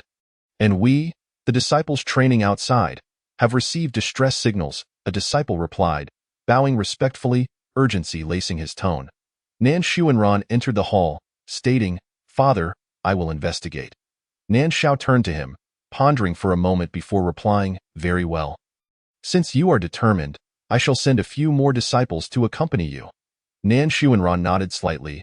Heavenly which sacred ground amidst the wreckage, Zhu Qin cradled the lifeless body of the elder. Her heart shattered as she cried out in despair, Father! She abruptly turned her gaze, glaring at Yin Hao, and demanded fiercely, Yin Hao, why have you sought to destroy my sacred ground? Yin Hao replied coldly, Who instructed you to be a subordinate force of the Nan clan? I may spare your life, but not theirs. He gestured towards the motionless bodies strewn about. Zhu Qin managed a bitter smile. Her eyes filled with despair. You dare not assault the Nan clan. So you come to vent your rage on us subordinate forces? What on earth did I ever see in you? Regret flooded her gaze. Yin Hao clenched his fists tightly, his teeth gritting. I do not deny my current strength is insufficient, but one day, I will exact my vengeance. Zhu Qin smiled tragically, stating, You will not succeed. That individual from the Nan clan is extraordinarily powerful, powerful beyond your imagination. You have not seen him. You cannot comprehend. Yin Hao's eyes blazed with fury as he extended his hands, gripping her throat fiercely, and shouted, I will personally kill him. A ghastly red mark appeared on Zhu Qin's neck, and she was violently thrown to the ground. Her complexion pale yet unyielding, she coldly replied, I shall await you on the road to the Yellow Springs. With that, she resolutely drew a dagger, plunging it towards her chest. Yin Hao gasped in horror, exclaiming, Qiner! He lunged forward, attempting to halt her. Just at that critical moment, a flash of sword light pierced through the barrier, striking the dagger from her hand. Zhu Qin looked up towards the source of the sword light, her eyes wide with astonishment. Nan Xuanran descended gracefully from the air, his garments billowing with the wind. Behind him, disciples rushed towards Zhu Qin, anxiously calling out, Sister Zhu? Nan Xuanran surveyed the chaotic scene before him. Frowning slightly, had he arrived too late, his gaze shifted to the top of Yin Hao's head. Destined son Yin Hao, young master of the Yin clan, vice master of Blood Rain Pavilion, blood sovereign inheritance, destiny points, 1310-1670. Nan Xuanran raised an eyebrow. Intrigued by the mention of the Blood Rain Pavilion, Yin Hao glared at him, fury boiling in his eyes, and spat through gritted teeth. Nan Xuanran. The black-clad figures behind him urged, Young master, we must leave. Absolutely not. Yin Hao gripped his long sword tightly, his body trembling with rage. My enemy is right before me. How could I leave so easily? Seeing Yin Hao's refusal to depart, the black-clad figures prepared to forcibly take him away. Just as one made a move, Nan Xuanran landed, causing the ground to shatter instantly, cracks spreading like spider webs. Trying to leave? Nan Xuanran's voice rang out as an overwhelming pressure descended upon Yin Hao. Yin Hao gritted his teeth, struggling to support himself with his sword. veins bulging on his forehead. Nan Xuanran slightly turned his body, raising a hand to casually wave, his tone indifferent. Yao Guang, eliminate them, as the words fell. A figure flickered forth like a specter from the void, swiftly pouncing upon the black-clad individuals. Yin Hao was firmly suppressed by the pressure, unable to move, and could only witness as the black-clad figures were overwhelmed by Yao Guang's attack. Falling back one after another, utterly defeated. Yao Guang drew a soft sword from his waist, the blade flashing as it precisely severed the tendons of the black-clad figures. He then carelessly waved his hand, inflicting deep wounds upon them. The black-clad figures howled in agony, their cries piercing. Yin Hao's eyes widened in disbelief as he roared, "No!" Nan Xuanran remained unfazed, stating, "Enough of this." Upon hearing this, Yao Guang swung his sword, the fierce sword energy instantly severing the lifelines of the black-clad figures, blood splattering everywhere. Destined Sun Yin Hao's subordinates have been slain. Fortune diminished, resulting in a loss of 400 destiny points. The host's kill value has increased by 2485 points. Destined Sun Yin Hao's current destiny points, 910-1670. Yao Guang picked up a token from among the black-clad figures and presented it to Nan Xuanran, saying, "Master, they are from the Blood Rain Pavilion." The Blood Rain Pavilion, a first-rate assassin organization in the sacred domain, had fallen into obscurity since the death of its founder, Blood Sovereign, a millennium ago. Chapter 55. The Death of Yin Hao. The extreme Yin body. Nan Xuanran's aura suddenly contracted, the pressure instantly ceasing.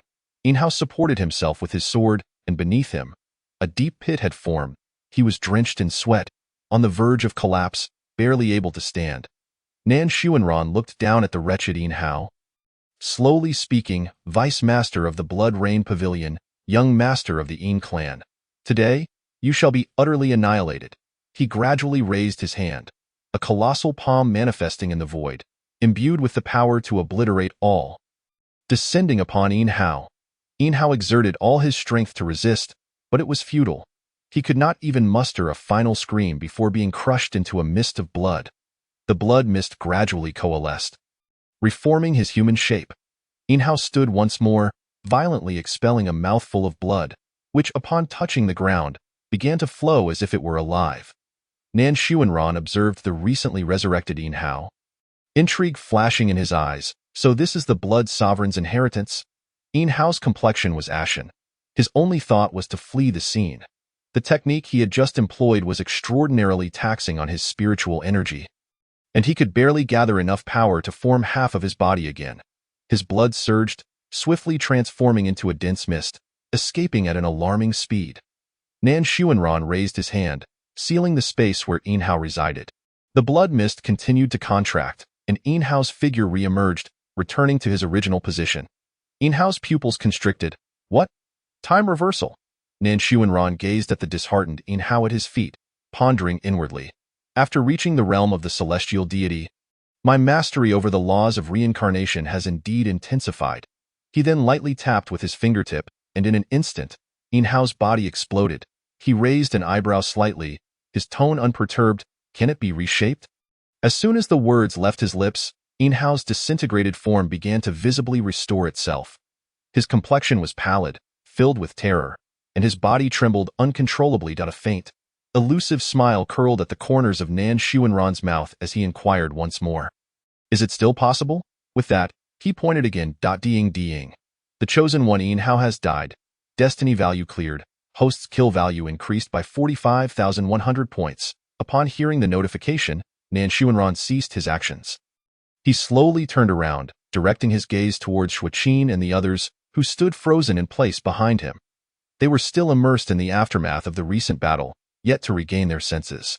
The chosen one Shuqin, Saintess of the Celestial Witch Holy Land, extreme Yin physique, destiny value, 710,975 points. The chosen one Shuqin's blood relative has been slain. Luck diminished, destiny value decreased by 265 points. The chosen one Shuqin's current favorability, 65 points. Nan Xuanran's gaze lingered on the words extreme Yin physique for a moment, feeling somewhat surprised. An apt constitution for dual cultivation? Shuqin, sensing Nan Xuanran's gaze fixed upon her, cleared her throat lightly, striving to maintain composure as she softly spoke. "Xuanran, is there something on my face?" Upon hearing this, Nan Xuanran withdrew his gaze, responding in a calm tone. You shall accompany me back to the Nan family. Hall of the deity Nan Xuanran proceeded to arrange the remaining disciples of the celestial witch Holy Land. When it was Zhua Qin's turn, she resolutely shook her head. Nan Xuanran paused slightly.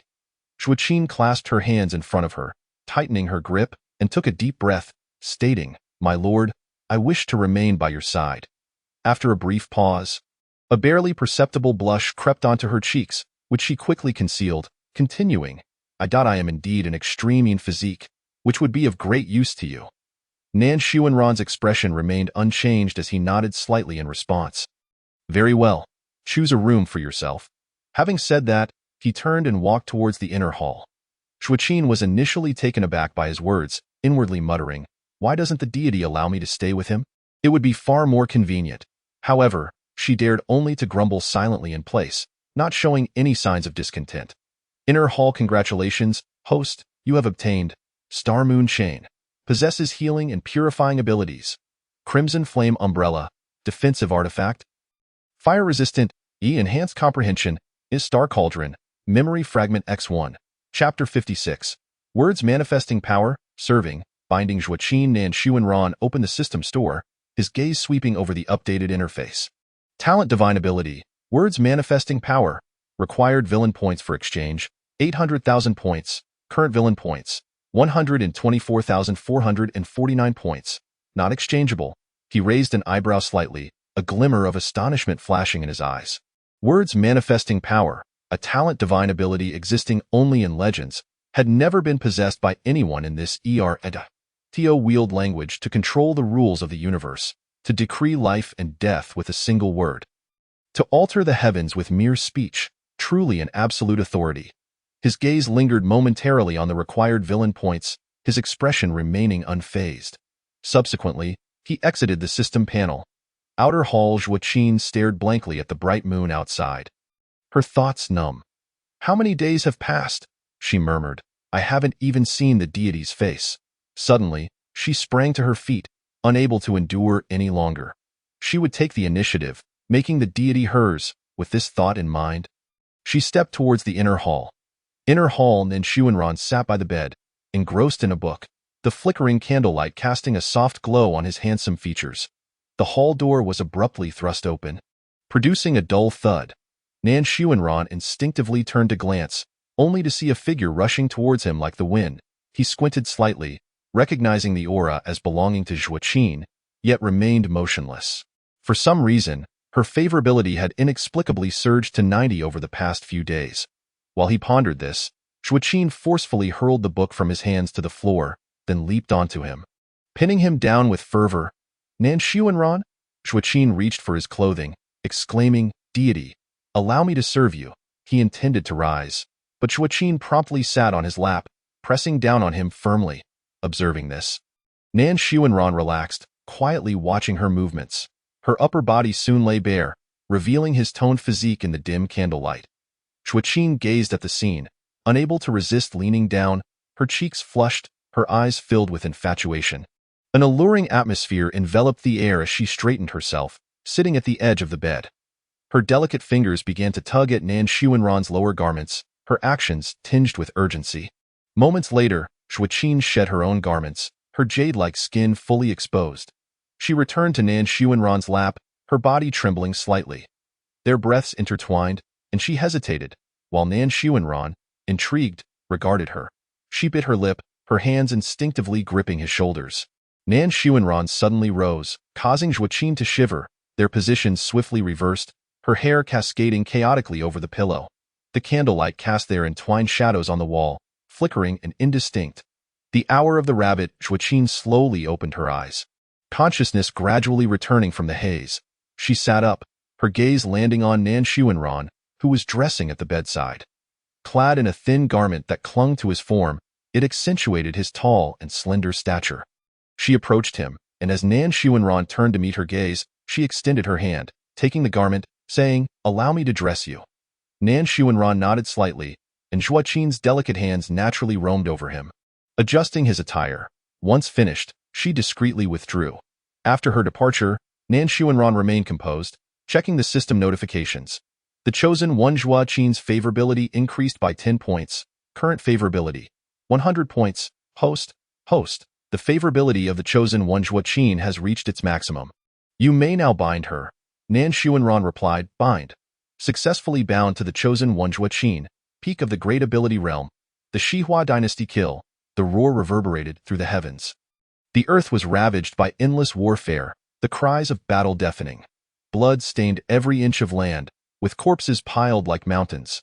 Xihua Wan gazed at the devastated city, anxious and distressed, her voice trembling as she asked, Father, what shall we do? Xihua Jin's brow furrowed deeply as he shouted, quickly seek assistance. Xihua Wan forced a bitter smile, despair evident in her voice. Days ago, we already requested aid from nearby factions, yet to this moment, none have responded. After a moment of contemplation, Xihua Jin's eyes flashed with determination. Go to the Nan family. Seek the celestial deity. If he is willing, the Nan family will surely send aid. Xihua Wan's face clouded with worry, her brows knitting together, but the Nan family is so far away. Xihua Jin clenched his fists tightly. The dynasty can withstand a few more days. The fate of the Xihua dynasty rests in your hands. Xihua Wan took a deep breath. Very well, I shall depart immediately. Father, you must be cautious, Xihua Wan urged. Xihua Jin nodded slightly, turning towards the most intense areas of battle. Chapter 57. The Xihua dynasty, the Nan family, shall protect Dongwai Lord. The princess of the Xihua dynasty wishes to see you. Nan Xuanran raised his eyes slightly, his lips parting gently. Let her in. Xihua Wan inhaled deeply, forcing herself to remain calm as she stepped into the hall. Greeting, deity Xuanran. Nan Xuanran nodded in acknowledgement, his gaze settling upon her. The chosen one Xihua Wan, princess of the Xihua dynasty. Mid-level great ability realm. Profound ice spirit body. Destiny value. 1052 points. Xihua Wan bit her lip. Taking a step forward, and with a slight bow, her voice filled with earnestness, Please, save the Xihua dynasty. Nan Xuanran inquired indifferently, What has happened? The Sanju dynasty seeks to annex us. They have powerful families backing them. This month has been the limit of our endurance. Xihua Wan's voice trembled slightly. I implore you, save us. Nan Xuanran's tone remained flat. As you said, the Sanju dynasty has powerful families supporting them. Why should I assist you? Xihua Wan's body quivered, her expression one of bitterness. After a moment, Nan Xuanran rose slowly, saying, Very well, think carefully. Xihua Wan's countenance darkened. She understood that the Xihua dynasty's strength held no leverage to persuade the Nan family to support them. Helpless, she knelt at the entrance of the inner hall, her figure appearing forlorn and desolate, her frail body trembling in the wind. She now had no choice but to rely on her actions to move Nan Xuanran's heart. A day later, Nan Xuanran stepped out of the inner hall, his gaze landing on the kneeling Xihua Wan, his brow slightly furrowing. Hearing the movement, Xihua Wan struggled to raise her head. Her lips cracked, her voice dry as she called out, Deity Xuanran. Nan Xuanran's expression remained serene as he asked, Have you made up your mind? Xihua Wan's gaze was vacant, merely repeating, Please, save us. Nan Xuanran's eyes swept over her, not pausing for a moment, but directly bypassing her as he prepared to leave. Just then, a voice echoed in his mind. Host, you can indeed offer assistance. The future of the destined daughter's family will not be weak. Upon hearing this, Nan Xuanran halted his steps, momentarily lost in thought. After a brief moment, he gently waved his hand, and the sound of a dragon's roar resonated through the heavens, the thunder cloud chariot appearing amidst the mist like a phantom. Nan Xuanran turned to look at Xihua Wan and calmly uttered a single word. Go. With that, he vanished into the thunder cloud chariot, his garments billowing gracefully. Xihua Wan trembled slightly, forcing herself to rise and hurriedly followed suit. Xihua Wan's favorability increased by 25 points. Current favorability, 55 points. The Xihua dynasty, the lord of the Sanju dynasty, spoke arrogantly, proclaiming loudly, I see you can barely hold on. Surrender quickly. Xihua Jin's complexion turned pale as he struggled to stand straight, glaring furiously, gritting his teeth. In your dreams, he turned to the general beside him, his voice laced with urgency. Is there still no news of Wanner? The man shook his head heavily, his face filled with sorrow. Xihua Jin sighed deeply. Is it truly the case that the Xihua dynasty will perish at my hands? At that moment, he noticed an elder appearing from the Sanju dynasty. The lord of the Sanju dynasty quickly bowed respectfully, "Mr. Fong." The elder's gaze was cold, and he spoke indifferently. "How many days has it been? If this continues, it will become rather bothersome. I shall personally take the field." Upon seeing this, Shi Huajin's expression changed drastically, a mix of shock and anger. "Damn it, it's a member of the Fong family. Heaven seeks to destroy my Shihua dynasty." Shi Huajin cried out in anguish. The elder, akin to a specter, appeared before Shi Huajin in an instant. Shi Huajin barely had time to raise his hand in defense before being struck by an immense force, crashing to the ground and spitting out blood. The elder showed no mercy, swinging his sword towards Shi Huajin, preparing to deliver a fatal blow. A sudden dragon's roar erupted, echoing through the heavens and the earth. Everyone looked up to see the thunder cloud chariot hovering above the Shihua dynasty. The elder's expression shifted in shock, exclaiming, "The Nan family?" Shi Huajin gritted his teeth against the pain, his face lighting up with joy. Wanner succeeded. A shard of ice shot through the air towards the elder, and Shi Huan leaped forward, landing before the two men and conjuring a protective barrier with a wave of her hand. "Father!" Shi Huan called out urgently. "Did the one from the Nan family agree?" "Yes, the Son of God has consented." As soon as she finished speaking, Nan Xuanran slowly emerged from the thunder cloud chariot, his steps steady and deliberate. The elder's expression turned frantic as he hastily retreated. Bowing respectfully, "Son of Xuanran," Nan Xuanran cast a casual glance, his tone calm as he inquired, "Which family do you belong to?"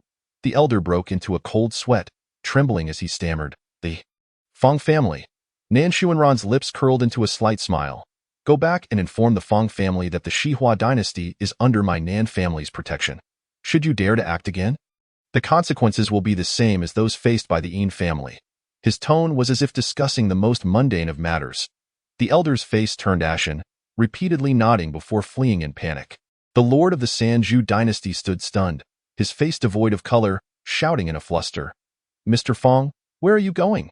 Nan Xuanran took a slow step forward, an invisible pressure instantly enveloping the crowd of the Sanju dynasty. Accompanied by a terrifying sound, aside from the dynasty lord and a few generals, the rest were reduced to mere pulp under this dreadful weight, blood splattering everywhere. Nan Xuanran turned and walked towards the Shihua dynasty, gently waving at Shi Huan, his tone indifferent. "These few are left for you." Shi Huan's favorability increased by 15 points, current favorability, 70 points. Chapter 58, The Child Bride, Within the Palace. Shi Huajin hurriedly approached, bowing to express his gratitude to the son of Xuanran for his rescue. Nan Xuanran nodded slightly, his gaze calm. Shi Huajin then turned to Shi Huan, speaking earnestly, "Wanner, quickly take the Son of God to your room to rest. Make sure everything is arranged properly." Shi Huan promptly stepped forward, bowing respectfully, and replied, "Yes, father." She then raised her head, looking at Nan Xuanran, softly stating, "Son of God Xuanran, I will guide you to your room." Nan Xuanran nodded, and the two walked side by side out of the grand hall, sunlight bathing them and casting elongated shadows. As they walked, Shi Huan quietly said, "Thank you, Son of God." Nan Xuanran merely replied with a faint After a moment, Shi Huan halted, bowing slightly as she said, "Son of God, this is your room." Nan Xuanran remained silent as he stepped into the room, the door closing slowly behind him. The bright moon hung high, its silvery light spilling over the earth. A series of knocks broke the tranquility within the room. Hearing the knocks, Nan Xuanran slowly raised his eyes, calmly saying, "Come in." Shi Huan gently pushed the door open, bowing as she spoke softly, "Son of God Xuanran, my father has hosted a banquet for you. Please attend." Nan Xuanran nodded slightly, responding with a simple He rose slowly, and as Shi Huan stood to the side, they both made their way towards the banquet hall. In the banquet hall, the sound of footsteps was steady and powerful, shattering the previous clamor. Nan Xuanran entered the hall, his splendid attire flowing with the breeze. In an instant, all eyes were drawn to him. Whispers filled the air as attendees murmured among themselves. Someone sighed softly. "I have long heard of the son of the Nan family's exceptional grace. Seeing him today, it is indeed well-deserved." Another chimed in, "Indeed, his aura is truly remarkable. Witnessing the prowess of the Son of God Xuanran today is truly admirable." Nan Xuanran scanned the vacant seat in the center before making his way over. As he took his seat, many approached to offer toasts, instantly enlivening the atmosphere of the banquet hall. A slight smile graced Nan Xuanran's lips as he raised his cup in salute to the crowd. Subsequently, the banquet commenced in earnest, with singers and dancers entering the hall in a continuous stream, performing gracefully. Yet, as Nan Xuanran observed the performances on stage, not a flicker of interest appeared in his eyes. At that moment, he suddenly felt something scurrying between his legs. Looking down, he found a little girl struggling to climb onto him. Nan Xuanran furrowed his brow. He reached down to lift her, his tone laced with curiosity. "Who are you?" At that moment, Shi Huan turned her head and, noticing Shi Hua, he was nowhere to be found. Her expression turned frantic as she hurriedly searched among the guests. Spotting her sister being held by Nan Xuanran, she gasped in shock and rushed forward. "Son of God, did my sister offend you?" Nan Xuanran raised an eyebrow slightly, looking at the little girl before him, inquiring. "Your sister?" Shi Hua-yi chirped in with a bright voice. "Yes, I am Shi Hua-yi." She wriggled and struggled in his grasp, prompting him to set her down. However, as soon as Shi Hua-yi touched the ground, she unhesitatingly resumed her attempt to climb onto him. Nan Xuanran frowned slightly, asking, "What are you doing?" Shi Hua-yi pointed at him and said, "I want to sit in your arms." Shi Hua-wan, flustered, quickly intervened. "Little E, stop that. I apologize, son of God. Little E has been spoiled since she was young." Nan Xuanran gently shook his head, choosing not to say much. Shi Hua-yi tilted her head innocently. "I am not causing trouble." Nan Xuanran couldn't help but chuckle, lifting her into his arms and saying, "Shi Hua-yi, you are quite the amusing child." Seeing Nan Xuanran smile, Shi Hua-wan was momentarily taken aback. Did little E just make the son of God laugh? Just moments ago, her father and the others were worried about the evident lack of interest from the son of God. Yet now it seemed to change so effortlessly. Shi Hua-yi sat up in his embrace, gazing up at Nan Xuanran. She said sweetly, "Son of God, brother, I heard my father say you saved us. You are truly amazing." Nan Xuanran's expression remained unchanged, only slightly raising an eyebrow. "And how do you intend to thank me?" Shi Hua-yi blinked, hurriedly grabbing a pastry from the table and offering it to Nan Xuanran's mouth. "Please eat this delicious treat." "Son of God, brother." Nan Xuanran took it from her hand, then returned it to her mouth, saying lightly, "You should eat it yourself." Shi Hua-jin observed this harmonious scene, a thoughtful look in his eyes. He turned to the beautiful woman beside him. "Madam, it seems the son of God quite likes E." The beautiful woman nodded slightly. However, Shi Hua-jin suddenly blurted out, "Madam, do you think we could arrange for E to marry the son of God?" She rolled her eyes at him, replying, "What a daydream. Even if we wish for it, the Nan family would not agree." She raised her hand and smacked Shi Hua-jin hard, "And he is still so young." Shi Hua-jin winced in pain. Unable to suppress a yelp, he muttered, "What does age matter? We have quite the age difference ourselves." Smack! The beautiful woman slapped him again. Shi Hua-jin hurriedly waved his hands, repeatedly saying, "No more, no more." Chapter 59. The Challenge. Zhou Lingxian Shi Hua-yi blinked her big eyes, staring at the pastry that Nan Xuanran had returned to her, and without hesitation, she opened her mouth to take a bite. "Ouch!" Nan Xuanran frowned slightly. He glanced at the faint teeth marks on his hand and gave Shi Hua-yi a sidelong glance. Shi Hua-yi pouted, gently blowing on Nan Xuanran's hand. Seeing this, Shi Hua-wan quickly took out a handkerchief, concern evident on her face. "Son of God, are you all right?" As she spoke, she stepped forward cautiously, gently taking Nan Xuanran's hand and meticulously wiping it. Nan Xuanran raised an eyebrow slightly and looked at her. Realizing what she was doing, Shi Hua-wan's face instantly flushed crimson, and she hurriedly lowered her head, stammering, I should be going now with that." She swiftly turned and left. Favorability of Tianmingzin Shi Hua-wan increased by 15 points. Current favorability, 85 points. Nan Xuanran lifted Shi Hua-yi up and set her down on the ground, saying, "All right, go back and find your sister." Shi Hua-yi pouted, protesting, "Why?" Nan Xuanran looked down at her and replied calmly, "Because Big Brother is leaving." Without hesitation, Shi Hua-yi declared, "Then I want to go with Brother Shensi." Nan Xuanran chuckled lightly, "We'll talk about it when you grow up." With that, he turned and departed the banquet hall. The hosts of the gathering had already left, and the crowd began to disperse. Shi Hua-jin approached and picked up Shi Hua-yi. Noticing her in a daze, he softly inquired, "Ear." Shi Hua-yi, coming to her senses, asked, "When will I be able to grow up?" Shi Huajin expressed mild surprise. "Why do you ask that?"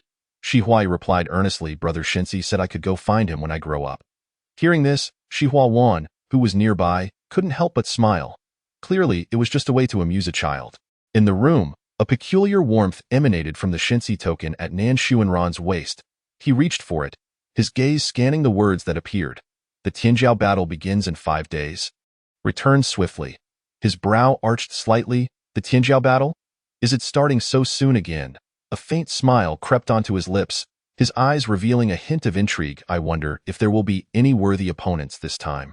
In the family patriarch's hall, upon seeing him, Nan Shao immediately rose, exclaiming, "Ranner, you're back?" Nan Xuanran nodded slightly and inquired, "Which Tianjiao are particularly strong in this Tianjiao battle?" After a brief silence, filled with complex emotions, Nan Shao slowly responded, "Ranner, those who can fight you are no longer considered Tianjiao." He reminisced about the astonishing Tianjiao battle 3 years ago when 15-year-old Nan Xuanran had effortlessly defeated those so-called elites. Since then, he had earned the title of the #1 Tianjiao in the Holy Domain. Now, 3 years had swiftly passed, and Ranner's realm had dramatically ascended. Nan Shao pondered, the ancient prodigies who had yet to emerge would likely struggle to match him. He continued, "This Tianjiao battle will see many ancient prodigies and hidden family elites participating." Nan Xuanran's expression remained calm as he asked, "Has anyone declared war on me?" It was a tradition in the Tianjiao battle to challenge the one they most wished to fight before it began. Nan Shao nodded, "Yes, it's still Qiu Lingxian." Nan Xuanran raised an eyebrow. "Him again?" Nan Shao sighed. "Ever since he lost to you 3 years ago, he has periodically sought to challenge you." After a brief pause, he added, "If neither of you minds, just accept his challenge." Upon hearing this, Nan Xuanran smiled gently. 3 days later, "Hey, look, it's Qiu Lingxian. Is he looking for that person from the Nan family? He must be. Every time they appear together, Qiu Lingxian is always by that person's side. It seems that person hasn't arrived yet." The crowd murmured and speculated. In the arena, Qiu Lingxian scanned the surroundings, searching for Nan Xuanran's figure, finally sighing and muttering, "Wasn't it promised that we would fight first?" In annoyance, he kicked a stone and shouted, "Where are you?" At that moment, a clear voice rang out, "Qiu Lingxian?" He turned to see Pei Zimo smiling brightly at him. Irritated, Qiu Lingxian replied, "Pei Zimo?" Then he glanced behind him, frowning. "All the Tianjiao from the sacred land are here. Why hasn't he come?" Pei Zimo blinked, a hint of pride in his tone. "Are you referring to the master? He should arrive on the 5th day. The strongest always makes a grand entrance." Pei Ziheng placed a hand on Pei Zimo to silence him. He then turned to Qiu Lingxian, slowly stating, "If you want to wait for the master, you should join us." Qiu Lingxian quickly nodded, "You're right. He will definitely come to find you first." However, Pei Zimo immediately retorted, "Not a chance. We are the ones searching for the master." Hearing this, Qiu Lingxuan's expression fell, and he complained, "Then what's the use of me following you?" Pei Ziheng replied seriously, "We are faster at finding people." After a moment of silence, Qiu Lingxian conceded, "I suppose that's fair." Chapter 60. A gathering of many. Former fiancé Yi, and the hidden families Yuchiming the day before the Tianjiao battle.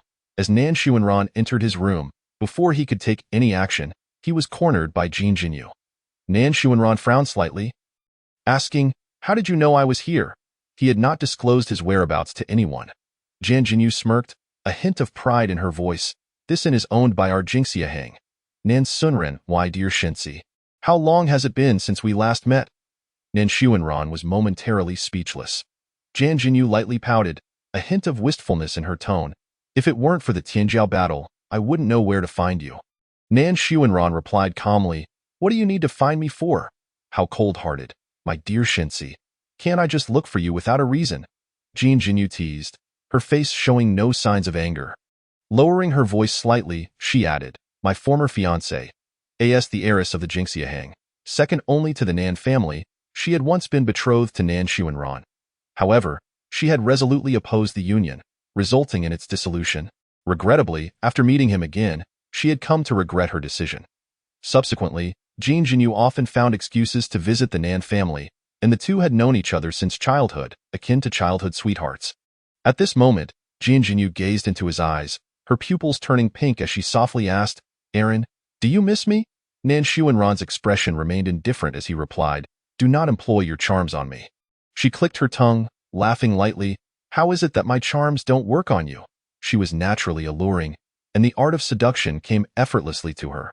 She waved her hand dismissively, saying, "All right, I must take my leave. We have battles to prepare for tomorrow." With that, she swayed her figure and departed. On the day of the Tianjiao battle, Pei Zimo and the others searched for Nan Xuanran in the crowd. Qiu Lingxian furrowed his brow. "Didn't you say you could find him?" "Where is he?" Pei Zimo reassured him. "Oh, don't be anxious." Saying this, he draped an arm around Qiu Lingshuan's shoulders. "Let's keep looking." Just as they turned, an eerie silence enveloped the area, and everyone involuntarily turned to look behind them. Pei Zimo blinked, contemplating. Should we make a bet? It must be the master arriving. Qiu Lingxian shot him a glance, retorting, "Who else could it be?" Pei Ziheng had already turned, striding toward where Nan Xuanran stood. Seeing this, Pei Zimo exclaimed, "Hey, no way. I must be the first." Without waiting for another moment, he dashed towards Nan Xuanran. Meanwhile, Nan Xuanran was greeted by Su Jui, who approached him briskly. He nodded gently, his gaze resting upon her. Su Jui, wearing a serious expression, said, "I haven't seen you practice swordplay yet." Nan Xuanran sighed inwardly, wondering when she would give up. Su Jui continued, "Let us compete once more. My swordsmanship." Before she could finish, an enthusiastic shout interrupted her. "Master!" Pei Zimo hurried over. Upon hearing his voice, Nan Xuanran turned to look at him. Pei Zimo, brimming with excitement, declared, "I was the first to find you." Nan Xuanran chuckled softly, his gaze drifting past him to the others who were catching up. Spotting Qiu Lingxian, he inquired, "What brings you here?" Qiu Lingxian rushed forward, anxious. "When are we going to fight?" Nan Xuanran replied nonchalantly, "We'll fight after the Tianjiao battle begins."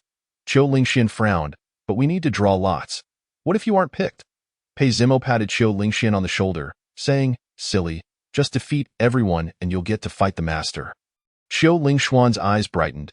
"You're right." At that moment, an unusual noise sounded, and petals began to rain down from the sky. In the center of the arena, a pillar appeared, standing a person's height.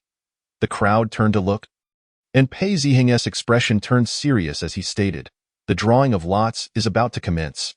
The group approached, and the crowd instinctively parted to make way for them. Nan Xuanran placed his hand on the pillar, which trembled slightly before emitting a dazzling light, causing everyone present to instinctively squint their eyes. As the light faded, the name Nan Xuanran, Yu Qiming, was clearly displayed above. The audience erupted in a stir. Pei Zimo gasped, "Yu Qiming, the Tianjiao from the hidden Yu family, only just emerged this year." He then shook his head, lamenting, "Her luck is truly unfortunate, to be defeated so soon after her debut." Pei Ziheng nodded in agreement, acknowledging that Yu Qiming was adept with poison, making her a formidable opponent against any prodigy. Yet, she happened to draw the lot of battling the invulnerable master, while the others were still in discussion. Nan Xuanran suddenly perceived a flash before him, and a figure materialized in an instant. She was clad in purple garments, her attire billowing gracefully in the wind, a vividly colored serpent coiling around her neck, its tongue flickering in and out. Adorned with an array of silver jewelry, her movements produced a melodious chime. With a smile gracing her lips, she extended her hand and introduced herself. "I am Yu Qiming. I look forward to your guidance." Nan Xuanran reciprocated her handshake, her smile widening momentarily before abruptly freezing. Gradually, he withdrew his hand, a drop of venom coalescing at his fingertip, glistening with an eerie luminescence. With a gentle flick, the venom fell to the ground, instantly corroding a small hole. He regarded her with a calm demeanor and let out a soft chuckle. Chapter 61. Invulnerable to all poisons. The unawakened daughter of destiny. In a swift motion, Nan Xuanran leaped onto the stage, with Yu Qiming closely following suit. "Who do you wager will win?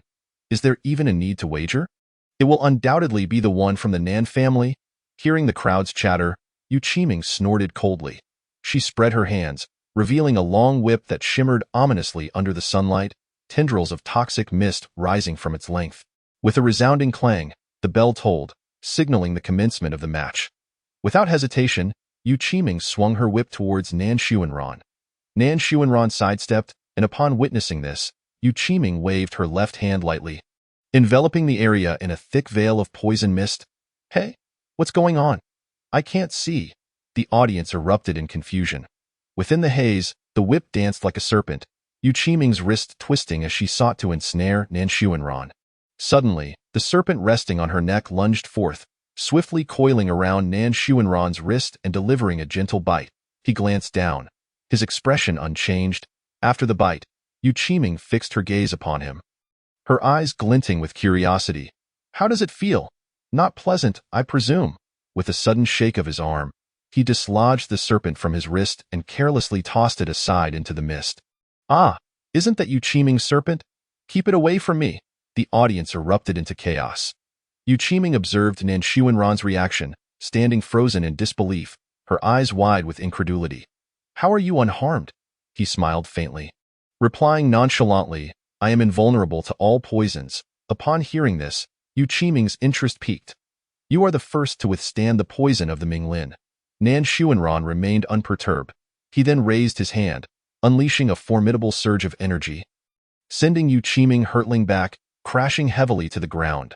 Struggling to rise, her face flushed with indignation, she exclaimed, How can you be so ungracious? Subsequently, she waved her hand to dissipate the poison mist, conceding, I have lost. The crowd was left astounded. Is it over just like that? It must be the one from the Nan family. As Yu Qiming scanned the crowd, failing to locate her serpent, she called out, Minglin, return. A rustling sound followed, and the serpent slowly slithered back up her arm, resuming its place around her neck. Yu Qiming waved dismissively at Nan Xuanran before turning to leave. As Nan Xuanran descended from the stage, Pei Zimo and the others quickly approached. Qiu Lingxian fixed his gaze on Nan Xuanran, brimming with determination. Wait for me to challenge you. Nan Xuanran nodded slightly. He ascended the stage, placing his hand upon the pillar. A radiant light flashing, revealing Qiu Lingxian, Yin Lingxue. Pei Zimo exclaimed in surprise. Isn't that the person we encountered last time from the Secret Sound Valley? Pei Zihong confirmed. Indeed, she is the saintess of the Secret Sound Valley. As they spoke, Yin Lingxue gracefully stepped onto the stage. With a delicate motion of her jade fingers, an exquisite flute materialized in her hands. Qiu Lingxian wielded a heavy sword, its blade glinting menacingly, exuding an imposing aura. With a resounding clang, the competition commenced. Without hesitation, Qiu Lingxian swung his heavy sword towards Yin Lingxue. The force so fierce it seemed capable of rending the very air. Yin Lingxue, agile and quick, evaded with ease, bringing the flute to her lips to play a haunting melody. A piercing note erupted, causing the audience to clutch their ears in agony. Qiu Lingxian faltered momentarily, allowing Yin Lingxue to create distance between them. In quick succession, a wave of sound surged towards Qiu Lingxian. Reacting swiftly, he raised his sword to block, the clash of sword energy and sound waves reverberating through the arena. Unfazed, Yin Lingxue produced rapid notes on the flute, sending out a multitude of sound waves that converged into a powerful force aimed at Qiu Lingxian. He frowned slightly, driving his sword forcefully into the ground, causing the earth to shatter. Yin Lingxue stumbled from the impact, making a critical error. Seizing the opportunity, Qiu Lingxian lunged forward, his fist poised to strike her, stopping just before contact. You have lost. Yin Lingxue, deflated, admitted. I concede. The crowd buzzed with chatter. The sound cultivator truly struggles in one-on-one matches. What a pity. Sound cultivators are better suited for wide-range attacks. The two descended from the stage, and Qiu Lingxian excitedly approached Nan Xuanran, proclaiming, Did you see? This time I will definitely defeat you. Pei Zimo quietly remarked. You say that every time. Hearing this, Qiu Lingxian called out, What did you say? Stop right there. He then chased after Pei Zimo. Yin Lingxue stepped forward, performing a graceful bow. Son of Destiny, Xuanran. Nan Xuanran nodded slightly. Yin Lingxue took her place beside the others, standing silently. Nan Xuanran's gaze fell upon her head. Unawakened daughter of Destiny, Yin Lingxue, saintess of Secret Sound Valley, mid-level Saint Lord, Destiny value. 1,576 1576 points. Current favorability. 85 points. Nan Xuanran raised an eyebrow. Pondering, System, what does unawakened signify? The system orb promptly responded. This indicates that within her predetermined fate, there exists another destined child, who has yet to manifest. It added. Since the panel has alerted you, it implies that the destined child has already had contact with her. Nan Xuanran nodded slightly in acknowledgement. Chapter 62. The reincarnators surrender. As the tournament of prodigies progressed, only 6 remained. Nan Xuanran, Ning Shi, Qiu Lingxian, Su Zhui, Pei Zimo, Jin Jinyu. A dark mist enveloped the arena, revealing a figure clad in a black robe, surrounded by swirling fog, sporting a grotesque mask. Pei Zihong remarked to Nan Xuanran, "Master, that is Ning Shi. He is an ancient anomaly with an exceedingly peculiar temperament." He paused before continuing. "He has worn this mask for years, rumored to be due to disfigurement." Nan Xuanran's gaze fell upon the top of Ning Shi's head, somewhat surprised. Destined child. Ning Shi, reincarnator, early stage king, destiny value, 2,786 points. He raised an eyebrow, intrigued by the term reincarnator. On the stage, the pillar radiated light, revealing Ning Shi, Nan Xuanran. The crowd gasped in astonishment. What? The first match is between the first and second competitors. They were eager to witness the true prowess of both. Upon seeing Nan Xuanran's name, Ning Shi felt a jolt of despair.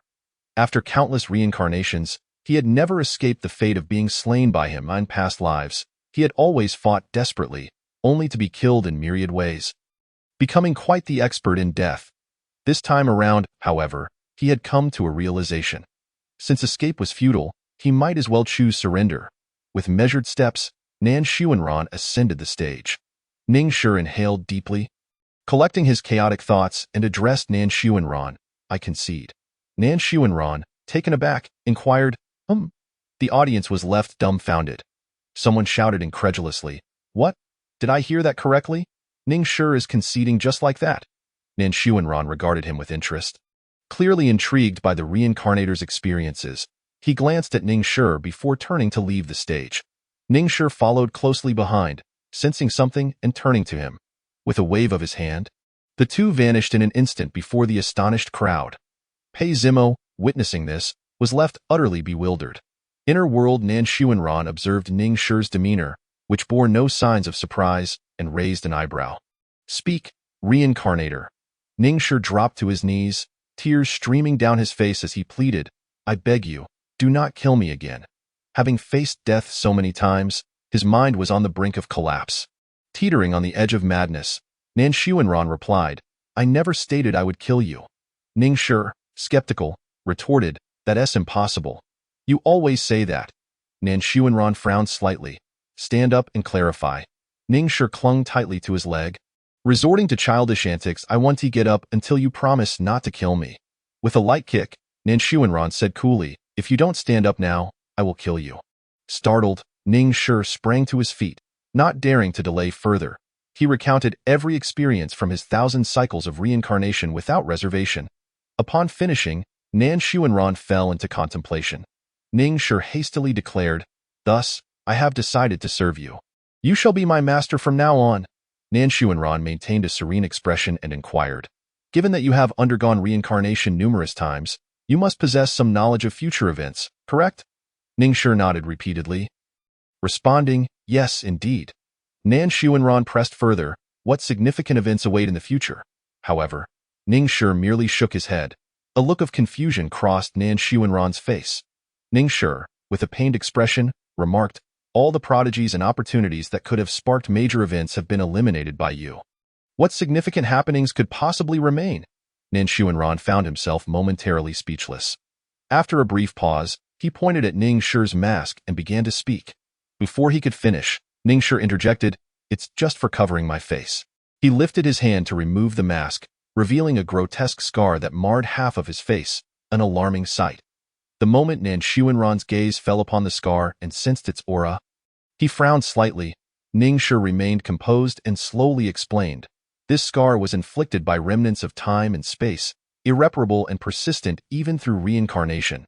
I have grown accustomed to it." "Remnants of time and space?"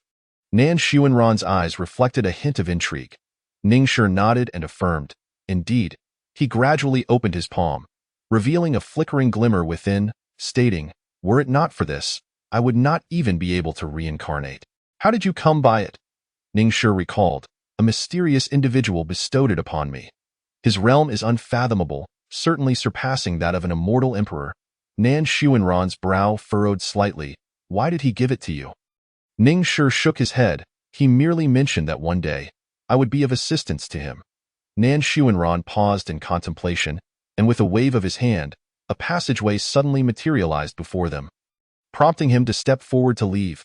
Observing this, Ning Shi hurriedly called out, "Hey, my lord, you haven't confirmed your agreement yet." Nan Xuanran glanced at him, calmly stating, "Keep up." A look of joy instantly illuminated Ning Shi's face as he replied, "Certainly." Chapter 63. A joint assault on Nan Xuanran. The two emerged at a leisurely pace, standing before Pei Zimo and the others, their presence immediately capturing everyone's attention.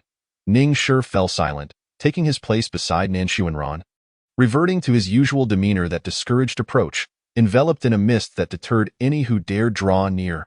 Pei Zimo and the others stood still, silently observing him. Pei Zimo discreetly signaled to Pei Zihong, urging him to inquire about the situation. With no other choice, Pei Zihong approached Nan Xuanran and asked, "My lord, what is this about?" Nan Xuanran cast a dispassionate glance at Ning Shi, who promptly stepped forward to address Pei Zihong. "I am now under the command of my lord." Upon hearing this, Pei Zimo could not suppress his astonishment, exclaiming, "What?" Beside him, Qiu Lingxian silently gave a thumbs up, impressed that Ning Shi had submitted. As the group marveled, a figure suddenly plummeted from the platform, hurtling directly towards Nan Xuanran. Nan Xuanran reached out to catch her, and Jin Jinyu, her body growing limp, instinctively wrapped her arms around his neck, her ruby lips parting. "It is the divine sun." The gazes of the others were swiftly drawn upwards to the display showing Su Jui, Jin Jinyu. Nan Xuanran raised an eyebrow, realizing why Jin Jinyu had been so easily toppled from the stage. He lowered his head to regard Jin Jinyu, who clung to him, her grip unyielding, and coolly commanded, "Release me." Jin Jinyu's lips curled into a playful smile as she gently blew into his ear, teasingly replying, "Not letting go." Just then, Su Jui descended from the platform and promptly pried Jin Jinyu from Nan Xuanran's embrace. Jin Jinyu frowned, exclaiming, "Hey, what are you doing?" Seemingly unfazed, Su Jui calmly directed her gaze at Nan Xuanran, stating, "I have one." Nan Xuanran nodded slightly. Behind him, Pei Zimo and Qiu Lingxian exchanged glances, and Pei Zimo spoke first. "It seems we are the only two who haven't fought." Qiu Lingxian raised an eyebrow, responding, "Let's go." With that, the two made their way toward the arena. Jin Jinyu, with her graceful figure, leaned lightly against Nan Xuanran and inquired, "Who do you think will win?" Nan Xuanran maintained his calm demeanor, replying, "Qiu Lingxian." Pei Zihong, standing behind, nodded in agreement, acknowledging that his brother had become rather complacent and was almost catching up to him. Jin Jinyu furrowed her brows, questioning, "Why?" Nan Xuanran replied softly, "I know both of them well." Su Jui tugged at Nan Xuanran's sleeve, asking, "Is Qiu Lingxian strong?"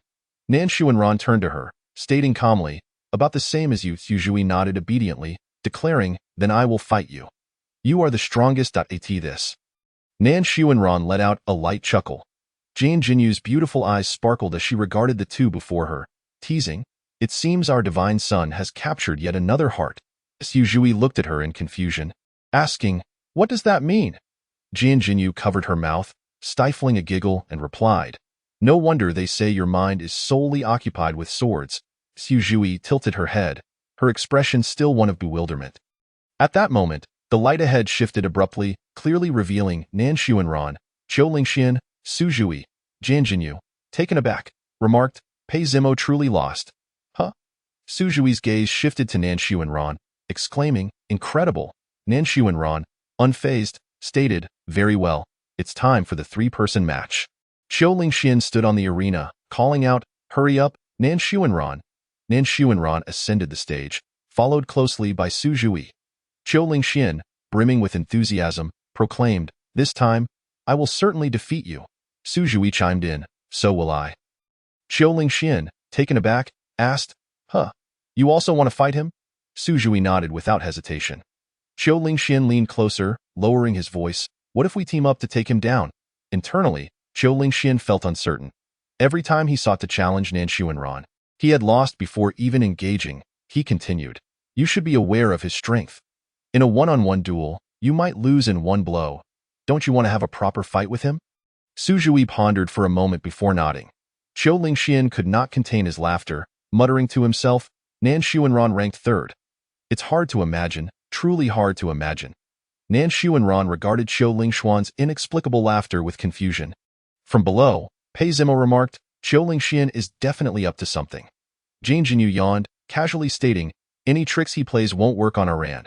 Pei Zimo nodded in agreement. Just then, Qiu Lingxian and Su Jui charged toward Nan Xuanran with great speed. Nan Xuanran slightly raised an eyebrow, his expression calm as he remarked, you wish to join forces against me? He spread his hands, powerful spiritual energy surging from his palms, and in an instant, a sharp sword materialized before him. Qiu Lingxian was taken aback, exclaiming, whoa, how did he summon the Wuhan sword? He quickly retreated, panic etching his features. He wanted to be angry. Will he?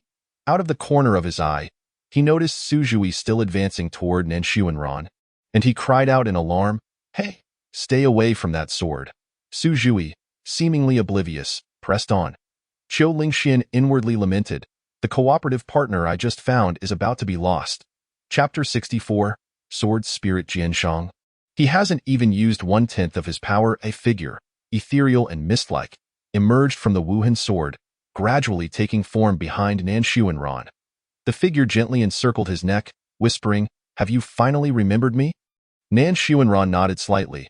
Qiu Lingxian gasped, whoa, how did Jianshang come out? The crowd gasped in awe. This was the legendary Wuhan sword spirit, truly beautiful, but don't be foolish. Can't you feel the aura she exudes? Su Jui readied her sword in front of her, bracing for what was to come. Jianshang grasped Nan Xuanran's sword-bearing hand, and together they channeled their strength, unleashing a fierce sword beam that shot towards Su Jui. Su Jui exerted all her effort to defend herself, but was pushed to the edge of the arena. Qiu Lingxian shouted anxiously, don't try to take on his attack head-on. They haven't even fully unleashed their power yet.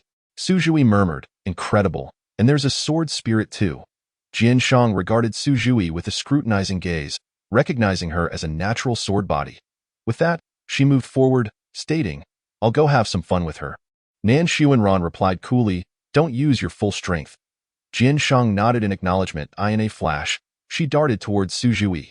Seeing this, Su Jui's beautiful eyes narrowed, and she swiftly swung her sword at her. Jianshang moved like a specter, effortlessly evading the lethal strike. In the blink of an eye, she appeared before Su Jui, and the two became entangled in combat. Nan Xuanran's gaze shifted to Qiu Lingxian, and in an instant, he vanished from view. The next moment, Nan Xuanran had materialized behind Qiu Lingxian. Startled, Qiu Lingxian swiftly turned to strike. The Wuhan sword in Nan Xuanran's hand stirred slightly, and a gentle breeze rose, which in an instant transformed into a violent whirlwind, engulfing Qiu Lingxian entirely. Multiple sword energies sliced towards Qiu Lingxian as he gripped the heavy sword tightly, swinging it with all his might. For a moment, the clash of sword energies and blade was fierce, dissipating the once impending sword energies into nothingness. Yet, before Qiu Lingxian could breathe a sigh of relief, a colossal sword shadow appeared above him. Slowly descending, the aura emanating from this sword shadow was terrifying, as if it could grind all things in the world to dust. Qiu Lingxuan's eyes widened in shock as the sword in his hands suddenly radiated a blinding light. Its weight becoming overwhelming, he summoned all his strength, laboriously raising the sword high and slicing towards the shadow of the blade. An ear-splitting crack reverberated as the sword shadow shattered violently, fragments cascading downwards. In an instant, these shards transformed into fine needles, rapidly piercing toward Qiu Lingxian. Qiu Lingxuan's expression changed drastically as he hastily conjured a protective barrier in a desperate attempt to fend them off. However, this shield proved feeble against the onslaught and was shattered in an instant. Caught off guard, countless needle-like sword energies mercilessly pierced through his body. With a muffled groan, Qiu Lingxian plummeted to the ground. Blood trickling from the corner of his mouth, Su Jui, catching sight of Qiu Lingxuan's fall, felt her mind momentarily dazed. Jianshang coldly remarked, "Dare you to lose focus?" With that, she swung her arm with ferocity, unleashing a wave of sword energy that surged towards Su Jui with an unstoppable ferocity. In that moment of impending crisis, a barrier materialized before Su Jui. Her eyes widened, a single thought racing through her mind. A protective artifact? This artifact typically manifested only when her life was in peril. Could this be the true extent of Jianshang's power? Yet, Before she could ponder further, Su Jui's expression shifted alarmingly as she noticed cracks forming on the protective artifact. She could hardly believe it. Was it so weak that even an artifact could not withstand the attack? Just as the sword energy was about to strike Su Jui, Nan Xuanran swiftly intervened. Blocking the blow, Su Jui stood in shock, astonished that he had caught the sword energy with a single hand. Jian Shang returned to Nan Xuanran's side, observing him intently and hurriedly saying, "I was wrong. I couldn't control my strength." She stepped forward to help Su Jui up, inquiring, "Are you all right?" Yet internally she thought that if anything were amiss, it could lead to serious trouble for her. Su Jui remained in a daze, prompting Jian Shang to wave her hand in front of her eyes. Finally, Su Jui snapped back to reality and asked, "Was that your full strength?" Jian Shang slightly shook her head, replying, "That? It was merely 1/10 of my strength." Su Jui froze at this revelation, turning to Nan Xuanran and asking, "What about him?" Jian Shang casually responded, "Him? He was merely toying with you. He didn't even use 1/10 of his strength." At this, Su Jui was left utterly speechless. On one side of the arena, Qiu Lingxian, overhearing their conversation, felt a surge of blood rush to his head, nearly spitting out blood in frustration. With a resigned shout, he exclaimed, "I concede. I concede." Su Jui's expression also darkened as she murmured, "I have lost." At that moment, a flash of light illuminated the arena, the words in the air shifting, "Heavenly Prodigy Battle, first, Nan Xuanran, second, Su Jui, third, Qiu Lingxian." A silence fell over the crowd, soon followed by a whisper. "Once again, it's that member of the Nan family." They had yet to witness the true power of the Nan heir. Not to mention, he hardly made a move. It's truly terrifying. Jian Shang dissipated into a wisp of smoke, returning to the Wuhan sword. As Nan Xuanran sheathed it, the group descended the arena at a leisurely pace. Pei Zimo and the others hurriedly approached. Pei Zimo jubilantly cheered, as expected of our master. Ning Shi respectfully said, "Congratulations, master." Jian Jinyu lightly tapped her finger on Nan Xuanran's chest, sweetly declaring, "Our divine son is truly impressive. It inspires such admiration." Nan Xuanran cast her a fleeting glance. "Congratulations, Xuanran divine son. At the sound of the voice, Nan Xuanran turned to see Yin Lingxue approaching. Another figure appeared, accompanied by the crisp sound of silver ornaments. "Congratulations." As she spoke, the dark scales around Yu Qiming's neck emitted a hissing sound. Nan Xuanran nodded slightly. Yu Qiming waved gently at him, saying, "I look forward to our next meeting." With that, her figure flickered and vanished from sight. Chapter 65. Soul Exchange? The young master of the Dark Demon Realm, errand of the Exquisite Merchant Guild, Su Jui quietly approached Nan Xuanran from behind, extending her finger to gently poke his back. Feeling the touch, Nan Xuanran turned to face Su Jui. She spoke softly, "I must take my leave now." Nan Xuanran nodded slightly, responding with a simple "mem," with determination in her gaze. She added, "Until next time, I will become stronger." No sooner had she spoken than her figure flickered and vanished without a trace. Qiu Lingxian hurried over, standing before Nan Xuanran and saying, "I too shall depart. We shall battle again next time." Nan Xuanran acknowledged him with a nod, and Qiu Lingxian turned to leave. Jian Jinyu approached Nan Xuanran, her delicate hand resting lightly on his shoulder, saying, "All right, I too must take my leave. There are matters to attend to at the guild. Do remember to think of me." Nan Xuanran raised an eyebrow, inquiring, "What is it?"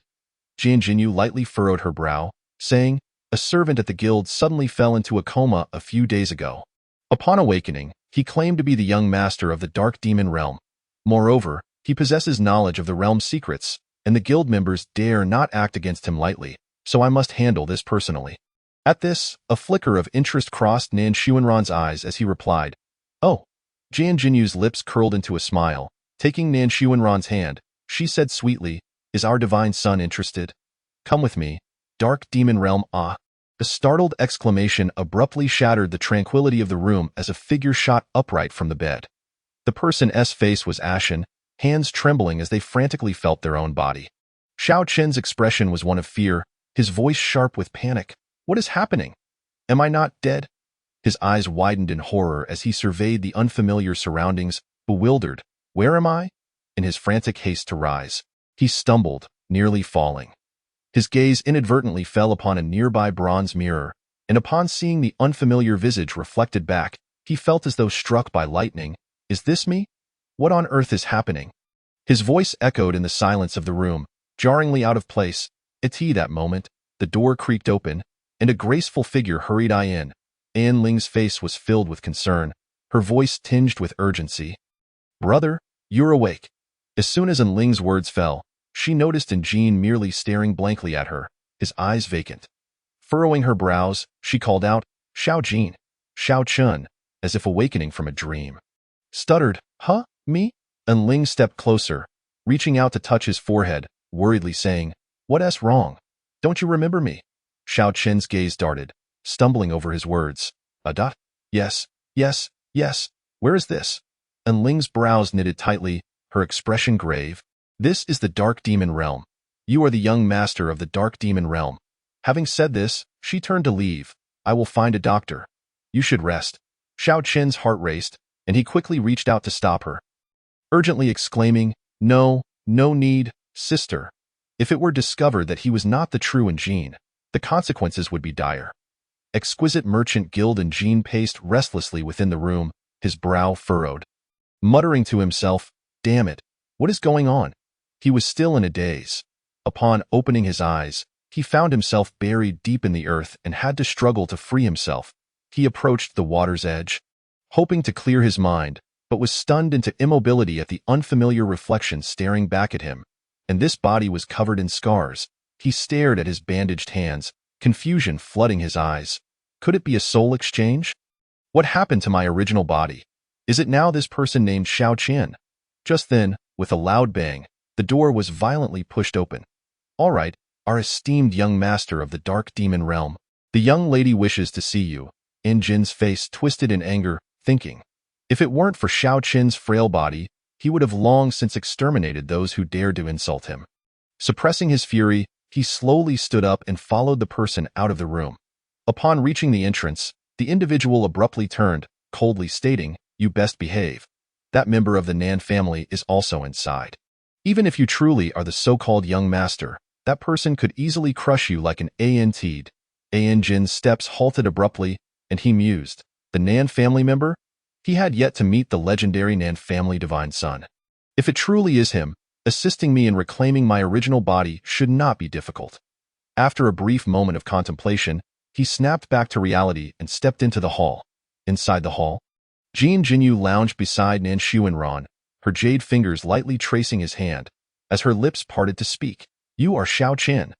And Jin observed this scene, momentarily taken aback, before nodding in response. This body is. But I am not. Jin Jinyu's eyes lifted slightly, her lips forming a single word. Oh. Chapter 66. Kill An Jin. He is coming. At last. An Jin stood firm, declaring, I am An Jin, the young master of the Dark Demon Realm. Jin Jinyu's gaze roamed over An Jin, her tone unhurried as she replied, Just based on that statement? An Jin slightly tilted his head, casting a glance at Nan Xuanran. The Dark Demon Realm has dealings with the Nan family. Upon hearing this, Jin Jinyu's watery gaze immediately shifted towards Nan Xuanran, imbued with a sense of inquiry. Nan Xuanran nodded slightly, acknowledging An Jin's claim. A hint of relief washed over An Jin's face as he noted Nan Xuanran's agreement. Nan Xuanran slowly asked, How did you end up in Xiao Chen's body? And Jin shook his head, his expression clouded with confusion. I am not sure. I suspect it might be a soul exchange. Jin Jinyu rested her chin on her hand, her brows knitting together slightly. What do you intend to do? Dark Jin crossed his arms and declared, Change it back. If the soul is not exchanged, my cultivation will be trapped within this body, and returning will yield no results. He paused for a moment before continuing.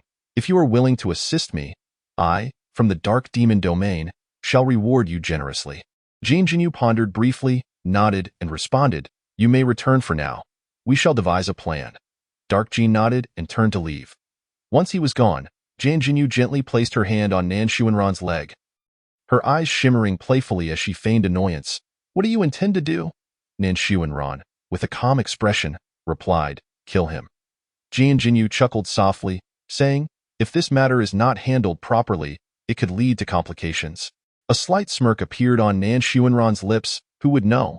After all, isn't there still Dark Jin in the Dark Demon Domain? Jin Jinyu let out a light laugh. Nan Xuanran slowly rose, a glimmer of interest flashing in his gaze.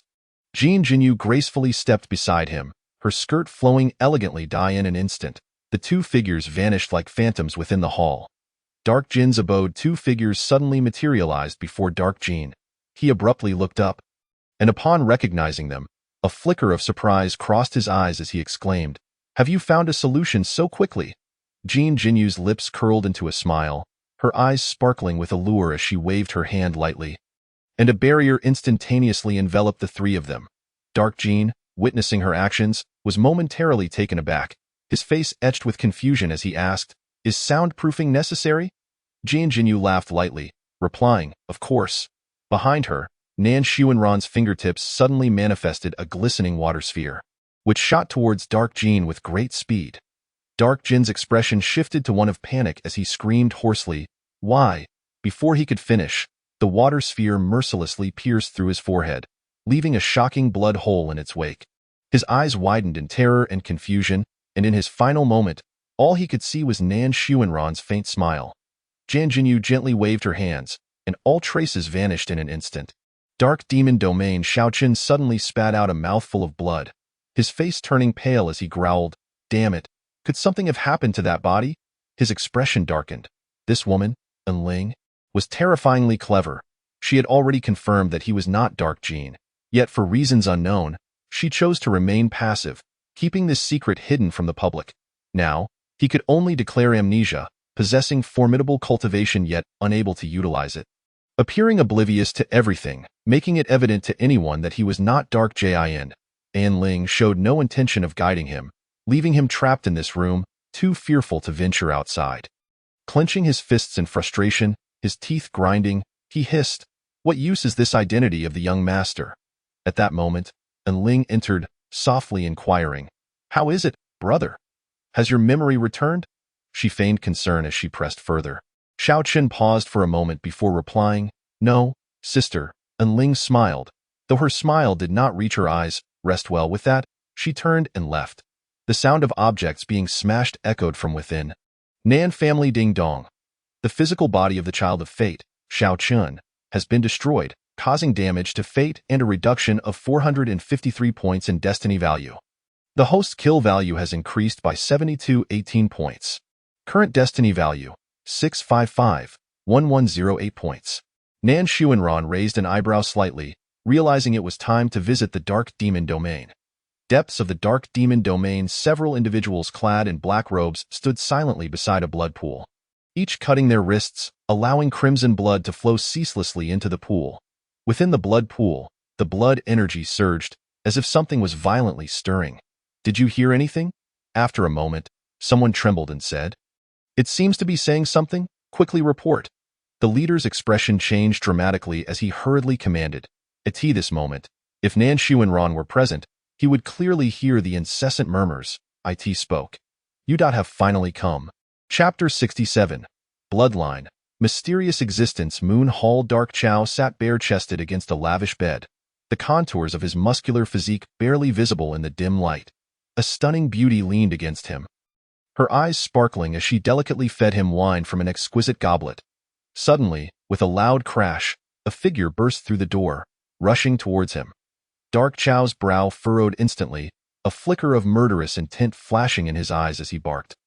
"Do you seek death?" The person, disregarding explanations, stammered, "Master, he has begun to awaken." Hearing this, Dark Chao abruptly pushed the beauty away. Caught off guard, she stumbled to the floor, her face a mask of fear as she gazed at Dark Chao. Bewildered by the sudden turn of events, Dark Chao swiftly stood, his eyes wide with shock. "What?" He hastily donned his outer garments, and in a flash, transformed into a shadow, racing towards the depths of the Dark Demon Domain. Depths of the Dark Demon Domain. Dark Chao's figure appeared silently at the edge of the blood pool. The individuals beside the pool sensed his arrival, quickly bowing in respect. "Master." Dark Chao's brow furrowed tightly, his expression grave as he directly inquired, "What is the situation?" A black-robed figure stepped forward, hastily explaining the current circumstances.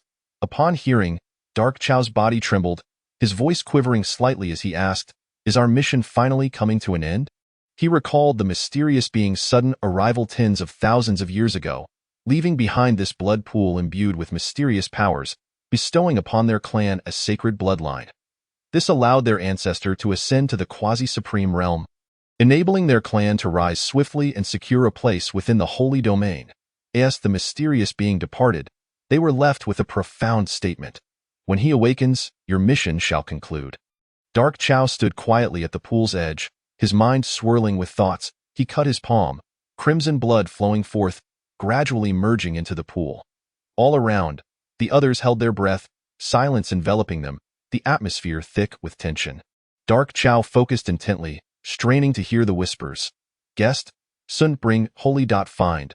These fragmented, indistinct phrases furrowed his brow in contemplation. Relying solely on his bloodline, he struggled to decipher even half of what was said. His expression turned serious as he decisively commanded the nearby black-robed figure. Bring Dark Gene here. The black-robed figure bowed respectfully and swiftly departed, eyeing the dark demon domain. Every Dark Master has been the one with the bloodline closest to the sacred bloodline. Dark Gene? Without a doubt, was the individual most closely aligned with the sacred bloodline in millennia. His blood might finally allow them to comprehend the whispers clearly. Dark Gene was soon brought forth. Upon seeing the roiling, ominous blood pool, Xiao Qin's face turned pale, instinctively retreating. Observing his reaction, Dark Chow masked his emotions, smiling slightly as he beckoned, Jeaner, come here. Though Xiao Chun was reluctant, he had no choice but to step forward. Dark Chow seized his hand, a sharp blade carving a deep gash into his palm. Blood flowed profusely, vanishing into the blood pool in an instant. Xiao Chen was filled with terror, instinctively trying to withdraw his bloodied hand. Dark Chow firmly held him down, instructing, listen carefully to what he is saying. With that, the surroundings fell into utter silence, none daring to utter a sound. Xiao Chen, with no other choice, suppressed his rising panic and leaned down to listen intently. After a considerable time, he finally began to piece together the murmurs. Guest? Nan Xuanran, bring him, sacred blood. Find him. Dark Chow, upon hearing this, instantly released Xiao Chen's hand, shock evident on his face as he murmured, Nan Xuanran? The child of the Nan family? Dark Chow's thoughts became chaotic, pondering how he could summon someone from the Nan family as a guest. After a long moment, he took a deep breath, striving to regain his composure, secretly contemplating that since he referred to him as a guest, the individual from the Nan family would likely come to the dark demon domain. Dark Chow waved his hand casually, stating, all right, take him back. The black-robed figure complied, stepping forward to Xiao Chen. Xiao Chen remained silent, obediently trailing behind the black-robed figure as they departed. Countless thoughts swirled in his mind as he mused. No wonder Enling had no intention of killing him before. It was due to Dark Jin's bloodline. What exactly was the mysterious entity within that blood pool? He pondered over his words, feeling a sense of doubt. Could this matter truly be connected to the child of the Nan family? Chapter 68. A desire from the depths of the soul. Dark Chow turned to the leading black-robed figure, his tone grave. Ensure he is well guarded. If there is any sign of movement, report to me immediately. He then addressed another black-robed figure sternly. Go notify everyone in the clan of his awakening. The black-robed figure nodded and vanished into the shadows. Dark Chow said no more and turned to leave. Days later, Master, the child of the Nan family has arrived. The guard's voice abruptly shattered the silence within the hall. Hearing this, Dark Chow sprang to his feet, his garments billowing as he anxiously inquired. He has arrived? The guard hastily bowed, replying, not yet, but the outer guards reported seeing the thundercloud chariot. A sudden chill swept over in Chow's countenance as he resolutely commanded, swiftly inform all members of the clan to extend the highest honors in welcoming the scion of the Nan family. Before long, the thundercloud chariot, enveloped in a tempest of rumbling thunder, hovered above the dark demon domain. Nan Xuanran gazed down through the swirling mists, spotting a throng of people below, and raised an eyebrow slightly. In the blink of an eye, he materialized before the crowd. Upon seeing his figure, the assembly bowed in unison, exclaiming, Scion Xuanran. With an indifferent expression, Nan Xuanran casually inquired, what is this? And Chow stepped forward eagerly, stating, we are here to welcome you. Nan Xuanran arched an eyebrow. How did you know I would come?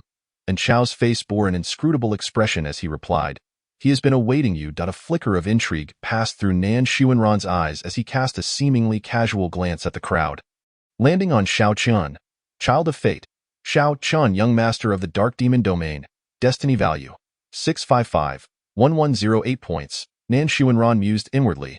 There are indeed many fascinating elements within this Dark Demon Domain. This journey promises to be anything but mundane. Contemplating, he slightly tilted his head, casting a casual gaze toward Chao. Who is he? And Chao shook his head slightly. It cannot be revealed. Taking a deep breath, he slowly added, he wishes to meet you.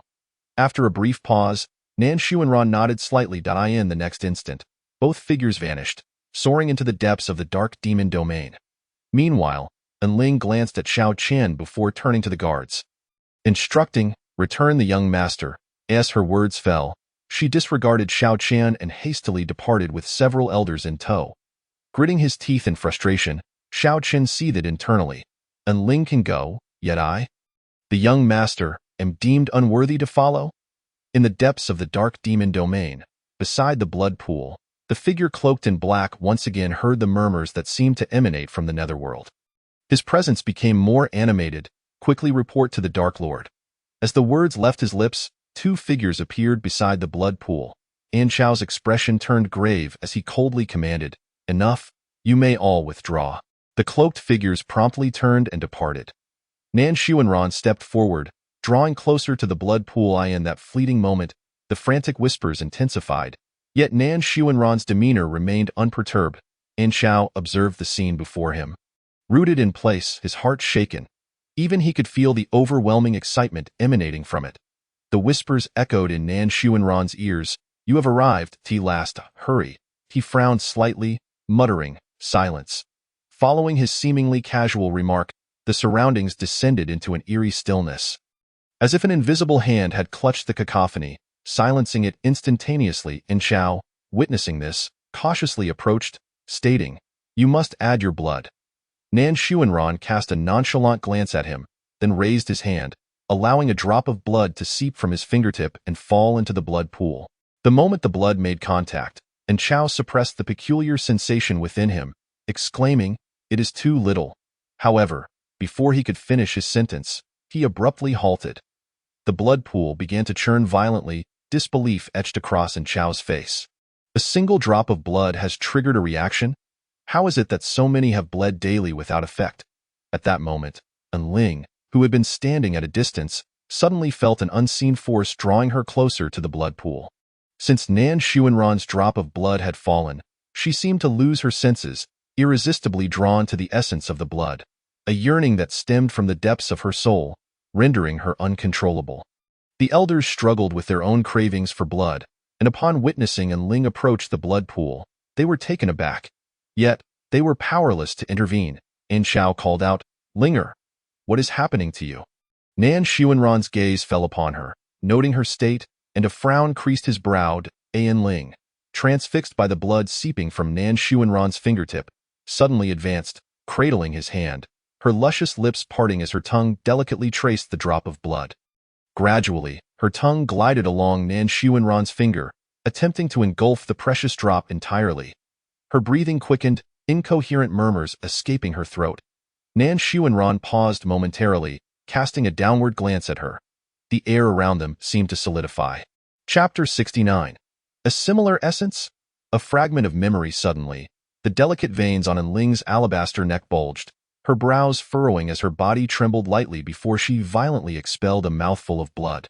Instantly, her spiritual energy surged chaotically, spiraling out of control. Her legs buckled, and she collapsed to the ground. Chao hurried forward, intent on assessing Enling's condition. In that moment, her exquisite features contorted in agony. Beads of sweat glistening beneath her closed eyelids. Astonishingly, her cultivation level surged to the king realm. Yet this newfound power threatened to shatter her very being. Chao abruptly turned to Nan Xuanran. Disbelief flooding his gaze as he pondered, how could this individual's blood wield such immense power? Thoughts raced through his mind, recalling Enling's earlier peculiar reactions, and a startling hypothesis dawned upon him. Could the Nan family member be the Holy Blood? Among those present, Enling's bloodline was the closest to the Holy Blood, thus she was affected the most deeply. while the others with more diluted bloodlines felt the impact less acutely at that moment. The whispers returned, and Chao hastily urged Nan Xuanran, "You must seek him out." In an instant, Nan Xuanran vanished, stepping into the blood pool. As he prepared to tread upon the blood, the liquid parted automatically, creating a pathway for him, only to slowly close once more in Chao's line of sight. Upon entering the blood pool, the scent of blood gradually dissipated. The nearby elders hastened forward, their gazes fixed upon Enling's pained visage, rendered speechless. After a moment, one elder cautiously spoke, "That must be the holy blood," and Chao silently nodded in agreement. One among them could not help but exclaim, "To think that mere blood could command the majority of our clan." And Chao's gaze remained steadfastly upon Enling as he murmured, "If she can endure, the young master shall be replaced, and her body will undergo transformation. The unprocessed holy blood absorbed directly offers no remedy. We can only hope she endures." Within the blood pool, as Nan Xuanran stepped inside, the scenery abruptly shifted. In midair, a figure appeared, shrouded in mist, obscuring their features. The figure's fingertip began to ooze a drop of blood. As this drop touched the ground, the flora withered at an astonishing pace. Vitality snatched away in an instant, causing the entire microcosm to dissolve and vanish into the void.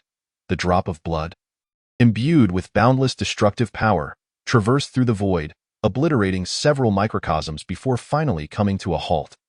The mysterious figure waved their sleeve gently, and the drop of blood plummeted into a pool, causing the waters to turn crimson before boiling and frothing, transforming into a blood pool.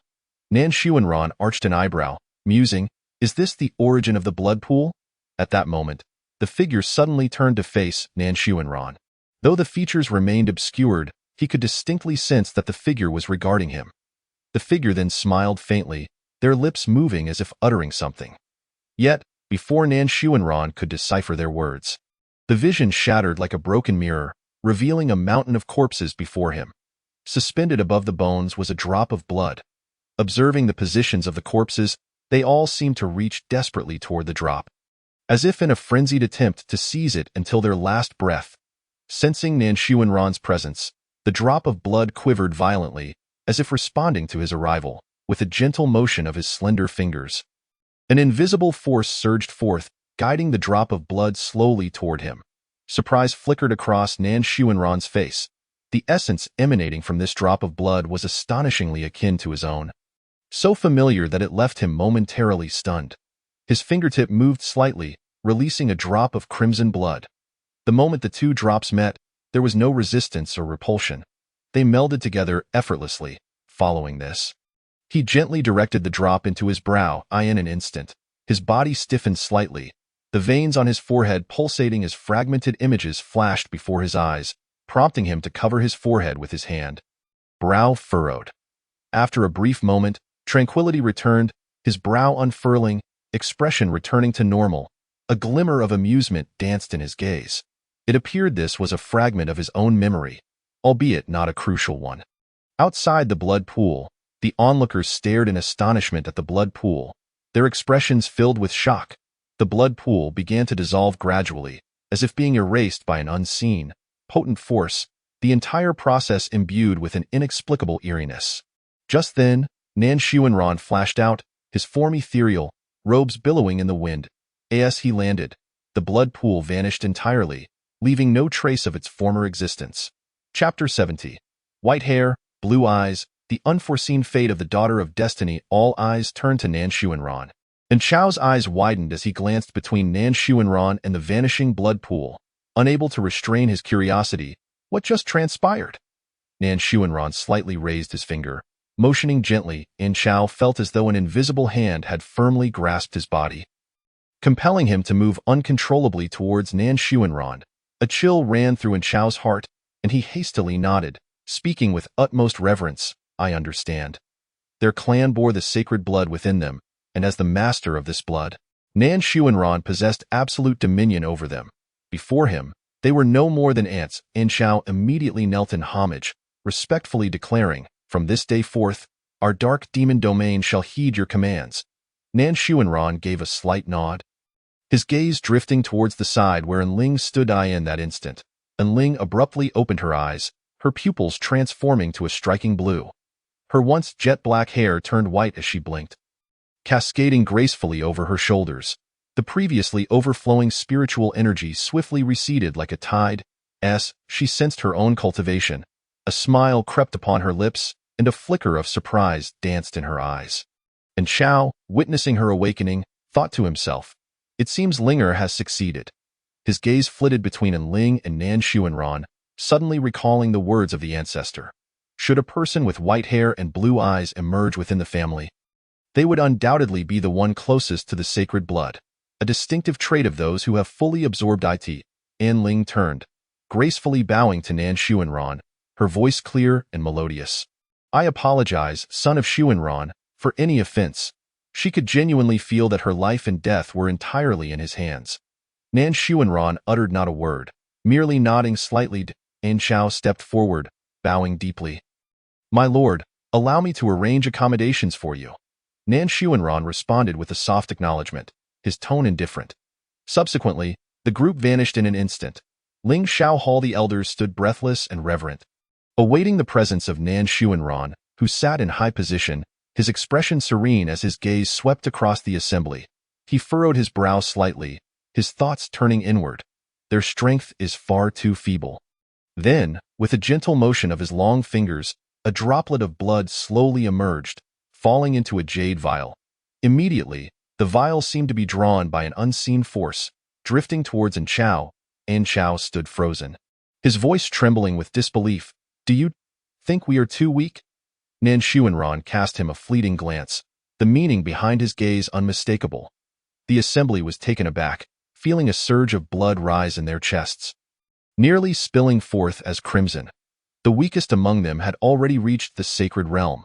Such cultivation would be revered in other forces within the sacred domain, akin to that of an ancestor. Yet now, in the eyes of their lord, they appeared so utterly insignificant. The assembly could not help but speculate. What unfathomable power does the Nan family truly possess? And Xiao was momentarily stunned. Then awakened to the realization, cautiously accepting the jade vial, he pondered inwardly. Not everyone can absorb the sacred blood like Linger. It requires careful handling.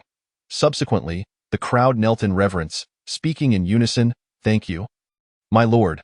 Nan Xuanran waved his hand lightly, signaling them to depart. The assembly dared not hesitate, swiftly turning and departing. Within the hall, ding dong, detection of an unpredicted destined daughter. Destined daughter An Ling, young master of Dark Demon Domain.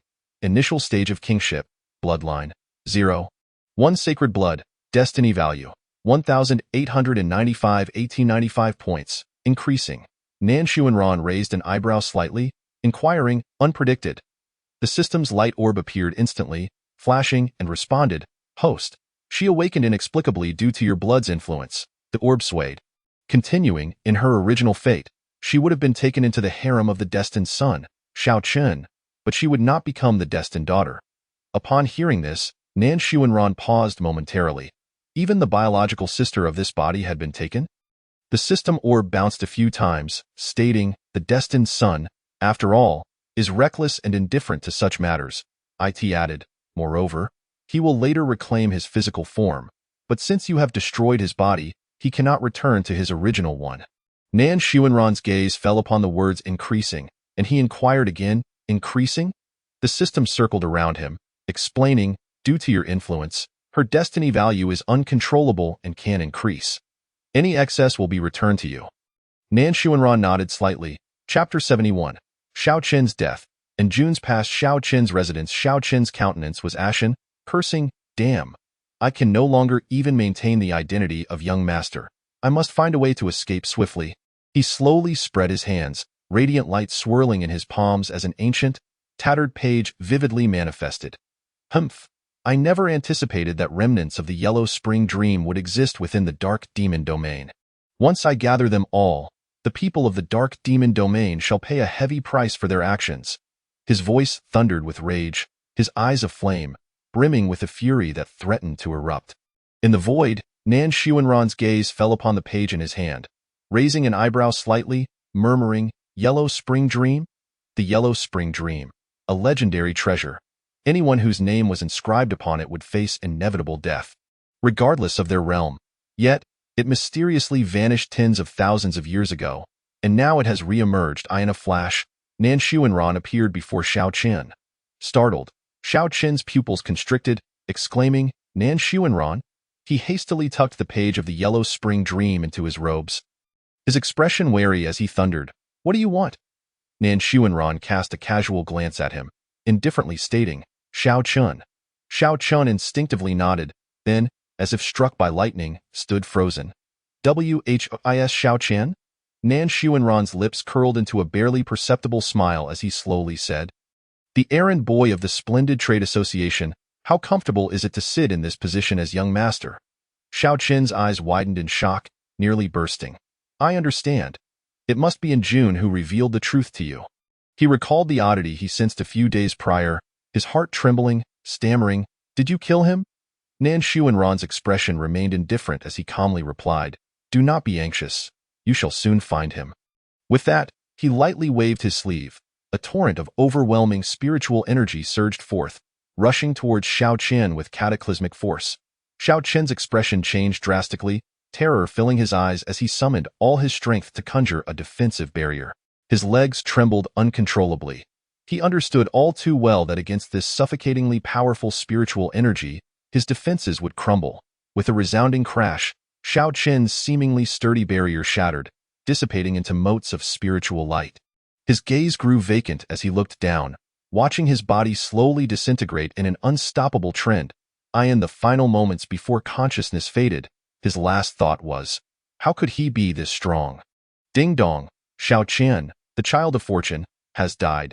Destiny value reset to 0, host's kill value increased by 179,140 points, current kill value, 310,807 points. Congratulations to the host for obtaining Yellow Spring Dream Page X1. Shimming Bow. Contains the power of destruction. Devours all.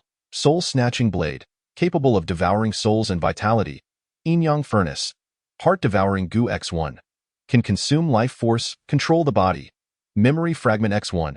Nan Xuanran's gaze swept over Xiao Qian's lifeless form before he turned and swiftly departed.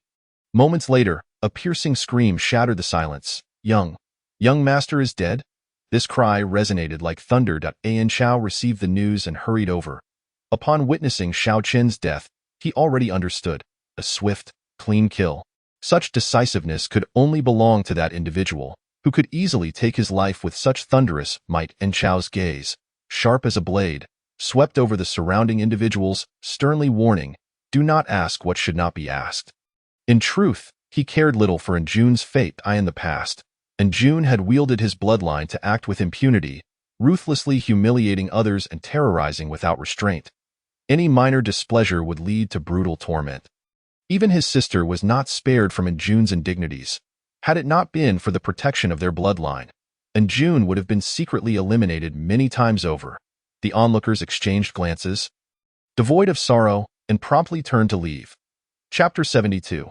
Signing in as the child of destiny, outer clan elder of the Nan family Ling, Xiao Hall. Nan Xuanran's slender fingers moved gently, and the sound of a dragon's roar suddenly echoed.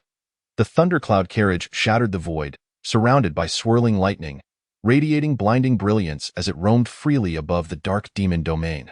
The crowd looked up, and upon seeing the thundercloud carriage, hurriedly made their way to Ling Xiao Hall. An Xiao stepped forward, bowing respectfully. "My lord, are you leaving already?" Nan Xuanran's expression remained calm as he nodded slightly. The female disciples gazed longingly at the departing figure of Nan Xuanran. Their beautiful eyes filled with reluctance, tracking his graceful silhouette. An Ling bit her lip resolutely, fixating on Nan Xuanran, silently vowing she would train diligently to keep pace with her lord, with garments billowing. Nan Xuanran leaped into the thundercloud carriage, vanishing into the boundless void. Son of God Hall. As Nan Xuanran returned, he noticed someone standing quietly outside the hall. Nan Shui, hearing the footsteps, turned in surprise, exclaiming, "Lord Son of God." Nan Xuanran inquired softly, "What is the matter?" Nan Xueqing eagerly stepped forward, unable to conceal her excitement as she exclaimed, "I have secured the first place on the cloud-treading rankings."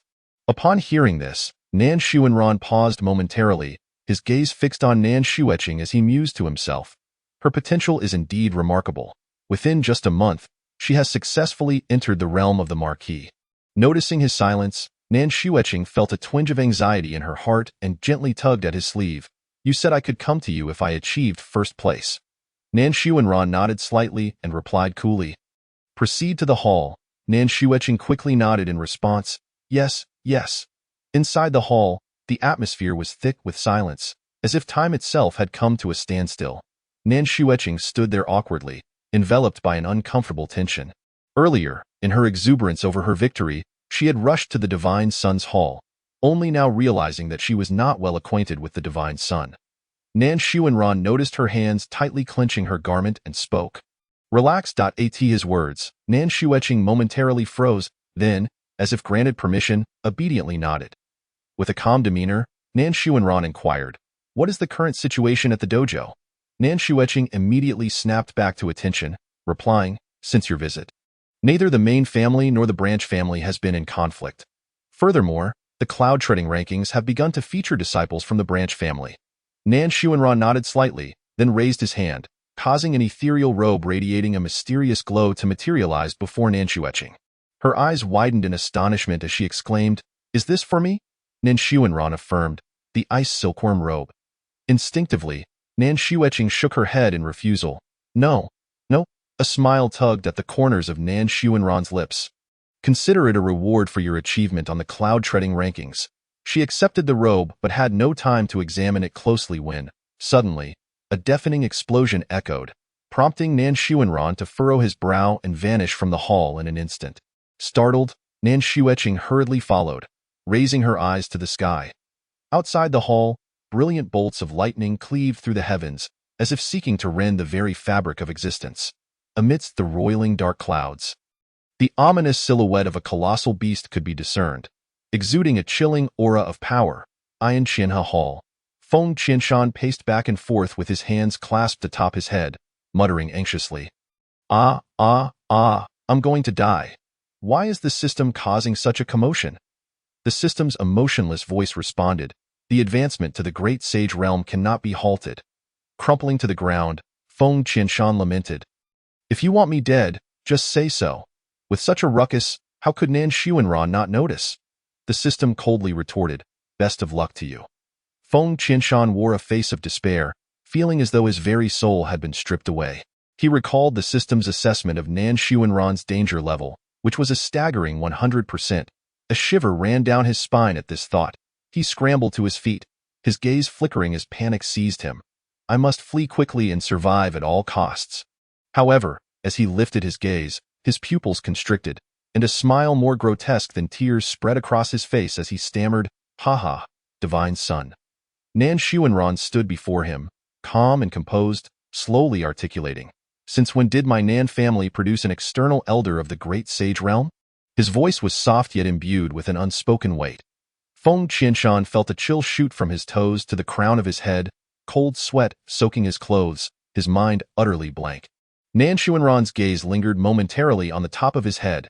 Destined Child. Feng Qianshan, Vice Master of Qianhe Hall, Golden Finger, Sign-in System, Initial Phase of Great Sage Realm, Destiny Value, 2057 points. He shifted his gaze back to Feng Qianshan, observing his anxious demeanor with a flicker of interest in his heart. A great sage fears a mere celestial. It seems he knows something. Chapter 73, Destined Child Loyalty Level, 95 100 points. The system's excited voice echoed. Host, he has a system within him too. Nan Xuanran inclined his head slightly and inquired. Oh? Do you want it? The system haughtily replied. No, it is too weak and of no use to me. Following this, it added with a hint of pride. He hasn't even realized my existence yet. At this, a light chuckle escaped Nan Xuanran's lips. With his head bowed, Feng Qianshan heard the laughter, which only heightened his unease, leaving him utterly perplexed by Nan Xuanran's intentions. Gathering his courage, he cautiously lifted his eyes for a furtive glance, but upon meeting Nan Xuanran's gaze, it felt as though he had been scalded. Causing him to hastily lower his head once more, Nan Xuanran raised an eyebrow in mild surprise, remarking, Why is he so timid? The system explained, Feng Qianshan is a survivor among the destined children. His nature is simply like this. Nan Xuanran gently uttered two words, stand up. Hearing this, Feng Qianshan quickly complied, then stealthily retreated a few steps, stammering, Divine Son. Nan Xuanran replied indifferently, Great Sage Realm? A strange smile forced its way onto Feng Qianshan's face as he said, Ha ha ha. It was a stroke of luck. A stroke of luck. As Nan Xuanran stepped forward, Feng Qianshan kept retreating. Observing this, Nan Xuanran's lips curled slightly. What are you afraid of? Feng Qianshan hastily waved his hands, insisting, Nothing, nothing. Yet, his feet did not cease their retreat. The smile on Nan Xuanran's face gradually faded, his eyes flashing with impatience as he warned, If you don't stop, I will kill you. This, Feng Qianshan froze. Fully aware that Nan Xuanran was not merely threatening him. Given the current assessment of danger at 100%, Nan Xuanran possessed the capability to end his life. At that moment, Nan Xuanran slowly raised his hand, his long fingers extending toward his earlobe, gently brushing against an earring. Feng Qianshan, who had been carefully inching away, suddenly halted, exclaiming, Stop! Stop! He dared not gamble on what Nan Xuanran might do next. The earring evidently suppressed spiritual power, and he was not willing to take that risk. Upon hearing this, Nan Xuanran lowered his hand and regarded Feng Qianshan, asking in a measured tone, Why hide? Feng Qianshan's eyes darted about, unwilling to meet Nan Xuanran's gaze. Fear of death. Nan Xuanran's expression remained unchanged as he simply stated, In the Nan family, who dares to harm you, especially now that you have reached the Great Sage Realm? Feng Qianshan silently lamented. It is precisely the people of the Nan family that I fear. While he understood that as an external elder of the Nan family, he would not be killed, the unpredictable tempers of the family's old monsters left him feeling exceedingly apprehensive. Though he thought this in his heart, he merely replied, It's my nature, my nature. Nan Xuanran scrutinized him. Do you truly believe the ancestors are unaware of your realm? Feng Qianshan shook his head repeatedly. I possess certain special means, he secretly rejoiced, relieved that the system had helped him conceal his true power. At this moment, his courage swelled slightly, and he cautiously edged a few steps closer to Nan Xuanran. Pleading, Divine Son, please spare me, he hastily added. I am quite adept in matters of intelligence. As the vice-master of Qianhe Hall, he held confidence in his abilities. The system chimed in Nan Xuanran's mind. His system has an information-gathering function. It had just scanned Feng Qianshan's system, reviewing all its features, and that system remained completely oblivious. It seemed this system was indeed the strongest.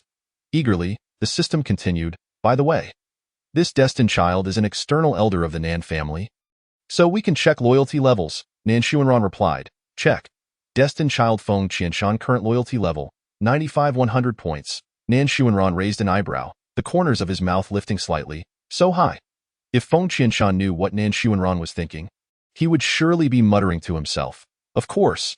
Although I am quite timid, the treatment in the Nan family is exceptional, and their strength is formidable. It's like having a great support.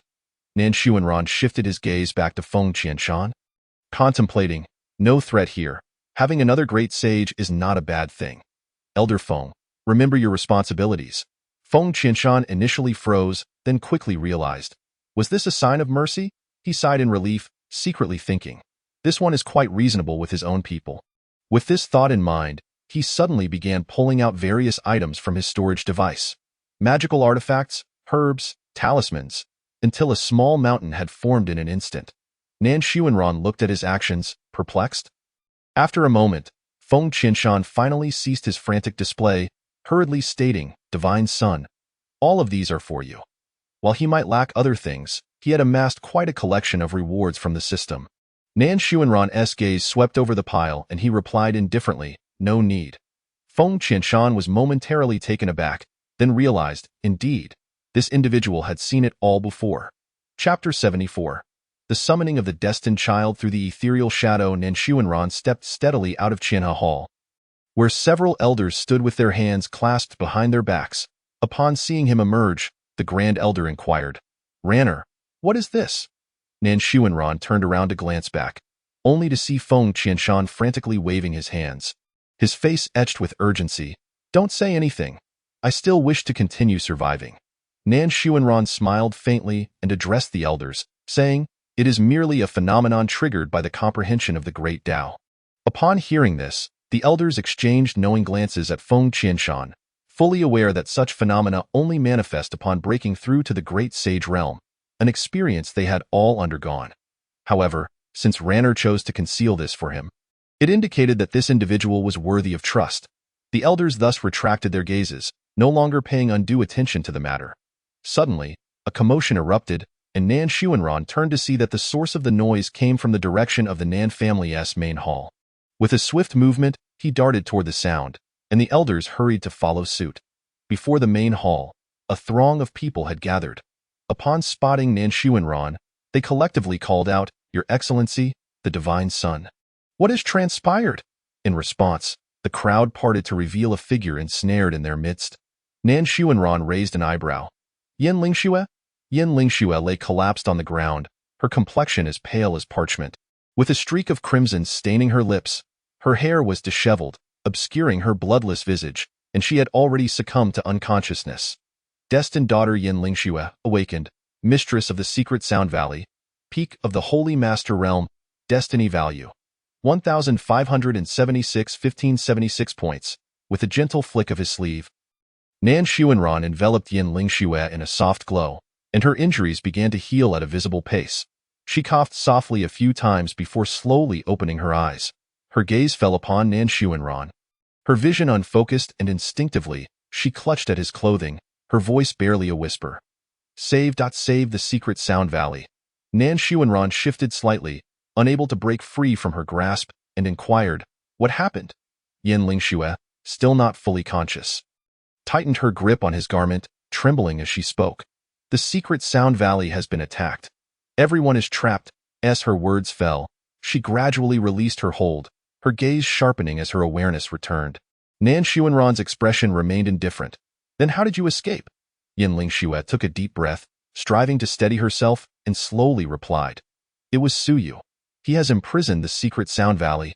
Yet he let me go."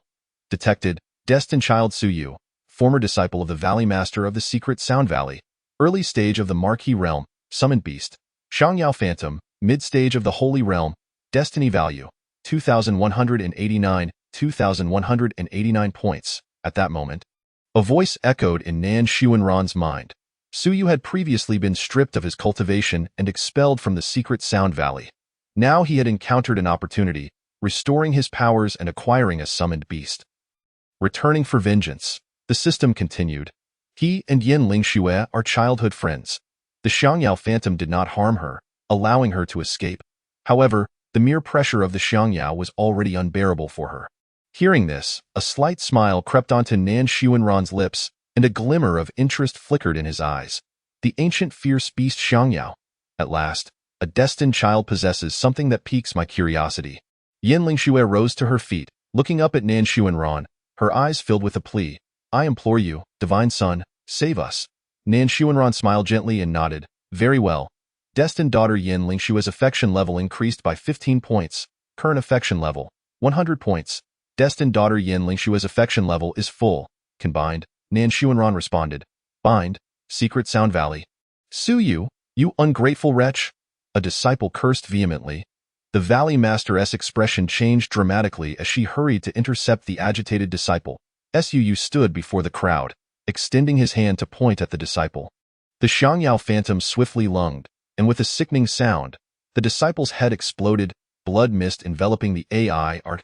Su's face twisted in rage as he shouted, "Ungrateful? Were you not the ones who expelled me from the valley first? You offended the scion of a noble family. Your downfall was of your own making. If we had not expelled you, should we await the noble scion to annihilate our entire clan?" Someone retorted loudly. Suyu was rendered speechless, his face flushed with anger, and he bellowed at the Xiangyao Phantom. "Kill them all!" The Valley Master quickly raised a protective barrier, urgently instructing her disciples behind her. "Hurry! I cannot hold on much longer." "No, what will happen to you if we leave?" the disciples cried, filled with anxiety. Suyu sneered. "Want to leave? Apart from Lingxue, none of you will escape. Utterly shameless. Do you truly believe that if you annihilate the secret Sound Valley, senior sister Lingxue will still be with someone as deranged as you?" A disciple glared at Suyu, wishing to tear him apart. Suyu's expression darkened as he coldly replied, "Did I not offer you hope? She has gone to seek help. Should she return, I will spare you.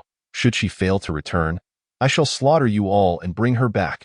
Su Yu's tone was chilling. Chapter 75. Unsealing Spiritual Power. Astonishing combat strength comparable to a quasi-supreme being. As his words fell, a sudden thud echoed, and Su Yu collapsed to his knees. The crowd was taken aback, instinctively looking up. Nan Xuanran stepped closer, each step increasing the oppressive force, as if an invisible hand were gradually pressing Su Yu into the ground. Su Yu found himself firmly pinned down, unable to even lift his head. His body felt as though it were nailed to the earth, rendering him utterly immobile, his eyes reflecting boundless terror. Upon seeing Nan Xuanran's arrival, the Valley Master finally relaxed her tightly strung nerves. The effort expended to maintain the protective barrier had drained her, and as soon as it was lowered, she collapsed. Yin Lingxue, witnessing this, rushed forward in alarm to support her. Nan Xuanran advanced towards Su Yu, and at that moment, the Xiangyao Phantom, which had been beside Su Yu, emitted a deafening roar and lunged at him. Nan Xuanran smiled lightly. Mid-stage of the Holy Realm, is it? Before he could finish his thought, he slowly removed an earring, and in an instant, a torrent of unmatched spiritual power surged forth. Sweeping through the surroundings, the disciples of the secret Sound Valley were sent reeling, blood spilling from their mouths, their faces pale and unable to withstand the overwhelming force. The Valley Master's face paled as she shouted, "Get away from here. This pressure is too strong. You cannot endure it." Her beautiful eyes widened in shock, unable to fathom that this member of the Nan family harbored such astonishing power. Feeling the imminent threat, the Xiangyao Phantom howled in desperation. Roar. Nan Xuanran sensed the tempestuous spiritual energy within him had subsided. No longer raging, he pondered silently. Perhaps this earring need not be worn anymore. Could this so-called divine authority be akin to the power of a quasi-supreme being? Just then, the Xiangyao Phantom lunged at him. Nan Xuanran lightly waved his sleeve, unleashing a wave of spiritual energy potent enough to obliterate everything, striking the Xiangyao Phantom. With a piercing scream, the Xiangyao Phantom was sent hurtling away. Its previously solid form now wavering, Su Yu continued to struggle desperately, but all was in vain. Nan Xuanran even had the leisure to further suppress him, the terrifying pressure remaining unrelenting. Su Yu felt the connection to the Xiangyao Phantom growing fainter. Panic swelling within him as he cursed inwardly. Damn it, this guy is absurdly powerful. Noticing Su Yu's struggles, Nan Xuanran's brow furrowed slightly, and he gently pressed down with his fingers. With a resounding thud, Su Yu's head struck the ground heavily, and his vision dimmed as he lost consciousness. Seeing Su Yu faint, the Xiangyao Phantom grew frantic, opening its mouth to spew forth venom, which instantly transformed into a noxious swamp exuding a foul stench. Nan Xuanran frowned slightly. He had intended to toy with him a while longer, but this maneuver was indeed excessive. The sound of retching erupted from behind him, clearly indicating that the stench of the swamp was unbearable. Nan Xuanran slowly raised his hand, and in an instant, the Wuhan sword materialized. He swung the sword, its blade slicing through the air like a rainbow, wielding the might to annihilate heaven and earth. The very fabric of space shattered like fragile glass, and under this relentless strike, the Xiangyao Phantom was instantly reduced to ashes. At that moment, Jian Shang burst forth from the Wuhan sword, covering her mouth and nose. Complaining, "What a horrible smell!" She glanced at Nan Xuanran and remarked, "You went straight for the 9 heavens to seize the moon." The 9 heavens to seize the moon was Nan Xuanran's innate divine ability, capable of fracturing time and space, and when unleashed, it surely brought about death. Clearly, the stench of the swamp was intolerable. Had it been any other occasion, Nan Xuanran would have lingered longer in battle with such an opponent. The oppressive aura surrounding Nan Xuanran remained unyielding as Jian Shang circled around him, unable to contain her astonishment. "Your spiritual power is so formidable that it could obliterate the Holy Realm in a single strike. Moreover, its harmony with you is impeccable. Be honest. Are you perhaps the avatar of some mysterious entity?" But she quickly dismissed her own thought. Impossible. If that were the case, this mysterious entity would have long since been invincible in the world. Why go through such elaborate means? It would be utterly tedious. Nan Xuanran cast a casual glance at her before approaching Su Yu. He halted before Su Yu, his gaze fixated upon him, and a fleeting glimmer ignited in his eyes. In an instant, flames erupted around Suyu, spreading with a frightening speed. Suyu jolted awake in excruciating pain, letting out a piercing scream. Ah! He had no time to react, as in the blink of an eye. He was consumed entirely by the terrifying flames. In that moment, the breath of life abruptly ceased, beginning an irreversible descent into oblivion. His final expression was eternally frozen in that instant of sheer terror as he gazed at Nan Xuanran. Nan Xuanran chuckled softly, the flames flickering in his eyes. The blazing fire burned fiercely. His eye technique could instantly reduce a person to ashes, serving as his most lethal strike when his patience wore thin. At this moment, even the foul-smelling toxic swamp was reduced to nothingness in the inferno, leaving no trace behind. Chapter 76, Suyu logs out, the new Chosen One. Ding dong. The Chosen One, Suyu, has perished, destiny value reset to 0. Host's kill value increased by 208,706 points. Current kill value, 519,513 points. Congratulations to the host for obtaining Illusory Butterfly, Mastery over Illusions, Adept at Bewilderment, Telepathy, Talent ability to perceive the thoughts and feelings of all beings, 10,000 Year Xian Ice, Heart Loot, moves with the heart, releasing soundwave attacks. Memory Fragment X1. Nan Xuanran slowly turned, his gaze sweeping across the surroundings, revealing a scene of shattered walls and utter chaos. The master of the secret Sound Valley wore a grave expression. Surveying the ruins, realizing that among those present, only Yin Lingxue and this familiar member of the Nan family, Nan Xuanran, were there. She sighed deeply and said, Lingxue, quickly thank the son of Xuanran. Our secret Sound Valley has suffered this great calamity, leaving us utterly unrecognizable, and we truly lack the means to repay the son's kindness. Yin Lingxue nodded gently, her graceful steps carrying her towards Nan Xuanran. Her lovely visage radiated gratitude as she spoke. Thank you, son of Xuanran. Nan Xuanran's expression remained calm as he merely nodded in acknowledgement. Yin Lingxue lowered her head, her pearly teeth lightly biting her red lip, revealing a hint of disappointment as she said, We need to rebuild the secret Sound Valley. At present, we are unable to properly host the sun. Nan Xuanran smiled faintly and replied, No need. Yin Lingxue raised her head, her beautiful eyes shimmering with determination as she solemnly stated, I will surely repay you. Nan Xuanran nodded and said, Let us depart. As soon as the words left his lips, his figure vanished like a wraith, leaving Yin Lingxue gazing blankly at his retreating silhouette, standing in place for a long while. The master of the secret Sound Valley looked in the direction Nan Xuanran had disappeared, unable to suppress a sigh. This young man from the Nan family has far surpassed me. Nan Family Conference Hall. Nan Zhao's gaze was as cold as ice as he spoke in a chilling tone. No need for further discussion. Just annihilate them. He contemplated inwardly. If Ranner were interested in this, it would be a different matter altogether. Days prior, the renowned treasure pavilion from the lower realm sought to establish a branch in the Holy Domain, sending emissaries to announce that the pavilion master would only appear upon the branch's opening. This pavilion master's realm remained a mystery, never leaving the pavilion, and any challenger, regardless of their cultivation level, was ruthlessly slain. The pavilion was filled with countless treasures at reasonable prices, attracting many from the Holy Domain. And those delivering messages hailed from the Holy Domain itself. Upon hearing that the Nan family was a top power in the Holy Domain, the treasure pavilion contacted them with an arrogant attitude.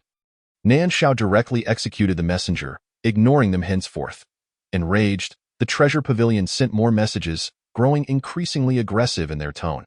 Annoyed, Nan Zhao convened the elders to discuss the matter.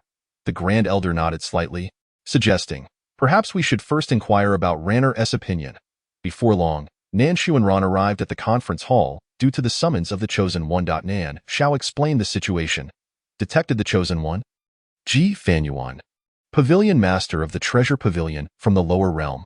Golden Finger, Invincible System. Realm, none. Nan Xuanran's eyes glimmered with interest as he casually inquired, None? The system's cheerful voice echoed in his mind. Indeed.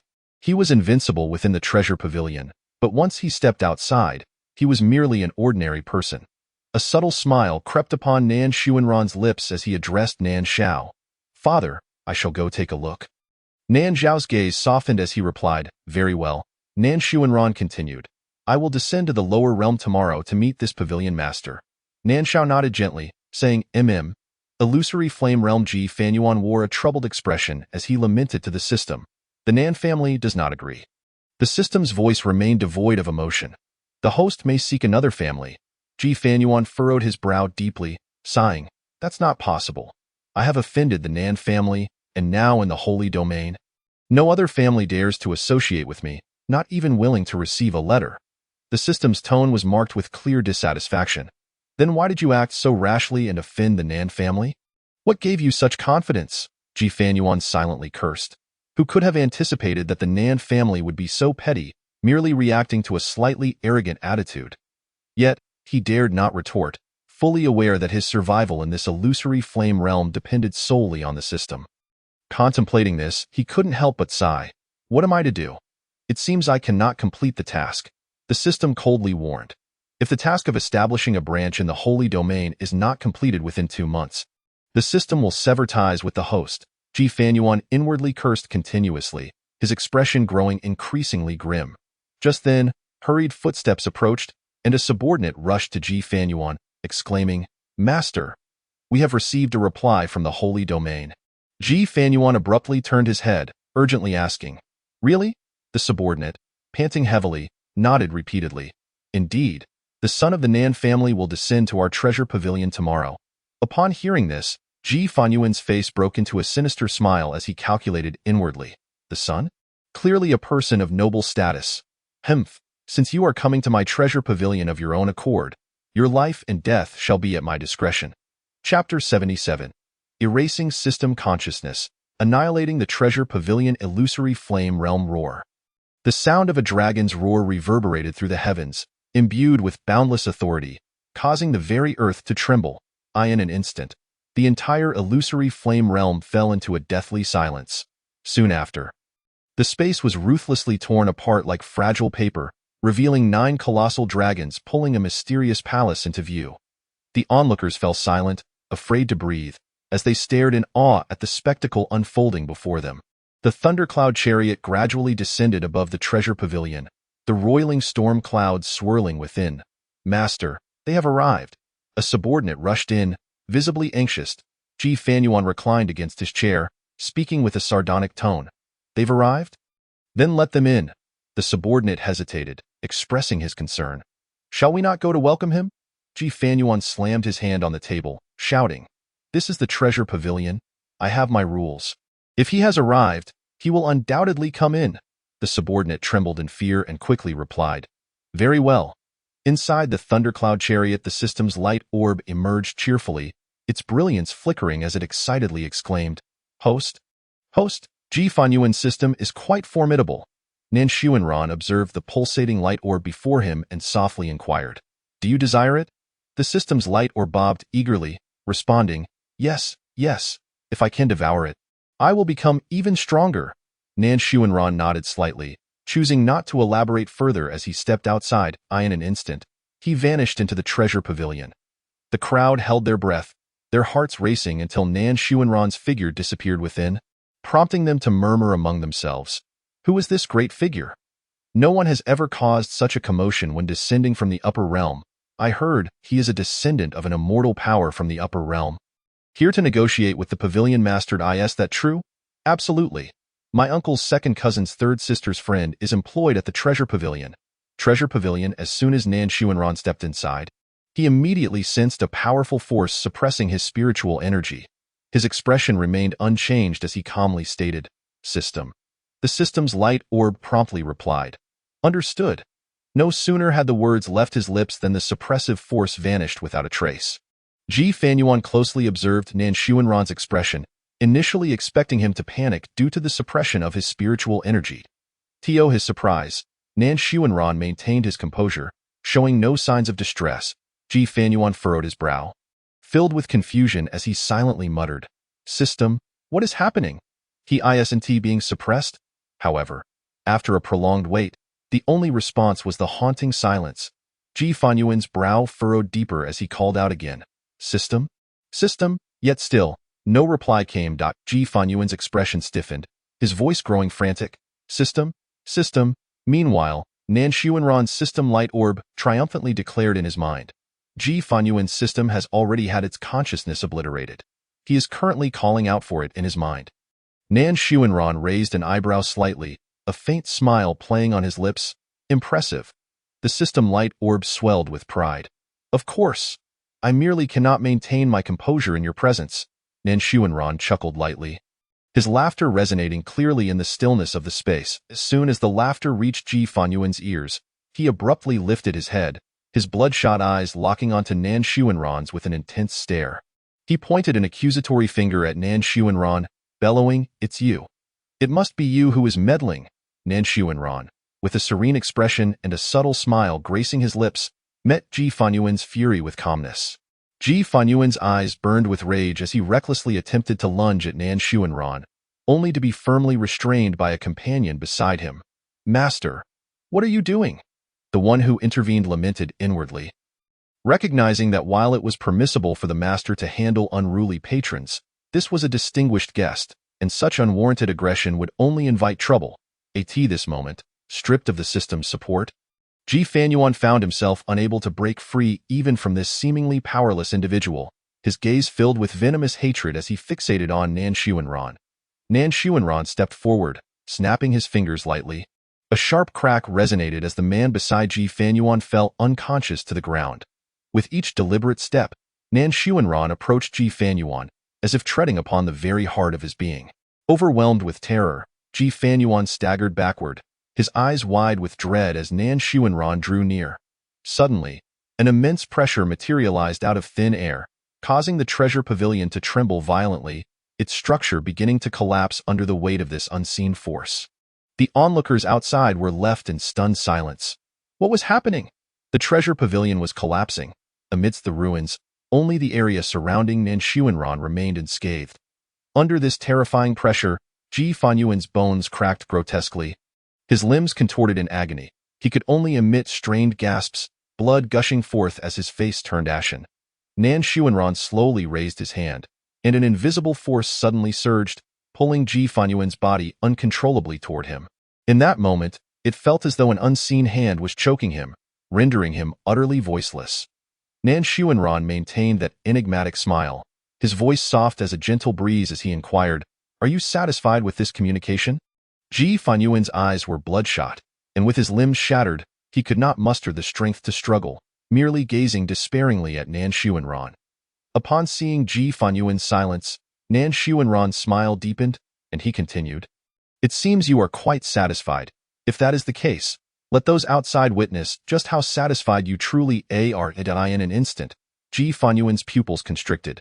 Shaking his head frantically in his heart, he screamed in desperation, "No." The image he had painstakingly constructed before the crowd must not be destroyed so easily. With a flick of his arm, Nan Xuanran sent Ji Fanyuan's body soaring through the air like a kite severed from its string. The crowd witnessed a blur as a figure suddenly hurtled out. Was that the young gentleman? Where were his eyes? This was clearly the master of the treasure pavilion. The master of the treasure pavilion? How could he end up in such a pitiful state? The surrounding clamor erupted, gasps of astonishment echoing through the air. With a flash, Nan Xuanran appeared before the crowd, prompting them to recoil in shock. A fireball ignited at his fingertips, which he hurled behind him, and the treasure pavilion was reduced to ashes before their very eyes, along with everyone inside, vanishing without a trace. Ji Fanyuan gazed at the ruins of the treasure pavilion. Anguish etched across his features.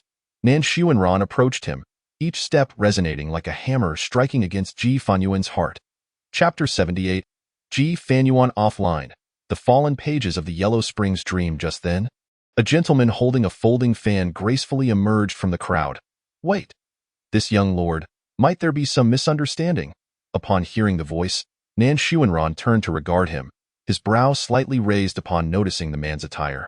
It was Lu Yijuan, known for his eloquence rather than martial prowess. With him stepping in, could the master of the treasure pavilion be saved? Yet, I can't shake the feeling that he is courting death. Lu Yijuan gently waved his fan, a warm smile gracing his face. "My lord, why resort to such violence? Might I share a few heartfelt words? Do not let bloodshed cloud your judgment." Nan Xuanran merely cast a fleeting glance his way. Yet that single look rendered Lu Yijuan utterly rigid, an unprecedented sense of impending doom flooding his senses. Every cell in his body screamed a warning of the danger approaching. The next moment, his premonition was confirmed. With a casual flick of his sleeve in Lu Yijuan's direction, an invisible force surged forth. Blood erupted from Lu Yijuan and several others behind him, splattering across the ground. The crowd fell into a hushed silence, utterly paralyzed, fearing that this harbinger of death might turn his wrath upon them as well. Nan Xuanran's gaze slowly returned to Ji Fanyuan, who now appeared devoid of hope. Just moments ago, when Lu Yijuan had appeared, a flicker of barely perceptible hope had shone in Ji Fanyuan's eyes. Yet, with Nan Xuanran's indifference leading to Lu Yijuan's demise, that last glimmer of hope was extinguished. Leaving him in a state of hollow despair, as he stared blankly ahead, Nan Xuanran's figure suddenly vanished like smoke. A crisp crack shattered the brief stillness, and sensing the life-threatening peril, Ji Fanyuan's protective talisman activated instinctively, only to shatter in an instant, scattering into motes of light. His perspective shifted, revealing his own bloodied and battered form. Ding dong! The destined child Ji Fanyuan has perished. Destiny value reset to 0. Host's kill value increased by 207,429 points. Congratulations to the host for acquiring Dream Domain Control, innate divine ability influence, and alter the consciousness and thoughts of others within dreams, potentially trapping them in nightmares eternally. Void-breaking sword, capable of severing the cycle of life and death, obliterating all illusions. Unity pill, merges the power of all spirits, enhancing the user's affinity with various attributes of spiritual energy. Concealment pearl, masks the wearer's presence. Memory fragment X1, system panel master. Nan Xuanran identity, scion of the Nan family. 0 sequence of the Crimson Feather Sacred Land physique. Chaotic divine body, eternal immortal body, heavenly phoenix body bloodline, sacred blood realm, early stage celestial realm bindings, Lu Jingyi, mid-stage soul palace, Zhu Qin, peak of the great power realm, Yanling Xue, peak of the sacred master realm, techniques, Hongmeng Dao Canon, crimson feather immortal scripture, chaotic visualization method, reincarnation heart sutra, bewildering heart technique, withered tree in spring.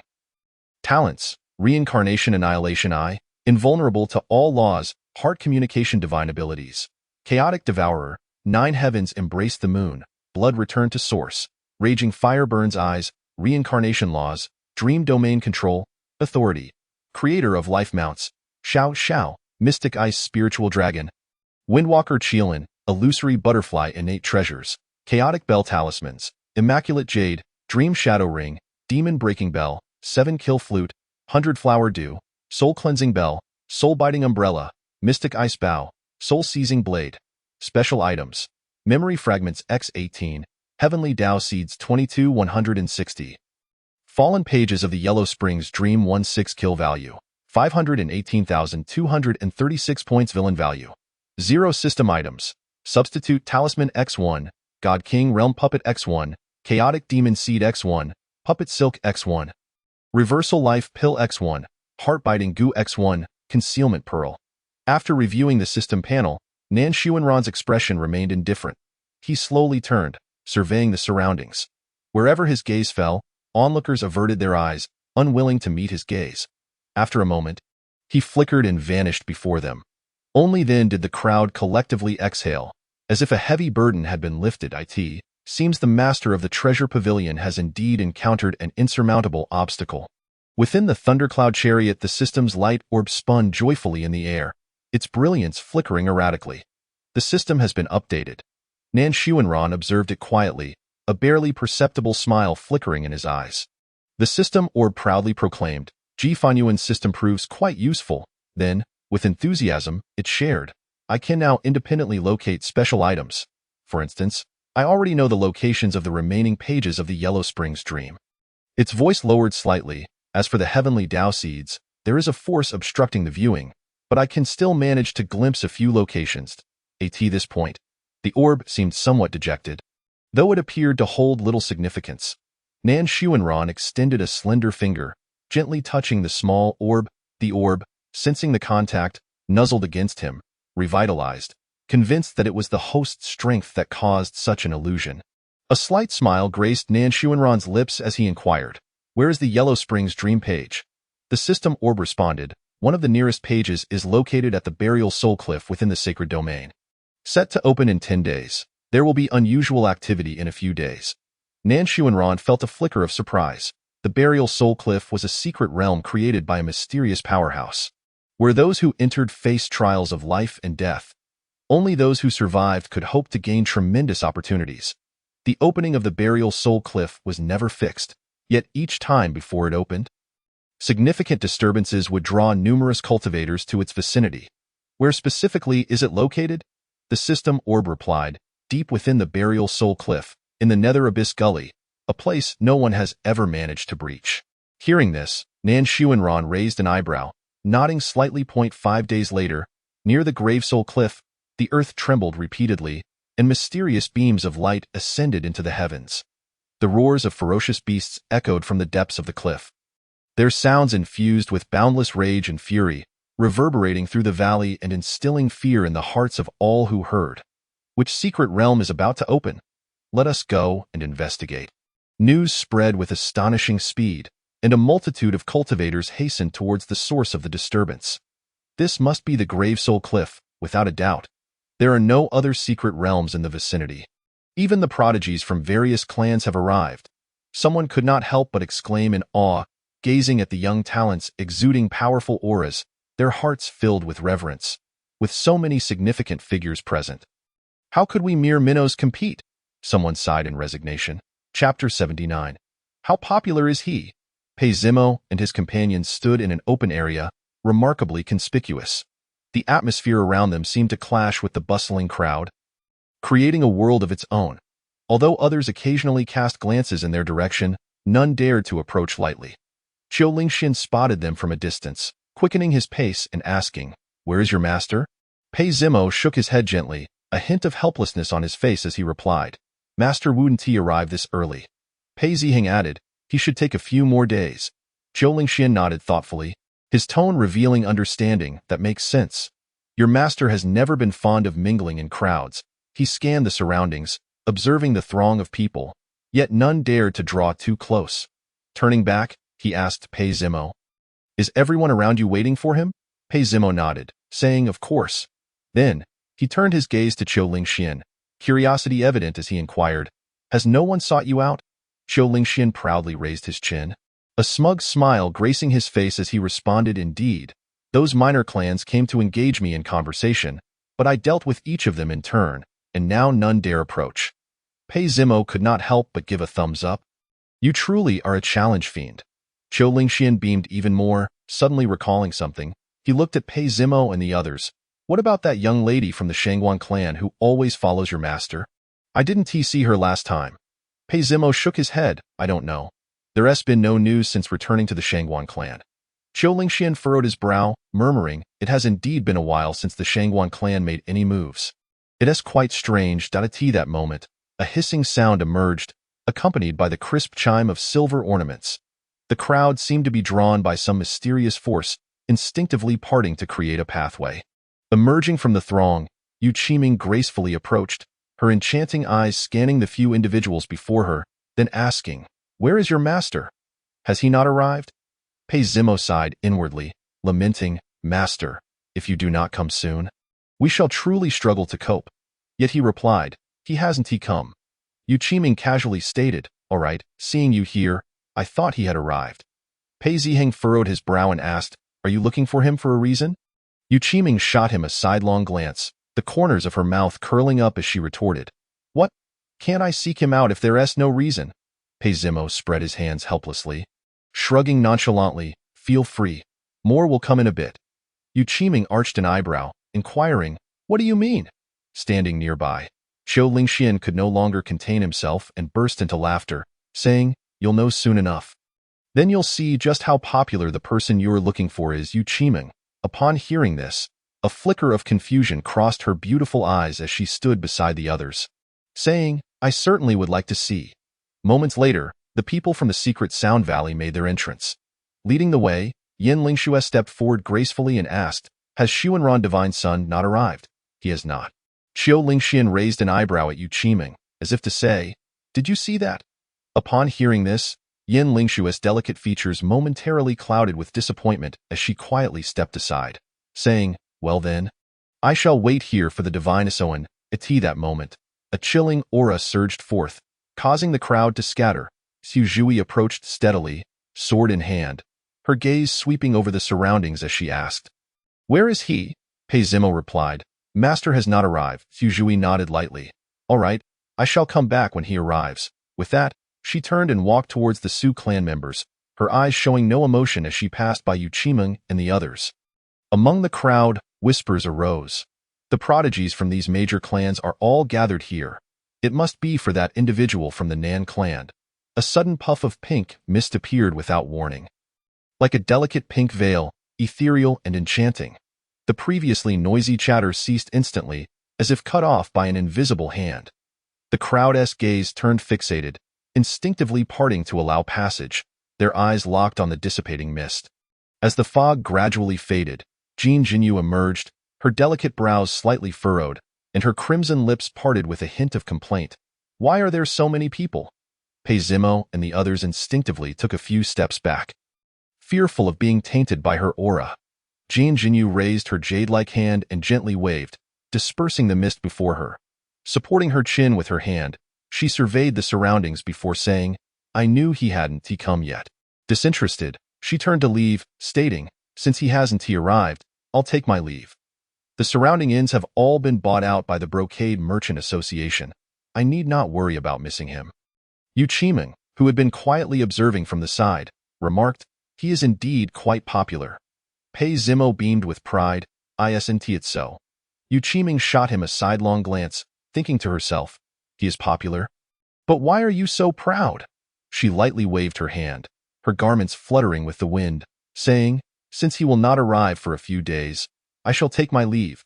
As she spoke, the scales around her neck emitted a hissing sound. A thick cloud of poisonous mist rising from her body before dissipating in an instant, causing Yu Qimeng to vanish without a trace. Chapter 80. Are you familiar with Aaron's aura? As she departed, the crowd's attention shifted to Yin Lingxue. She pursed her lips and said, "I too shall take my leave. I will personally thank Xuanran Divine Son upon his arrival." With that, she turned to leave. Qiu Lingxian, watching her retreating figure, curiously asked, "What does she wish to thank him for?" Pei Zimo replied leisurely, "A few days ago, the secret Sound Valley was besieged, and Master intervened to rescue them." Qiu Lingxian suddenly understood. No wonder the secret Sound Valley was abruptly sealed off a few days ago. Pei Ziheng stepped forward, clasping Pei Zimo's shoulder, saying, "All right, brother. Let us head back to rest." Pei Zimo nodded in agreement. "Sure." He then waved to Qiu Lingxian, saying, "Let us go." With that, he strode away with purpose. Moments later, Pei Zimo glanced back to see Qiu Lingxian still leisurely trailing behind them. His brow furrowed slightly as he halted. "What are you up to?" Qiu Lingxian replied defiantly, "I'm heading to the inn." He was not joking. He wanted to find Nan Xuanran, and it would not do to let them slip away. Pei Zimo regarded him with suspicion, asking, "Are you staying at the same inn as us?" Qiu Lingxian nodded without hesitation. "Yes." Pei Zimo fell silent, though he found it hard to believe. He had no choice but to accept it. 4 days later, Pei Ziheng suddenly pulled Pei Zimo aside, saying, "Master has arrived." Pei Zimo's eyes widened in surprise, exclaiming, "How do you know?" Pei Ziheng explained nonchalantly, "The lady from the Brocade Merchant Association headed towards one of the inns. Since the Brocade Merchant Association had purchased all the inns, she would be the first to know when Master arrived." Pei Zimo's excitement bubbled over. His fists clenched as he exclaimed, "Wow, you're amazing." "Ziheng." Pei Ziheng rolled his eyes, silently cursing. "Who is the younger brother here?" In the next room, Qiu Lingxian keenly sensed the commotion and hurriedly followed. Pei Zimo glanced back at him but chose to ignore him. Hastily departing Daitin and Xuanran's residence, a faint glimmer flashed as Xiao Xiao swiftly emerged from his garments. Immediately, a clear and resonant dragoness roar echoed throughout the room, shattering the previous tranquility. Nan Xuanran tilted his head slightly, his gaze falling upon Xiao Xiao, who danced around him, occasionally rubbing against him. That moment, a dense black mist surged forth, quickly enveloping the entire room. Within that black fog, a figure wearing a menacing mask flickered in and out of view, exuding a chilling aura. Nan Xuanran raised an eyebrow, recognizing Ning Shi. Ningshi nodded. From the moment Nan Xuanran arrived, he had sensed it. After countless reincarnations, he had become intimately familiar with his master's aura. Xiao Xiao curiously circled around Ningshi, its lively eyes scrutinizing him. Ningshi felt his body stiffen in an instant. Cold sweat breaking out, he inwardly lamented. Why has this ancestor come?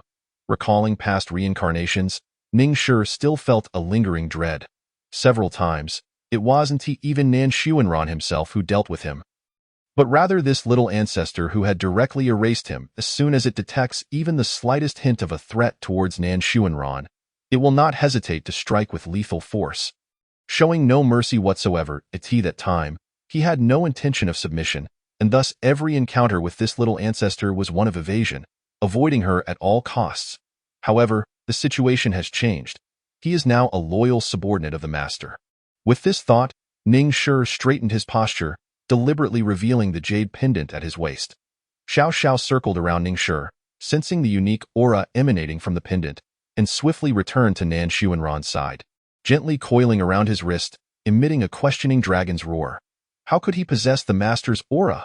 Nan Xuanran replied nonchalantly. It's nothing. Upon hearing this, Xiao Xiao let out a bright call. Losing interest in Ningshi, Nan Xuanran's gaze shifted to the jade pendant, and he inquired softly, From where did you acquire this? Ningshi dared not conceal anything, responding honestly. It was given by Pei Zihong. He said that without it, one could easily be attacked by strangers. Nan Xuanran smiled lightly. He indeed had given Pei Zihong several jade pendants for emergencies. Had Ningshi been without this pendant, he would likely have faced severe punishment from Xiao Xiao. If Ningshi knew what was in his master's mind at that moment, he would surely scream internally. No, it would undoubtedly take my life directly. Ningshi watched as Xiao Xiao cozied up to Nan Xuanran, unable to suppress a twitch at the corner of his mouth. He silently wondered, is this ancestor really the one he knows? Just then, a faint yet distinct sound of a door creaking open echoed through the room. Ningshi instantly regained his seriousness, swiftly and silently positioning himself in front of Nan Xuanran, exuding an intimidating presence. Jin Jinyu gently pushed the door open and immediately spotted Ningshi. Clad in a fearsome mask and surrounded by dense black mist, he stood out dramatically in the room. She stepped forward, her beautiful eyes flashing with surprise, her ruby lips parting to say, You actually found it before I did. Are you quite familiar with Arant's aura? Jin Jinyu raised an eyebrow, her gaze fixed on Ningshi as if trying to see through him. Chapter 81. Why is it only you? Ningshi internally lamented, thinking. Of course, try being killed by the master thousands of times, and you would remember it even better than I do, however, on the surface. Ningshi maintained an expression of calm, merely nodding slightly without further words. Jin Jinyu turned slightly, glancing at Nan Xuanran, teasingly remarking, It seems our esteemed divine son has acquired a subordinate with a similar temperament. Nan Xuanran's gaze fell upon Ningshi, who silently gestured for him not to expose him. Master, please don't reveal me. I have only just managed to maintain this persona. A faint smile played on Nan Xuanran's lips. Yet he remained silent. Just as Jin Jinyu was about to speak, Pei Zimo's voice rang out from afar. I'm here, master. He rushed in with great fervor, not even glancing at the scene around him, confidently proclaiming, I must be second. When he finally raised his head, panting heavily and took in the situation in the room, he froze in place, his eyes widening in disbelief. Ningshi, what are you doing here? Noticing his expression, Jin Jinyu could not help but cover her mouth and laugh, her laughter ringing like silver bells. He is actually the first. Hearing this, Pei Zimo rushed over, gripping Ningshi tightly, shaking him wildly as he shouted, Why didn't you call us? Ningshi was taken aback by this sudden outburst, silently stepping back a pace. Pei Zihong, witnessing the scene, reached out to pull Pei Zimo away. Pei Zimo paused for a second, then quickly regained his usual cheerfulness, comforting himself. It's fine. Being among the top 3 is good enough. At that moment, a thunderous dragon's roar erupted as Xiao Xiao, who had been coiled around Nan Xuanran's wrist, could no longer contain its impatience. He looked at the increasing number of people in the room, its body enlarging slightly, and without hesitation, it swung its tail, creating a fierce gust of wind aimed at Pei Zimo and the others. Frustrated, it thought, how annoying! Such a rare opportunity for a private moment with the master, yet I cannot kill them. How vexing! The more it thought, the angrier it became, and it swung its tail again, striking fiercely. Ningshi watched Xiao Zhao's straightforward and brutish method of attack, utterly dumbfounded, inwardly muttering. This ancestor is truly gentle towards her own. Not even using any spells, Jin Jinyu, seeing Xiao Xiao suddenly appear, widened her beautiful eyes in surprise, exclaiming, "Why is it here too?" Pei Zimo scrambled to shield himself from Xiao Zhao's attack, repeatedly protesting, "Hey? What did I do?" Qiu Lingxian arrived late. As soon as he stepped through the door, he heard the commotion inside and asked in confusion, "What is going on?" Pei Zimo spotted him and without a second thought, pulled him over just as Xiao Zhao's attack landed squarely on Qiu Lingxian. Caught off guard, Qiu Lingxian was hit, instantly fuming. "What the hell? Pei Zimo?" Nen Xuanran spoke in a calm tone. "Xiao Xiao." His voice was not loud, yet it carried an invisible pressure. Xiao Zhao's movements halted abruptly, and it quickly returned to Nan Xuanran's side, obediently letting out a soft chirp in response. Seeing Xiao Xiao stop, Pei Zimo finally breathed a sigh of relief and patted Qiu Lingxuan's shoulder in consolation. Qiu Lingxian shot him an angry glare, then strode over to Nan Xuanran, deliberately revealing his reddened arm. His eyes full of implication, Nan Xuanran looked at him, but before he could speak, Pei Zimo quickly interjected. "Don't even think about tricking the master into giving you pills. Your injury will heal in 2 seconds. Do you even need pills?"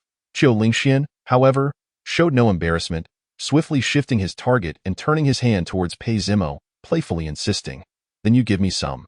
Pei Zimo rolled his eyes, exasperated. "Are you, a scion of a noble family, really in need of such pills?" At that moment, Pei Zihong stepped forward, handing him a vial of pills. Qiu Lingxian triumphantly patted Pei Zimo on the shoulder, chuckling. "Your brother is the sensible one." Pei Zihong remarked, "Brother, since it was to shield you, giving him a few pills is no trouble. We are not lacking." Pei Zimo still refused to concede, muttering, "He doesn't lack them either." Seizing the opportunity, Qiu Lingxian interjected, "Why not take them if they're offered?" While the group was engaged in conversation, Nan Xuanran curled his fingers and gently flicked Xiao Zhao's head. Xiao Xiao let out a pitiful cry, instantly shrinking down and retreating into Nan Xuanran's clothing, revealing only its small head.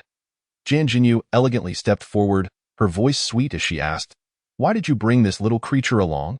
With that, she extended her jade-like hand, playfully teasing Xiao Xiao. Xiao Xiao opened its mouth, feigning a bite.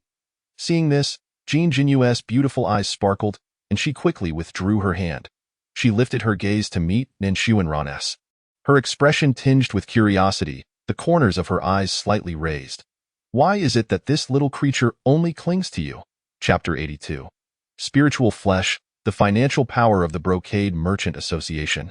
Spiritual Treasure Master Ling Xian. Nan Xuanran slowly extended his hand, covering Xiao Zhao's head and gently rubbing it.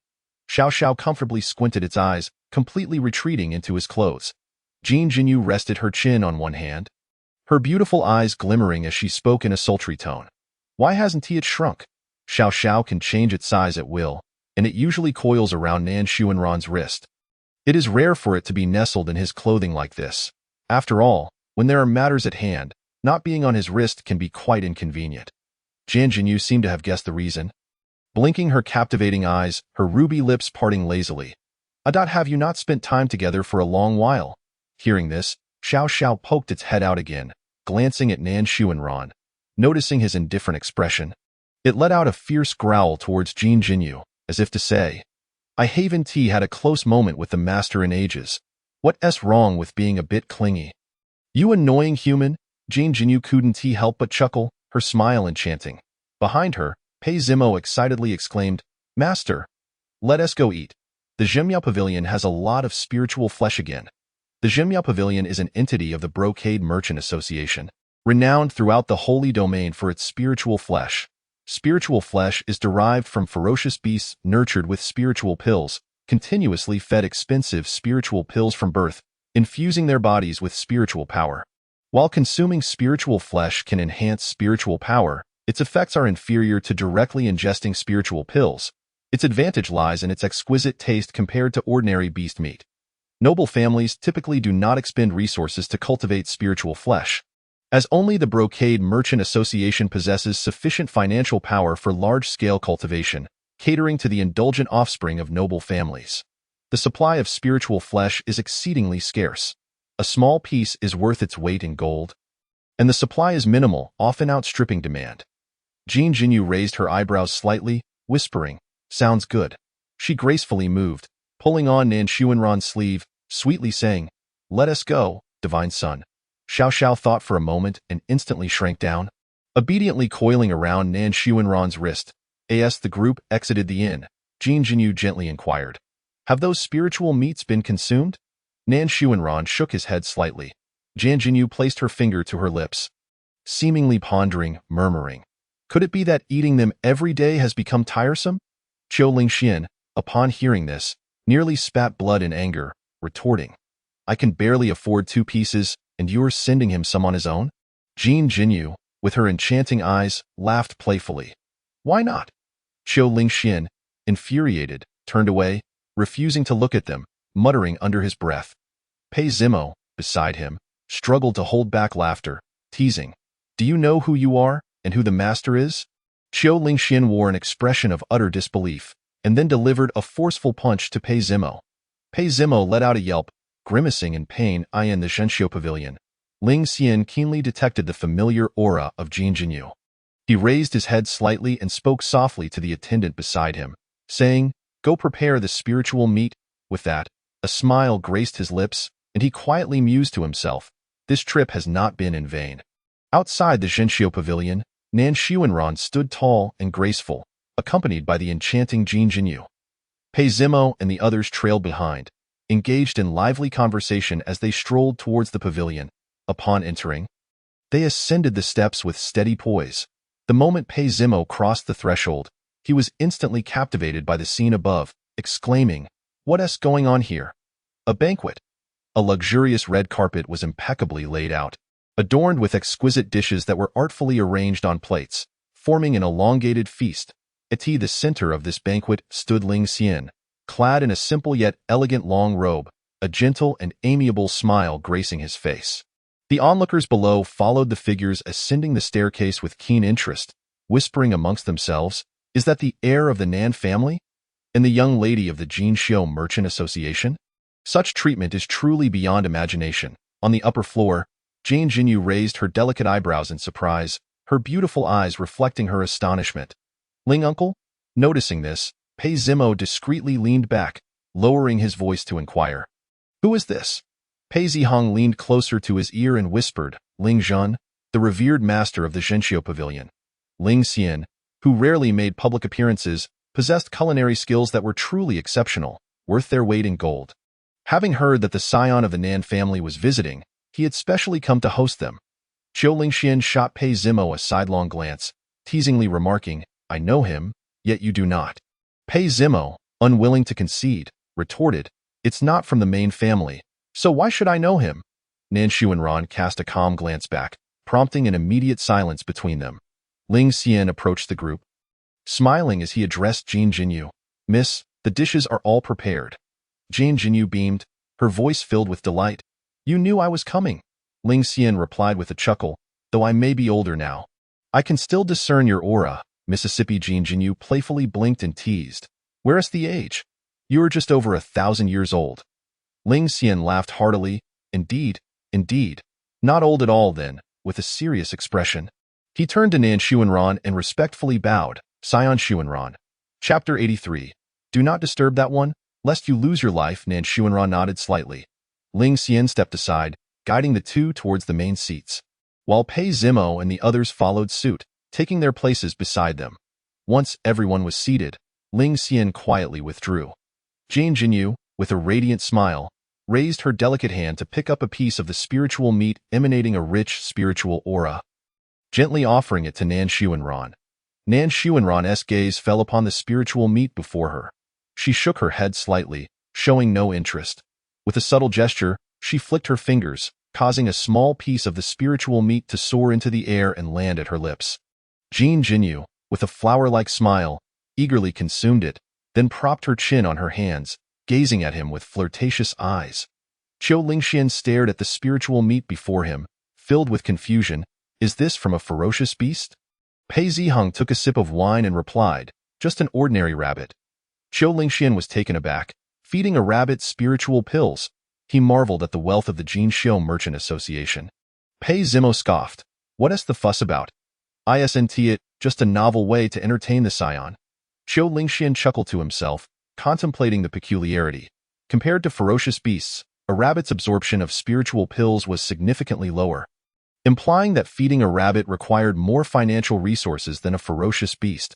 With that thought, he eagerly began to devour the spiritual meat before him, realizing this opportunity might not come again. Pei Zimo's expression shifted, and he exclaimed, Hey, don't eat so much. I want to have anything left. Qiu Lingxian, momentarily distracted, gestured towards a table across from him. Isn't there's still some over there? Pei Zimo grimaced. I'm not going over there. It would make it seem as though I haven't eaten in centuries. With that, he too began to voraciously devour the spiritual meat before him. Pei Ziheng and Ning Shi exchanged glances, shaking their heads in resignation, and quietly moved to the opposite side. Downstairs, Gao Yanxi's beautiful eyes darted about as she turned to Pei Xian beside her, saying sweetly, Pei Shixiang, I heard that the Zhenxiu Pavilion has spiritual meat again. Upon hearing this, Pei Xian stiffened, his voice slightly hoarse. Is that so? Others chimed in, Yes, Pei Shixiang. Gao Yanxi gently shook his arm, playfully saying, Pei Shixiang, Yenner also wants to eat. Pei Xian's face showed hesitation as he calculated silently in his heart how he could afford such delicacies. But seeing the eager look in Gao Yanxi's eyes, he reluctantly stood up. One of the attendants noticed and quickly approached, respectfully asking, Do you require assistance?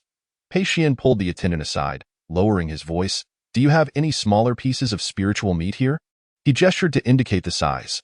The attendant shook his head decisively after assessing Pei Xian's gesture. Pei Xian turned to look back at Gao Yanxi and the others, noticing their eyes were fixed on him. He pressed on, None at all. He had acquired a fair amount of spiritual stones by trading useless artifacts and pills during his venture into the secret realm, but even so, it was insufficient to buy a whole piece of spiritual meat. The attendant, unable to tolerate Pei Xian's persistence, rolled his eyes and stated bluntly, All the spiritual meat is sold out. Pei Xian was taken aback, exclaiming, What? Sold out? The attendant replied, All the spiritual meat has been sent upstairs. Seeing Pei Xian still lingering, Gao Yanxi and the others approached to check on him, just in time to overhear the conversation. Gao Yanxi's eyes widened in disbelief as she exclaimed, All of it? She then turned to the attendant with a forced smile that lacked sincerity, asking, May I inquire which young master or lady is upstairs? The attendant, noticing her flower-like beauty, softened his tone slightly. It's the young lady and that one from the Nan family. Gao Yanxi's voice changed pitch. That one from the Nan family. She trembled with excitement, thinking if she could align herself with him, there would be no need to curry favor with Pei Xian anymore. Observing her demeanor, the attendant kindly warned, Do not disturb that one, lest you lose your life. At that moment, Gao Yanxi's thoughts were consumed by Nan Xuanran, and she absent-mindedly nodded, disregarding the attendant's warning. The attendant sighed in resignation as he turned to leave. Pei Xian grasped Gao Yanxi's shoulder, softly calling, Yenner. Gao Yanxi snapped back to reality, gripping Pei Xian's shoulders tightly, her eyes glistening with unshed tears as she pouted. Pei Shixiang, but I really want to eat. Pei Xian wore a troubled expression and helplessly replied, There's nothing I can do. Yenner, it's all gone. Should we resort to stealing? Gao Yanxi insisted eagerly. Let us go find that one. He might give us a little. Another female disciple chimed in, Yes, I've never seen that one before. The male disciples displayed hesitation, one of them stating, Didn't you hear what the attendant said? Why provoke that one? What if trouble arises? Chapter 84. A peculiar destiny, temptation. Gao Yanxi's face contorted into a look of disdain upon hearing this, and she coldly huffed, If you don't want to go, then just stay behind. With that, she seized the hands of several female disciples, her lips curling into a smile. Let us go up and take a look. Seeing this, Pei Xian hurriedly followed suit, while the male disciples exchanged glances, ultimately resigning themselves to follow along. Suddenly, a dull thud echoed through the air as someone fell to the ground. Pei Zimo and the others paused, rising to investigate. Outside, Gao Yanxi looked panic-stricken at the fallen attendant. glaring at Pei Xian, whispering, "What have you done? You knocked him out. Quickly hide him." Pei Xian defended himself. He attacked first. The male disciple at the back was speechless, thinking to himself, "You barged in without permission. How could he not stop you?" He silently retreated, deciding it was best not to get involved, sensing danger looming. Just then, Gao Yinshi, startled by the sudden appearance of Pei Zimo and the others, gasped in horror. Pei Zihong, noticing the attendant who hadn't been hidden in time, frowned and asked, "What is going on?" Gao Yinxi's expression flickered with innocence before she quickly adopted a pitiful demeanor, performing a delicate curtsy. "We are disciples from Liuha Academy." Pei Zimo, visibly annoyed, retorted, "Who asked who you are?" Gao Yinxi's smile faltered instantly, but she quickly restored her doe-eyed look. Pei Zihong pressed on, "What are you doing here?" Gao Yinxi bit her lip, tears glistening in her eyes as she spoke.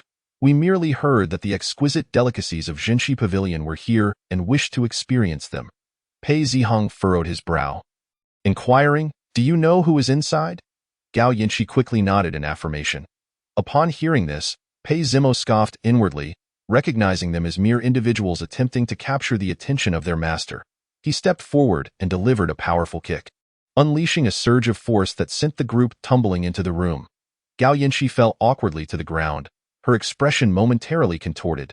Yet when she lifted her gaze and met Nan Xuanran's eyes, she swiftly composed herself, feigning fragility as she struck a pose.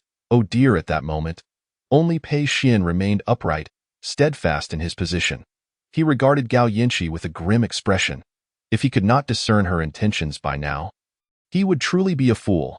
Detected. The Chosen One Pei Xian, senior brother of Liuha Academy, initial stage of the Holy Master Realm, intimate relationship. Gao Yinshi of Liuha Academy, destiny value, 2,456 2,456 points. Detected. The Chosen One Gao Yinshi, disciple of Liuha Academy, peak of the Great Capable Realm, destiny value, 1,986 1986 points. Intimate relationship. Pei Xian of Liuha Academy, current favorability of the Chosen One, 65 points. Upon noticing the prompt, Nan Xuanran slowly lifted his previously downcast gaze, fixing his attention on the individuals who had been kicked inside. Gao Yinshi, sensing his scrutiny, quickly adjusted her facial expression, adopting a pitiful demeanor. Jian Jinyu followed Nan Xuanran's line of sight and, upon witnessing Gao Yinshi's affected antics, could not suppress a chuckle, the sound of laughter. Gao Yinshi's expression momentarily twisted, almost losing her facade of vulnerability, but she quickly regained her composure, continuing to feign delicacy. She gazed intently at Nan Xuanran, her eyes shimmering as if trying to entice him with their allure. Pei Zimo watched her pretentious display with confusion, muttering softly, "What is she doing? Is she itchy?" Qiu Lingxian could no longer contain himself and burst into laughter. "She is trying to seduce your master." Pei Zimo's mouth fell agape. Huh? Gao Yinshi waited on the ground for what felt like an eternity. Yet no one offered to assist her in rising. Even Pei Xian merely stood by, silently observing, showing no inclination to help die in despair. She had no choice but to awkwardly get to her feet. Upon seeing her rise, Jian Jinyu's smile abruptly vanished, her delicate form leaning languidly against Nan Xuanran. A formidable pressure descended upon Gao Yinshi and her companions. Still unsteady from just having stood, Gao Yinshi was instantly knocked back to the ground by the overwhelming force. Landing in a disheveled heap, Jian Jinyu raised her delicate hand, resembling jade, and nonchalantly inquired, "Now, tell me, what brings you here?" Noticing Pei Xian still standing resolutely, she felt a spark of intrigue, despite her own restraint. She was confident that a Holy Master Realm individual would not easily withstand her pressure, indicating he must possess some artifact that could resist it. With this thought, she straightened herself, her slender fingers pressing down suddenly, producing a sharp sound as if something had shattered. Subsequently, Pei Xian could no longer maintain his stance and collapsed to the ground. He strained to raise his eyes, shooting a venomous glare at Nan Xuanran, who merely met his gaze with indifference. The system immediately registered his thoughts. "He believes you have stolen his woman." Nan Xuanran was utterly speechless. He lightly tapped his fingers on the table, and Pei Xian's skin instantly cracked like spider silk, blood oozing forth before he promptly fainted. Chapter 85. Slaying the Chosen One. Aspiring to become the young mistress of the Nan family, Jin Jinyu observed Pei Xian's pitiful state with cold eyes. A slight smile playing on her lips, her laughter tinged with a hint of frost. A glint of ruthlessness flashed in her beautiful eyes as she contemplated that, based on Pei Xian's earlier disrespectful glance. Even if Nan Xuanran did not intervene, she would never let him off lightly. Gao Yinchi stared in horror at the unconscious Pei Xian, trembling uncontrollably, her heart racing with fear that she might be the next victim. The disciples behind her had all succumbed to the overwhelming pressure, leaving her the sole one still conscious. Remembering the prior warnings from her attendants, she was filled with regret. It was true. There was indeed a risk to her life. All present held distinguished statuses. Even if they all perished here, the Academy likely would not seek retribution on their behalf. With that thought in mind, she quavered, "We did not mean to intrude. We shall leave now." Jin Jinyu moved gracefully, gliding through the air, her skirt billowing with the breeze, leaving a trail of intoxicating fragrance. Gao Yinchi blinked, and suddenly, Jin Jinyu had appeared right before her. Instinctively, Gao Yinchi wished to retreat. But the immense pressure pinned her in place, rendering her incapable of movement. Jin Jinyu leaned slightly, her cascading hair brushing against Gao Yinchi's cheek. With a gentle lift of her hand, she grasped Gao Yinchi's chin, compelling her to look up as she scrutinized her features closely. Under her gaze, Gao Yinchi found herself momentarily entranced, struck by the breathtaking beauty before her. After a moment, Jin Jinyu let out a soft laugh. Gao Yinchi snapped back to reality, recognizing the mockery in that laughter, her face flushing crimson. Gazing at the stunning visage so near, jealousy welled up within her. Indeed, Jin Jinyu was a rare beauty. Although Gao Yinchi had once been the object of admiration, she now felt vastly inferior in comparison. As Jin Jinyu released her pressure, Gao Yinchi felt a wave of relief wash over her. Exhaling deeply as her limbs grew weak, "You did not mean to intrude?" Gao Yinchi was taken aback, realizing she was being questioned about her earlier response, and quickly nodded, Yes. Qiu Lingxian scoffed, "Do you truly think we are fools, who cannot see through her intentions?" Jin Jinyu's brows knitted slightly, her luscious red lips parting to release a cloud of pink mist, which swirled around Gao Yinchi. Alarm flashed in Gao Yinchi's eyes as her pupils rapidly became saturated with pink, her gaze turning entranced, fixated on Jin Jinyu as if her very soul had been ensnared.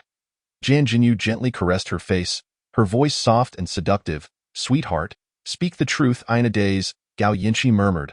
"I wish to climb the ranks of the Nan family." Qiu Lingxian turned to Pei Zimo, a triumphant smile gracing his lips. "See? I was right, wasn't I?" Pei Zimo fell silent, pondering how he had failed to notice this. Jin Jinyu chuckled lightly before asking, "And what then?" Gao Yinchi responded as if in a dream, to become the young mistress of the Nan family, enjoying wealth and glory. Upon hearing this, Jin Jinyu straightened, casting a teasing glance at Nan Xuanran. "Aran. She wishes to be your wife." Nan Xuanran merely replied coolly, "Kill her." Jin Jinyu laughed brightly, "Very well." She leaned closer to Gao Yinchi, whispering softly in her ear, then, with a flip of her hand, she presented Gao Yinchi with a dagger. Complying obediently, Gao Yinchi responded, "Yes." Without hesitation, she seized the dagger and viciously slashed it across her neck, the wound deep enough to reveal bone. In that instant, as she acted, Jin Jinyu waved her hand, and the pink mist vanished without a trace. Gao Yinchi's pupils regained clarity, yet it was too late. She trembled as she clutched her neck, blood gushing forth and staining the ground. Desperately, she reached out to grasp the hem of Jin Jinyu's garment. But Jin Jinyu gracefully stepped back, evading her grasp. Her eyes filled with despair as her life ebbed away, drop by drop. In the final moments of her life, she laboriously turned her gaze toward Nan Xuanran. Her eyes devoid of the earlier greed and delusions, replaced solely by profound regret.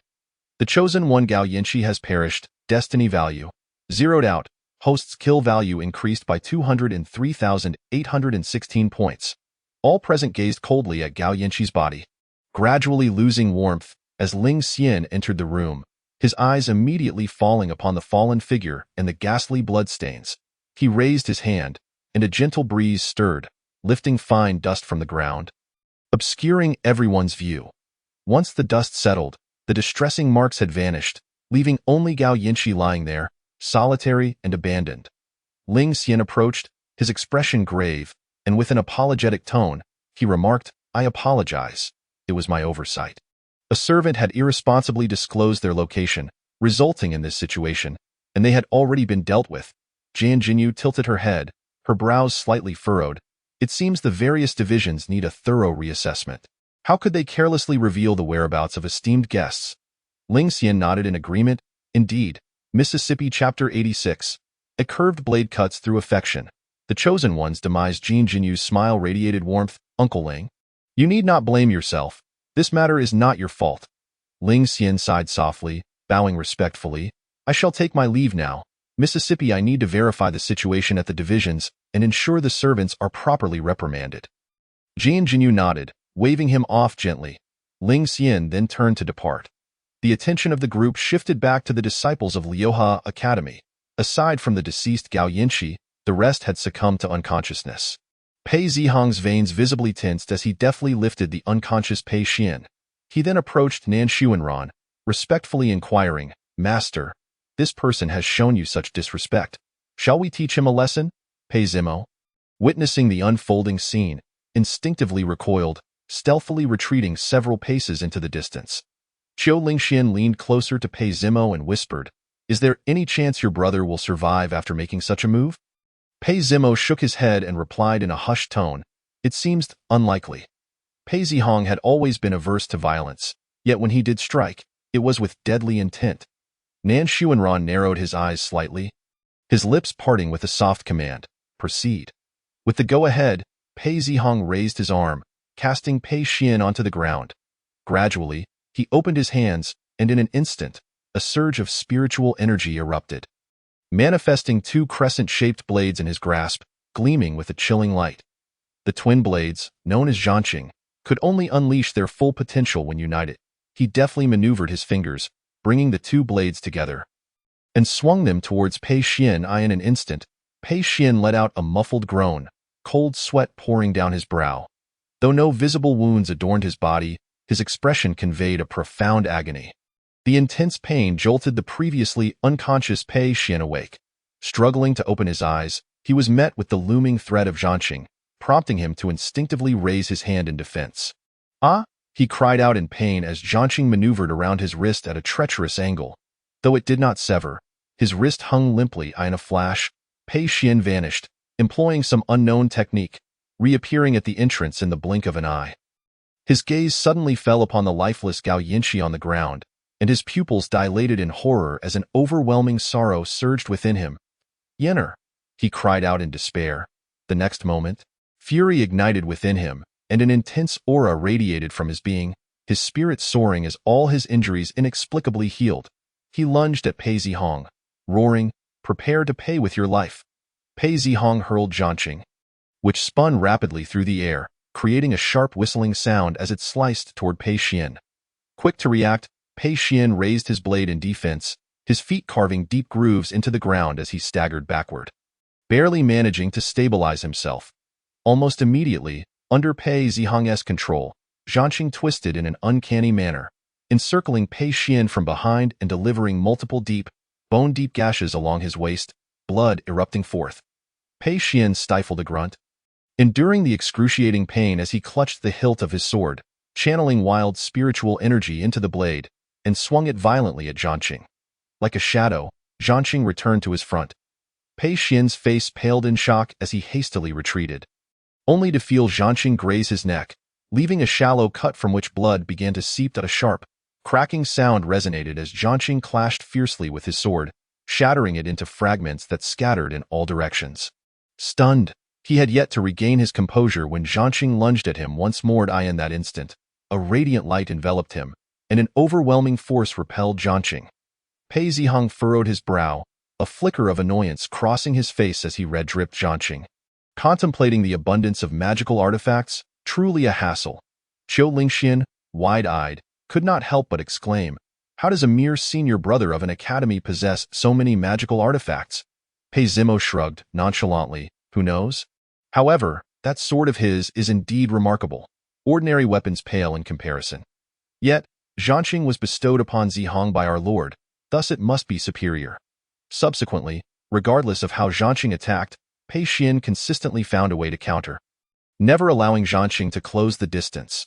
Nan Xuanran glanced sideways, observing Pei Zihong's failure to break the stalemate, and softly uttered, "Zihong." Upon hearing Nan Xuanran's voice, Pei Zihong immediately ceased his onslaught, turning to acknowledge him with a nod, "My lord." Nan Xuanran moved with the grace of a gentle breeze, appearing before Pei Xian in the blink of an eye. His gaze swept over Pei Xian's defenses, and with a casual gesture, he unleashed an unstoppable force that sent Pei Xian hurtling through the air. He crashed heavily to the ground, convulsing, before spewing forth a pool of blood. Staring incredulously at Nan Xuanran, his lips trembled as he murmured, "How is this possible?" With a flick of his fingertip, Nan Xuanran tore through the fabric of space, a blood-red mark appearing on Pei Xian's face, striking and alarming. Almost immediately, he pressed down with his palm, cleaving Pei Xian's head in two, crimson liquid erupting forth. Chapter 87. The Unfettered Power of Words. The Yinyi clan. Destined child Pei Xian has perished. Destiny value reset to 0. Host's kill value increased by 227,561 points. Pei Zimo, witnessing Pei Xian's swift demise at the hands of Nan Xuanran, was filled with awe, exclaiming, "My lord is truly formidable."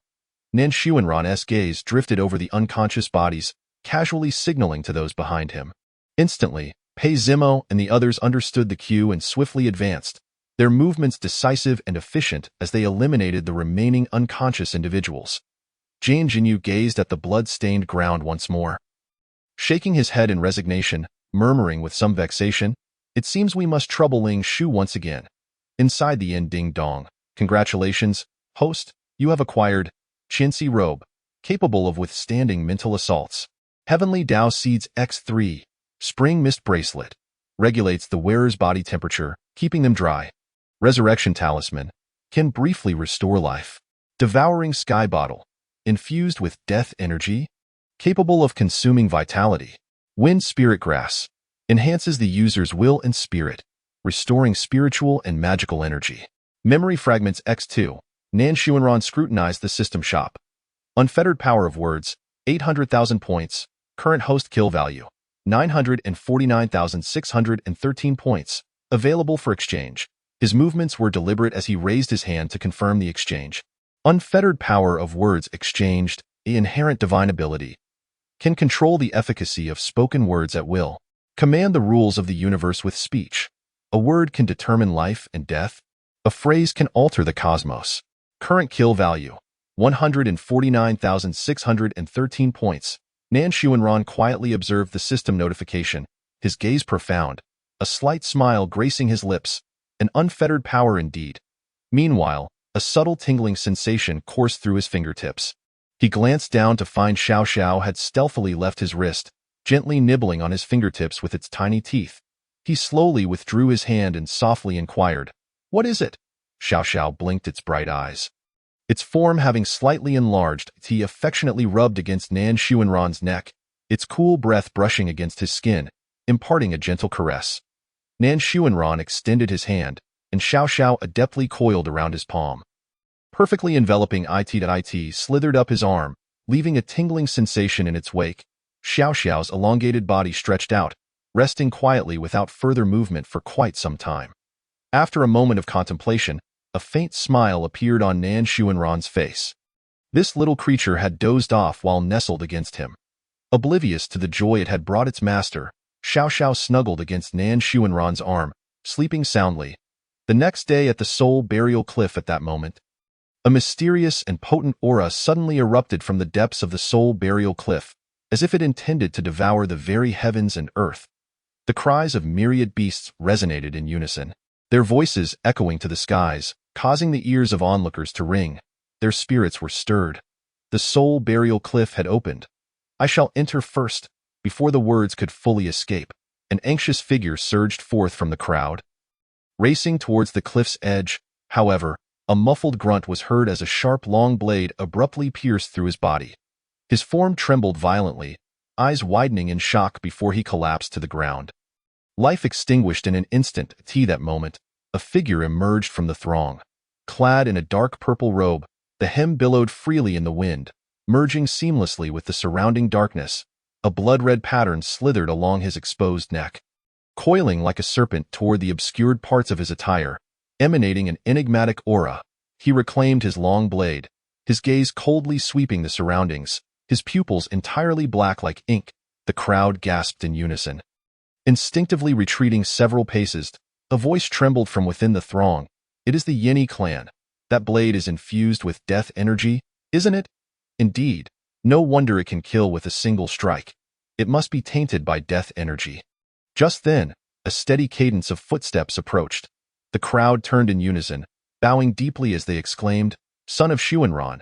Nan Xuanran and his companions strode forward, Pei Zihang's gaze fixated on the purple-robed figure at the forefront. Brow slightly furrowed as he pondered, the Yeni clan? The purple-robed man hastened forward, respectfully bowing, "Son of Xuanran, I am Yin Sha." Nan Xuanran's expression remained indifferent as he gave a slight nod. Yin Sha continued, "My sister wishes to meet you." At these words, Nan Xuanran raised an eyebrow, a flicker of curiosity crossing his features. His sister? The Yeni clan had long remained reclusive, and the populace recognized their kin solely by their distinctive attire. Nan Xuanran scrutinized Yin Sha, his gaze ultimately lingering on the tattoos adorning his skin. The Yeni clan was known for its strict adherence to rules. Apart from those of notable status, the rest of the clan members bore only the ink of the spirits they worshipped. Chapter 88. When the time is ripe, we shall meet again. Ling Sui noticed an ominous spider on Yin Sha's body. Judging by this person's cultivation level, he must undoubtedly be a figure of great prominence in this generation. Among the Yeni clan of this era, apart from the resplendent saint Witch Yin Hua, there is only her nameless brother, whose name remains a mystery. Nan Xuanran smiled faintly, the curve of his lips perfectly poised. As he slowly remarked, "I too look forward to meeting this generation's resplendent saint." Which, upon hearing this, Yin Sha's face flickered with surprise. Evidently, he did not anticipate that Nan Xuanran could so easily decipher his identity. He praised, "You are indeed as formidable as the rumors suggest." And no sooner had the words left his lips than a black mist began to rise from beneath him, enveloping his form entirely. His pitch-black pupils shimmered in the fog, gradually fading into darkness. Only his voice lingered in the air, echoing softly. "My sister bids me convey to you, when the time is ripe, we shall meet again." Pei Zimo furrowed his brow, knitting his eyebrows together, muttering softly, "What? He is leaving just like that?" Qiu Lingxian crossed his arms and shook his head, saying, "Do those adept in witchcraft always speak in such riddles? Leaving behind cryptic words before departing? The Yeni clan has always been proficient in witchcraft, with each generation's resplendent saint which being a paragon of this art. The current resplendent saint which is the strongest in history. Although she has yet to emerge, the talented scions of every family are well aware of her existence. Given that witchcraft is inherently enigmatic and difficult to counter, combined with her being virtually invincible within the same realm, she undoubtedly poses a formidable challenge to the elite of every clan." Upon hearing this, Nan Xuanran pondered briefly, then with a swift movement, descended to the bottom of the cliff, followed closely by the others. At the base of the Soul Burial Cliff, as soon as Qiu Lingxian landed, he exclaimed, "What on earth?" The group's attention immediately focused on his feet, where a dark red bud had been crushed, oozing a thick, blood-like liquid that exuded an eerie aura. Pei Zimo leaned forward, just as he was about to investigate, when a force suddenly ensnared him tightly. Looking around, he found that apart from Nan Xuanran, who stood unharmed, the others had also been bound. Jian Jinyu gazed at the entangling substance, and a wisp of smoke emanated from her palm. The entity hesitated momentarily, allowing Jian Jinyu to seize the opportunity to sever it. She glanced at the others and discovered that the vine-like tendrils were semi-transparent, revealing blood coursing through them, originating from those very buds. With a playful smile, Jian Jinyu remarked, "This thing is siphoning blood." Pei Zimo and the others effortlessly broke free, their gazes shifting forward, where the entire path was lined with such buds. Pei Zimo brushed off the dust from his attire and declared loudly, "My lord, I shall clear the path." With that, his spiritual power surged explosively, transforming him into a fleeting shadow as he charged into the thicket of buds. Wielding his weapon, he unleashed a series of fierce and unparalleled beams of light, cutting a path through the dense foliage. He then turned back, his eyes bright with anticipation. Nan Xuanran observed him quietly, a smile playing at the corners of his lips as he gently patted Pei Zimo's shoulder. Qiu Lingxian, trailing behind, muttered under his breath, "He turning into a dog." Pei Zimo, with keen ears, caught the remark but paid it no mind, merely casting a glance at him before striding alongside Nan Xuanran. Boldly making his way through the path, Qiu Lingxian stared in astonishment, pondering, "This guy is even angry?" At the end of the path stood a dilapidated palace, where bizarre and sinister flowers climbed the columns. The petals, as crimson as fresh blood, shimmered with an otherworldly glow in the dim light. The ground was carpeted with petals, forming a mountain of striking yet eerie beauty. In the center of the palace stood an ancient willow tree. Surrounded by countless flickering lights, beneath it lay a deep, tranquil pond, where the drooping willow branches lightly brushed the surface, occasionally splashing wisps of mysterious luminescence. Within the pond, something emitted a faint glow. Pei Zimo squinted. Scrutinizing closely, "It appears to be a bottle?" Pei Ziheng nodded. "This should be the Ling Sui, a spirit herb capable of directly enhancing one's cultivation level." Qiu Lingxian surveyed the surroundings. "Is there no guardian beast?" As he spoke, he boldly took several steps closer to the pond, cautiously assessing the situation. In an instant, the once quiet willow branches began to thrash violently, aiming at Qiu Lingxian. He deftly dodged the onslaught of branches with agile movements. Pei Ziheng maintained a calm demeanor, stating coolly, "It seems this willow tree serves as the guardian." With a light tap on the ground, Qiu Lingxian soared gracefully, escaping the encirclement of the willow branches and returning to Nan Xuanran's side. However, the branches were relentless, stretching and lunging at them with ferocity. Chapter 89. With words spoken, the law follows, the spirit herb belongs to us. Pei Zimo grimaced. "Why did we provoke it?" Suddenly, a flash of movement caught everyone's eyes as Xiao Xiao darted down from Nan Xuanran's wrist. Rapidly enlarging before their very eyes, Xiao Xiao opened its mouth wide, unleashing a blast of icy air. The thrashing willow branches, upon contact with this cold force, were instantly frozen into pillars of ice. Following this, Xiao Xiao let out a mighty roar, causing the very space to tremble, shattering the branches into countless fragments that fell to the ground, stirring up a cloud of dust. Yet, astonishingly, those severed branches quickly regrew at an incredible speed. Xiao Xiao was momentarily taken aback. Before it could gather its wits, the branches had fully restored themselves and were lunging at it once more with fierce intent. Frustration welled up within Xiao Xiao. If this continued indefinitely, it would exhaust itself. Its gaze locked onto the base of the willow tree, and it flew towards that direction. The branches sensed the impending danger and swiftly retreated, tightly guarding the roots. Xiao Xiao suddenly expelled a pillar of ice, bursting through the branches with a deafening crash, creating a massive hole. Yet, in the blink of an eye, those branches began to regenerate at an astonishing rate. Pei Zimo, observing the incessantly regrowing branches, furrowed his brow and exclaimed, "This recovery ability is astonishing." He leaped forward, charging ahead, shouting, "I'll lend it a hand." Nan Xuanran swiftly interposed himself before the advancing Pei Zimo. Pei Zimo abruptly halted, a look of confusion plastered on his face. Nan Xuanran spoke with a calm demeanor, slowly uttering two words. Withered tea. Once, the willow tree began to wither rapidly, its branches drooping helplessly, feebly encasing the roots, devoid of any sign of vitality. Pei Zimo's jaw dropped in astonishment, and after a long moment, he managed to stammer out, "No way." Qiu Lingxuan's expression reflected disbelief as he stuttered, "You don't... What is this?" Jian Jinyu's beautiful eyes sparkled, her heart secretly marveling, words spoken manifest as reality. She beamed at Nan Xuanran, her voice soft and charming. "Our Lord truly is unfathomable." Xiao Xiao, with its round eyes fixed on the now withered willow tree, tilted its head slightly and emitted a gentle call towards Nan Xuanran. Subsequently, it swung its tail forcefully, striking the willow tree. With a resounding crash, the tree disintegrated into countless dazzling light particles, scattering in all directions. Xiao Xiao's form flickered as it quickly returned to Nan Xuanran's side, shrinking rapidly and affectionately nuzzling against his face before coiling back around his wrist. Nan Xuanran surveyed the still-dazed companions, his lips parting as he spoke softly, "Let us depart." As his words fell, he lifted his long legs and steadily approached the pond.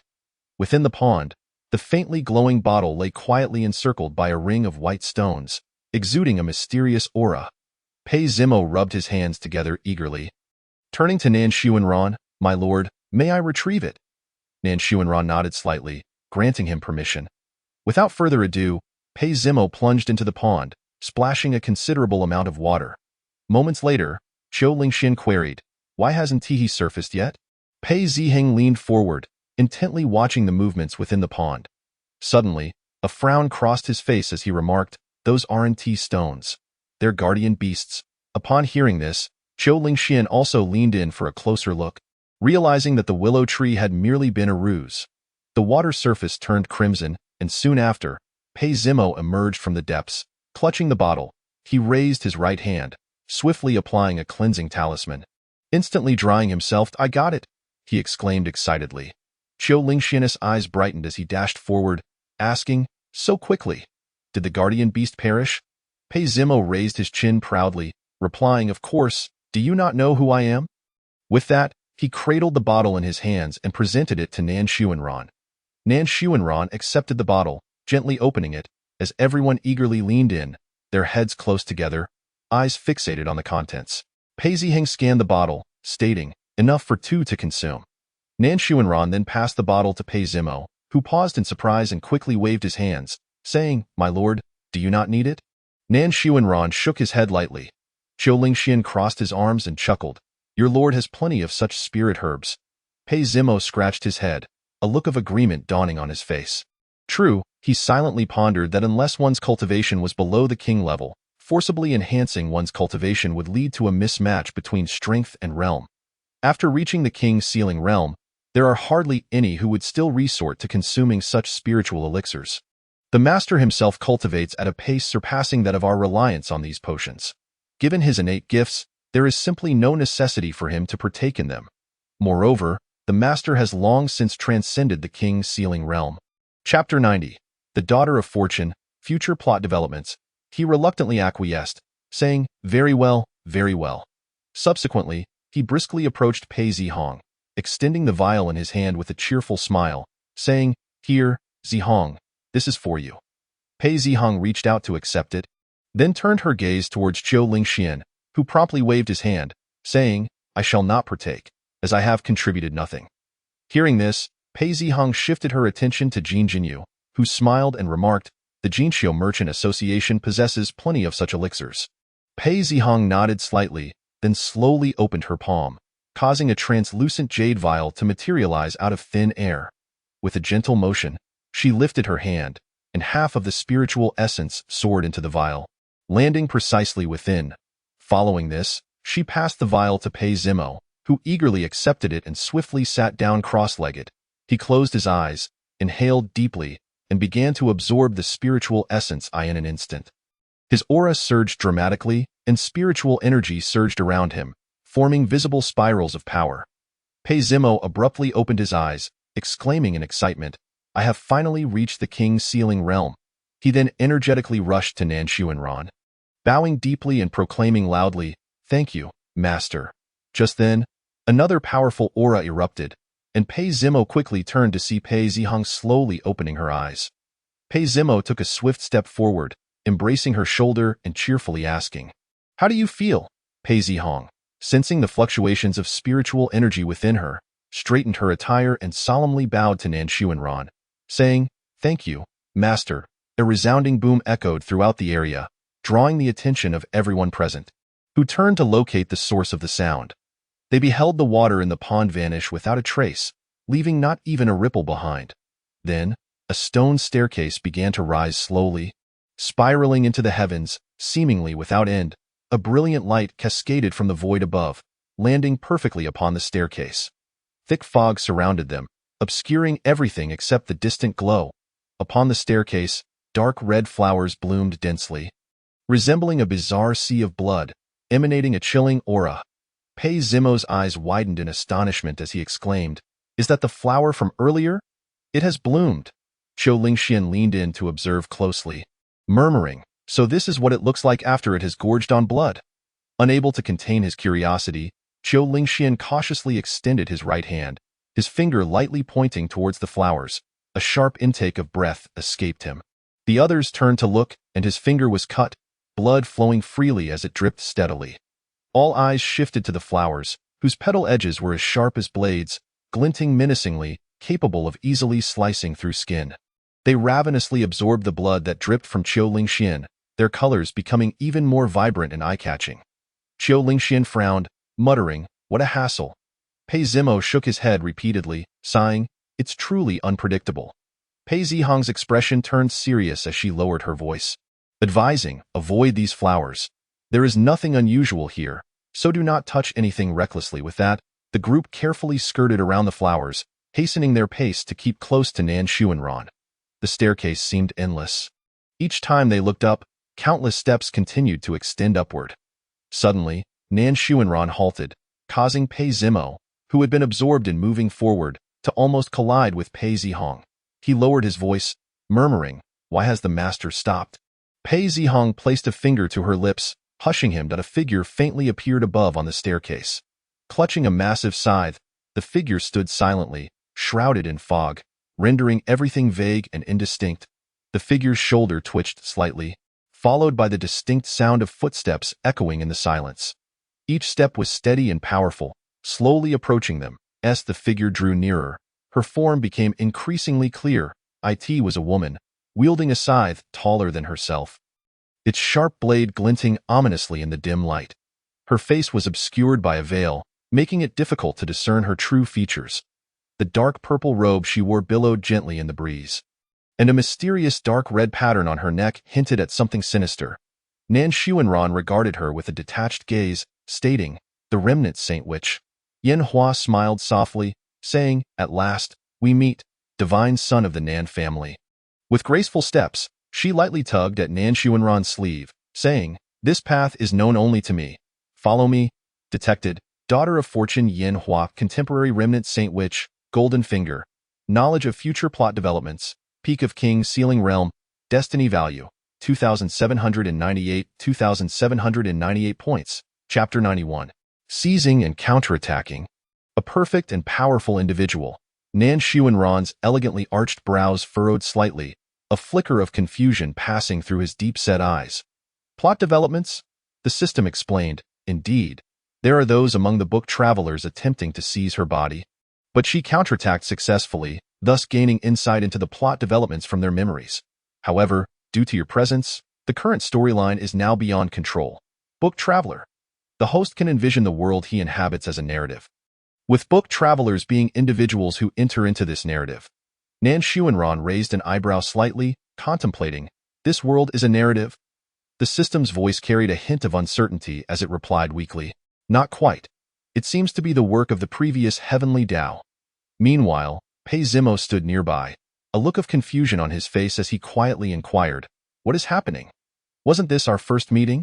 Qiu Lingxian shook his head, responding, "I do not know this person, but I am familiar with your master." Pei Zimo blinked, his expression one of bewilderment as he uttered, "Huh?" Qiu Lingxian gestured animatedly, raising his voice slightly. "Are you not aware of how charming your master is?" Pei Zimo scrunched his nose, frowning. "Then why does she appear so familiar with him?" Qiu Lingxian shrugged, replying, "Perhaps it's just her personality." Pei Zimo nodded pensively. Yen Hua observed Nan Xuanran closely. His silver hair was casually tied back, with a few strands grazing his cheek. He was tall and slender, his dark robe billowing gently in the wind, accentuating his form. Yen Hua inwardly sighed, unable to deny his undeniable allure. Her eyes brimmed with curiosity and contemplation, her brow slightly furrowed. She recalled the narrative's events.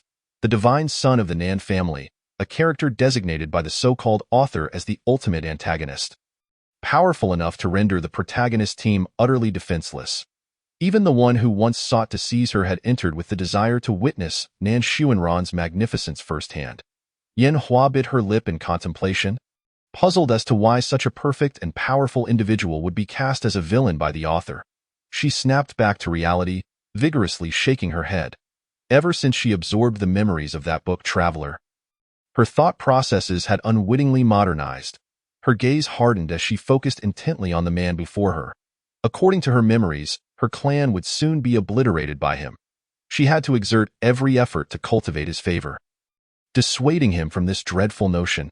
After all, her clan could barely withstand him alone. Should he choose to strike, the entire Nan family would be doomed. and the consequences would be dire. Although the witchcraft was formidable, it held no space for deployment in the face of such overwhelming power. As Nan Xuanran stood by, prompts continued to emerge before him. Daughter of Fortune Yen Hua's favorability decreased by 10 points. Daughter of Fortune Yen Hua's favorability increased by 5 points. He gradually turned his gaze towards her, his eyes laced with inquiry. She appeared lost in thought, completely absorbed in her reverie. Daughter of Fortune Yen Hua's current favorability, 75 points.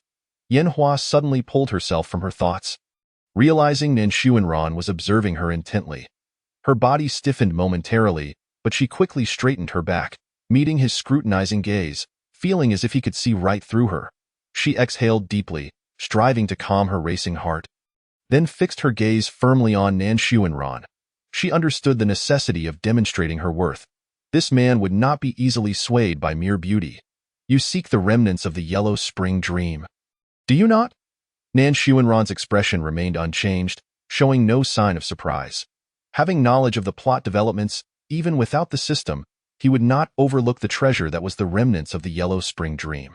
Even if he had no immediate use for it, he would never allow it to fall into another's hands. He nodded slightly. Seeing his response, Yen Hua felt a sense of relief wash over her and continued. The remnants of the Yellow Spring Dream are located in the underworld abyss. She paused briefly, her eyes fixed intently on Nan Xuanran's face, eager to catch even the slightest shift in his expression. However, his countenance remained calm and unperturbed. Yen Hua pondered, could he have known all along? Steadying her thoughts, she raised her delicate, jade-like finger towards the staircase, saying, however, one can enter the depths of the underworld abyss from here. The hidden entrance was discovered by the protagonist of the book, providing her with a splendid opportunity to exploit it. Nan Xuanran nodded slightly. Yen Hua continued, there is a fixed path here, known only to me. Indeed, at this moment, she was the sole bearer of such knowledge, as she had come to realize that the character from the book who acquired the remnants of the Yellow Springs Dream had already perished. She grasped Nan Xuanran's sleeve gently, saying, I will take you inside. Nan Xuanran's expression remained calm as he allowed her to lead him, stepping into the depths together, as their figures vanished into the stone steps. The few individuals trailing behind them were momentarily stunned. Chapter 92. Acquiring the remnants of the Yellow Springs Dream, the fated daughter Su Lin Pei Zimo's eyes widened in disbelief. What is happening? Qiu Lingxian retraced the path the two had just taken, yet found nothing amiss. He scratched his head, muttering softly, why is there no response? Pei Zimo shot him a sidelong glance, scornfully retorting, of course, it is because you remembered incorrectly. Qiu Lingxian shook his head helplessly, letting out a long sigh, let us just wait. In the depths of the underworld ravine from the swirling, distorted space, two figures slowly emerged.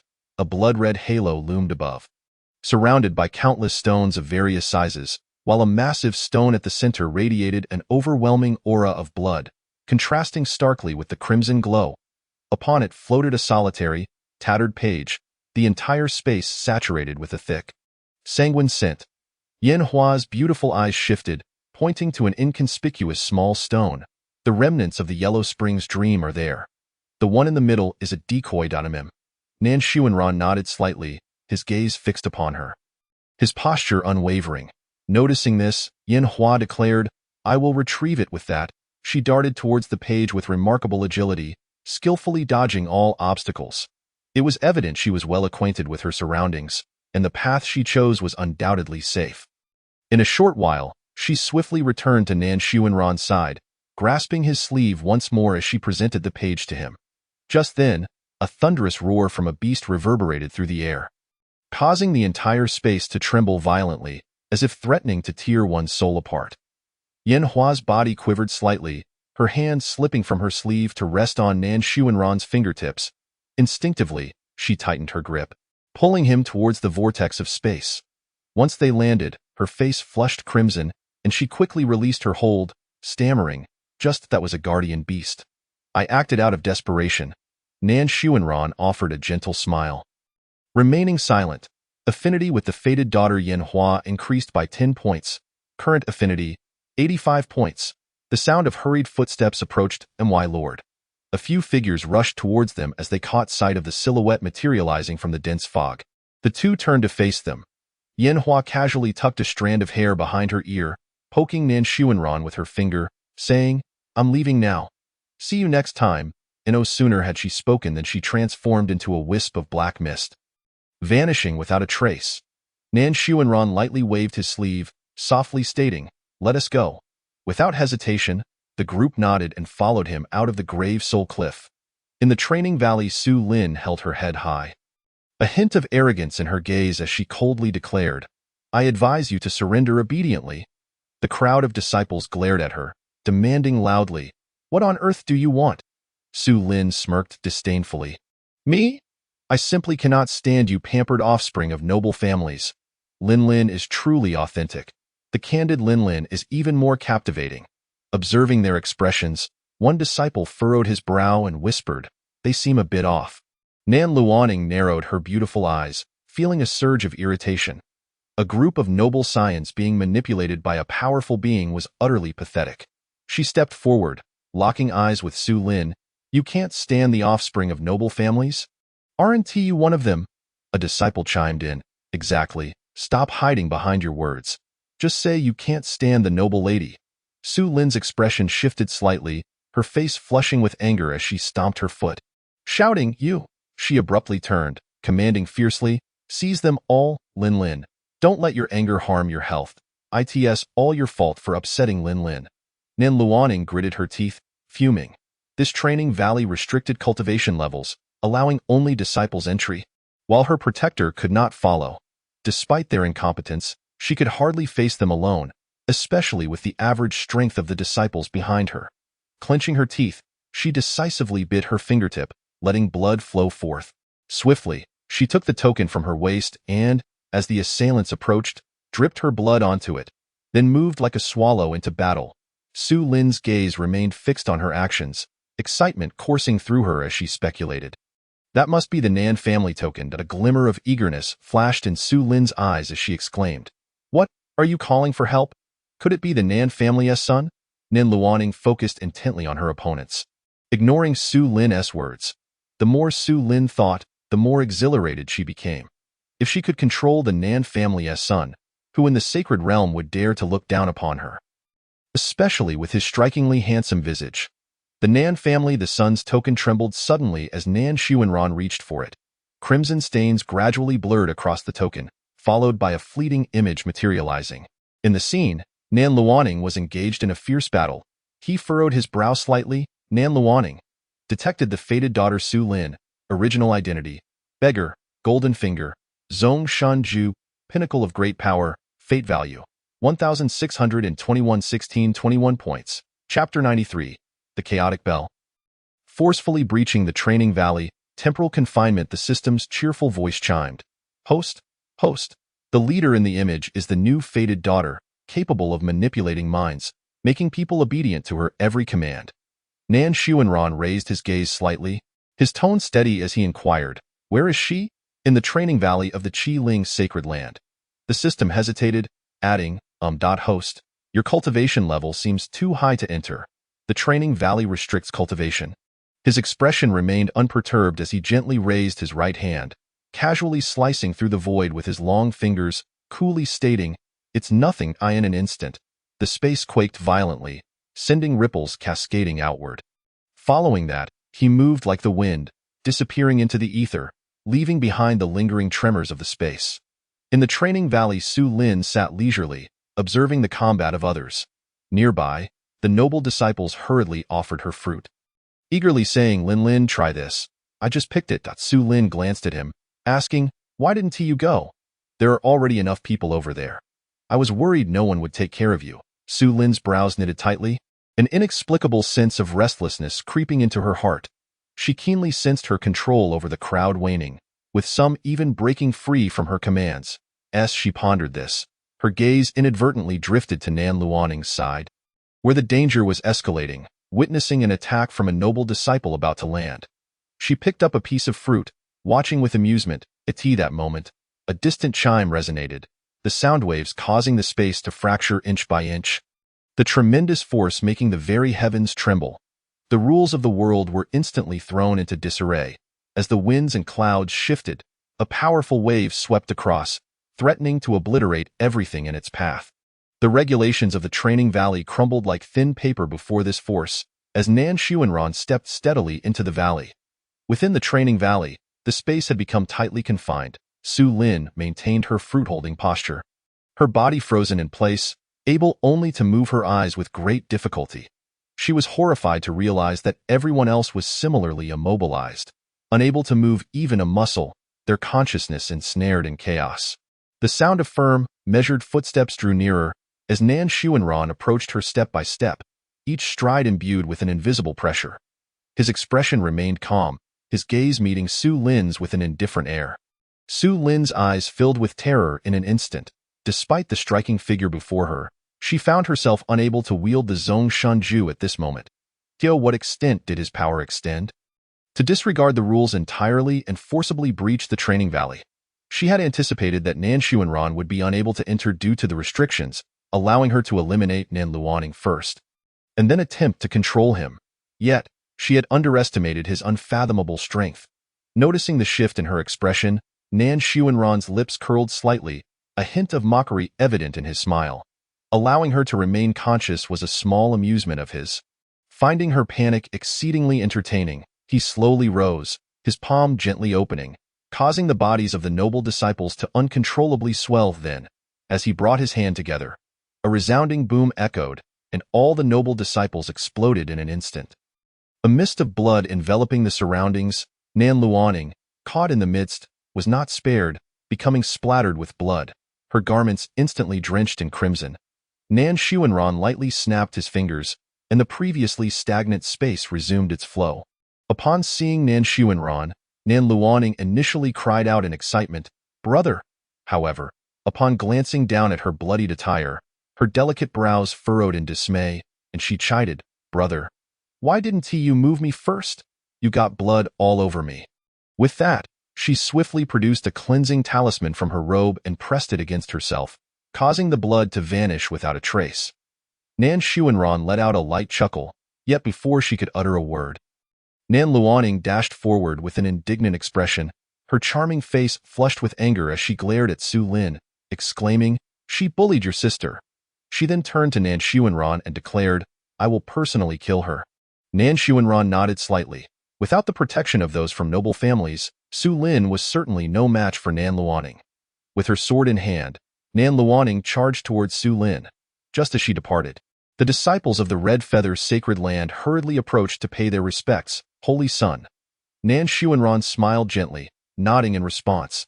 These disciples seldom had the opportunity to see him, and now, witnessing his amiable demeanor, they steeled their courage to engage him in conversation. Suddenly, Nan Luoning returned at a brisk pace, her face red with fury. "Brother!" she huffed as she ran back, pointing at the vacant area where Su Lin had just been and stamping her foot. "She escaped. I can't find her." At that moment, the system's voice chimed in. "She hasn't escaped. She is still within the trial valley." Nan Xuanran waved his hand lightly, and in an instant, it seemed as though space had frozen. Time stood still. The entire valley fell into a profound silence, with only those from the Red Feather Sacred Land able to move freely. He spoke slowly, his voice steady. "She is still in the valley. She cannot escape." Chapter 94.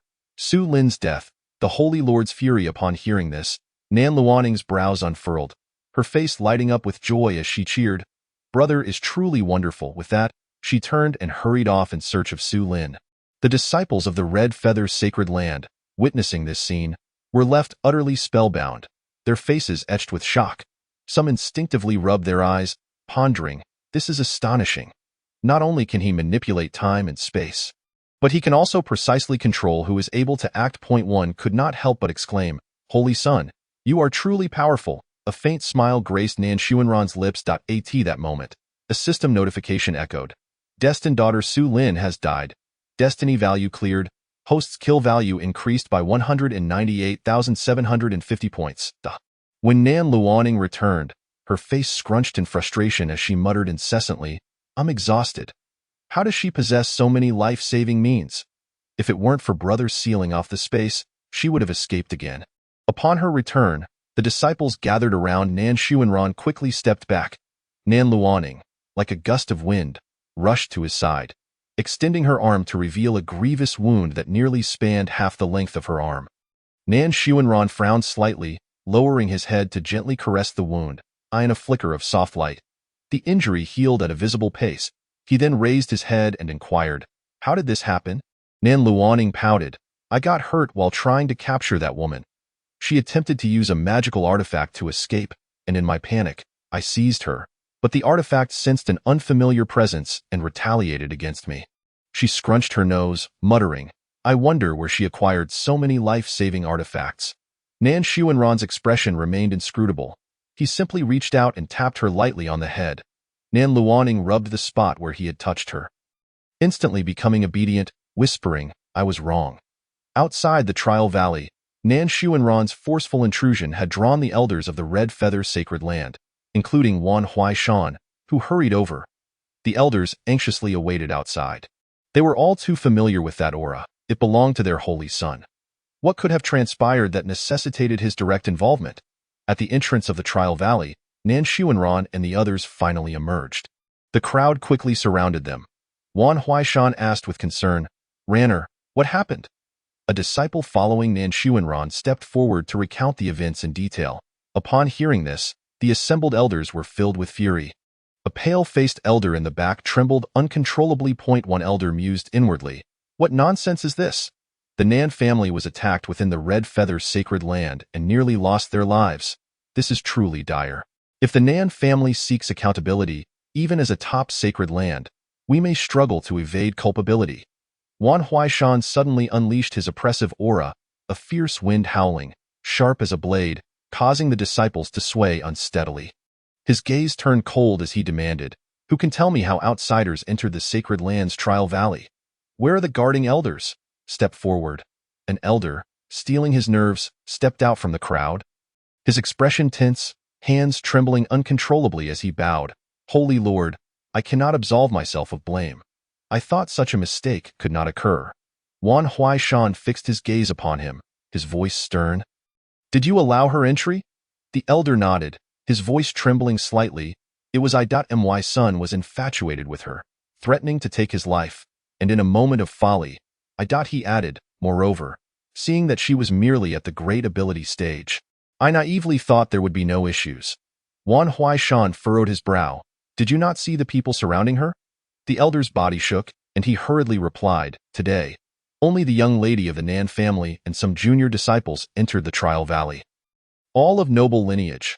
I believed they would not be foolish enough to act against the Nan family." Wan Huaishan snorted coldly.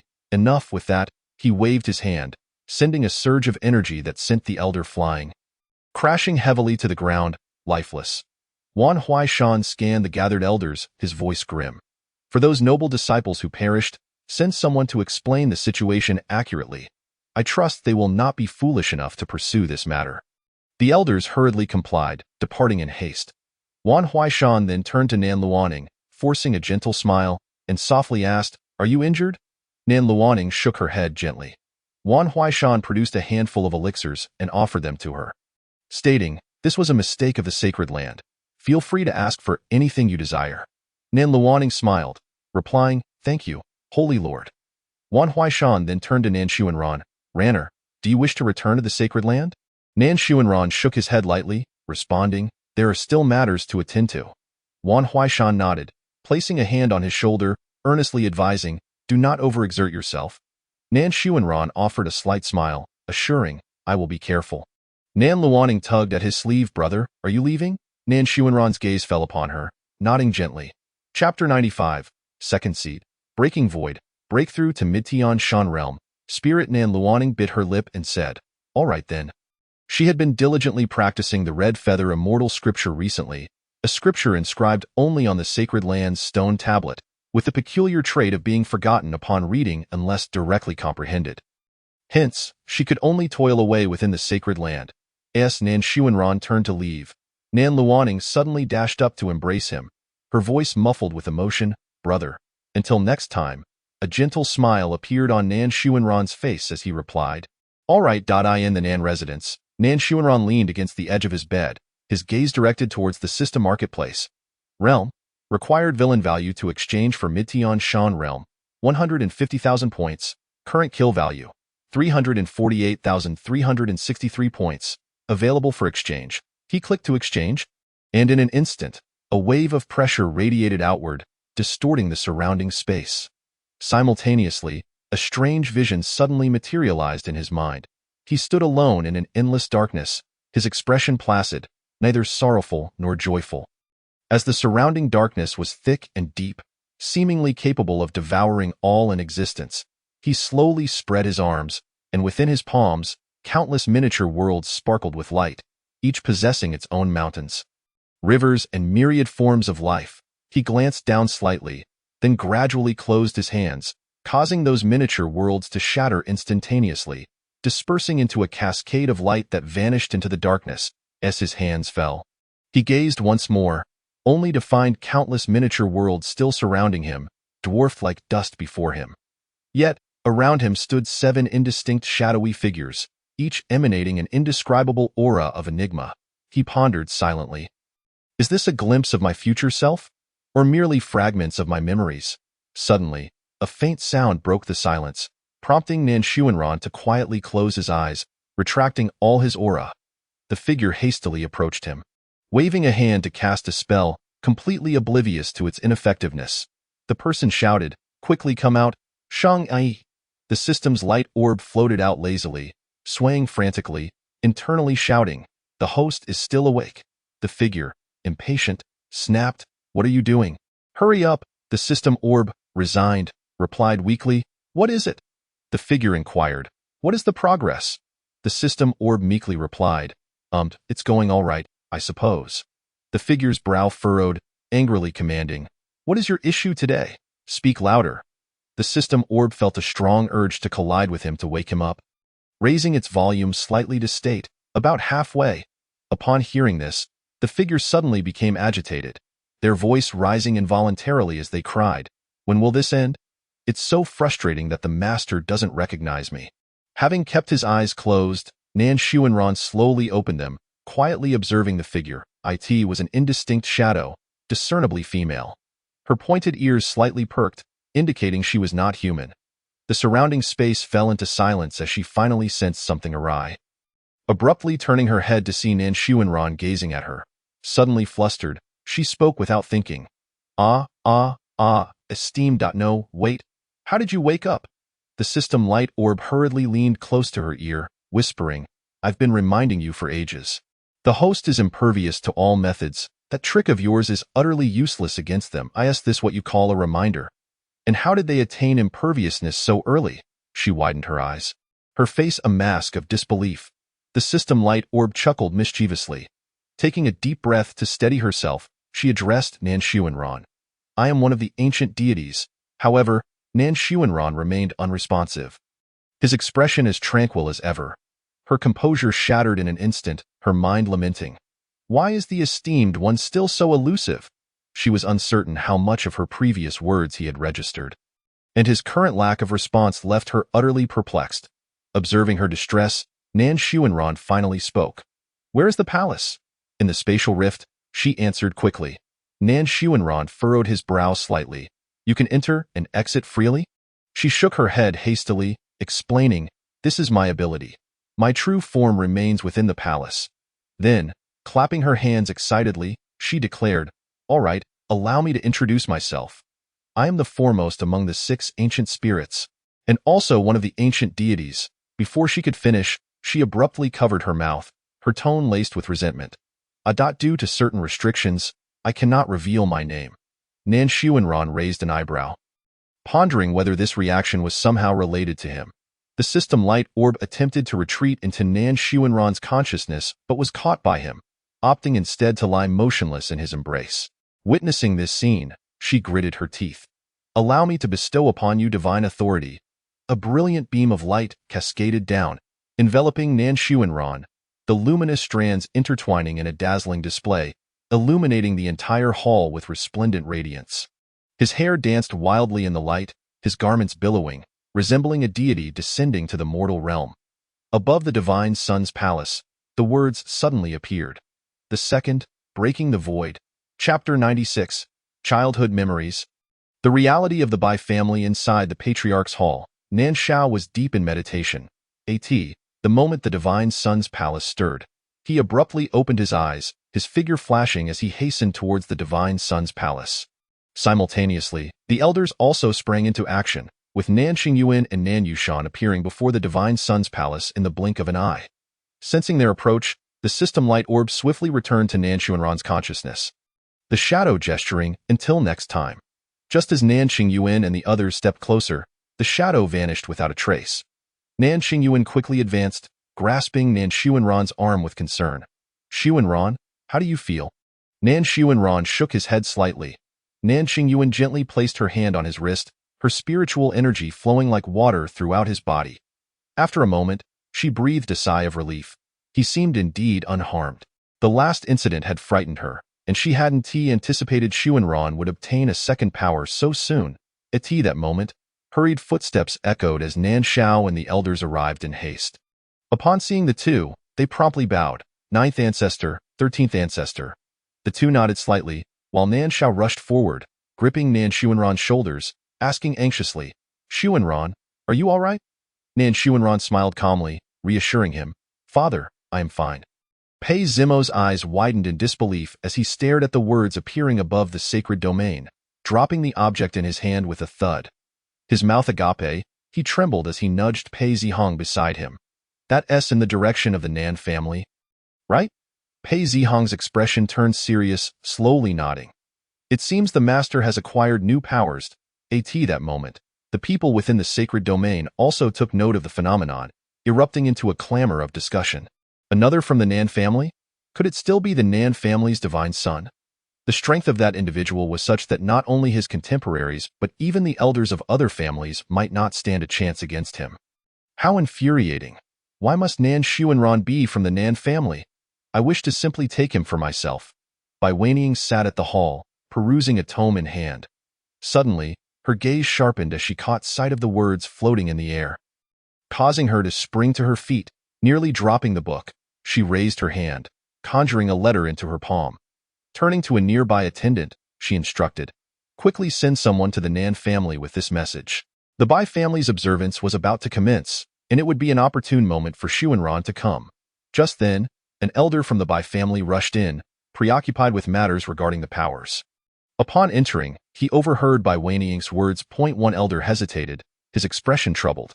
Is it appropriate to summon him to the Bai family? Bai Weiniang smiled slightly, though her smile did not reach her eyes, instead carrying a hint of coldness. What, are you unwilling? The elder's heart quivered, and he instinctively averted his gaze. At this moment, the second elder spoke. It would not be a problem to have him come. Bai Weiniang snorted softly, her gaze sweeping over the assembly. Xuanran may not wish to come. It has been quite some time since he last set foot in the Bai family, are you not aware? Her eyes held a trace of reproach, as if to say she did not believe they had never reflected on their initial decisions. Recalling the events of Nan Xuanran's childhood, she remembered that he had once visited the Bai family, and the divine beast, Xieji, they revered had shown signs of fear towards him. Xieji was renowned for discerning good from evil, which led the elders of the Bai family to harbor biases against him. At this moment, several elders fell silent. Upon reflection, they realized that Xieji's fear had merely been a reaction. It had not attacked Nan Xuanran. Back then, Nan Xuanran had simply stood there, indifferent to Xieji's peculiarity and the suspicious gazes of the crowd. His posture erect yet exuding solitude. His gaze was devoid of warmth, as if lacking human emotion, chilling enough to send shivers down one's spine. They later learned that Nan Xuanran had recently undergone a profound change, having lost his memory, which altered his demeanor entirely. Because of this, the Bai family missed the opportunity to forge a connection with this prodigy, and even Bai Weiniang's relationship with him became strained. The elder slowly spoke. Sigh. This time, let us do our utmost to mend our relationship. We have indeed erred in the past, but if we can sincerely make amends now, perhaps there is still a chance. Bai Weiniang's expression softened slightly as she contemplated. The elders of the Bai family, aside from the Grand Elder who could be considered understanding, were either lacking in ability or short-sighted. When the family was in dire straits, they sought not to enhance their strength but rather attempted to rely on marriage alliances with other families for support. Now that the Bai family was growing stronger, it was time for adjustments. The world believed the Bai family to remain weak and declining. Little did they know, those seemingly mediocre elders were merely a fade. The true formidable strength lay hidden within the Bai family, developing silently over the years. Chapter 97. By family's observance, Feng family's patriarch, she had never considered seeking assistance from Nan Shao, which led outsiders to mistakenly believe they were at odds. Whenever the Bai family showed even a hint of progress, those with ulterior motives would dispatch individuals to undermine their forces as a warning. Every time Bai Weiniang received such news, she could only smile coldly, since these individuals dared only to threaten the Bai family from the shadows. Rather than openly inciting a war among the families, it was time for them to face their downfall. Feng Yi reclined languidly in an intricately carved sandalwood chair, his eyes half closed, one hand absent-mindedly rubbing the armrest. The Bai family's observance was about to commence. He instructed one of his attendants to investigate whether the divine son of the Nan family would be attending. His voice carried a hint of hoarseness. The attendant immediately bowed in compliance. Yes, Patriarch. Only then did Feng Yi sit up straight, a glimmer of interest flashing in his eyes. At last, we shall meet, Nan Xuanran, he pondered inwardly, although they had never directly clashed. The subtle competitions and schemes had long since begun. Once everyone had departed, the vast hall fell into a profound silence. Nan Xuanran spoke softly. System. The system light orb sluggishly materialized, its tone tinged with guilt. What is it? Host? Nan Xuanran turned his gaze slightly, landing it upon the orb. Please explain, Sheng Yi. The system light orb feigned tears. Werwu, host, don't put me in a difficult position. I only recently remembered. Nan Xuanran remained silent, merely observing it. After a moment of pressure under his unwavering gaze, the system light orb finally relented, saying helplessly, I am bound and cannot divulge certain details, but you must have heard some things. Its voice trailed off, relieved to have not revealed any critical information. Nan Xuanran raised an eyebrow gently and inquired, Esteemed one? The system light orb froze, internally lamenting its misstep. It had inadvertently disclosed a crucial detail. It feigned calmness, laughing awkwardly. Ha, what are you talking about? I don't understand. Nan Xuanran shifted slightly forward, his demeanor composed, his voice steady. Let me guess. You are what I have created. The system light orb panicked. Realizing its host was exceptionally clever, how had he guessed correctly so easily? Just as Nan Xuanran was about to speak again, the system light orb hurriedly interrupted. Stop, then, it nuzzled against Nan Xuanran. Pleading, please, spare me. Nan Xuanran chose to disregard it, slightly narrowing her eyes. Her long eyelashes cast a delicate shadow across her face. Deep in thought, she pondered what exactly she had been scheming. Master, Jiang Rushi's voice gently floated in from outside the hall. At the sound, Nan Xuanran lifted her gaze, her lips parting slightly. Come in. Jiang Rushi entered the chamber with steady steps, holding a letter in both hands. Master, this is a letter from the Bai family. Nan Xuanran extended her hand to receive it, lowering her gaze to inspect the contents. Her brows subtly furrowed at the mention of a ceremonial observation. Her fingers lightly caressed the letter, her thoughts drifting far away. She had little recollection of the Bai family's activities, only vaguely remembering that this observation was meant to evaluate the character of the disciples. Each year, a group would be eliminated. After all, everyone possesses a duality of good and evil. Yet the elders of the Bai family sought only those of pure virtue. Such extreme measures had led to the gradual decline of the Bai family. With a gentle motion, Nan Xuanran closed the letter. Her expression unchanged as she raised her gaze once more to Jiang Rushi. Calmly, she instructed, reply to mother, informing her that I shall attend. On the day of the Bai family's ceremony at the banquet, the central seat remained conspicuously empty, prompting hushed whispers among the guests. That vacant position must be reserved for a member of the Nan family, right? After all, they are part of the Bai family. I've heard that the relationship with that member is rather tenuous. How could the Bai family not appreciate such extraordinary talent? Some could not help but shake their heads and lament, their voices low yet clear enough for all to hear. The elders of the Bai family, overhearing the discussions, grew increasingly discontented. Bai Weiniang cast them a cold glance, reflecting inwardly, even outsiders grasp this truth, yet they remain oblivious. Just then, a servant called out loudly, the son of the Nan family has arrived. Instantaneously, the The surroundings fell into a profound silence, as if time itself had halted. Nan Xuanran appeared, donned in a moon-white robe, the fabric billowing gently in the breeze as he strolled forward with an air of leisure. Approaching the central seat, he slightly bowed to Bai Weining, his voice soft as he greeted, "Mother." Bai Weining's face brightened with a maternal smile as she replied tenderly, "Sit, Ranner." The other elders, eager to engage in conversation, opened their mouths, but Nan Xuanran merely cast a fleeting glance their way. That seemingly indifferent gaze rendered the elders momentarily speechless, as if a thorn were lodged in their throats. Observing this, Bai Weining announced with authority, "The ceremony shall commence." With a resounding thud, the drums began to beat. The mythical Xieji made its appearance, emanating an aura of mystique and authority. The disciples participating in the selection stepped forward one by one, each filled with trepidation. Chapter 98. The Residual Consciousness of the Heavenly Tao. Feng Yi's thoughts. Nan Xuanran sat poised at the side of the main seat, scrutinizing the disciples. Dozens of them underwent judgment. Without exception, each harbored malevolent thoughts. At that moment, the system chimed in with a notification. Detected the child of destiny, Feng Wei, Bai Wei. Initial stage of the Marquis realm, true identity. Disciple of the eternal Feng family, Master. Feng Yi, current head of the Feng family.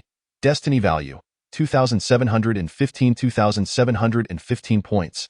Nan Xuanran raised an eyebrow, his gaze sweeping across the assembly before finally resting on Feng Wei. At that moment, Feng Yi was brimming with excitement, watching as Feng Wei successfully infiltrated the Bai family, secretly rejoicing, as if he could already foresee the triumph of his plan.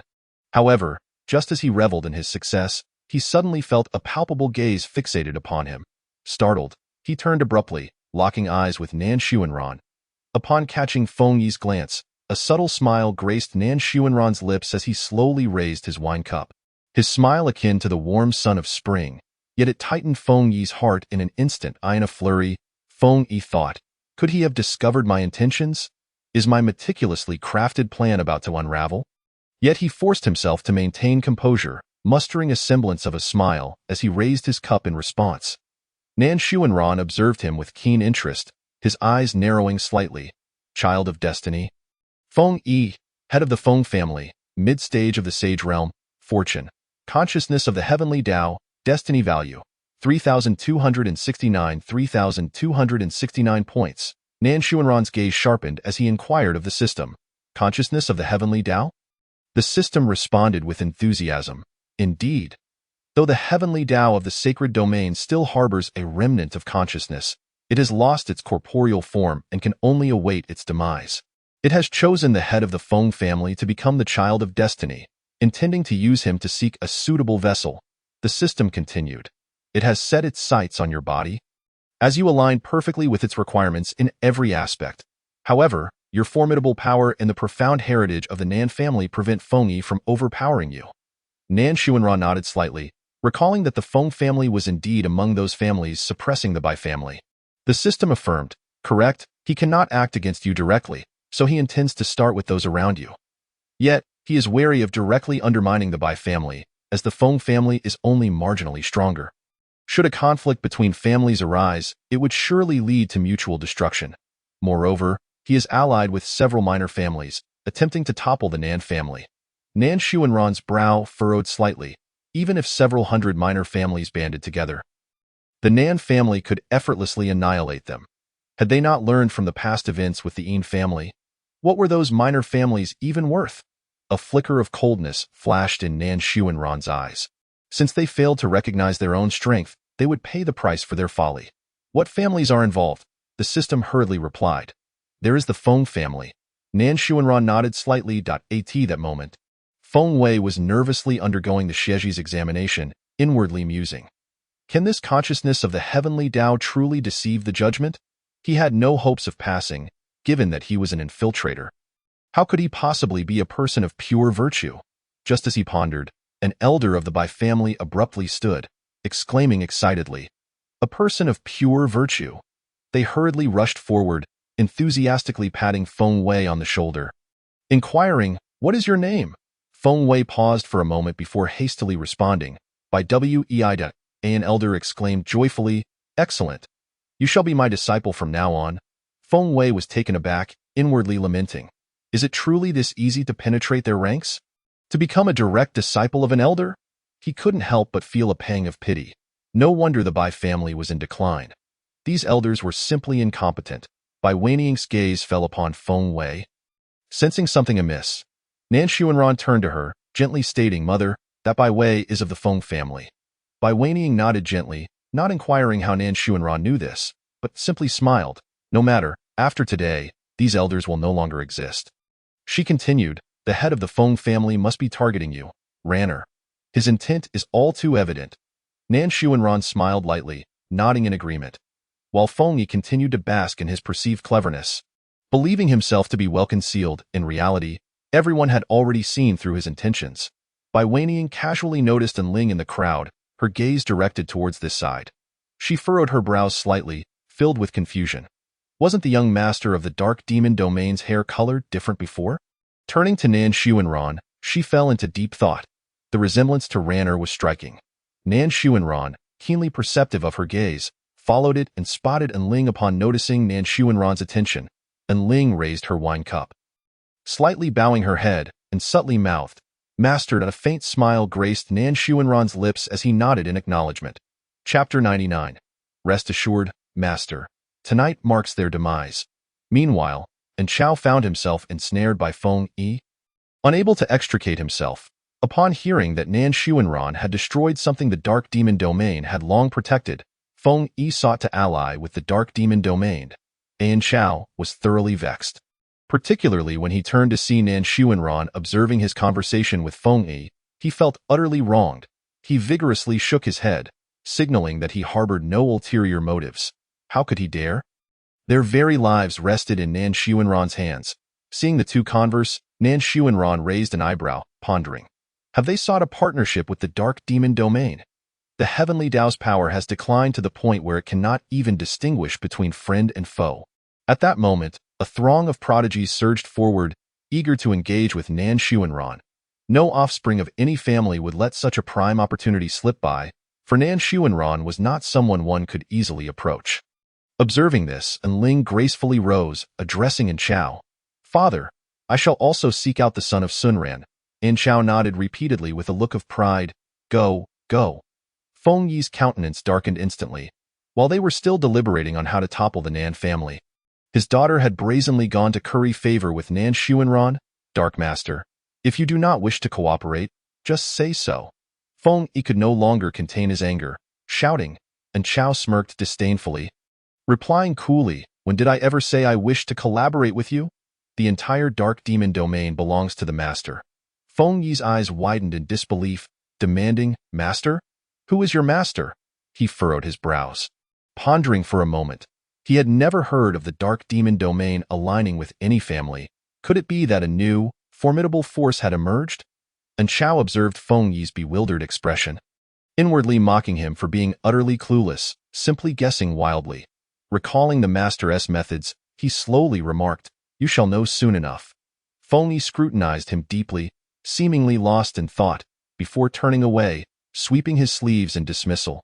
Inexplicably perplexed by his gaze, An Chao silently mused that Feng Yi could hardly fathom the identity of the master behind the Dark Demon realm. He recalled the look in Nan Xuanran's eyes and thought that their lord must have been aware of the Feng family's subtle maneuvers long ago. Yet, he wondered when their lord would decide to eradicate the Feng family, and he resolved to make thorough preparations in advance. The prolonged inaction of their lord left him feeling increasingly uneasy. An Ling gracefully approached Nan Xuanran, while Bai Wanning observed intently, growing ever more convinced that the young master of the Dark Demon realm was not the same as before. Watching An Ling engage in conversation with Nan Xuanran, the familiar demeanor led her to ascertain that this matter was indeed related to Ranner. An Ling slightly bowed in greeting, softly addressing, "Xuanran, divine son." Nan Xuanran nodded gently, offering her a knowing glance. An Ling's lips curled into a smile as she instantly grasped her lord's intent. Since absorbing the holy blood, it seemed she had developed a certain sensitivity to her lord's thoughts, effortlessly discerning his mind. Suddenly, her aura shifted dramatically, releasing an overwhelming pressure that swept across the assembly. Under this formidable force, many retreated helplessly, and even some of the originally bold prodigies halted their advance. after all, among those present. Enling stood as the second strongest after Nan Sunran. It was unclear what kind of fortuitous encounter she had encountered, but her rapid ascension in power was even more impressive than some ancient anomalies. As the atmosphere quieted, Nan Xuanran waved his hand lightly. Observing this, Enling swiftly approached, her movements graceful. Nan Xuanran slightly turned his head, whispering a few noble family names into her ear, his voice as gentle as a breeze. Enling's eyes flickered with understanding, and without hesitation, she nodded in agreement, replying, "Yes, we shall attend to it immediately." Bai Weining, listening to their exchange, noted that Nan Xuanran showed no intention of concealing anything from her. She understood every word clearly in her heart.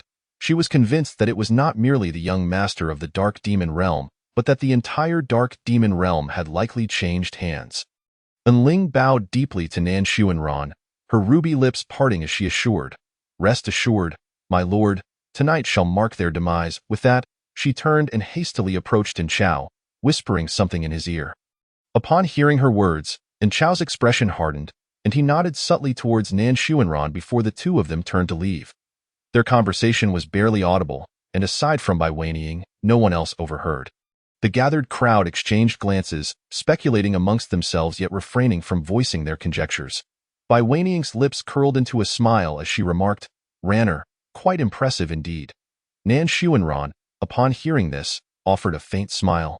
Meanwhile, as the ceremony concluded, Feng Yi sat in the hall, beaming with delight as he celebrated the successful entry of Feng Wei into the Bai family. Just then, a servant rushed in, urgency written on his face. Exclaiming, "Head of the family, there's an urgent message." "Iti this." Feng Yi sprang from his seat, his voice grave as he commanded, "Bring it here." Moments later, his expression darkened, veins bulging on his forehead. With a crash,